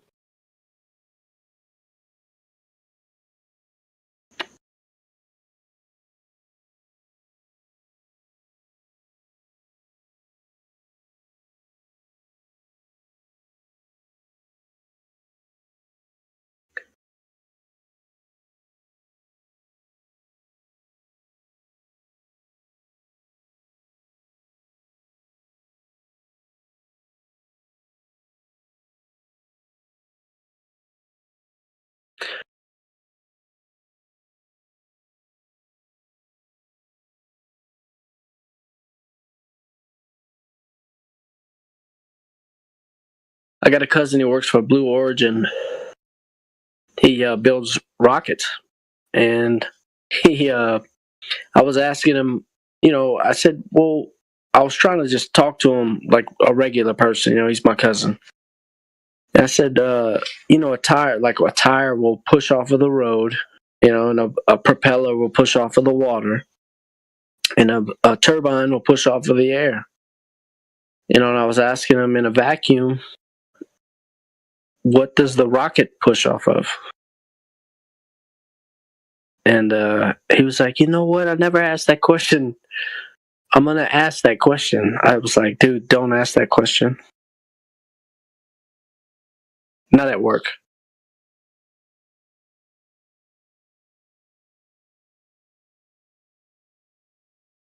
He's a sharp guy, man. He could build turbines, man. He could build a turbine.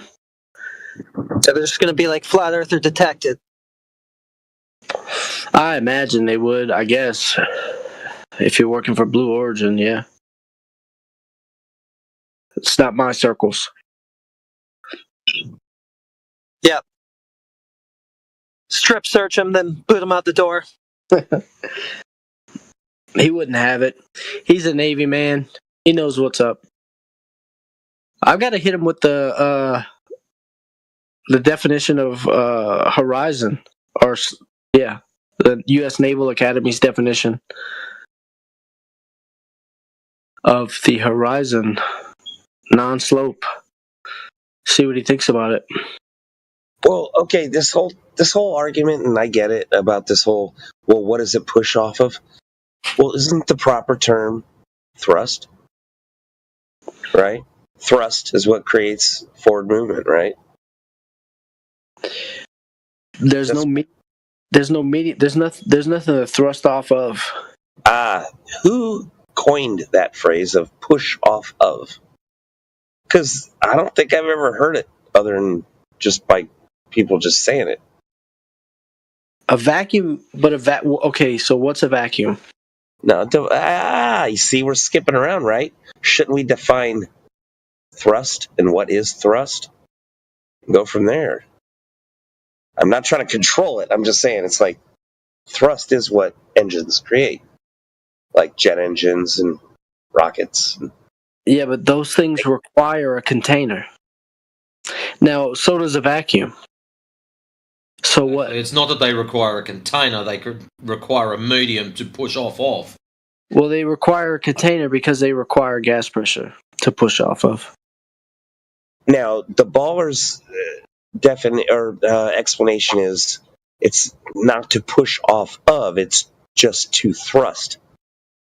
Like if I'm sitting on an office chair with wheels, right? I just chuck a ball, like a heavy, typically it's called a medicine ball. It's a heavy ball. And I just thrust it out. It creates opposite reaction. Yeah, but you're still pushing off of the ground in your chair. There's no medium spoken of. I could be in a complete vacuum and it wouldn't matter. As long as I'm shoving and thrusting, you get an equal and opposite reaction. That's the argument. Well, the only issue with it is they've tested it in small vacuum chambers, put mini rockets in there, and they do 5/8 of stuff all, which is somewhat interesting because I was always of the opinion of the same as you, Oblivion, that they are internal, and it's that action of pushing out air is what moves them forward. Equal and opposite reaction, but they actually push off of the medium that they're in. If they're not in a medium or have very limited medium to push off of, they don't move. And the bottle rockets inside of vacuum chambers show this quite clearly, is they don't do anything until the air that they've pushed out actually hits the edge of the container and then reflects back upon the rocket. It's really cool to watch. I've seen some, and where the PSI had to drop, and then they're like, oh, well, we made it too small, and they had to make it bigger. You know what I'm talking about, right? You've seen those too? They had to make the chamber bigger. Y'all are talking about the same thing. Yeah.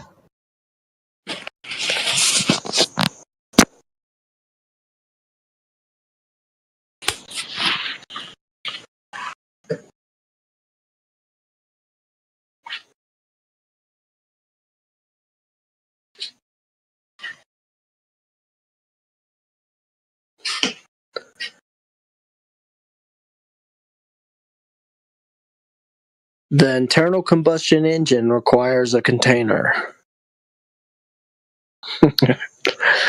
The oceans require 2 containers. It's funny, we talk about water a lot with its containers, the shoreline, right? The shore is the container of the water. However, the water also requires a second container because without gas pressure, you can't have water. It'll just degas. Yep. And fill the available volume. You can't have an ocean in a vacuum or the gas pressure needed to contain the water in liquid form. Actually, you know how sometimes like QE will say, they'll just give them their atmospheric refraction and then make some sort of other argument against it. Well, I mean, you could just take the atmosphere away from them.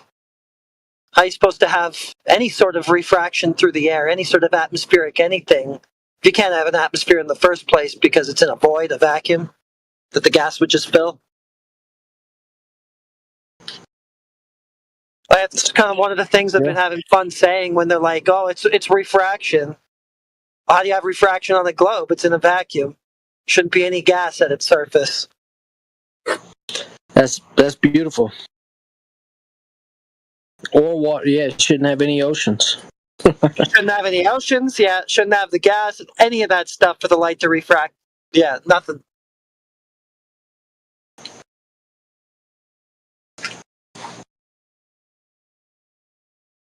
That's awesome.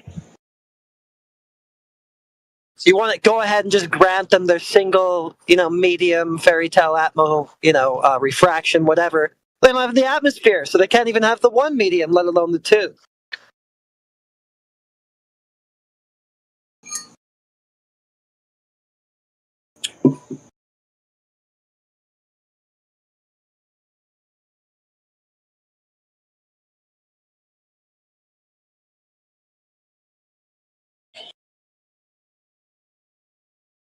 there's a story I want to share. I'm a nerd, right? Especially when it comes to the Bible thumper. I'm a nerd, right? There's a story of this guy. His name was Elijah, and he had killed all of the prophets of Baal, I believe it was, of the queen Jezebel, right? And the queen, she was furious, so she basically told like the whole world, to kill Elijah.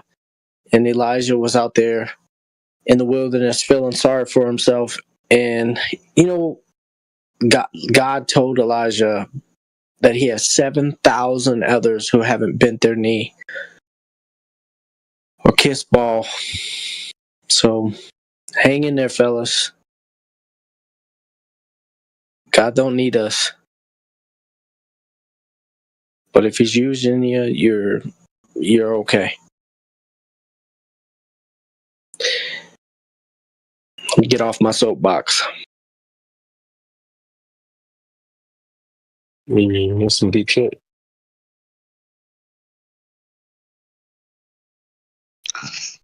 So, guys, I have a question. Yep. What are your opinion on Whitsitt denouncing Flat Earth? What did he actually say? He denounced Flat Earth. He did it like 2 hours ago. No, but what did he say? He said that he doesn't agree with the Flat Earth model. Well, can you give me a direct quote?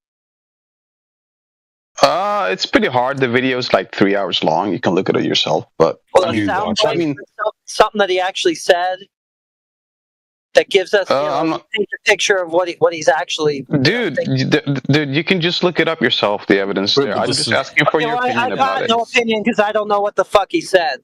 So there. Well, we'll look it up then. So how about? No, I don't care. Instead of dude, you don't have to sound so upset, dude. Call your tits, dude. Just go ahead, dude. Yeah, right, cool. Instead of elephant hurling like you've just done, why don't you provide the video at least so we can at least have something to fucking look through? Yeah, it's like sure. Do you have an opinion on? Yeah, do you have an opinion on this? What's this? I don't know. Well, could you go into detail a bit? Look it up. Well, yeah, I mean that's about what I have to say about that. I mean, he is only like one of the biggest flat Earth content creators ever to exist. But yeah, sure. Go ahead. I posted the video in the chat. You can look it up yourself. What the fuck did he say that you want me to cast some kind of opinion on? It's a fair question. I don't know what he said, so you have no clue what I'm supposed to think. All right. Watch the video and then come back. Did you watch it? Yeah, I watched about half of it. I'm still watching the other half right now. So what did he say? Well, he says that the evidence doesn't hold up and that he is denouncing Flat Earth. The Flat Earth, because earlier you said he's denouncing a model, and I don't know if he really makes a model. This is semantics. Same thing. Come on, don't act stupid. No, it's not the same thing. The Flat Earth would be what we actually live on. That's reality. A model. Yeah, I mean, take it up with him. If you disagree with him, you can take it up with him. You're not making any points. Trying to say something to me. Because I don't know what he said. You asked me if I do or not. I don't know what he said yet. Be a logical person. Don't be upset. Logical. Check the videos and then come back. It's not a big deal, dude. Well, why don't you be logical and you tell me what it is that you're asking me specifically, whether or not I agree with it? Well, he's denouncing Flat Earth. That's what I told you. You haven't given me any specifics, so I don't know he's actually doing that, and it's not just you saying that. I posted the video in the chat. You can look it up yourself. I hear the specifics of what he actually has to say. Well, I don't care enough to actually do that, so I'll catch wind of it sooner or later if it matters. Yeah. Take your time. You got a timestamp for us? Beginning, middle, end, somewhere? Come again? Do you have a timestamp for your video? Beginning, middle, end, whereabouts am I? I mean, it's a pretty long. You can skip like the first. Look, just listen. Hear me out. It doesn't take an hour 27 to denounce something. Okay. So. He does go kind of a long rant. At the middle, at the end. Or are you just going to sit back and be vague and a pain in the ass? What's the deal? Well, I'd say, I mean, he starts talking about it around the 15, 16-minute mark. You can start from there. So whip to 15 minutes and we'll go from there. Awesome. Thank you. You're welcome. I don't know how you got that timestamp without even knowing what he said, but it's a start. Thanks. I've listened to that video 3 times, and he doesn't denounce flat Earth at all. What he does is he says that the azimuthal equidistant map that he's been working with can not work. He denounced the flat Earth community. Listen, I'll finish. He denounced the flat Earth community, but what he says is that what we observe and see on the ground, it's flat. But what we observe and see in the sky can only be explained by a sphere. That's what he said. So I'll go.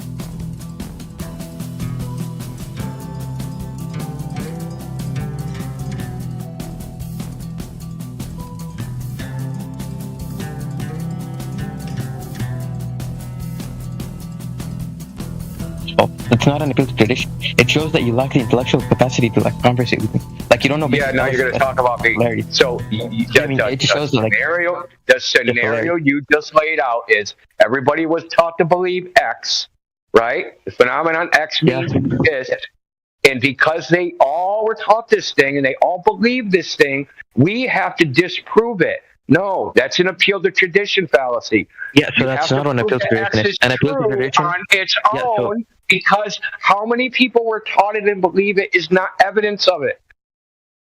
I mean, it just shows that like you do like address what I said. When it comes to, like, yeah, so a fallacy. Okay, listen. Dude, isn't going to help you. Oh my God, isn't going to help you. Address hop off my dick. Hop off my dick. Hop off my dick.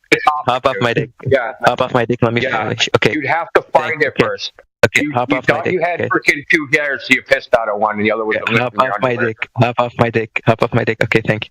So listen. No, address what I said. Yeah, I am gonna address what you said. So no, yeah, you're right now, not later. Okay, so an appeal to tradition.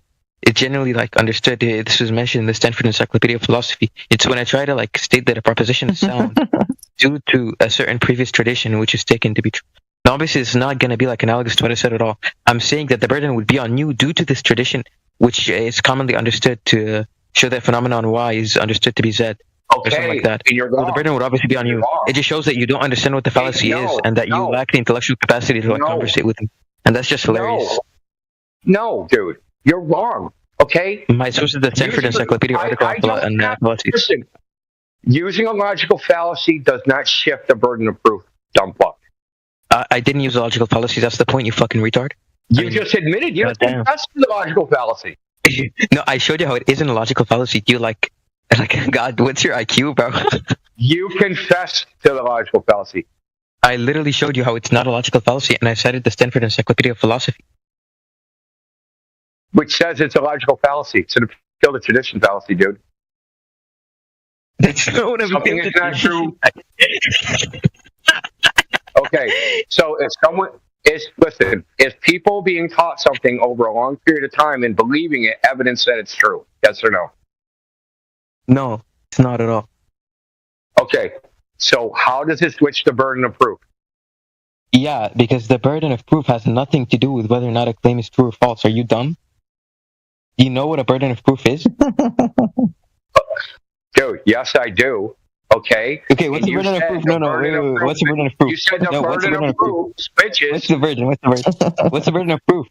You can't even like define the terms that you're using, bro. Yeah, you're trying to talk over me. You're not clever, dude.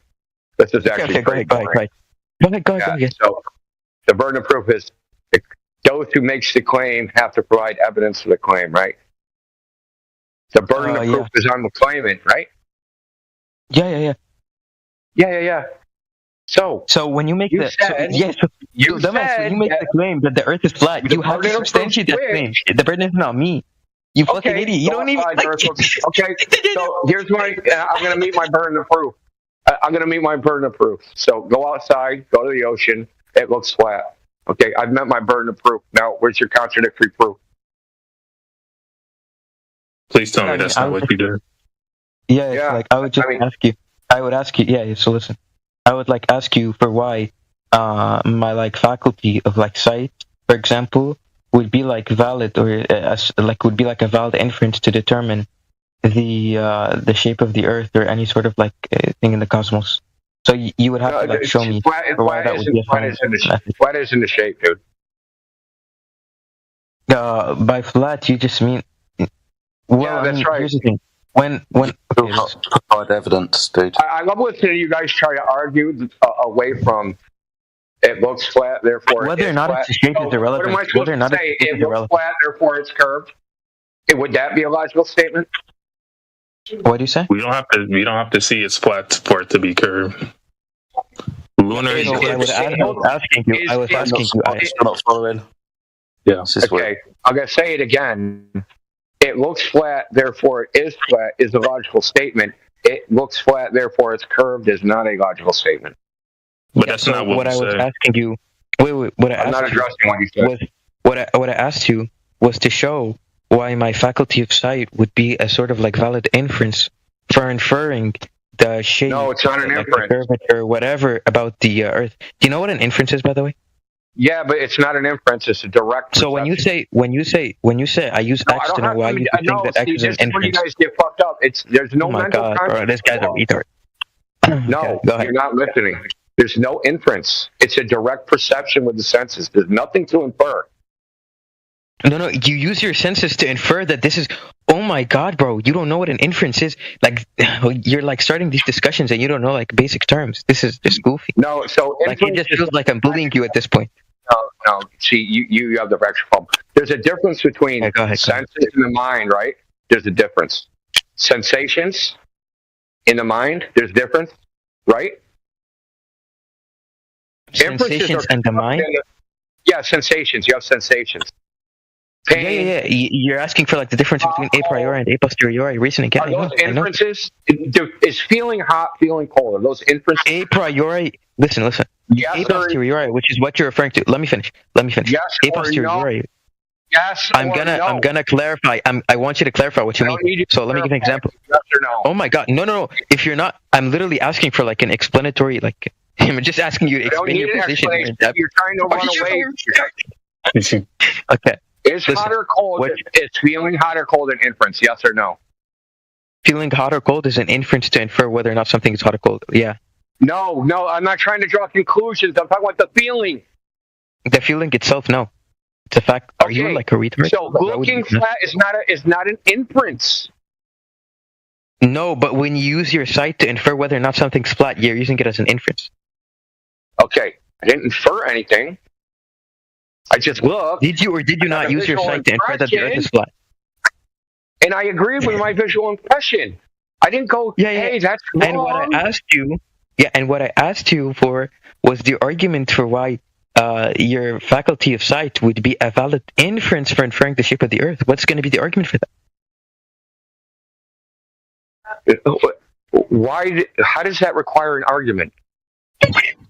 Yeah. Oh my God. Why would it require an argument? Okay. So you don't have an argument. Okay. So you don't have an argument. So you don't have an argument. Because so you don't have an argument. No, dude, spaz. Stop spazzing. Are you going to argue against it?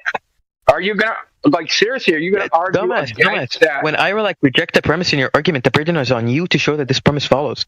Are you like an idiot? This is just how you substantiate your argument. No. It's self-evident because if you reject, right, say, if you reject my senses give me information about the world, then you don't know anything. No. I'm not rejecting. You interact with the world through your senses. Are you the brain in the jar? Are you making the brain in the jar argument? I'm not rejecting my a posteriori senses But what I'm positing is, They're not what's the argument from my? No, they're a priori. My senses are a priori. My senses. Do you know what a priori means? Wait, do you know what a priori means? Before. That's. Oh my god. Yeah, they're before. Okay. So if you've read any, let me teach you. No, listen. Does the sensation proceed? No. Does the sensation, dude? Does the sensation precede the conclusion? Yes or no? Does the sense do I sense something before I conclude it? Does it proceed it? Does it proceed the conclusion? Does the sensation? Sure. Okay, so it is a priori. Yeah, so if you've read anything like Atomistic Thesis, Ellison's Intro to Metaphysics, like any text ever, you know that a priori is classically defined in philosophy to be only using the mind alone. This is, for example, how Ibn Sina, the philosopher, used it when it defined the internet encyclopedia of philosophy. For example, it defines it that way. I don't worship the internet encyclopedia of philosophy. Okay. Yeah, you don't also take it by Stanford, do you? Like, you also think Stanford's retarded? They're like Jews, yeah. No, I think you're retarded. Oh, okay. It's funny that you call me retarded, but you're struggling with basic philosophy and critiques to your worldview. No, when it shows that you might have some sort of mental deficiency. Yeah, no, I'm not. I'm not struggling. You're didn't define a priori. You didn't know what a burden of proof was. This is just hilarious. Right? Listen. Just listen. I mean, I'm citing sources for every single definition I'm using. I gave you the source from the Stanford Encyclopedia of Philosophy, the Internet Encyclopedia, all sources ever. A priori is used, the term specifically is just used to when we infer something using the mind alone, like necessary propositions and such. Okay. That's me using a priori. A priori, but that's a word concept fallacy. That's not what a word concept fallacy is. Okay, so you're using it in a word concept fallacy. Okay. A priori isn't used colloquially. Are you like a retard? No, you're using it. A priori for means something to be a world fallacy. A priori means coming before. Yeah, so a word. No, what you're doing is generally right. Listen, a world fallacy. But you're using it in a context. I'm not using it. That's not how it's. I'm not using it in a philosophical. The reason. I'm using it as an attempt. Okay, are you going to listen? I'm using it in a temporal context, and then not in a philosophical context, right? So it is a word concept fallacy. Good try, though. So you're just an amateur fucking student, dude. This is a joke. Bro. Yeah, dude, you're a joke, dude. You're punching out of your weight class. Wait, I mean, it's funny that you're calling me a joke, even though I'm completely intellectually molesting you. Let me educate you on what a fallacy is. So you haven't educated anybody, dude. You're punching out of your weight class. Listen, buddy, I'm literally intellectually molesting you right now. You're getting intellectually molested. Yeah, you can fake it till you make it. Calm down. Stop spazzing. Yeah, Stop manifesting. Stop manifesting. Stop manifesting. Yeah, fake it. Stop manifesting. Yeah, you wish. Stop manifesting. Do these gimmicks work? Do these gimmicks actually work in other chats? Do your gimmicks work in the other chats? Because they're not going to work here. Yeah, okay. So listen. Gimmicks, dude. I've been doing this a long time. You're an absolute. I'm shoving my cock down your throat intellectually like this. The very fact you start bringing up your freaking sexual organs and that's somehow supposed to mean something. See, there's a whole peer-reviewed paper on how people use words, especially words like when they start referring to sexual organs. Next, you'll be calling me a pedophile. So we actually rate how we want people to feel about other people by the insults we give them, right? So there's actually levels to this. So so now you're talking about sexual organs. So this shit's obvious. It's transparent.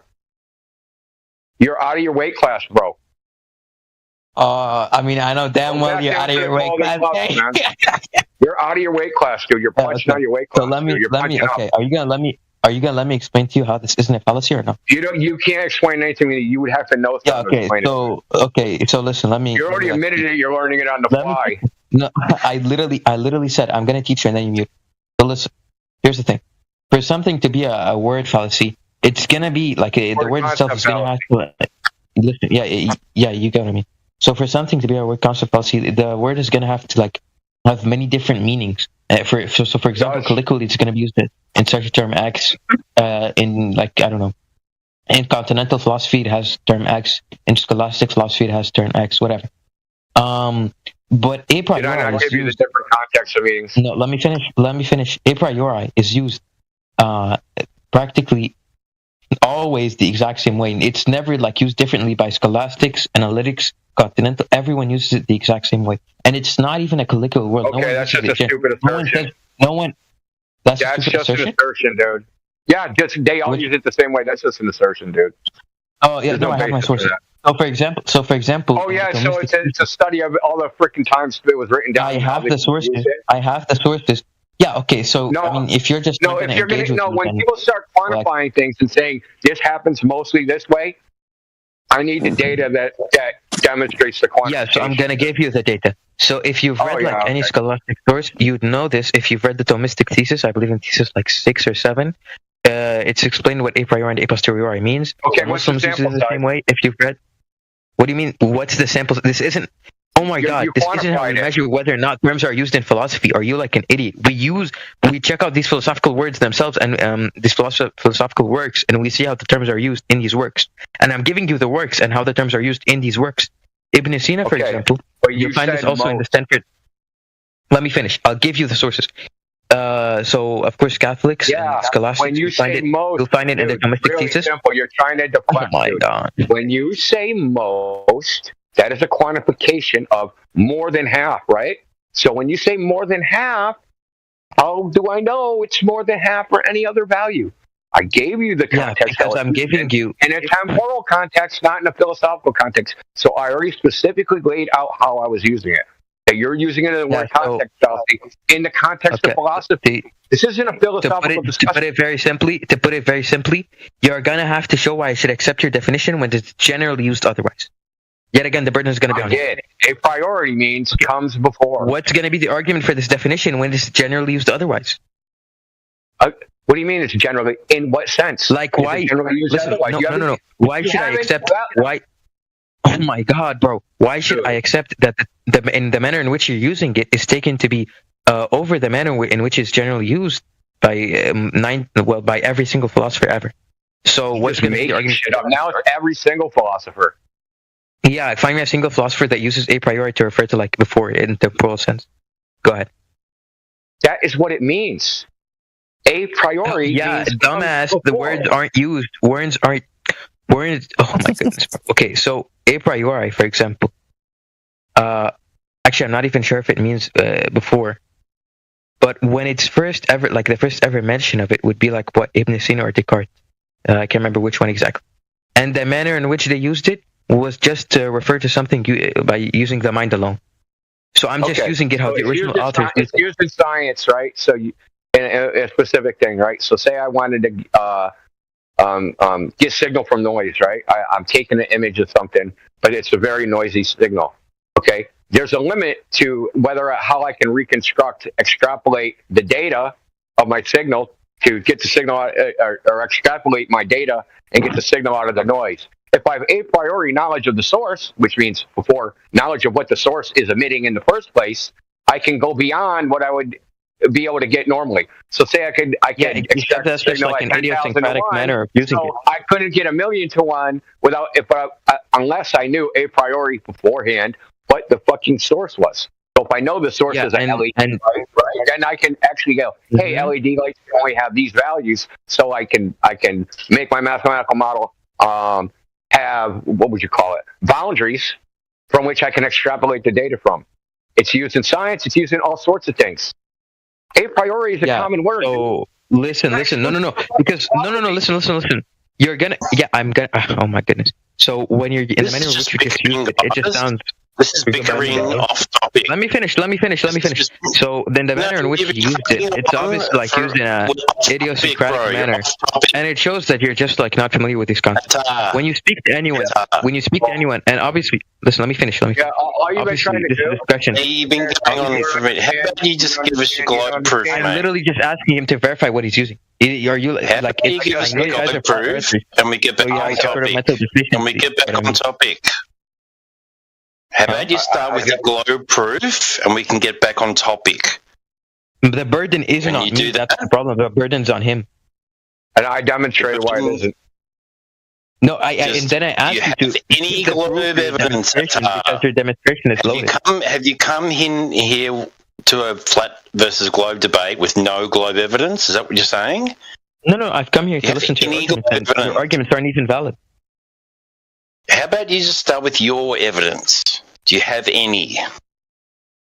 Because if you don't, then we don't have a debate, do we?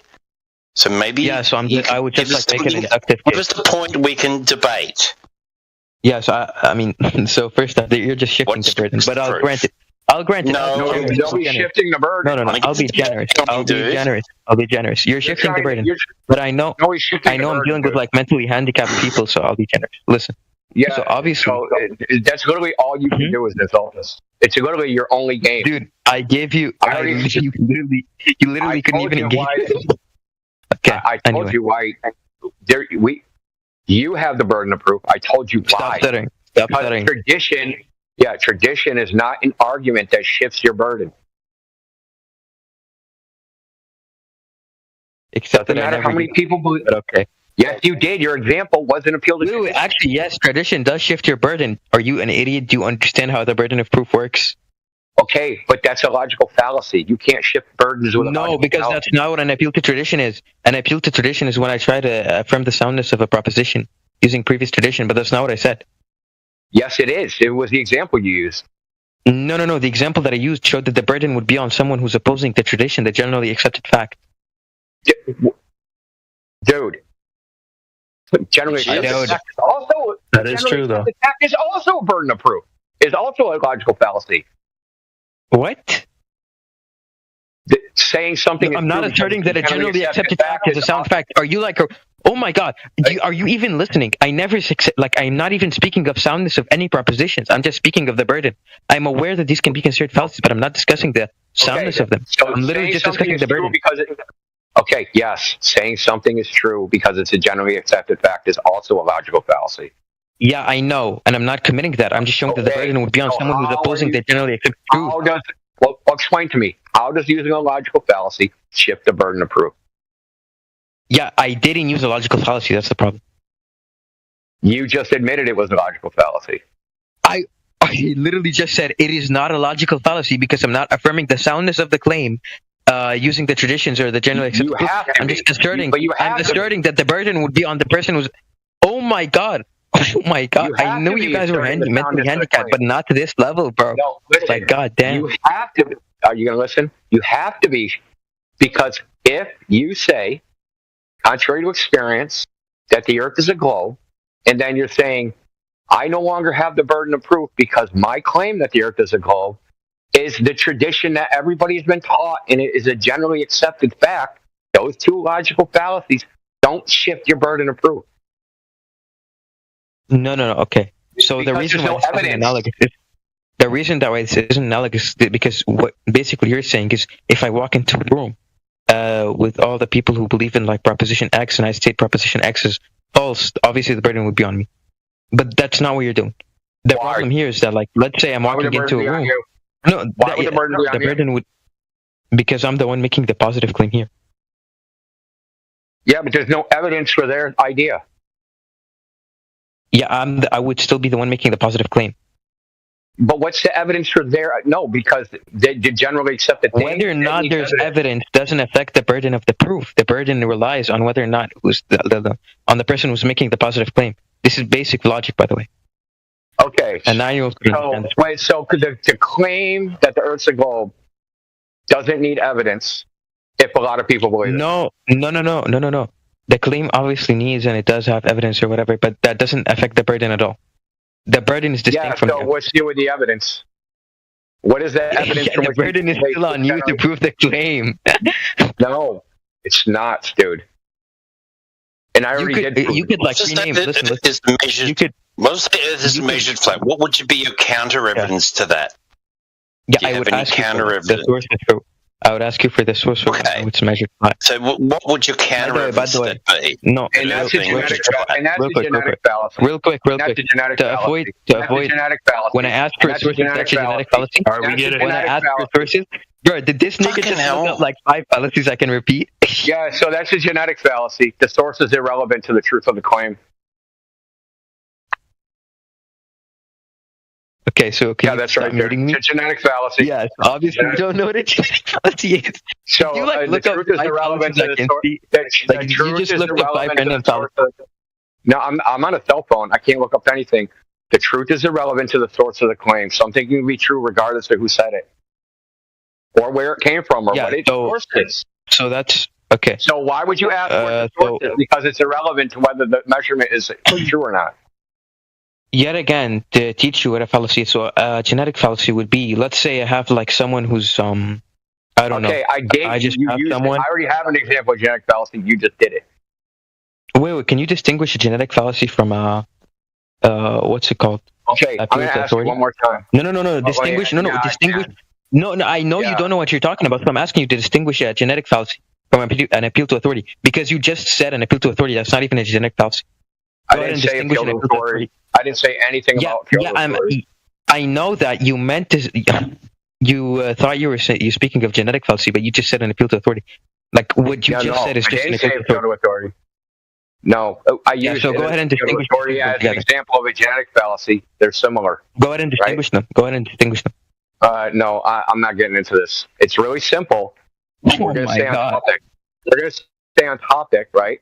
Tell us really simply, does the source of the information determine the truth of the information?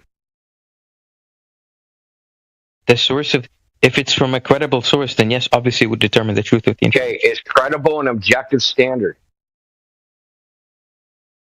It's credible, and when you speak of objective, like, do you just mean like in what sense they're using objective? What do you mean in what sense? Is like that it exists experimentally? Credible as a metric. Credible as a metric to whether something is true or false.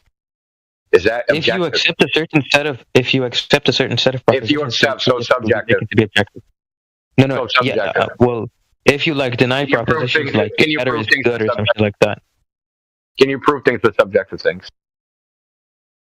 No, okay. So I would ask you if you affirm these set of propositions. Credible doesn't matter, right? So you're playing games. No, are you like a retard? Are you listening to what I'm saying at all? No, you're playing games, right? All you're trying to do is actually sneak an appeal to authority and credential in as evidence. We know what you're doing. An appeal to authority. You don't know what an appeal to authority is. You can't even distinguish it from a genetic fallacy. Okay, dude. This whole exercise of what you've been trying to do, you're trying to sneak appeals to authority and appeals to credentials in as evidence, so you don't have to prove it. The problem is that you can't even distinguish these fallacies from each other. You don't know what you're saying. Keep talking about me and not address what I said, because you can never address what I said. Dude, gang. I've been in this VC for like 20 minutes, and I haven't seen a single proof why the Earth is flat, even though the burden is on you. Measurements. I actually gave you. You were just given proof measurements, and you asked what the source. Yeah, was. and I asked you to verify that proof, and you couldn't reply. No, I asked you to verify that proof, and you couldn't reply. No, you asked what the source is. No. So say we said the source was NASA. The source. Say we said the argument that does. Let me finish. Let me finish. Which argument are you speaking of? Daz gave an argument in which I asked for the source, and then you kept on screaming genetic fallacy, which it isn't a genetic fallacy. Okay, the one that you gave, which I asked you to verify, and then you couldn't even verify it, and you didn't know what a priori was. Okay. Then what can I tell you? I know what a priori is. You don't, dude, as you demonstrated 100 times now. Stop embarrassing yourself. Sure. What relevance? So are you going to give the argument now or not? What relevance is the source on the results? Yeah, because it seems as like, let's say source X has been true in the past, therefore it's like it has made true claims in the past. We can make an inductive case for why it'll make true claims in the future. Okay, but it'll be baseless. No, it will be. No. The base here is that it has made previously true claims. What are you talking about? Do you know how induction works? So anyone that made previously true claims, they make true claims for infinity? Bro, you don't know how induction... Okay, let me give an example. So let's say I have like a set of... Let me finish. No. I think you're referencing like... Okay. So you're just like bringing up the Humean objection to induction, the problem of induction. The problem of induction? Yeah. Cool. Yeah, I mean, I would just ask you... I'm rejecting the problem of induction. It's not even like a problem. It's retarded. It's retarded is not like actually a refutation. Yeah, I know. You're not letting me like positive refutation. So because we want to talk about evidence, right? We want to talk about actual evidence, right? That's what we want to talk about. The actual results of tests. That's what we want to talk about. But we want to talk about. You don't know, by the way, that like you do know that the results of tests are also like inductive, right? You fucking retard. Like you're actually critiquing your own methodology, you fucking idiot. Not always. Yeah, they're always inductive. Anything that's sensory is going to be inductive. You're fucking retard. using your own methodology. No, My God. because we have we have ways to objectively measure things. So we can take a tape measure and we can measure how long a table is, and we know objectively how long it is. Okay. Period. Quick question, just to know whether or not you actually know what induction is. Is sensory experience inductive? Oh my God. Is a posteriori reasoning inductive? Yes or no? Yes or no? Is a posteriori reasoning inductive? No, not inductive. No, it's not inductive. Not always. Okay. Not always. You don't know a posteriori, I mean. No, yeah, it's going to be analytically true, by the way. I know this is literally just analytically true. So it's the opposite of a priori, dude. Did you just like learn a posteriori is a posteriori is different from a priori. Comes after.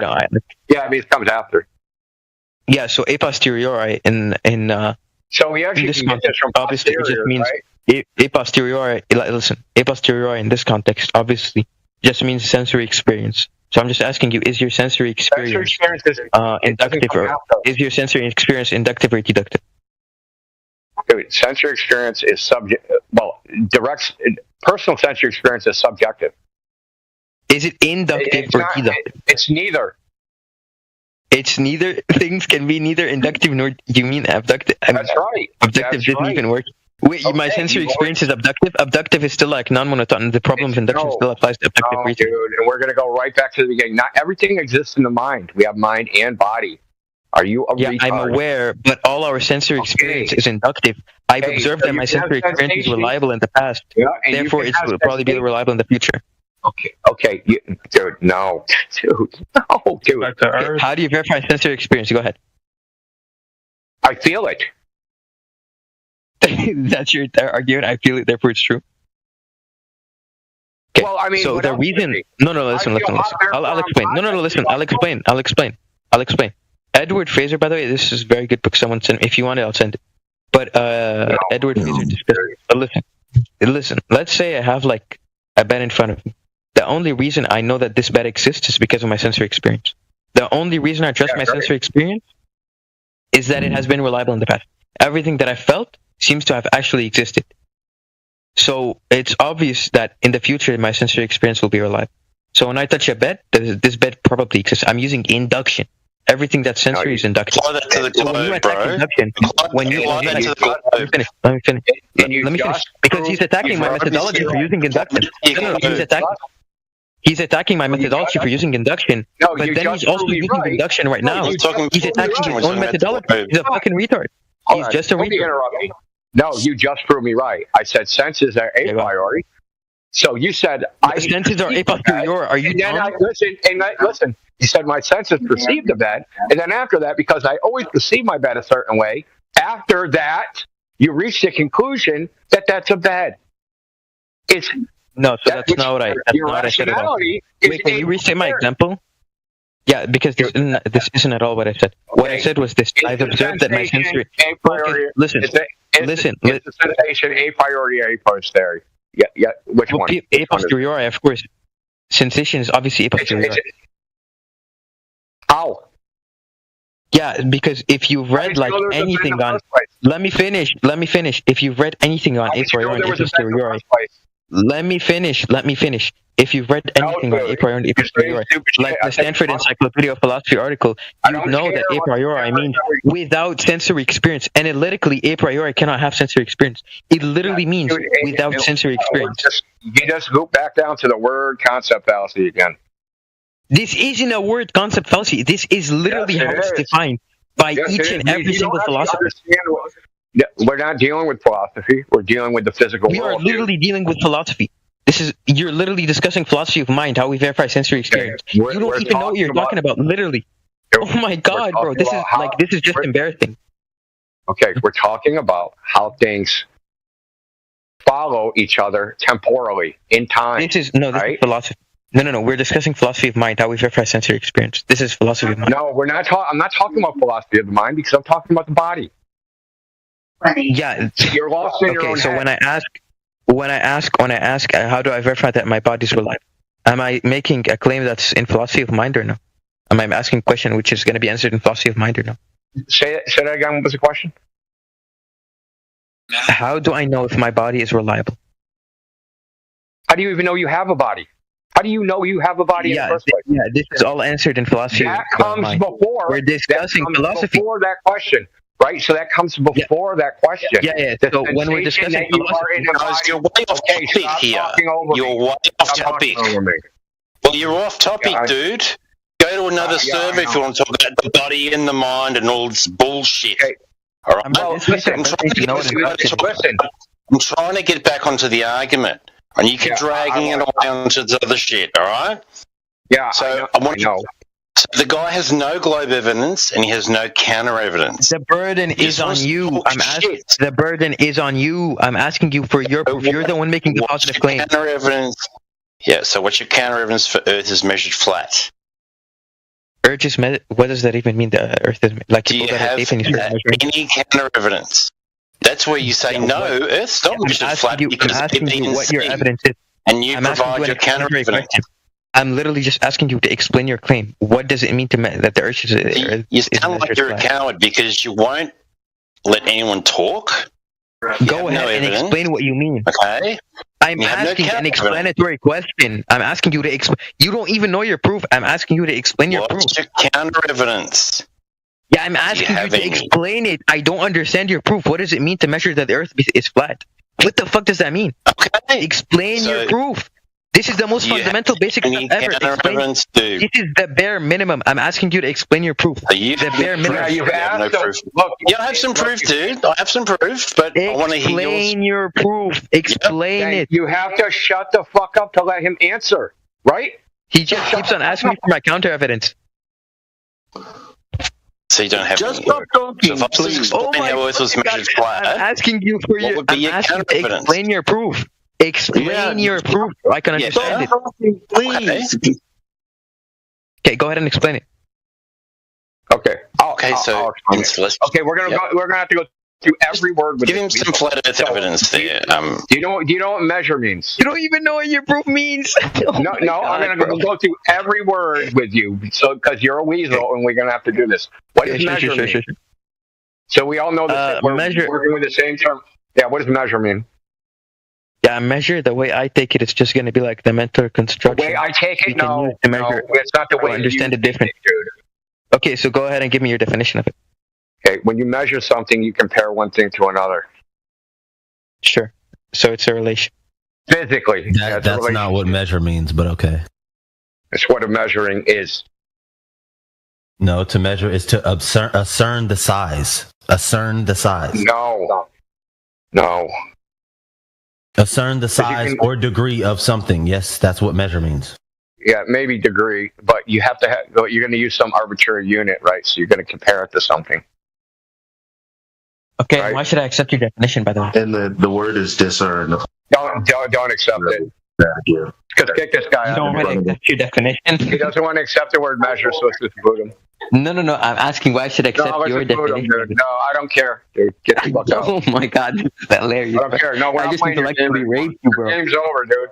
The game's over. I literally just intellectually molested you, bro. This is like embarrassing. Like at this point, hey, remember what I just said about how he's going to devolve? He's eventually going to go into like pedophilia and incest.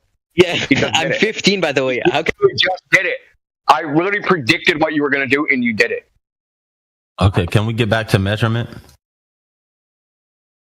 Right. Yeah, need to. You understand what Injo said? We're going to make a comparison. That's going to be by a standard of measure, whether that be centimeters and inches, and we're going to compare that standard of measure to the thing that we're measuring.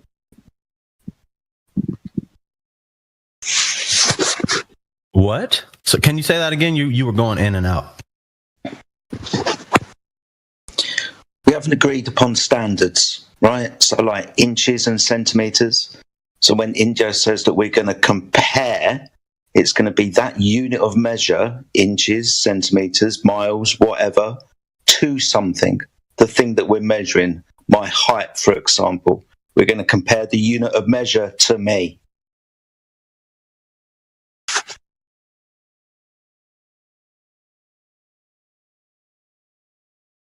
What I'm saying is if we take the definition of measurement, it doesn't say that?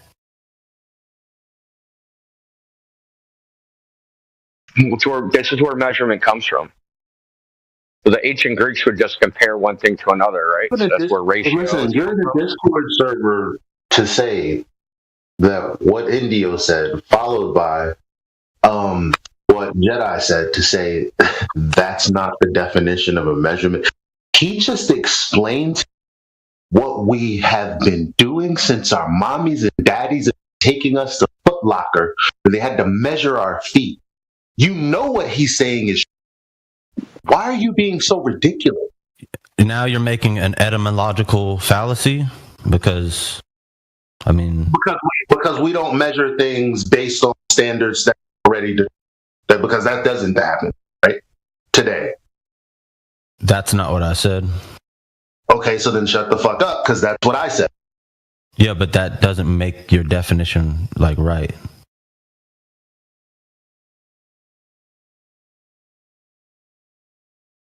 Yeah, why you guys waste time with it? I'm going back on. I was just trying to understand how we were measuring the Earth to be flat. That's like I'm not even. Come on, man. You have a surface. You have a surface. You have a 10 miles, and you don't have elevation change in that 10 miles. That's how it's measured flat. That makes no sense. No, I think you're misunderstanding what I'm asking. Hold on. I'm asking you. I misspoke. Let me explain my question. What are you using to measure the Earth as flat? Like what instrument or what? If we're not agreeing on unit of measurement, what unit of measurement are we agreeing on to come up with the measurement of flat Earth? Kilometers per mile. What do you want? In the end. But before the last few words that you said, yeah, miles. You cut out. Like all of that was cut out. I didn't hear you. Miles, kilometers. Chopping off the last part of it made it loaded. Miles, kilometers, meters, inches, centimeters. Okay, so we do agree on the unit of measurement. It's not that we disagree on the unit of measurement. That's what I pointed out earlier when I was talking about centimeters. I just joined in, bro. My bad. I didn't hear you having that conversation with somebody else. But the bottom line is the other guy was acting like there are multiple ways to understand what the fuck we're talking about when we're talking about measurement. Clearly, you're on the same page as the other guy is just a little slow, right? So when we say we measure something, different flat Earth version of what the word measurement means, that's the point. Is he cutting out for anybody else, or is it just me? He is a little bit. Yeah, he's dropping out a bit. Okay, yeah. Did you want to add something, Jedi? I hear him. Did you want to add something, Jedi? I'm not trying to be disrespectful to him. I just can't understand. You're right, dude. You're good. You're a good dude. All right, so what tool are we using to measure flat Earth? We measure the ocean. So we measure the ocean as flat with a sextant. Okay, so with angles. Yeah, but his question is loaded, so now you're something that's already wrong. Because when he hears you say sextants and yada, yada, yada, he's interpreting that from, again, his question wasn't just how do you measure? He's like, how do you measure? You're cutting out and you're assuming because I'm not. I'm not. Listen, you don't have to interrupt me. Okay, I'm cutting out. Whatever. I don't even know why that's happening. The point is, though, right? When you keep saying, how do you measure the flat Earth? It's like, no, like, how do we have measurements? What are we doing to measure? What are we doing practically? That's not what I said. Yeah, you did. You said, how do you measure? Said, how are we measuring flat Earth? Exactly what I just said you said. Okay. And I'm telling you that's loaded because it's just how is the Earth measured, period. There's because a lot of maybe you're thinking, I don't know what you're thinking, but again, you don't need to add the flat part. How we measure the spherical Earth? No, hold on, Tasha. We can. I know, but he said that because he wants to confuse you. Hold on, Tasha. The whole point is, you're telling me not to insinuate. So all I can say is, you adding the whole flat Earth thing on the end of that is loaded. It's a little too much. I don't care what you meant by it. The bottom line is, we're telling you the Earth measures flat. It's not some tell me. I don't know what. That's what it is. It measures. So flat. Trust me, bro. You wanted to know the answer. Wait, 1 second. You wanted to know the answer. Oh my God. One of the tools that are used for navigation, which gives you distances, is a sextant. It's one of the tools. Loads of tools. This is just one. Now, I mean, I wanted to be a little more descriptive in saying, like, okay, well, of course you're measuring angles with the sextant, specifically elevation angles. The thing about that is you're using the Earth as a horizontal when that's happening. But the part about the measurement part, about the distance that we do get from, let's say, the equator to the geographic location of the North Star, that linear distance measurement comes from the angular measurements in the first place, and utilizing the Earth as a flat plate. Then you have a flat distance based on the measurements you've already made. Are we okay? Question: when you say a sextant, you mean the navigational tool? Yes. Okay, so my question to you is, how do satellites get accurate navigation? That's the biggest nonsense. I don't. Okay, listen. Just so you know, we were going straight, and then you parachuted off of big ass cliff. Is that a red herring? I'm just asking a question. Okay. No, it is. Okay, well, check this out, then. I'm talking about, because you asked me, how do you get a measurement? Now you're asking me about satellites. Okay, you want to know how satellites work? Guess what you need? Elevation angles. Guess how satellites would have to be used? With Earth as a flat frame of reference. That's as much as I'm willing to tell. No, but I mean that's absolutely false. But really? Right. Because the professor that I always pull on YouTube was talking about it and describing, well, for intents and purposes in this diagram, okay, it looks flat, but we know the Earth is a globe. Anyway, let me go ahead and explain that I'm talking. Everybody else, you're cutting out really bad, bro. I'm not gonna lie. That's cool. Yeah, but it's understandable. It's understandable. I can't understand him. He's cutting out. I'm not being. Oh, I can't understand him. All right, hold on, Sasha. Am I cutting out for anybody else? You're cutting a little bit, Elijah. A little bit. But did you understand what I said? Yeah. Yeah. Anybody else? Did you understand what I said? Yeah. Is anybody else too retarded to put 2 and 2 together when a connection? Because I'm asking if it's that broken.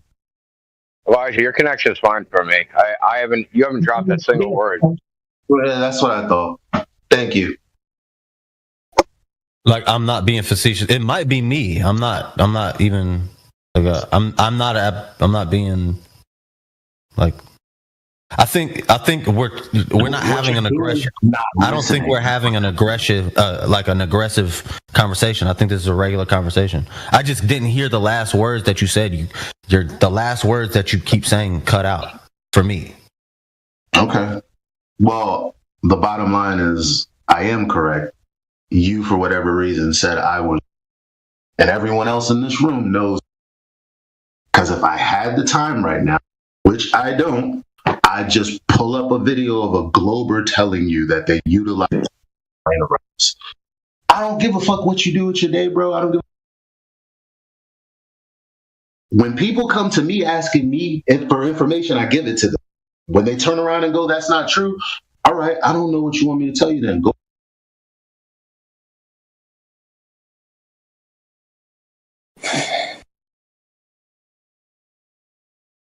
I mean, I could prove to you that They use a coordinate system called Earth-centered Earth fix, which is off the tangent plane. The coordinates are east up in easting, up in what's the other one? I can't remember off that one.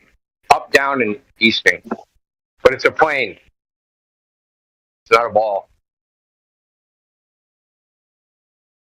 Earth-centered Earth fix. Look it up. It's telling you how satellites work.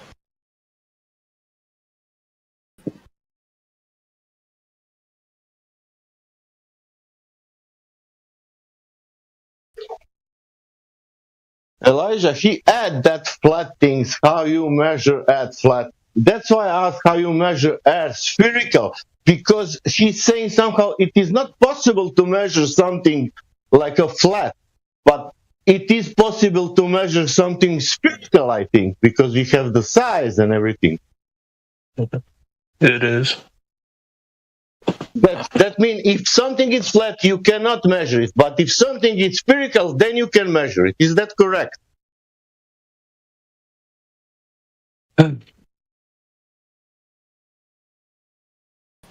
Yes. Seems legit to me. Is this a logic? I'll give you an example. Suez Canal, it's example. Do you know what is Suez Canal? Yeah. How long it is? It's more than 100 kilometers. It is. Does changing elevation, is it dropping down, going up, or it's... It depends where you are at the beginning. Okay. On the beginning, does change the elevation, that water? Is it dropping down? For you, it would be dropping down. For me? Yes, the Earth curves approximately 8 inches per mile. Yes. Yeah, that's on paper. On the paper. That also means it's 69.17 miles to get a degree of curvature. That's what it means. Can we start with the fact that is incorrect and can be proven by or exposed, shown to you by almost everyone in this room? Can we start there, since that seems kind of fundamental? Let's go there. Let's start there. Great. Go ahead, guys. That's what he said. There's also a formula for this. I want to see if you guys have a different formula. Formula for what? To calculate the curvature? No, we want to know how you measure the curvature, not calculate it. No. You can calculate it. I just said that because he believes that the Earth is curved 8 inches per mile squared, we can now just, instead of doing all this other shit, since that's a very fundamental part of what he believes, we can, almost anybody in this room can debunk that claim right there. It's just about however you guys want to do that. I don't want to go back until you explain. Somebody just kill it right quick. I don't want to have to stop washing dishes. Look, he's all in. He's saying you can't. No, it's quite easy to do so.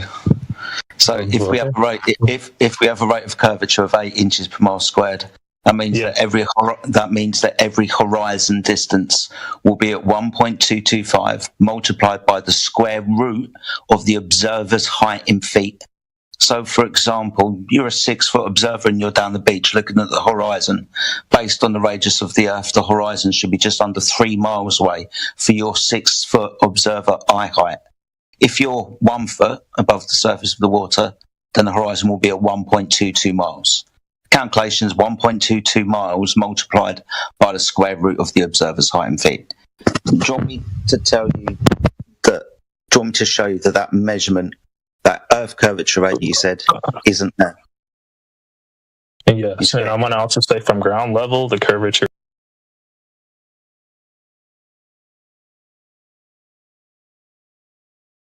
Mute this kid. Thanks. Hey, just mute him. Just mute him. Just mute him. Thank you. Now, I only had to mute you, brother, because I want you to be able to ask your question clearly with nobody interrupting you. So, for the love of God, please just ask a question to clarify, and you guys don't jump over him, please. He dipped. He dipped out of. He left. All right. So if you leave when we're trying to seize control of everyone having chaos on the mic, then what does that say about you? Like, what do you not want it to be where you get to talk freely with no interruptions? That's weird. Nah, dude, you muted him. He got frustrated. He left. That's what happened. No, dude, what happened was he was trying to ask his question. 3 people were talking. I said we're going to stop that and we're going to allow you to talk unimpeded. Okay, that's what actually happened. So if he took it the wrong way, that's on his small brain, not mine. Oh yeah, for sure. I'm just saying that's what happened. So yeah, so maybe somebody in this chat right now has a similar contention that he has, but can actually express it in a clarifying question, or they actually understood what I said and there's no contention. So what is it? So my question still stands. How do you see the stars if they're not within 300 miles? No. Hold on. Yes, I understand your question. So when I said the atmosphere occlusion rate is about 300 miles laterally, what I mean is just imagine the lowest altitude. Okay. Yeah, on the horizon. Right on the lowest altitude would be the ground, right? Yeah. So the atmospheric extinction rate is highest at the ground, and then it wanes off with altitude. So the more diagonal you're looking upwards, the less and less occlusion there will be as you're going through the different rates. Does that make sense? It does. Like, it's still like there is an occlusion. Like, so if you look directly up, we're looking directly up, we're seeing stars that's going through less of the atmosphere so we can see them. Yes. 90 degrees. Imagine looking straight up. Straight up would be the absolute least occlusion possible, and then as you go diagonal towards the ground, it's going to get it's going to get greater occlusion until you go essentially horizontal, looking straight out. That will be maximum occlusion. Does that make sense? It does. Yeah, that makes more sense. So in other words, there's a particular diagonal rate when you're looking at something that essentially is like a fence. So out there in the distance is essentially a fence of atmosphere that has a particular height. And that height, is a little bit different based on the distance the object is. Refraction and are the stars refracting off of that opaqueness, like into our eyes? No, dude. Listen, okay. Have you ever been in a yard that has a tall fence? Yeah, sure.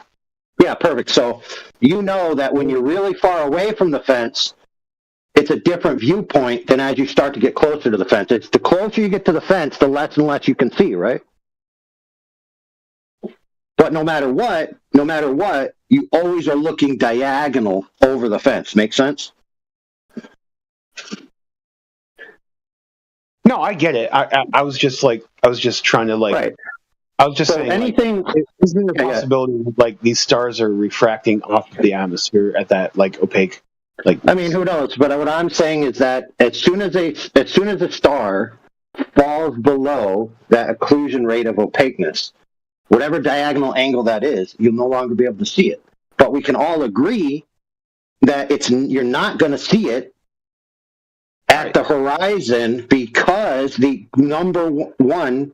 We know the stars are greater laterally than 300 miles because I never found a star between me and Florida while I was driving down there, right? And that's 1,000 miles from where I am. So we know the stars are greater than 300 miles laterally. So that means you've never seen a star from the ground touch the horizon, period. Never happened in your life. Never happened in anybody's life. It's not possible. It's not physically possible. We've all seen it, but you're saying it's an optical illusion. Yes, what I'm saying is that what you perceive as the horizon is not actually, like in the distance, it's not necessarily representative of exactly the ground and the sky meeting. So when the star is on the horizon and some glober says, oh, that star is a tangent angle to the edge of the Earth, it can't be, because the occlusion rate would preclude you from seeing it. So they're just wrong. In fact, what's actually happening is that the star is at a diagonal angle above the ground, and your circle of vision and the limits of perspective are compressing the vision of the star and the vision of the ground into a small angle packet. And you perceive that as meeting the horizon, but it is a visual effect. It's not a physical place.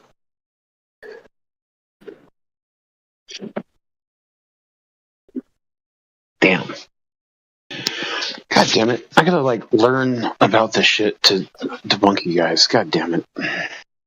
Dude, there's no, I mean, dude, you could debunk Rayleigh's atmospheric extinction coefficient if you wanted. I imagine you could do that. No, I bet that's actually true. I don't doubt that. Well, think about it this way: like even in celestial navigation, they don't even use stars that are below a certain angle in the sky. They can't. They actually can't use. Just hold on a second. They can't use stars sighted below a certain angle, because once it gets that angle, it no longer follows the angular relationship that the globalist claims is a 1-for-1 between a degree of change in the sky and a nautical mile. It no longer exists. So there's something wrong in their model, dude. I have the almanac here if you need me to find the angles you can and cannot use.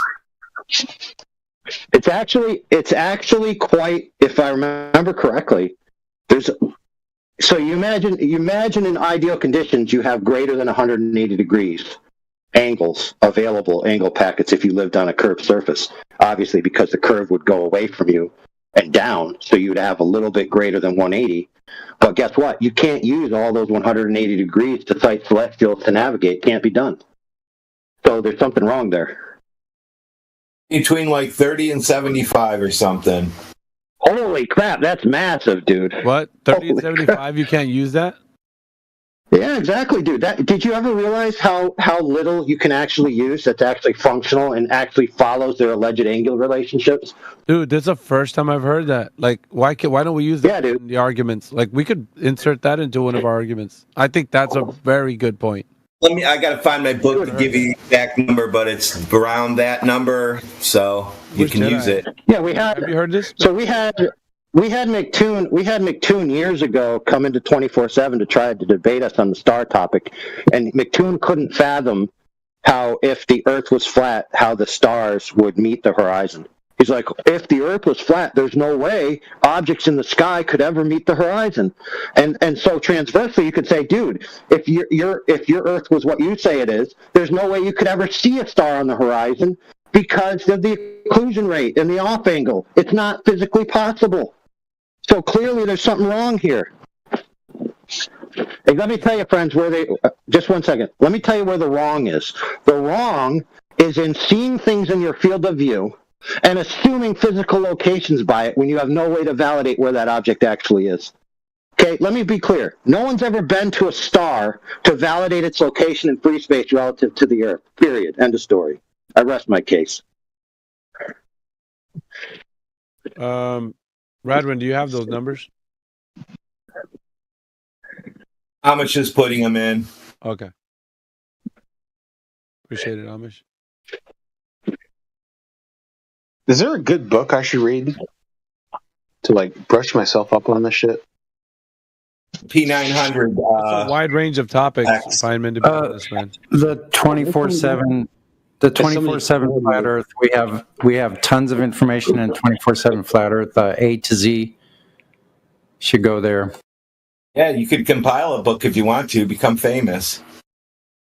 It covers a number of topics. That's the reason why there's not a book that talks about this one. Is that your subreddit? Is that in the WordPress on that? We have a home server, Feynman. I don't know if you know or not. We have a main server that has everything. It's a Discord, dude. This is our politics server where we allow Globers to spaz out and spiral and go crazy because they don't know what to do. Hold on. We got to get this clear, okay? This is a channel that we host on the politics server, not our server. All right, can somebody give me a link to it? I was wrong. It's 15 to 60 degrees. It's still a huge number, man. Well, it's the same number, it's just shifted down. Yeah, so 15 to 60, dude. That's crazy because you'd imagine it be... Why isn't it reciprocal? Yeah, that's weird. Yeah, we got. Well, why isn't it 15 degrees? Yeah, think about it. Why isn't it 15 degrees off of both sides? If the Earth is a sphere and everything's radial to the center, and you have true radial relationships, why is it not reciprocal angles? Well, it should. It theoretically should be. I don't know what he's talking about. But can I get like? Well, one of the answers, one of the simple answers, is what I just described to you. That looking straight up is a completely different occlusion rate than looking laterally. So you would expect the angle to be different. Hey, Feynman, I don't know how to pronounce it. I sent you a DM with the link to the 24/7 server. Oh, thank you. In your DMs, yeah. Right. So secondarily, based on what I just said, they want to tell you that you can see a star on the horizon, but at the same time, they tell you can't use those angle packets to navigate with. But we're looking at true physical relationships in three-dimensional space based on a radial from the center of a presupposed sphere radius. So, like you said, you would expect them to be equivalent, but they're not. Well, maybe the reason why they're not is because their claim that this is a true radial system to the center of Earth is false. Maybe that's the case. Maybe that's why it doesn't add up.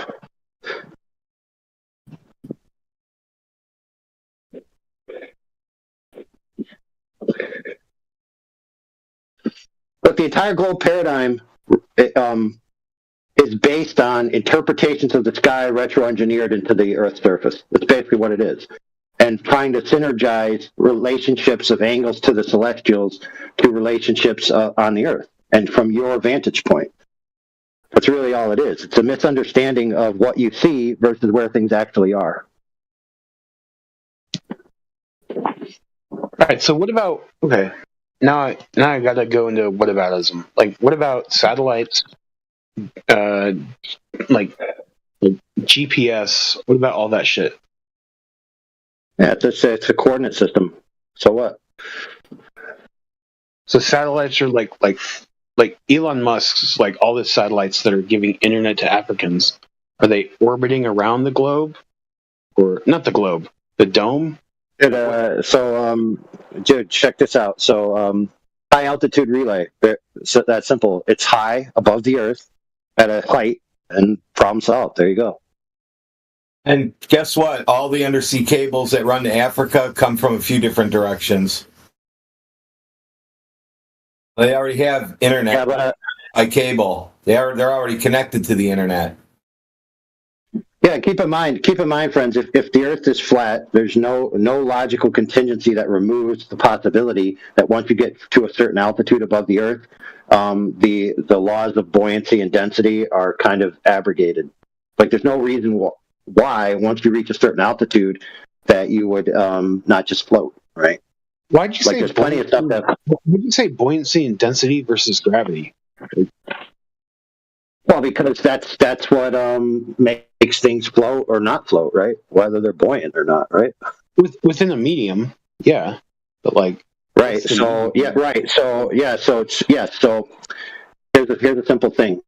You got no idea except what you're told how it behaves at super high altitudes, right?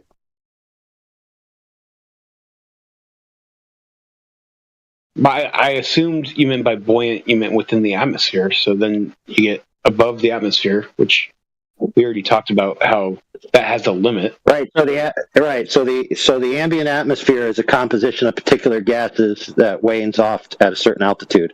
Okay. So then, how would you know what's above that? You're relying on agencies to tell you how it behaves up there, right?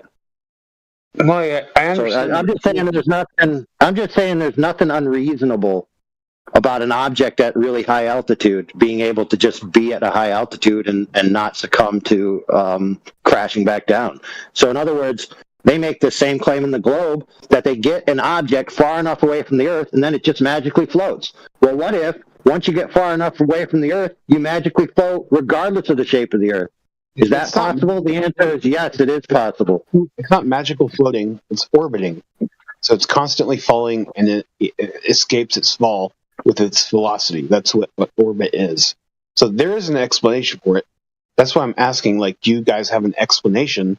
No, dude, no. Just pay attention one more time. In the globe paradigm, regardless of what they tell you that this quote-unquote satellite is doing, orbiting the Earth is irrelevant. In the globe paradigm, once you get far enough away from the Earth, you just float.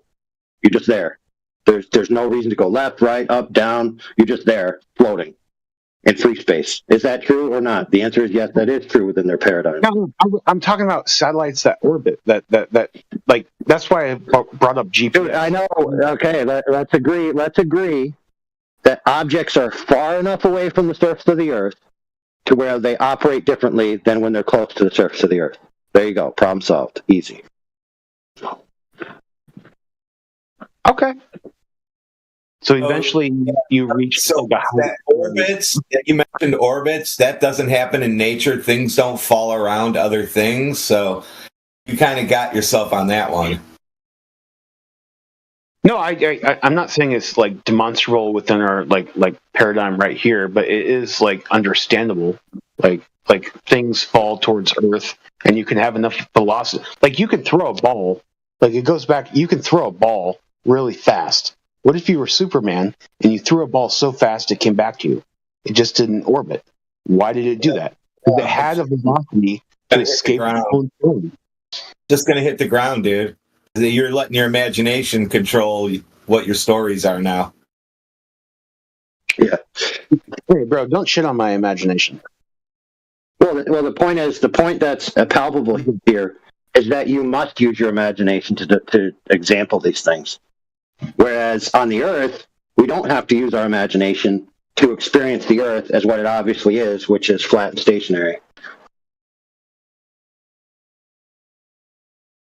Yeah, your idea of orbits and all that, Feynman, are just something that you've been fed. You've never seen an orbit yourself. Like, yeah, it's not a direct, like, it's not a personal experience. You're right. You're right. But I mean, it seems like most people would assume that they've seen an orbit, but like you said, it's not a direct, observation. So what happens is, because they have this idea that orbits exist and things orbit, it almost seems like, when you say it, like it happens, When the first time we put out a satellite or a manned, not unmanned, an unmanned probe as Americans, it orbited around the Earth, came back and did a beep, and then it did that again. And the Russians had done that themselves. They had something orbiting around that would periodically repeat. That's a story you heard. Yeah, exactly. Sorry, that's a what? Yeah, and Iraq had weapons of mass destruction, bro. Tell me another story. Yeah, these just those stories that you have, Feynman, are things that you grew up with, as a narrative, as why you think the Earth's a globe. But I don't think you can't verify or falsify any of those things that they've told you. You can't do any of that. All you can do is basically just rely on the information being true as a part of why you think the truth is what you think it is. Well, I have to use logic to even, like, you guys are like saying it's inherently like obvious, or it's common sense, or it's based on pure logic. And I'm trying to do that to like figure out the truth. And you can do that with physics. But what's cool about like science is you can demonstrably test it. How do you guys demonstrably test any of these claims? Like, it's very simple. It's very simple. You go out to nature and you get some large body of water, and you test that with a laser, a mirror flash, or any other type of other methodology of measurement, and you find out that the water's flat. Then you apply hydrostatic equilibrium laws and Pascal's principle to the surface of the water, and you extrapolate that if the Earth's water is flat and arranged horizontally between two parallel planes, then the Earth is flat. The end. Therefore, all the other claims about what's going on in the sky are automatically falsified. Because the Earth, what it presently is the first order truth beyond what's going on outside the Earth. So if the Earth is flat, it's flat. It's that simple. What about high altitude, like airplanes? Like people that go into high altitude airplanes or jets, like they see a curvature on the Earth. Like they see it. Yeah, they're all liars. They're all liars. Yeah, obviously. Oh, dude. No, dude. It's well known that the illusion of curvature at commercial air altitudes is just that, an illusion. Okay, the only people who would even be high enough to see the curve of the Earth are people that are outside of the blue. And what I mean by that is you have to be able to be in the black, looking down at the blue in the atmosphere to even begin to see any curvature in the Earth, and that's based on their math. In fact, there's very famous quote-unquote science communicators who will get on TV and say there's no way you can see the curve of the Earth at that altitude. My buddy paraglides. He takes pictures. I've seen them. It's not through fisheye lenses. It's pictures of the Earth. He's like, dude, look how beautiful. It's a fucking Earth. Dude, there's nobody paragliding that's getting curve. Listen, dude, if people can't get curve of the Earth at greater than 35,000 feet, even all the way up to the Red Bull jump at 100,000 plus feet, then they ain't getting curve of the Earth at paragliding heights. And in case you didn't know, all lenses have distortion. It doesn't have to be extreme distortion, like a fisheye, dude. There's nobody paragliding in an unpowered flight, jumping off a mountain that's seeing any alleged curvature of the Earth, dude. It's not even possible.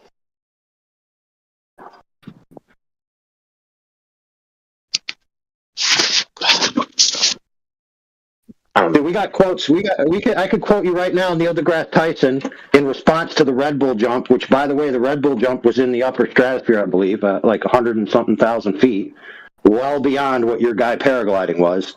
In fact, the dude had to wear like essentially similar to a spacesuit to be up there, and he was in his cupola that he went up with a balloon, and he opened the door, and when he looked outside, the horizon was flat. He then got outside to prepare to jump down to the Earth, and it switched cameras, and that camera had an extreme curvature to the Earth. Now, people were saying, hey, this is the curve of the Earth. So Neil deGrasse Tyson, who's a famous dude, in case you didn't know, I think he's an astronomer and he runs Hayden Planetarium, so a complete glober through and through. He felt it was his duty to go out there and correct the record and say, dudes, hey, you guys that think you're seeing the curve of the Earth in this curved image, this is clearly not the curve of the Earth. One, because this would be Planet New Mexico, because he was over New Mexico and there was an exaggerated curve. And two, this man, Felix Baumgartner, in the Red Bull jump, isn't even high enough off the surface to see the curve of the surface. Okay? Not only that, but the camera before the jump showed a flat horizon. So it was clear that the curved horizon was induced by the camera. Okay, so if you're not seeing curvature at 100,000 feet, dude, then your friend certainly didn't see it at 5,000 feet. I don't know, man. Oh, no, that's true. I mean, I don't know why Neil deGrasse Tyson said that shit, but you can definitely see. I've seen the video. It cuts and then becomes like fish-eyed, and then it becomes a globe. Like the Felix Baumgartner jump. Dude, I got graphics. I got graphic videos of super high altitude weather systems, 240,000 feet, dude. 240,000 feet, and the horizon's flat. Okay, you got images from the Chinese space station. The horizon's flat, and it's only 30 kilometers lower than the ISS. We got quotes from Paul Larson, who's another planetarium director, who wouldn't rest on his laurels with what Neil deGrasse Tyson said, and he did a lecture at the university he works for demonstrating how the ISS wouldn't even see the curve of the Earth using mathematical principles because the horizon is equidistant and at a continuous drop angle from any observation point until you reach a certain degree of leaving the surface. So if 100 miles up, nobody's seen the curve of the Earth, then I can rest assured, friend, that your friend paragliding didn't see the curve of the Earth. I've been hiking. I've stood on top of like mountains, and I've seen the curvature of the Earth. So I don't know. Oh, dude, no, you've seen curvature of your vision, dude. Okay, there's no way possible that the drop angles necessary to differentiate a curvature at the horizon would be equivalent from being up on a mountain, dude. It's just not possible. In a couple of seconds, you'll see a GIF that shows a 360-degree rotation of a camera at the top of a mountain. It's got a nice red horizontal line in there, which can be parallel and is obviously parallel to the horizon as you pan around. So you have to understand how we see the world. We've been talking about this circular vision, right? That's really all we're trying to get through to you. Here you go, 360-degree circular vision around the observer at high altitude. Yeah, I admit, like, maybe it was my own mind when I saw that. I'm just saying what I saw, and maybe my friend didn't see it at 8,000 feet. You're probably right. But yeah, no worries, brother. It's a common misconception, brother, that people see when they look out what appears to them to be a curve in their vision, and they assume that it's a physical curve, not an optical curve. Now, that's a fair assumption, but when you actually parse it out properly, you find out that it's a wrong assumption. No. Like, if that was true, if what I'm thinking is true, then any sailor that set out to sea would have been like, oh, obviously it's curved. But they didn't think that. They were all like, no, it's flat. So yeah, I think I'm wrong with that observation. Right. Go on, buddy. Yeah, so if you have a lot of conflicting imagery, which we do, and we have a lot of conflicting testimony, which we do, and what I mean by that is at various altitudes, there's different claims of rates of curvature that's seen, and there's different claims of rates of curvature that's shown in images. So that means that we have a conflict there.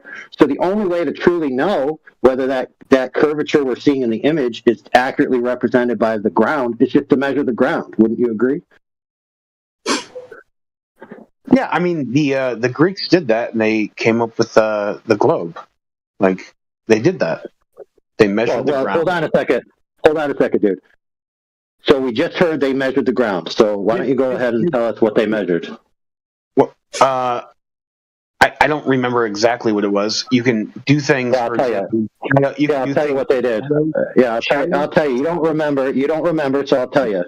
They measured shadow length. They measured shadows. They didn't measure the ground. They measured lengths of shadows, and they extrapolated an image in a graphic of what the Earth would be based on an assumption of the relationship between the celestial bodies and the surface of the ground.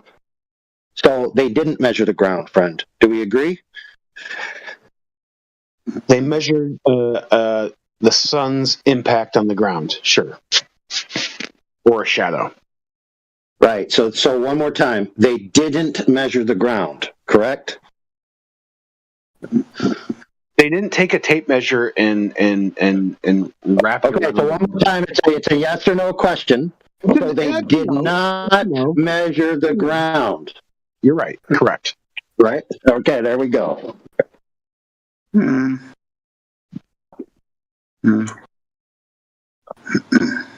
Our surveyors do.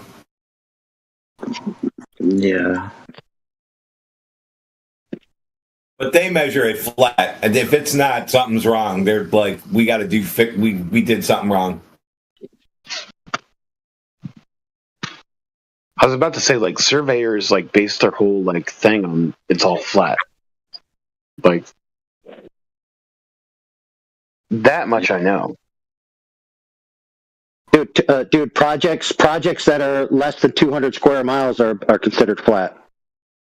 So if 200 square miles is functionally flat, and waters, according to Pascal's principle and hydrostatic equilibrium and a human antiquity, is flat and level on the surface, and the Earth is covered in 70% water, and that water is flat and level on the surface between two parallel planes, then the Earth's flat.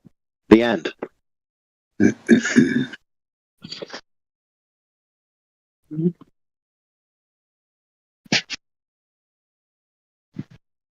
Damn. I think I'm too brainwashed. I'm still not convinced.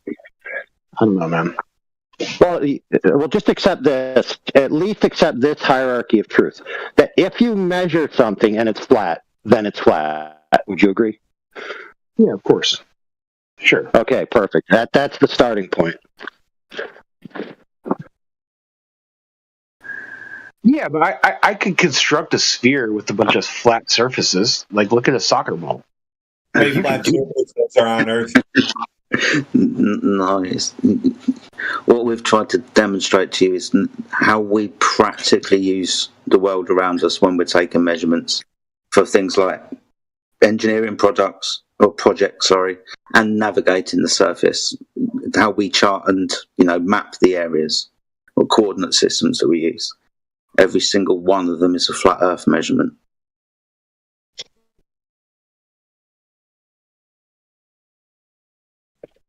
Starts as simple as understanding what an angle is and what an angle is not, which is why we started with the question what a triangle is. Like maybe about 2 hours ago now.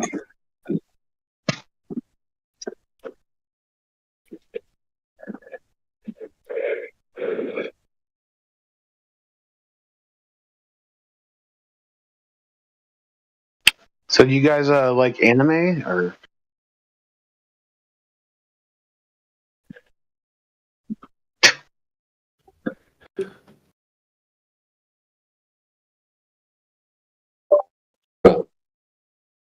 Come on, Yo, this is a question to the room.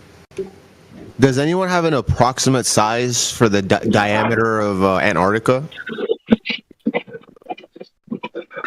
Diameter of a non-spherical object. Oh,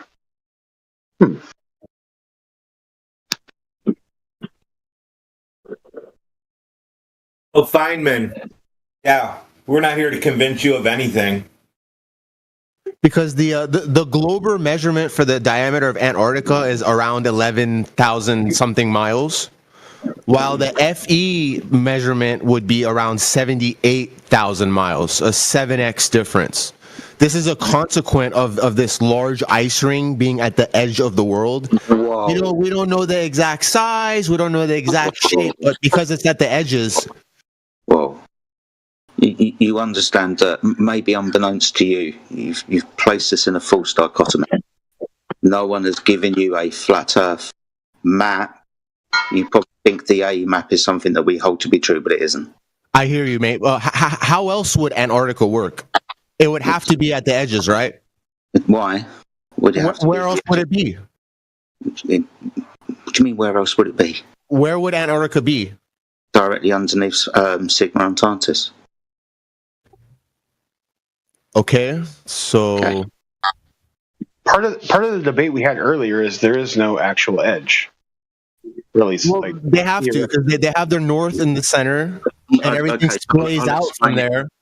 I'll explain it to you. So you see that AE map in your mind that you think that we hold, where Antarctica is the circumference of a circle. That map is a global projection. It starts with a globe Earth. It then protracts the globe Earth out into a circle by keeping the north in the centre, ripping Antarctica apart and placing it at the now wider circumference, distorting distances and sizes below the equator or south of the equator. So that's not our map. That's your map. I got you. I guess other flat earthers have poised that. Could you perhaps share No, like is this an incorrect place for the topic of flat Earth, the shape of the world, how things are arranged? We'll tell you. Simple words aren't going to suffice. Like we need to actually see something. No, simple words suffice. Okay, thank you very much for your time. Carry on. Cool. Well, that was easy. Well, it sounded like he wanted to know. Nah, oh my goodness. So let me get that straight. So let's parse out his logic. So if the Earth is not an azimuthal equidistant projection of a globe, how could it be flat? Wow. What a waste of time. He comes in as a concave earther once in a while. I was going to mention concave Earth. Earth. I've never heard that concave Earth theory. That's like inner Earth theory is also equally as fucking like interesting. Yeah, it's all to fuck you up so you don't look at what flat Earth really is. Yeah, if the Earth was concave, shouldn't be, the horizon be curving down?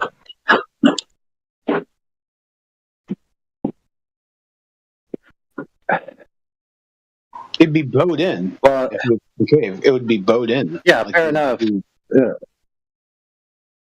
Right, and then you would have their claim of refraction operating differently. But you'd still have a limit to your vision. It'd be, but whatever.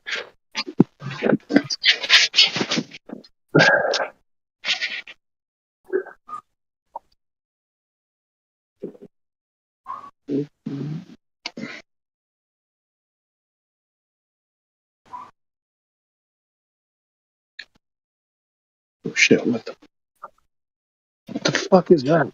If the Earth was concave, then horizontal lines would be an apex in between that results in two reciprocating slopes that decline in altitude. If the Earth was a globe, then a horizontal line would be an apex with two reciprocating slopes that increase in altitude. Now, we all know that horizontal is a straight line, not two reciprocating slopes, and therefore the idea of the Earth being concave or convex is retarded on its face. I rest my case. It's not retarded. We already talked about how two parallel lines can intersect, like even just based on. Who cares, dude? Dude, parallel lines can only intersect on one axis in your imagination. Or, appear to intersect. Right, but I'm not talking about I'm talking about horizontal lines, dude. I'm not talking about vision. Okay, so here, let's do an experiment. So I own a very big level, very massive, very girthy, very long and strong. Okay? So when I hold it in the center, it's 8 feet long, and I hold it in the center. Okay, so it's level. I'm holding it actually right now. I just took it off the shelf. So the bubble's in the center, and this is now a horizontal line. So the Glober claim is that this is actually not a horizontal line. This is actually a slope where the center of my level is at a lower altitude than the ends. Now that's ridiculous. Why?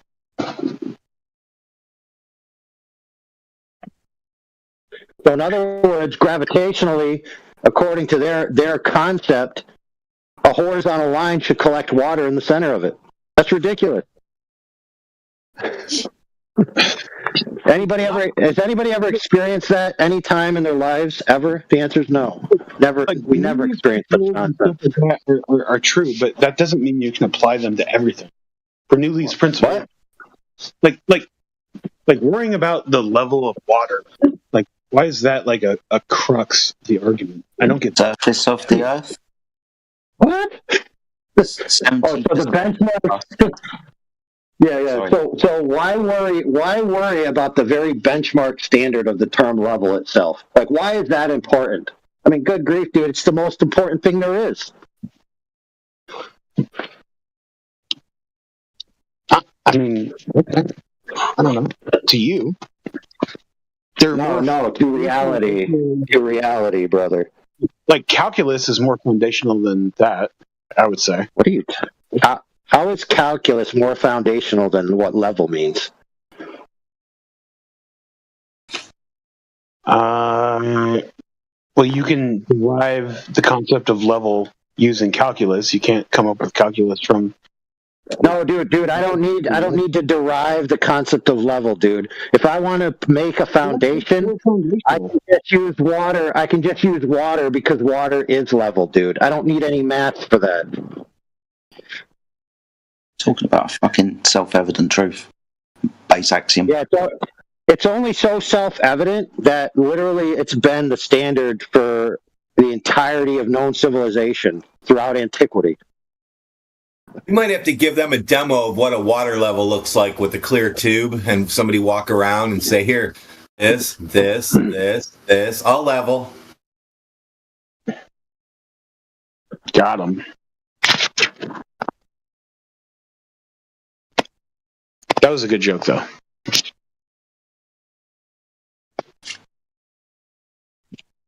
So we all understand why speaking about horizontal is relevant?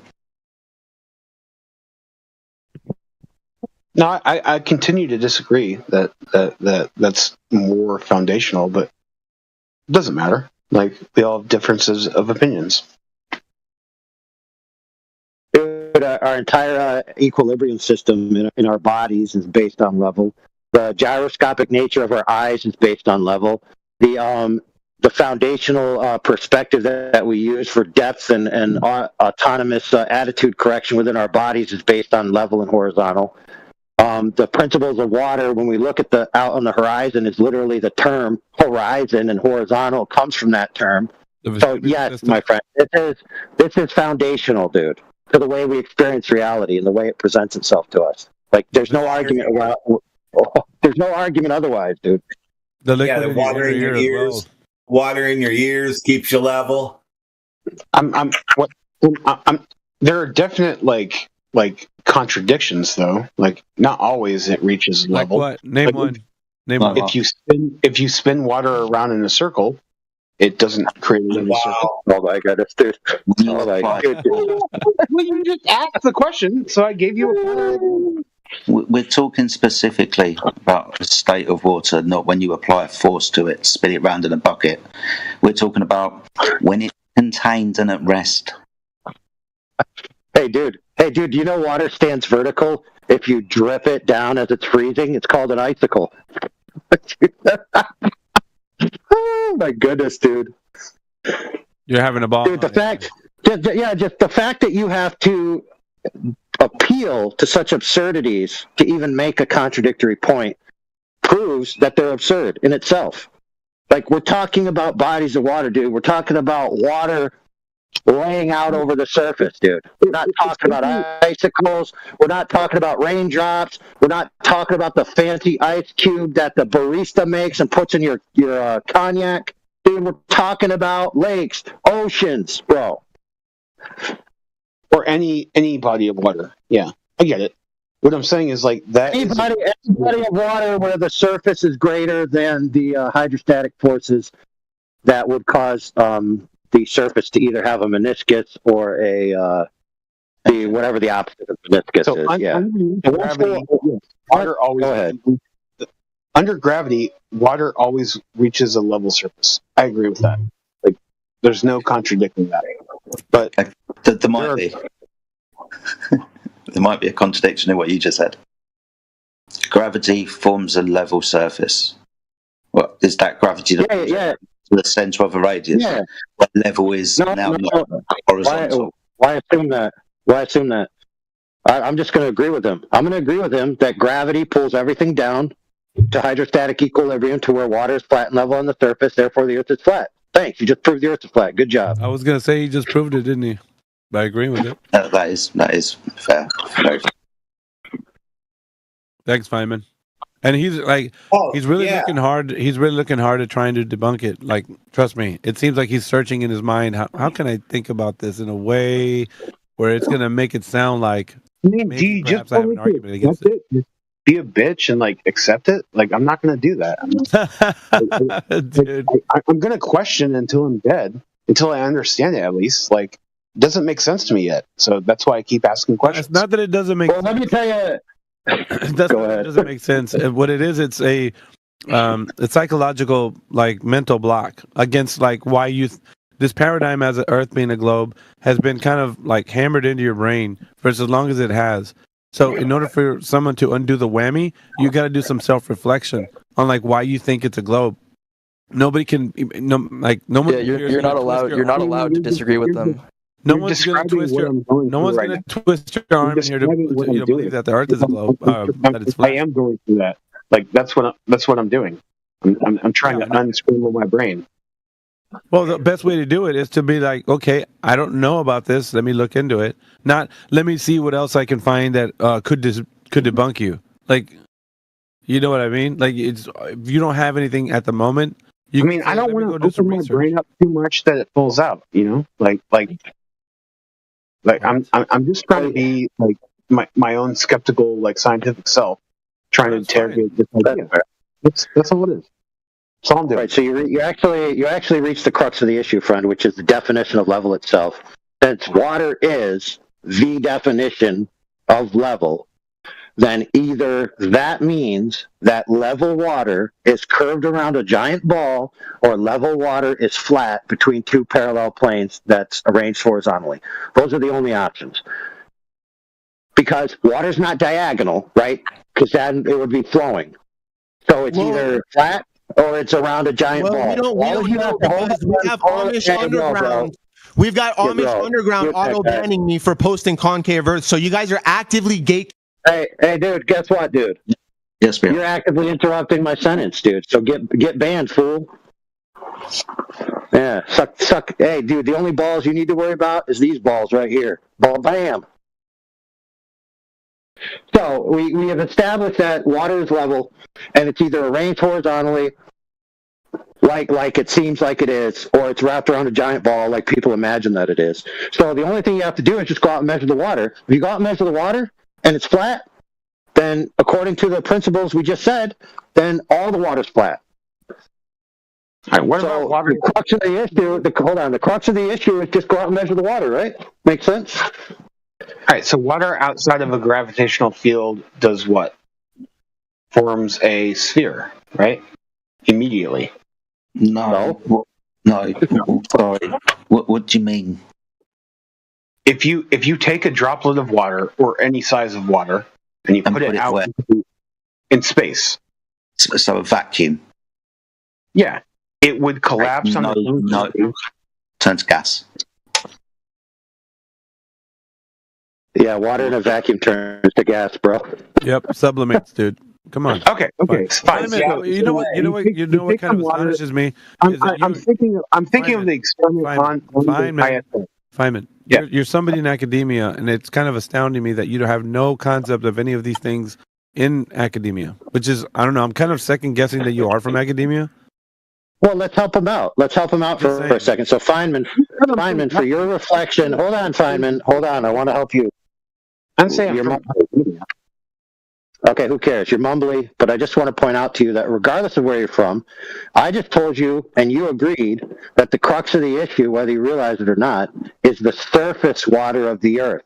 You then talked about water that's not the surface water of the Earth. So I just want to submit to you, friend, that your brain and your mind aren't connected on the proper train of thought, and you're actively dodging the crux of the proposition. So I'm just submitting to that you as food for thought. Here's what I would submit to you. You were talking about the surface of water on a huge gravitational ball. I was proposing, what about water within its own gravitation, like on the ISS? Cool. Yeah, okay, cool. That's great, dude. That water that's not the surface water of the Earth has no bearing on the shape of the Earth, okay? Period. So we don't even need to talk about it. We could just take that idea and put it on the side where it's in the irrelevant category. What if I showed you water from the space station that's sitting just in a glass, flat and level? I would be astounded. I'll tell you this, friend. I've never used a I'll tell you this, 1 second, before you go on, Radwin. I've never used a floating orb of water to level a foundation. Never been done. That wasn't what I was trying to, like that wasn't the intent of my argument. What I was trying to say is, like, water on the surface of the globe, of the Earth, versus the globe, is obviously going to remain flat. Because on our myopic perspective, welcome to flat Earth. If you zoom in far enough, it's going to be flat. But cool story, dude. So now you've gotten to the claim. You've gotten to the claim where there's only two options: perception or actuality. So you've got a claim about perception. So what you need to do is then go out and measure the thing and find out if it's actual. There's your picture of the glass of water sitting there with the Chinese space station. They were doing magic tricks that day for the school kids. Yeah, you know what he was saying, though, AI, is that the Earth looks flat and there's flat water, but it's a round globe. Yeah, so you've already conceded that the Earth presents itself as flat. So now, in order to prove your claim that it's a globe, you got to go measure it not to be flat. So we got back to the crux of the issue. Hold on, friend. We've arrived back. Hold on. We've arrived back at the crux of the issue, which is measure the water to see if it's flat or not. Yeah. Under. Okay, I just want to listen to you guys talk to other trolls because. All right, perfect. So before anybody goes on, so I will submit to you, friend, that you've arrived at the proper contention.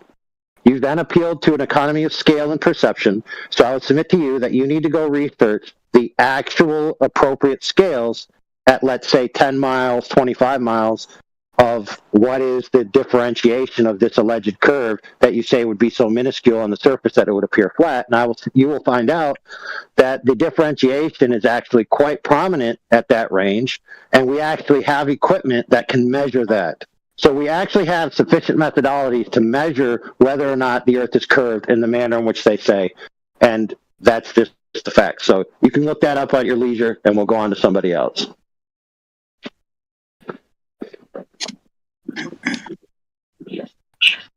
Well, he did want us to move on to other trolls. So yeah, it's what you go to other trolls. No, yeah, I was being facetious. I know, so are we. So let's go to other trolls other than Feynman. This guy. I wasn't. I'm trying to seek truth. I'm sorry if I came up as a troll. Sorry. But we're used to people who are struggling with when they find out the truth that they still want to believe the other shit, even though they know the truth. We're used to that. Look, man, do you think any of us had just a jolly old time when we first came into it?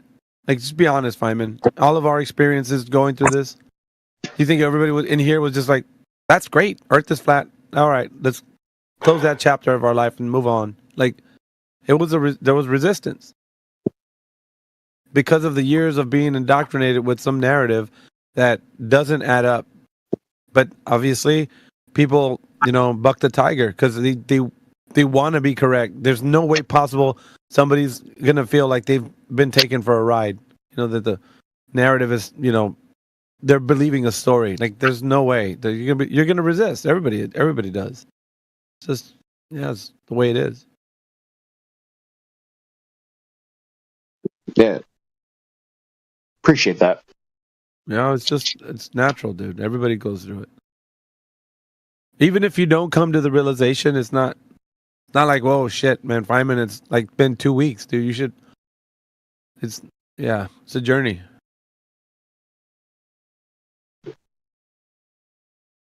Hey, you guys planted the seed of doubt. You guys did that.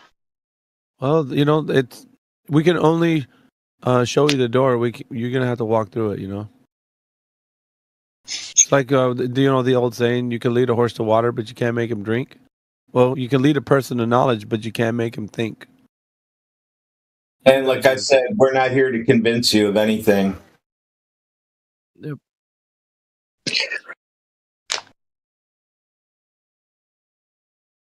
Who else? What other trolls do we got in here? We got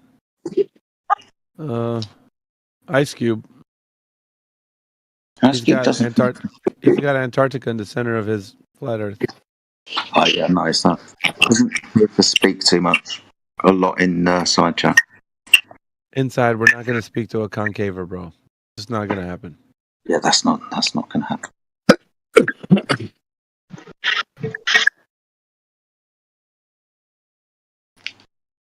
That Crit said something that stuck with me. In the marketplace of ideas, man, you can actually create your own channel and talk about that specific topic and curate a platform and have some people go and visit you and talk about concave Earth all day. Yeah, exactly. Stay here. I'll come to beat you on that, dude. I'll come debate. Create that channel. Just saying. Oh my goodness, dude. Yeah, I was about to say that same thing, dude. The guy came in here and said we're gatekeeping. It's like, dude, that's like you coming into my house when I'm trying to sleep. I got my wife and kids, and we're all just chilling, and you come in my house, and you say, why is the door locked? You don't want me here? I'm like, no, dude, your house is down the street, bro. Yeah, exactly. Like, why are we only gatekeepers when they want to come into our forum?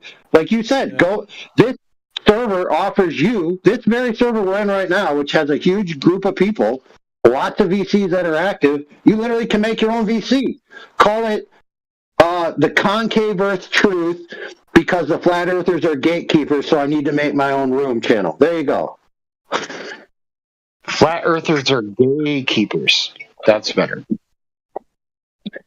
All right, let me show you some evidence as to why they want to be in here. Everybody else who wants to talk about different topics, it's in the text channel. Look at the number one voice activity channel. That's right. It's this one. 16,239 hours of pure globe obliteration. The number one VC, as far as I know, for the 2024. Yep. Everything pales in comparison. So we got the stuff, man. We got it. This is the spot everybody wants to be in. That's why everybody's upset, because they don't have they can't speak about their topics. Like yesterday, some guy wanted to speak about Marxism. I was like, no, you're off topic, dude. You can't do that here. Make a channel. Do what you want in another channel. Invite some people. You can do all of that. Why do you got to be in here and do it? Like, we're gonna run this forum speaking about this topic. I mean, he got up in the tizzy about it. So, just like him inside, you can do the same.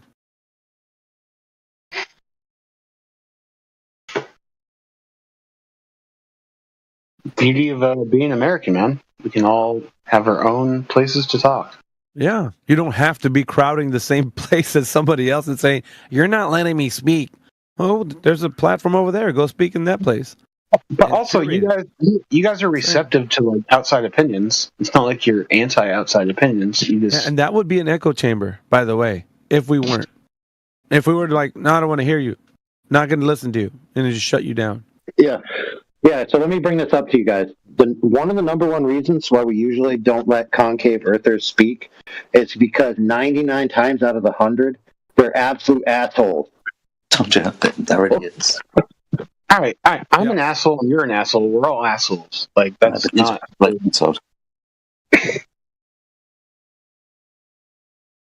just absolute assholes, mate. Yeah, we're on Discord. We're asshole men. Like, what do you want, dude? We like disagreeing. Does have a point. I can't disagree with him.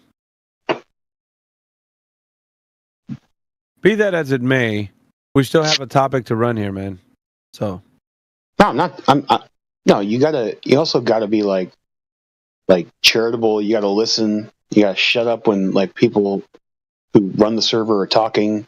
You gotta like know how to like be nice. It's not that hard. Well, oh, that's a good word. Well, I mean, you can't teach somebody that. They have to.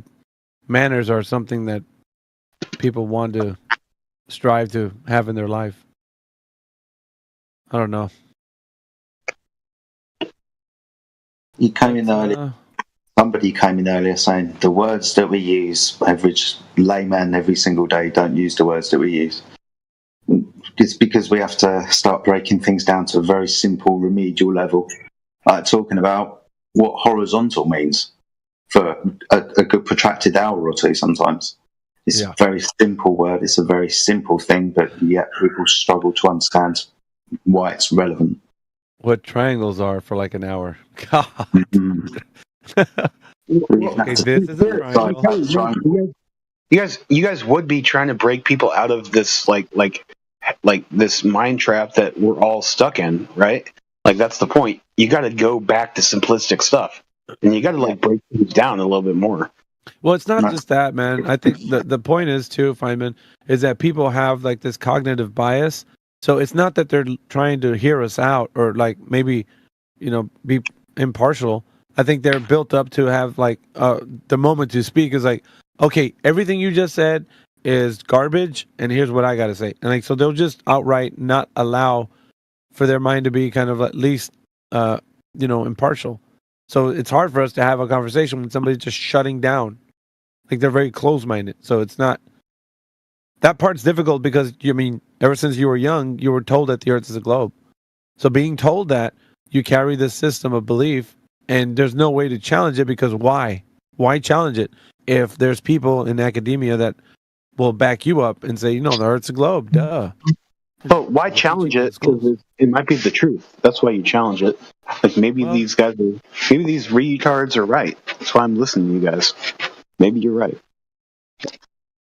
Oh, I mean, aren't some crazy people a long time ago thought of to be crazy, but then they were proven to be geniuses? Because I'm not saying that's genius level, but I would say that the truth being spoken hasn't been considered. And so what if they're speaking truth and you just thought, they're full of shit, but in actuality, you do like any of the verification methods for what we've been saying. Like I know AI brought in the idea for hydrostatic equilibrium.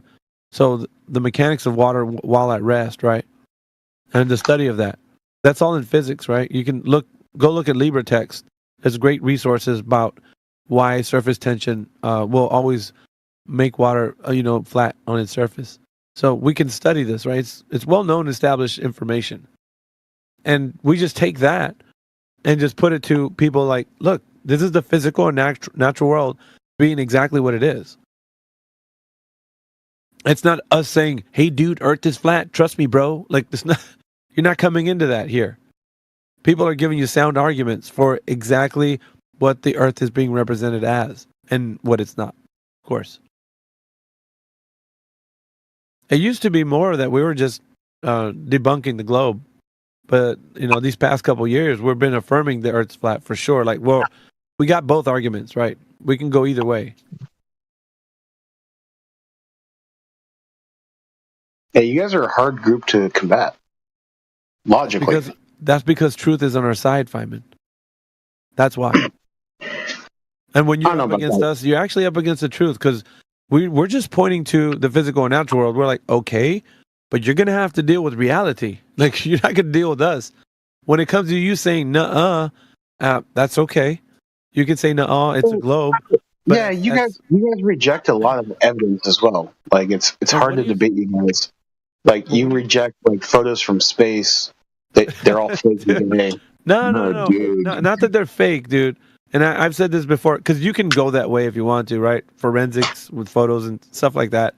But the photo could be a real image, right? But the problem is the way it was taken is a manipulation. It's an augmented version of reality. So it could be something like a prop or something that you think is the moon or whatever, Or, like you can take the image and say, okay, I got this image of what they say the Earth looks like.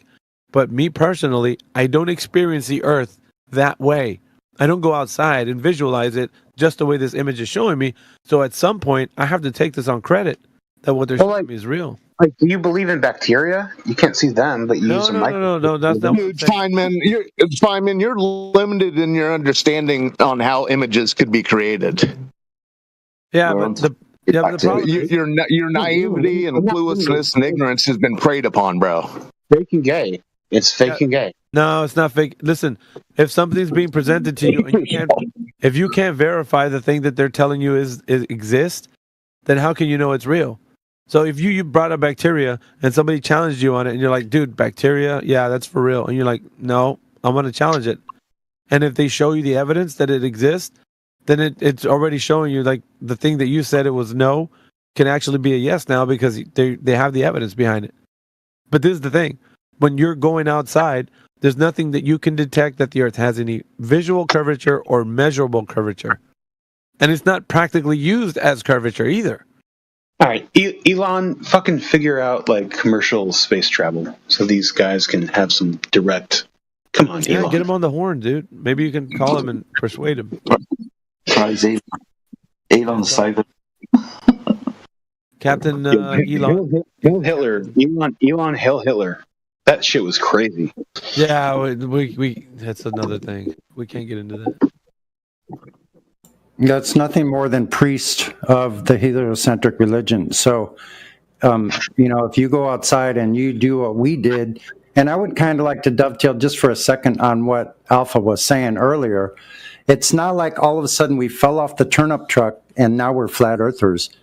We didn't want to think that Earth was flat either, just like you today. We were in the same position as you are now.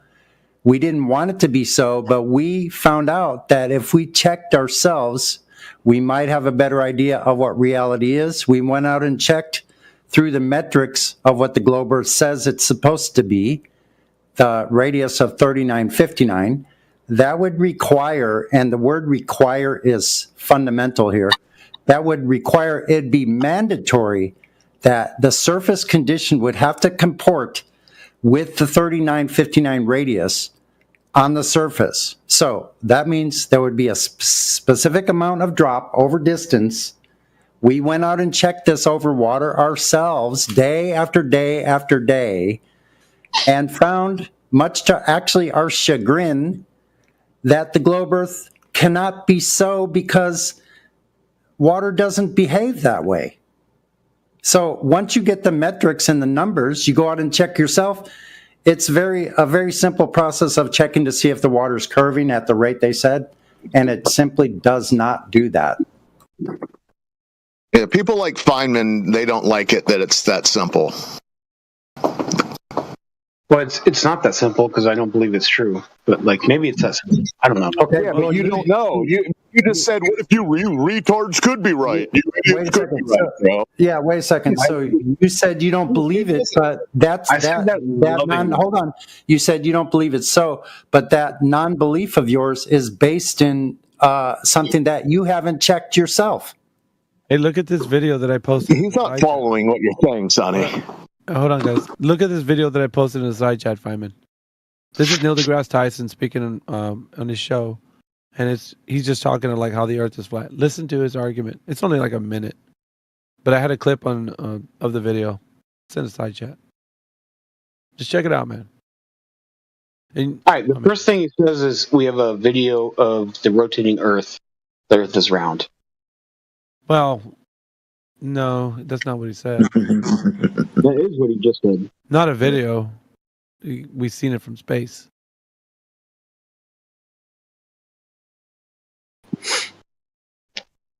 But just listen to the way that he argues for a globe. And then, of course, he does a little cartoon illustration there. So you can see what that's about, too. This is the reason why you lean on information that's like this. You can't critically think about it being anything else. So for as many years as you've been thinking it, man, it's not backed up by anything that you can prove. No, to be honest, like since I was a kid, it's been established that the Earth it's obviously a sphere. Like it's a globe. Like yeah, we all know this. We all know this. Yeah. It's just common knowledge. Yeah, but hold on. But you use the wording, and words mean things. So you said it was established, but did you ever go check and see how it was established? When I was 5 years old and I learned. Yeah, he says it was established, and then he says obviously. Yeah, you're leaving out the obvious part, bro. It's been established. That's obvious. What I'm saying is, it's a fact that was drilled into all of us. Yes. Yeah. And it's still and it still remains in the heads of the 21st century simpleton. So for something to be a fact and for something to be established, for something to be established as a fact, the two words you used, it needs to be testable. The globe is not testable. Nobody's gone out and measured drop over distance and proven that Earth is curving on the surface like it would, like I said, would be mandatory. It would have to do that. If we put a human in orbit around the Earth, would that be testable? We've already Is done that a measurement? And can these images be falsified like Alpha was saying earlier? Can they be falsified? That was John Glenn. No, fake and gay. That's what I'm saying about you. Like, you guys all think it's fake and gay. No, John Glenn wasn't fake nor gay. Yeah. Has it been verified? That's what we are asking. Armstrong fake and gay? He's not listening to you, Sonny. We're not saying if it's fake. We're not saying it's fake and gay. You are. So hold on. You're making up shit in your own mind based on your religious belief of the globe, and you have nothing to back it up. So how could it be established as a fact if it's not proven on the surface? So hold on a second. I'm not done yet. I'll be done in a second. Just relax. So if somebody went up into space, they would need to have measured the radius dimension before they went for their orbital mechanics, for their process of leaving orbit and going to somewhere else. They would have to know this information. So when was that established as fact, the radius? If you went up to space and you saw and you rotated around the Earth, that would be experiential knowledge. How did they measure the radius before they went? He's asking you something. Yeah, you don't have an answer. He's implying something. Like the Greeks measured the radius of the Earth within like 10% of accuracy. Yeah, how did they measure it? Using shadows. Okay, differentiation of shadows. Yeah, they measure shadows. You go down 200 fucking miles. You measure a shadow. Another 200 miles. You measure a shadow, and you extrapolate from that information about the curvature of the Earth. Okay, wait. Make the connection between the extrapolation of those shadows, measuring a shadow, and how they figured out that the surface of the Earth was curving. Connect those dots for me. I'd have to get into the math. I don't know. So you don't know right now. It seems like you had this narrative that you're only telling us is true, but you don't know how it's true. Do you see what I'm saying? You're defending this narrative. You don't have to know all. I don't understand how. I don't know how genes work, but I know that genes. That's a cop out. That's a cop out. The problem is, I'm not arguing for genes. Feynman, you're supposed to, if you have the claim right now that they measured shadows and somehow it relates to connecting that the surface of the Earth is curving, you have to connect those dots and make it real. So otherwise, it's not real. You guys in here already understood the argument what I was talking about earlier. Like, I don't have to connect that. All right, brother, stop for a second. For goodness sakes, dude, just stop. Chill.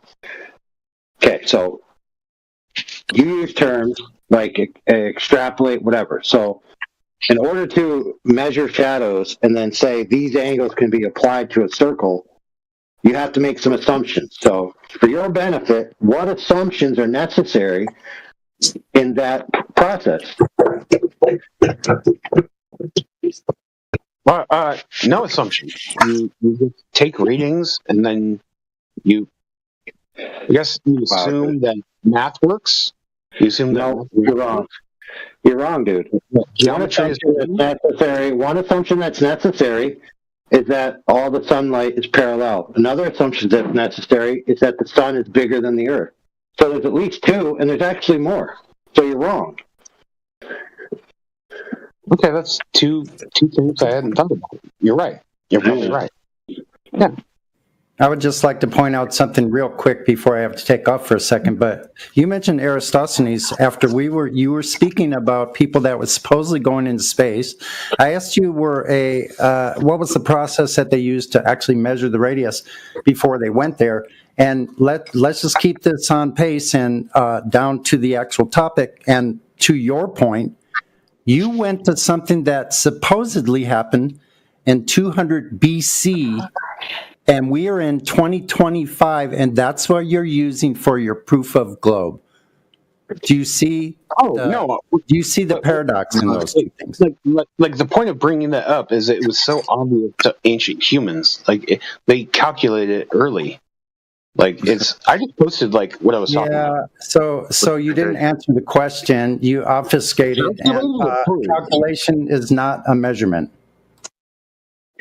Well, they made measurements and they did calculations. Okay, we asked you about how they made the measurements. We asked you to follow that through with us step by step. What is the process? Logically connect those two of the measuring the shadows and that equating to a curved surface. If you gave me a pen and paper for half an hour, I'd probably be able to figure it out. It's not that. So what Alpha said was absolutely correct. You don't know how this was done. I don't. But still, you're clinging onto it like you're holding onto a teddy bear. Again, I don't understand how genetics works, but it definitely is a thing. Yeah, but that's a cop-out, dude. Oh you actually think this, so now you you change the subject again. You actually think this is real, that the Earth is a globe with a curving surface by this method that you are kind of telling us about, but you don't know much about. So that's the issue. I think I did look into it when I was really high once, but I don't know, man. I can't remember. I know, and that's what we're telling you. So you're basically defending a position that's undefendable. Because right now we're showing you, look, dude, if you had a point, you'd be able to tell everybody here how it makes sense, how they measure shadows, and it equals that the surface is curving. But you can't draw the connection between. An article that talks about it. Just read that. I know the article talks about it, but you can't verbalize a point that you can summarize in a way that you understand how it's that way.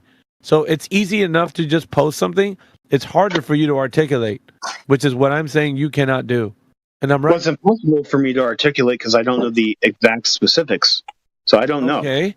So Why the hell you just, so then you just believe that whatever information is on there is true, right? That's what you believe. What the reason I believe it is because there's also a bunch of other scientists who've looked into it. Okay. There's a huge history of it as well. All of this is built on like a religion. Yeah, all this is built on a belief on a belief system that you think they figured it out. Maybe it's wrong. If I look into it, No, it's not that it's listen, dude. If I look into it and it's true, then you guys, listen. It's all we're doing right now is exposing to you the fact that you don't know how any of this is done. You trust somebody else that they figured it out, and you're good with that. So right now you're being questioned. How is it true? You don't have an answer to that, and that's the important part. You don't know how it's true. You just believe that it's true somehow because you posted an article that you don't know anything about. That's reducing it, but yeah, It's sure. the truth. It's the truth, Feynman. Yeah, fine. I don't disagree with what you said. Right. Well, all I'm saying is now's the time to do some research and figure it out. Because if it's okay, the seed of doubt that you said right now that we cast, it should follow that. Okay, there's some doubt now, but let me check to see if I am really just believing or if there's some validity to the Earth being a globe. That's all I'm saying is. All I got to do is call up one of my friends from college, and they would set me straight really quick. They'd be like, "No." You're hoping that would happen, but you want. No. It's not even done. Like, it's like you could rederive like that shit. It wouldn't be that hard. I could do it right now. I guess I'll do it right now. You do what you want, man. What's he doing? Knock yourself out. He doesn't know what he's doing. Hey, while you're at it, brother, make sure you have a list of all the necessary assumptions that are severally proved in order for your conclusion to carry of a necessity. If you can't do that, then the entire enterprise is a big waste of time to prove anything. I think he went AFK. Yeah, he didn't hear you. He's warming up for something. He's gonna do Eratosthenes right now. He said, "Damn it, I'm gonna prove it." No, you guys pissed me off. I'm gonna fucking. Here's my go. Fuck it. Okay. He wants to help you, or you're all right? Well, I mean, AI just told you some information, but I think you were away from your computer. It's all right, man. Do what you got to do. Go measure your angles. We'll tackle the once you're done. We'll go through it and see if you found anything. Ain't nobody.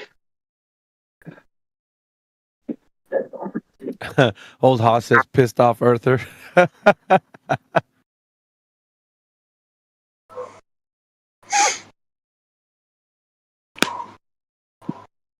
It's another honey hold my beer Earther, right? Yeah, dude. I'm telling you, that should be a fallacy. We have to will it into existence. Honey, hold my beer fallacy. And those guys are like, you know what? Fuck it, dude. I'm just gonna go ahead and do it. Honey, hold my beer.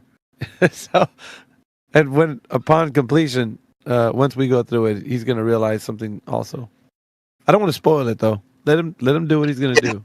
Yeah, exactly. Did you say hold my beer fallacy? Yeah, honey, hold my beer fallacy. Because they're listening to us wherever they are on YouTube or on X, where I am, and it doesn't matter where they're hearing us. They're upset. They're like, "Oh hell no, the Earth is flat. Fuck that." So they're like, "Honey, hold my beer. I'm gonna go in there and tell these flat earthers what's what."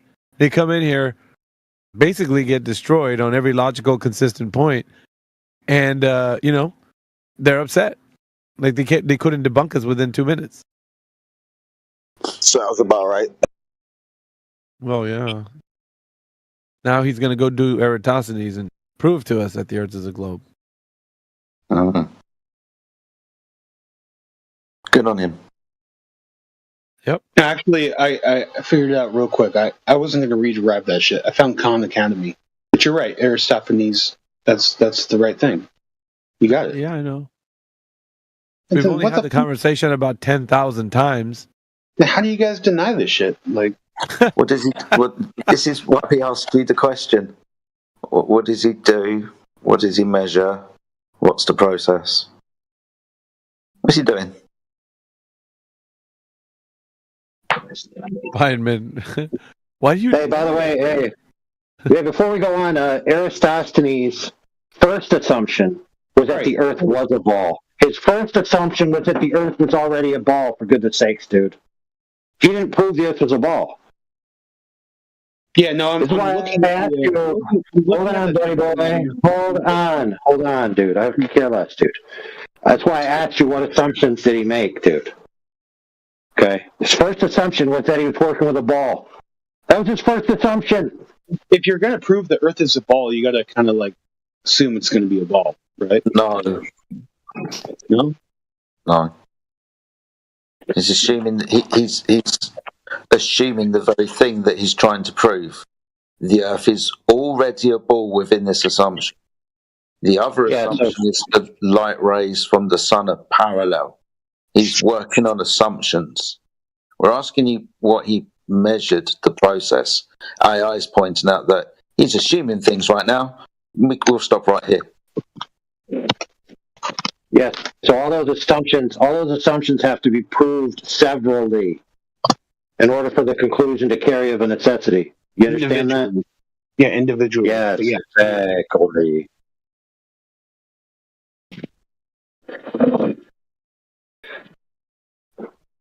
So how do we deny this shit? Well, let's look at what he did. He assumed the Earth was a sphere. Problem. Yeah, that's what we're trying to prove, not assume. We wouldn't have to assume it if it was already proven. So to prove something, you first assume it's real, then you try to make predictions, and then you try to test those predictions against evidence or experiment. And then if then you abandon that theory and you move on to the next one. But you have to make assumptions about how things work to even make a theory. And that is what a theory is. Making assumptions. Okay. What measurements are we taking before we start making assumptions? I'm done with the goalpost moving. I agree. You guys might be right. I don't think you are. Okay.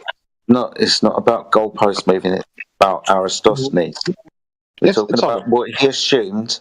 We're also asking what he practically did. What did he measure?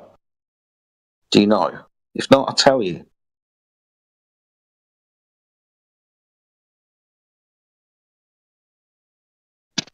Just don't say shadows.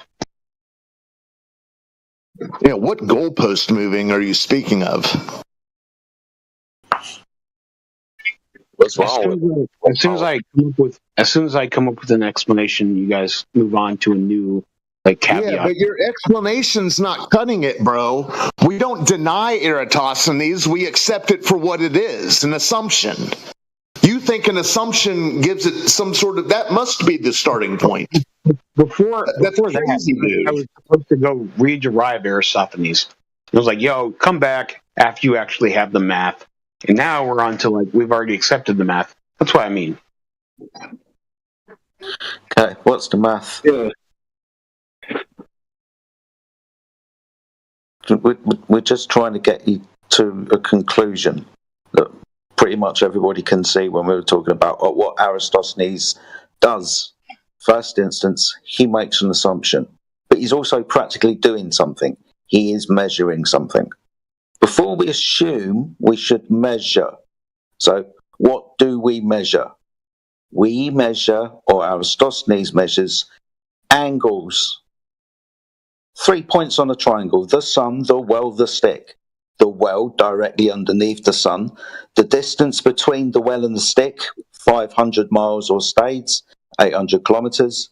And then the shadow length cast by a stick and the measurement of an angle at the top of the stick created by the hypotenuse joining the top of the stick to the bottom of to the end of the shadow.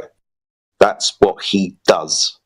He measures a flat Earth. I mean, he didn't. That's not his conclusion. He did. His conclusion is based upon his assumptions, his measurements of a flat Earth. Do you remember our conversation starting way back at the beginning?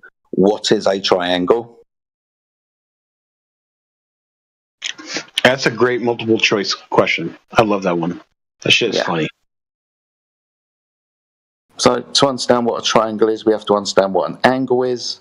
An angle is the intersection of two straight sides meeting at a vertex and the measurement in degrees of how much they separate.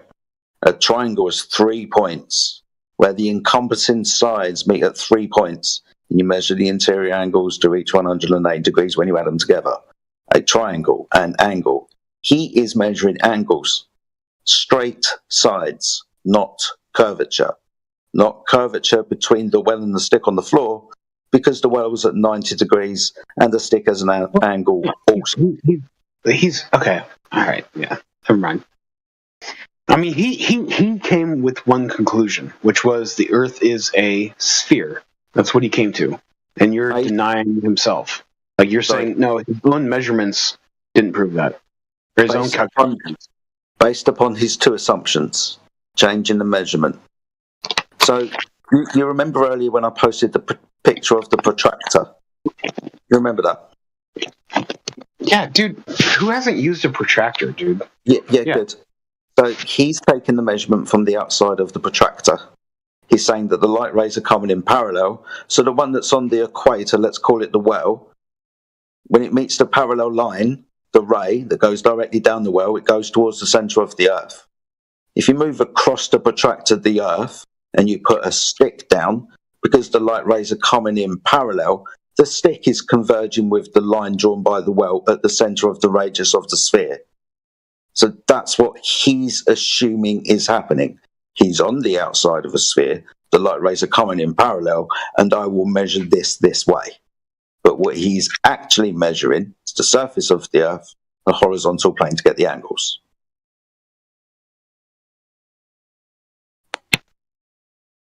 I don't think his evidence supports that conclusion.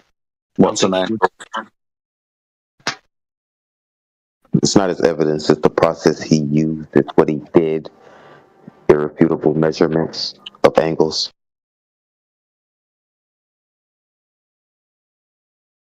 He just told you how you collect that. You stick a stick in the ground and you measure it, and you move 200 miles down, and you measure it again, approximately the same time of day. So, all right, cool story, brother. Cool story. So I'm going to measure some angles from a light right now. Hold on a second. So I got my square out. So I measure this angle. I see the shadows this length. Okay, I'm going to put it directly under the light. Okay, it's a different length. Hold on. Now I'm going to go over to the right side of the object. So I got a different shadow length. So I got 3 different shadow lengths. Ipso facto, this garbage shed is a sphere. Now, ipso facto, you just raised a light about 3 meters, or about a meter above your head, and then you moved it around, and you claimed that was equivalent to the sun. No, I didn't move the light. I didn't move the light, dude. Miles away. I just moved my measuring device, dude. So here we go again, dude. You deny that I just measured a sphere because you don't agree with my assumptions. So here's the problem. Prove all of your assumptions. Go ahead. You didn't measure a sphere. You just measured an object. I did. I assume. I measured different shadow lengths, and I applied Eratosthenes' assumptions, and I got a sphere. I mean, learn more math. I don't know. You did the calculation. What are you talking about, dude? What are you talking about? He made 3. I had a separation of distance. Yeah, I had a separation of distance of 3 points, I had a light source casting a shadow. I just assumed. Hold on, bro.